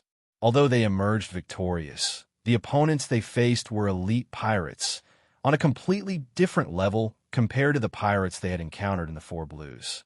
They knew that sooner or later they would have to venture into the Grand Line, where the Big Mom pirates would surely be waiting for them. They needed to get much, much stronger than they are now. Suddenly, Shanks, who was happily packing the ship with treasures, narrowed his eyes in a certain direction as his observation haki picked up a powerful presence coming in their direction. Through the burning embers, a man stepped out, carrying what appeared to be his severed head. Doflamingo walked steadily towards the ship, his entire form drenched in blood. His upper body was bare, with countless fresh wounds, some even exposing his bones. He moved with a deliberate calm, uncaring about the intense pressure emitted by Shanks. "Fu, it seems like you guys have quite the haul," Doflamingo said, his tone light. But then his expression turned serious. "But you have something that belongs to me. I hope you can return it." Shanks' eyes met Doflamingo's, and the tension between them was palpable. Shanks' aura locked onto Doflamingo, while Doflamingo's own aura clashed back, neither of them backing down. The air around them crackled with power, the sheer force of their wills threatening to explode into violence. Just as the clash seemed imminent, Beckman placed a hand on Shanks' shoulder, shaking his head. They had detected new presences in the area. From one side, Mihawk approached, carrying the unconscious forms of Senor and Diamante over his shoulders. Doflamingo's gaze shifted immediately to Mihawk, seeking reassurance about their condition. "They're just unconscious," Mihawk conveyed with a firm nod. He carefully laid down Senor and Diamante next to Doflamingo. Doflamingo's eyes softened slightly, whispering a grateful, "Thank you for bringing them back safely." Mihawk gave a subtle nod before turning his attention to Shanks. His fighting intent immediately soared, wanting to clash with Shanks, realizing that the opponent was a swordsman and someone powerful. Doflamingo turned back to Shanks, his eyes narrowing. "Just give back the fruit. You can take the rest." "I don't care." Shanks weighed his options. He knew who the swordsman was. The man hailed as a prime contender for the world's strongest swordsman. But it wasn't just Mihawk's presence that made him hesitate. His observation haki had picked up another presence watching them, someone strong. If it were only Doflamingo, he would have clashed without hesitation even though he was Ross's brother. But now he didn't fancy his chances. "Let's not be greedy. We have more than enough to achieve what we wanted," Beckman said, his voice steady. "It's all right, Shanks. It's just a single fruit. We can find ourselves more once we go to the Grand Line. Who knows? Maybe we might even get lucky in East Blue, where we're going next." Buggy comforted Shanks, who still felt bitter about losing the devil fruit. But he considered it a favor for Ross, one that he would have Ross repay in the future. With a sigh, Shanks nodded. The chest containing the mythical Zoan fruit was passed to Doflamingo, who accepted it and turned to Senor and Diamante, carefully carrying them towards their ship, where the goons were already waiting for their imminent departure. High in the sky, Dragon watched the exchange. He was tempted to go after the mythical Zoan fruit as well as the treasures from the pirate group, but he didn't want to bring himself trouble, especially against Doflamingo. Anything he did against Doflamingo would spell doom for his revolutionaries, as it seemed like Ross was aware of their every move. As they set sail, Buggy huffed, and Mihawk, who stood on the shore, leapt onto the boat. Shanks turned to him, curious about his intentions. "Aren't you guys going to the East Blue? Just drop me off on the way," Mihawk repeated casually, setting Yoru on the side and sitting next to it. Shanks' crew looked to him for direction, their expressions questioning. With a resigned sigh, Shanks nodded. He could feel no hostility from Mihawk, and having a sparring partner on the way would be beneficial. Soon enough, they would be entering the Grand Line. Shimatuski Village, East Blue. Clang, clang, clang. The rhythmic sound of metal clashing with metal echoed throughout the small workshop. No. Tend to the fire and follow the rhythm. Don't just blindly keep bashing the metal." Kozaburo roared as he saw me make a mistake. He was a man who had honed his craft to perfection and expected the same from those around him. Because I had expressed my intention to have Sandai Kitetsu reforged into a blade for my future disciple, Kozaburo confided that he might not be able to achieve exceptional results due to his advanced age and declining health. Although he didn't say it outright, my recent sparring with him had worsened his condition. This sword, being made for his granddaughter, was to be his greatest work, so he decided to enlist my help. Initially, I thought it was a good idea. Originally, I wanted to leave Shimatsuki village and tour East Blue, but then little Robin showed interest in the poneglyph hidden beneath the sea. Miyamoto also expressed his desire to learn swordsmithing from Kozaburo. A break seemed like a good idea for all of us, so I decided to settle down in Shimatsuki village for a while. It was also an opportunity to refine my swordsmanship, as Kozaburo had graciously agreed to teach me the techniques passed down by the Shimatsuki family. These are techniques I could pass down to Kuina in the future. Kozaburo was already aware that his son, Kushiro, still harbored doubts about Kuina's ability to achieve greatness with the sword. Though Kushiro outwardly expressed belief in his daughter, Kozaburo could sense a lack of sincerity in his tone. Kozaburo-san, you just said that I will have to just beat the metal while you take care of the rest. I chuckled sheepishly. I had practically zero aptitude for swordsmithing and had no idea if Kozaburo's idea would work, but this kind of metalwork was soothing. The constant killing and bloodshed sometimes overwhelmed even the most bloodthirsty of people. One thing that weighed heavily on my heart was the senseless massacre I had caused on an island in the North Blue. I had done it out of rage, fueled by the newfound power coursing through me after consuming the lightning devil fruit. It was a darkness I tried to suppress, but in this tranquil village, surrounded by the clanging of metal and the wisdom of an old swordsmith, I found a semblance of peace. As the metal clanged under the hammer's force, Kozaburo's eyes were sharp, watching every movement. You need to understand the soul of the metal, he said. It's not just about the force you apply, it's about how you apply it. I nodded, trying to focus on his words. The fire roared, and sweat dripped down my face, mixing with the soot and grime of the forge. Kozaburo, despite his age and frailty, moved with a grace that spoke of decades of experience. His hands, though wrinkled and spotted with age, were steady as he tended to the blade. Feel the rhythm, the heartbeat of the steel, he continued. Each strike must resonate with its essence. Only then can you create a weapon of true power. I took a deep breath, trying to attune myself to the task. The rhythmic pounding of the hammer against metal became a meditation, a way to center myself amidst the chaos of my past actions. The flames of the forge mirrored the fire within me, a constant reminder of the power I wielded and the responsibility that came with it. Kozaburo's teachings extended beyond the forge. In the evenings, after the day's work was done, we would sit by the river, and he would impart the ancient techniques of the Shimatsuki family. A sword is an extension of your soul, he would say. To master it, you must first master yourself. These lessons were not just for my benefit. Kozaburo was laying the groundwork for Kuina's future, ensuring that she had the best possible start. He was determined to prove to Kushiro and to the world that his granddaughter could achieve greatness. As I stood in the forge, hammer in hand, I realized that this was more than just a break. It was a crucible, a place where I could temper my spirit as well as the steel, preparing both for the trials to come. And with each strike, I forged not just a blade, but a future filled with hope and promise. Master Ross, just as I was about to start, little Lucci called out from the entrance while holding 2 newspapers and a few bounty posters. It had been 2 days since the complete destruction of the German kingdom, but the world government had been conspicuously silent on the matter. However, the World Times shared the news with the entire world. The picture of Daffy carrying the severed head of a CP0 agent was plastered on the front page. The involvement of the revolutionaries and the red-haired pirates was described in vivid detail.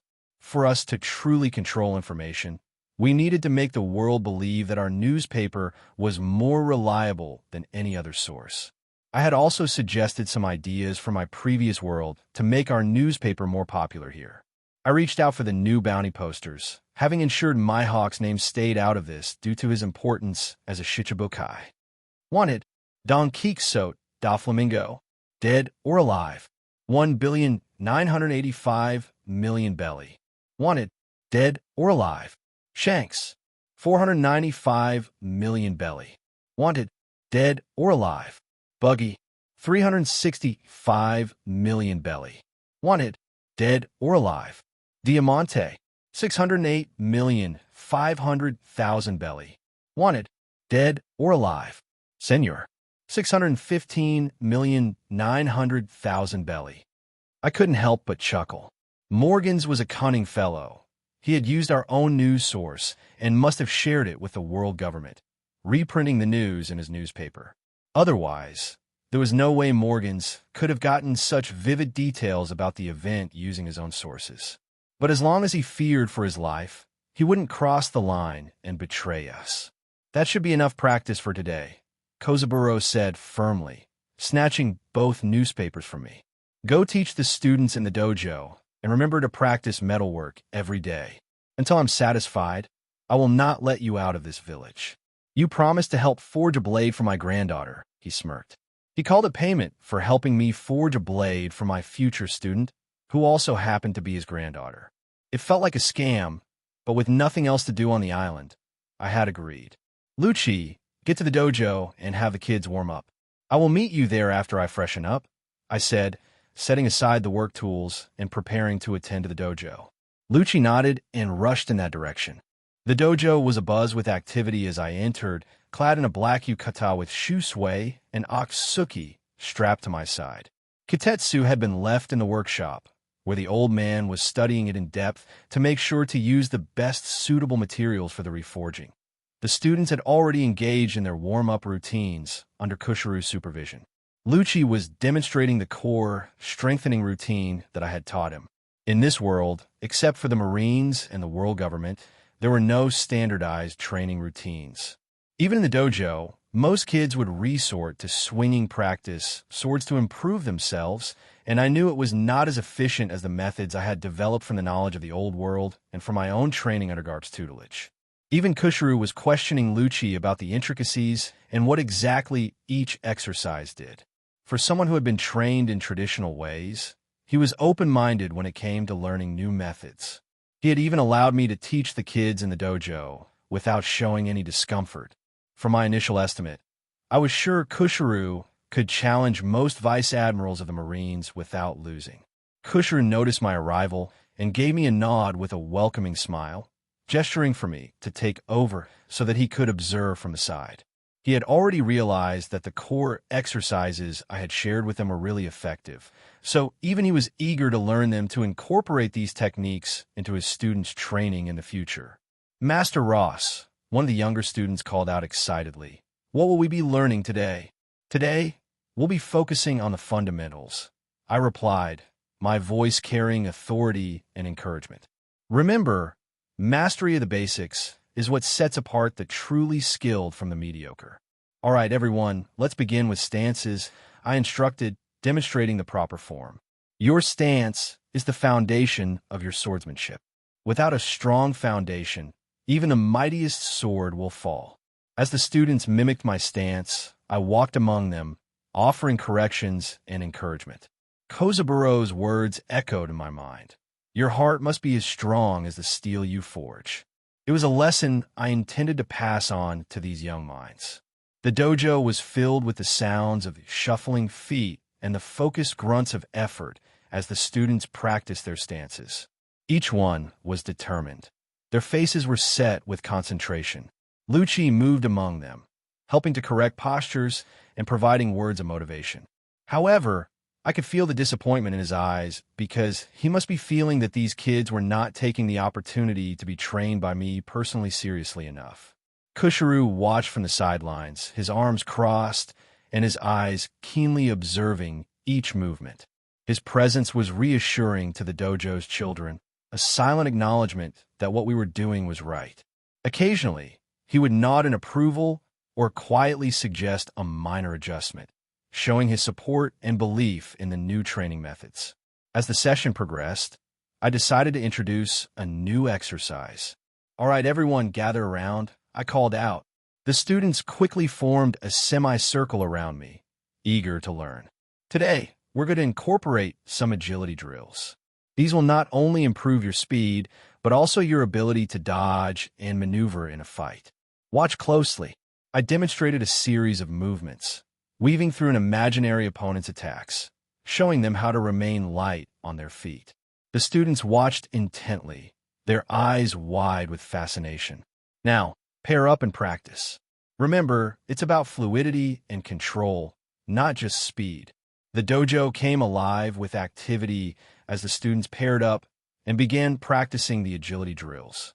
Their initial clumsiness gave way to more confident movements as they adjusted to the new exercises. Lucci and I moved among them, offering guidance and encouragement. After some time, Kushiru approached me. "You have a good way with them," he remarked, his tone approving. "These exercises aren't just about physical improvement. They're teaching them to think differently, to adapt. That's invaluable." He smiled, a rare but genuine expression. "You're doing good work here, Cohen, and the students respect you. That's not easy to achieve, especially in such a short span." It's just because they witnessed my spar with Kozaburo-san. Kids are always attracted to feats of strength beyond their common understanding. Maybe if you showcased your true strength to the kids from time to time, they would start worshiping you, Kushiru-san, I teased, to which he smiled in response. Just then, I watched Robin walk in, carrying Kuna. She was followed by Tara, Leo, and Mancheri. After leaving behind Little Ace, they had been sulking about it, and now they had turned their attention to Kana. I couldn't help but chuckle. It was good for them to help form an early bond with our future family. Room of Authority, Mary Gios. The tension in the room was palpable as the elders faced a new threat to their absolute dominance and control. "Have we received any information from Cypherpole regarding the source of this World Times?" Elder Nustero asked, his voice slicing through the silence that followed, confirming the lack of progress. "I'm sure his being backed by those revolutionaries Dragon has started. His cursed group has already sparked rebellion in 3 kingdoms. We need to put a stop to them. And where exactly are they getting the funding for all these things? I am sure there are quite a few kingdoms affiliated with us who are helping them in secret," Eldemars added, his frustration evident. "We need to make an example out of them, and we need to get this so-called World Times under our control like we did with Morgan's. They may seem harmless for now, but who knows when they will start sharing things we want to keep under wraps. From the looks of it, they have a very accurate information network." Elder Warcury vented his anger. "They are a threat if we cannot control them, and they need to be eliminated. I have already assigned Cypherpole to look into this matter. We will soon have results. I have also passed down orders to Sengoku to investigate at the earliest," Elder Jupiter assured, outlining the measures already in place. Elder Nustero then picked up the newspaper again. "We lost one of our best CP0 squads. How did Don Quixote know about the ambush? We were supposed to end him and bring the little brother under our control." His eyes then inadvertently moved to the side where the Marines' chief of staff, Tsuru, stood. She was one of their greatest assets, hidden so deep within the Marines that only the 5 elders knew about her true allegiance. Originally, she was inducted into the Marines to take control of it in the future as its fleet admiral and weed out potential troublemakers. But they had never expected someone like Garp to join the Marines around the same time. Garp's rise within the Marines had been phenomenal. Tsuru was then given the rare paramecia fruit, Washu Washinomi. To the rest of the world, this fruit seemed lackluster, but it held a secret that only a select few within the world government were aware of. Like the Ope Ope no Mi, which had a one-time ultimate technique like the perennial youth operation, Tsuru's devil fruit also had a technique that could unconditionally brainwash a person to the fruit user's will and liking. They had kept Tsuru by Garp's side as he grew as insurance to make sure to use the technique on Garp in case he became a threat. But now they considered that Garp was no longer a threat, and with how strong he had grown, he might be able to easily break free before Tsuru could apply the technique.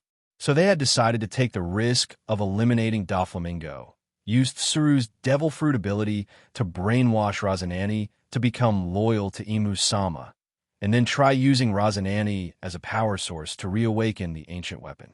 However, with the ambush a failure, they were now contemplating countermeasures. The elders had no worries about discussing such top-secret matters in the presence of Tsuru, because she was from the Aegis team and one of their most loyal assets, having earned their absolute trust. If the elders were to ask her to sacrifice herself right now, she would do it without blinking an eye. Tsuru's presence in the room was as composed as ever, her face a mask of calm professionalism. But those who knew her true role understood the chilling depth of her loyalty and power. She was not merely the chief of staff. She was a cipher pole operative embedded deep within the Marines, a shadow moving with precision and purpose. Elder Warcury turned to Tsuru, his eyes narrowing. "Tsuru, what is your assessment of the situation with Doflamingo?" Tsuru stepped forward, her gaze steady and unwavering. The failure of the ambush was unexpected, but not without precedent. Maybe we should start entertaining the possibility that the core of the world government has a traitor. Doflamingo's network of spies and informants is vast, and even our Aegis team has been unable to dismantle their network. He likely had contingencies in place. We must reconsider our approach, Elder Sama. Tsuru's voice was calm, but there was an underlying intensity that sent chills down the spines of anyone listening. Here was a woman who could command entire fleets, manipulate powerful figures, and wield a power that could bend the will of the strongest. Elder Saturn's gaze never left the portrait on the front page, where Doflamingo walked out of the flames carrying the severed head of the CP0 agent. To him, it seemed more like a statement, and given how vengeful the brothers were, he knew they would retaliate sooner or later. From the events at Impel Down, it was evident that the brothers were no longer a threat they could dismiss casually. He then turned his attention to Tsu, who appeared to want to add something but held back, awaiting permission. Elder Saturn made a gesture for her to speak her mind. "You have kept track of Doflamingo for the longest under our orders, so speak your mind, Tsuru. We have already tried to kill the brothers once before and failed. This time they will not sit back. The younger brother is too important for us to lose. We must get Rosinante under our control at any cost. What if we were to brainwash Doflamingo, then use him to control his little brother? That way, we will have both brothers under our thumb," Eldamar suggested. Tsuru, however, shook her head subconsciously and commented with Saturn's permission. "That would be disastrous, Elder Sama. As much as Doflamingo is a threat, he is also a safeguard. As long as Rosinante knows that we can threaten his brother's life, he will measure his actions against the world government. But the moment he realizes that Doflamingo was controlled in any way, the consequences will be unpredictable. It may completely backfire, and he may turn entirely against the world government, with nothing to hold him back." She trailed off, and the elders understood where she was going. Though the younger brother seemed like the sensible one out of the duo, they knew that Doflamingo was the chain that tethered Rosinante. The moment that shackle was removed, no one could predict the outcome. For all they knew, the teen would burn the whole world down if that took the world government down with it. "So what do you propose?" Elder Saturn questioned, now thinking they had been hasty. They had never expected that, even with such a force, they would not be able to bring down Doflamingo. The involvement of the revolutionaries was beyond their expectations. They never anticipated dragons siding with someone like Doflamingo. "I have been following Doflamingo since you gave me the orders to keep track of him all those years ago, Elder Sama. In all these years, I have come to understand something. Doflamingo is filled with ambition and craves power. He would do anything to achieve that goal." Tsuru stressed each point so as to make sure they understood what kind of man Doflamingo was. Rather than trying to fight him head-on, it would be better to appeal to his need for power. Perhaps he would willingly side with the world government, but the incentive we provide must be something substantial enough to make him consider it, despite the grudge he holds against us, Tsuru explained, her cold logic apparent in every word. Elder Nusturo's expression tightened as he considered Tsuru's words. "And what incentive do you suggest? He already despises us for what we've done to his family. It must be something irresistible." Tsuru nodded, her mind calculating every angle. Doflamingo desires influence, control, and absolute recognition. He is someone who thrives on chaos. Offer him a place within the world government's power structure. She paused because she knew that the next words she put forward might even threaten her own life. But she had to say them because that would be the most logical path in such a situation. I mean, the very core of it perhaps reinstate his privileges as a Tenryubito with additional privileges, and also a promise to help groom him into one among you, a future elder, even tempting him with your greatest secrets, the ability to live forever. In exchange, he must bring his brother to heel. Make him see that aligning with the world government can elevate him to a status he could never achieve otherwise. You dare? Elder Mars roared in fury, his haki surging out, threatening to crush Tsuru where she stood. Yet Tsuru merely bowed, unfazed. Just as the overwhelming pressure was about to envelop her, Elder Saturn slammed his staff on the ground, sending out his own pulse of haki to counteract Mars's assault. You don't think you agree with such a mad proposal, do you? Elder Warcury was equally furious, though he maintained control. He glared at Tsuru, one of their steadfast supporters, absolutely loyal and privy to many of the world government's darkest secrets. She even knew of Imu-sama's existence and other revelations that could shake the world to its core. What Tsuru says makes sense, Elder Nustero added, contemplating her words deeply. If there was one thing that could truly attract Doflamingo, it was eternal life. Should Doflamingo join their ranks, it wasn't out of the question that he could be offered an elder position by Imu-sama, especially if he could bring Rosinante into the fold. Though the elders themselves lacked the authority to make such a promise, they were confident Imu-sama would grant permission if they could reawaken an ancient weapon. This is madness. Tsuru, have you gone crazy? Elder Jupiter, though enraged by the suggestion, sought to understand the basis of Tsuru's proposal. If it had been anyone else, Jupiter would have already executed them. But Tsuru was different. She had the blood of the celestial dragon flowing through her veins. Born to a celestial dragon and a slave, her lower status had led her to become a cipher pole agent rather than a member of the God's Knights. Despite their trust in Tsuru, they held leverage over her. Her granddaughter was in Mary Geos after her parents were killed by Doflamingo when he torched an entire island during his early years in North Blue. No, Elder Sama, I am merely stating the most logical option if we truly want to get Doflamingo on our side. Once he joins us, there are many ways to keep him loyal to Imu-sama, she added, unbothered by Elder Mars's earlier attempt to kill her. Elder Saturn's eyes narrowed as he studied Tsuru. Explain your reasoning, Tsuru. Why should we believe Doflamingo can be controlled once he has what he desires? Elder Mars scoffed. And what if he betrays us? We'll have leverage, Tsuru replied coolly. As long as he believes we can threaten his ambitions or his life, he'll stay in line. We must ensure that any agreement binds him through his ambition and greed. We exploit Doflamingo's vanity, Tsuru said. Make it clear that while it may seem that he has the upper hand now, once the world government genuinely targets him, his only option would be to perish. Let him understand that we offer eternal life and a clear path to power. Doflamingo will understand the benefits of siding with us. After all, the blood of a Tenryubito flows through his veins. Elder Jupiter finally spoke. It's a risky plan, but perhaps our best option. If we can turn Doflamingo to our side, Rosinante will follow.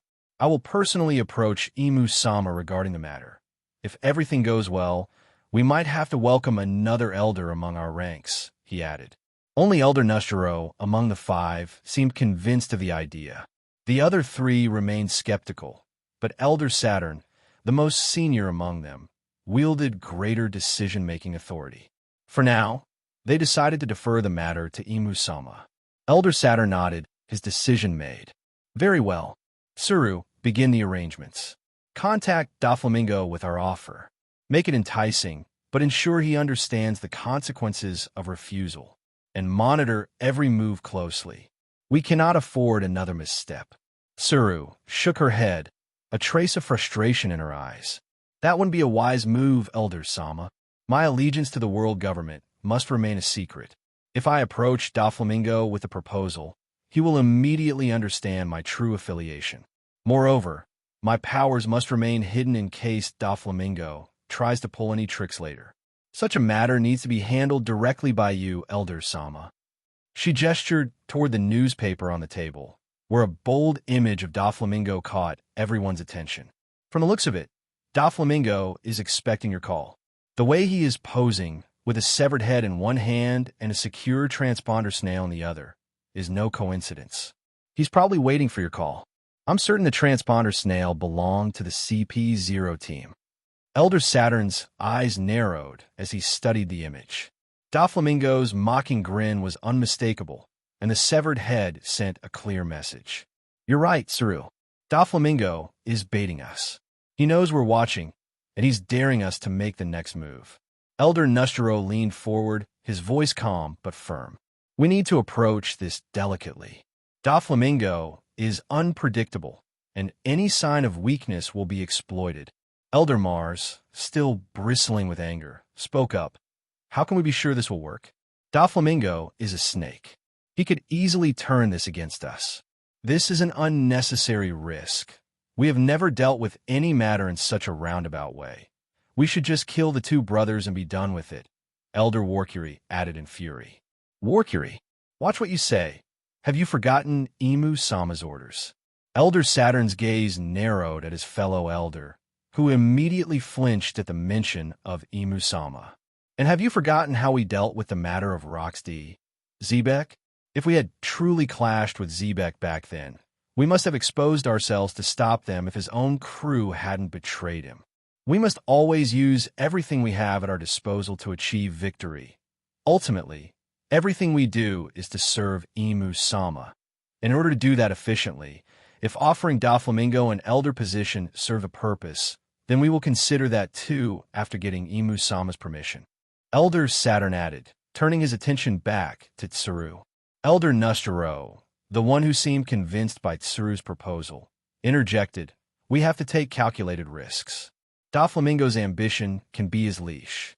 If we control what he craves, we control him. Elder Jupiter, still skeptical but willing to listen, added, if we are to move forward, it must be with precision. One mistake, and we could fuel the fire against us. Elder Saturn, the most senior and respected, raised his hand to silence the room. The matter will be presented to Emu Sama. Until then, we prepare. Tsuru, begin discreet preparations. Mobilize the cipher pole in force and ensure our intelligence on the revolutionaries and Doflamingo's movements is flawless. We cannot afford to be blindsided again. And let's start the hunt for the rats amidst the world government's ranks. Tsuru bowed deeply, her expression unwavering. As you command, Elder Sama. Elder Saturn's final words echoed in the chamber as they departed. We move with caution and precision. Doflamingo will either be our greatest asset or our most dangerous enemy. Let's ensure it is the former. Meanwhile, within the holy land of Mary Geos, in the grandiose estate of the revered Figureland family, a rare moment of calm enveloped the indoor garden of the family head's house. The garden was an exquisite sanctuary, meticulously maintained with exotic flora from across the world. Rare orchids and vibrant roses bloomed alongside meticulously trimmed bonsai trees, their branches twisted into intricate shapes. A gentle stream meandered through the garden, its crystal-clear waters reflecting the soft light filtering through the skylights above. Seated on an elegant wrought-iron bench, St. Figureland Garling exuded an air of quiet authority. His appearance was both regal and imposing, with a face that bore the marks of both age and experience. He was a tall man of advanced age, with a visibly wrinkled face and a sharp, aquiline nose that added to his regal appearance. His long, light crimson-colored hair was styled into a unique and striking formation, a pair of unbent, side-facing spikes on either side of his head, with an extremely tall, forward-bent spike crowning the top. His piercing, sharp, and calculating eyes missed nothing as they surveyed the tranquil scene before him. Garling's attire was a testament to his status. He wore a pristine white uniform adorned with golden epaulets and intricate embroidery, signifying his rank as the supreme commander of the God's Knights. A long, flowing cape hung from his shoulders, the crimson fabric contrasting starkly with his uniform. Garling's demeanor was one of serene confidence, that of a man accustomed to wielding immense power. As the current supreme commander of the God's Knights, his authority rivaled that of the 5 elder planets. The God's Knights were an elite force that only served at the behest of Imu-sama, and Garling was their undisputed leader, known for his strategic brilliance and unyielding resolve. But beneath the surface of his calm exterior lay the hidden truth of his ambition and the lengths he was willing to go to maintain his influence. What even the rest of the world nobles were unaware of was that St. Figurland Garling was next in line for the perennial youth operation, should the world government regain control of the Nomi. The promise of eternal youth and unparalleled power was a secret he guarded closely, a prize he was determined to claim. As he sat in the serene garden, his thoughts were interrupted by the soft rustle of footsteps on the gravel path. A member of the God's Knights approached, bowing respectfully before speaking. "Supreme Commander, the elders convened a meeting earlier, and they have approached Imusama for counsel," a member of the God's Knights conveyed. Although they couldn't stop the elders from seeking Imusama's guidance, as Imusama's personal force, they kept track of every meeting between the elders and Imusama. Garling's eyes narrowed slightly, a hint of a smile playing at the corners of his lips. "It seems the elders are planning a significant move. They have yet to answer for losing one of our members during their conquest of Wano," he replied, his voice smooth and commanding. "Inform the rest of the God's Knights that I will join them shortly." Suddenly, with a resounding force, the door to the garden was smashed open. Both Garling and the other God's Knight turned their attention to the door, knowing only one person had the audacity to cause such a commotion in the house of the Figurland family head. Aganya stormed in, her fury barely contained. She held what seemed to be a bounty poster. "Out! Get out now!" she roared at the God's Knight, who stood his ground, unfazed by her outburst. Despite respecting the Supreme Commander, his courtesy didn't extend to Garling's daughter, but Garling waved his hand, and the God's Knight, with a nod, left the room. Garling was a cold and calculating man. The only reason he tolerated Aganya's behavior was because of her exceptional talent. She was the undisputed genius among all the 19 families in Holy Land. In her 20s, she had already reached peak admiral-level strength and secured a position in the reserves of the God's Knights, making her his greatest pride and most valuable asset. Bam! Aganya slammed her palm onto the bench where Garling sat. If not for his hockey holding the bench together, it would have shattered into pieces. Garling glanced at the bounty poster and understood the reason for his daughter's fury. It was the latest bounty poster for his long-lost son. "What game are you playing at?" Aganya's tone was a low growl, but Garling just sat there unfazed, letting his daughter vent her frustration. "I put in a gag order, but you dare declare my little brother a criminal and set a price on his head?" She glared at Garling dangerously. Garling looked at her calmly, his expression unreadable. "Aganya, your brother's actions have consequences. He has chosen a path that defies the laws we uphold. This bounty is not a game. It is a necessary measure to maintain order." Aganya's eyes blazed with anger. "Necessary? You call this necessary? He's family. You know how important he is to me and to us. And yet you treat him like any other criminal." Garling's gaze hardened, and he stood, towering over her. He made his choice. Family or not, he is a threat to our authority. Do not let personal feelings cloud your judgment. This is about preserving our status as the rulers of this world. Aganya clenched her fists, her nails digging into her palms. "I won't let you do this. I will find him, and I will bring him back. And if you try to stop me, I will make you regret it." Garling's expression twisted into a mocking smirk, a rare moment of cunning flickering in his eyes. "Aganya, be careful. Your emotions make you strong, but they can also be your downfall. And if you personally approach him, he's only going to deny you one more time. Don't think that your escapade to East Blue went unnoticed. There's a reason I tolerate your tantrums, Aganya, but do not cross the line, or you will regret it. As for that pirate scum, he will get his due." Garling crushed the bounty paper, crumbling it to dust. "You abandoned him. You abandoned him in God's Valley, and now you're abandoning him again. Back then, I didn't have the strength to save my little brother, but now I will personally deal with this matter. He may not want to come back, but I have my ways to safeguard my brother." She tossed a folder onto the floor. I'm going to find my little brother and appoint him as one of the Shichibukai, whether he likes it or not. And you better have those documents signed by the elders with approval of his appointment, or you'll have to explain to the elders why one of the most prodigious talents from the Holy Land defected." Aganya's roar echoed through the room, her conqueror's haki flaring, clashing with her father's. She knew the kind of man her father was. She had learned to endure and survive under his grasp, believing her little brother had been lost all those years ago. But now, knowing he was alive, she would not let anyone threaten him again. "Aganya, you're playing a dangerous game here. Don't force my hand." Garling's demeanor completely shifted. He never liked being challenged. There was a reason he climbed to such a position, despite all the contenders. If it benefited him, he was willing to sacrifice anyone. However, Aganya was no longer the little girl from God's Valley who had helplessly hidden behind others while praying for her brother's safety. She was now a force to be reckoned with, willing to clash with her own father if that's what it took to secure her brother's safety. "You have until I find my brother out in the seas. I hope you get that approval signed before then, and I would like to see the appointment made official in the newspapers." She gave him an ultimatum. Aganya turned on her heel and stormed out, her resolve unshaken. Garling watched her go, a mixture of pride and anger in his heart. He knew she was formidable, but the path she was choosing was fraught with danger.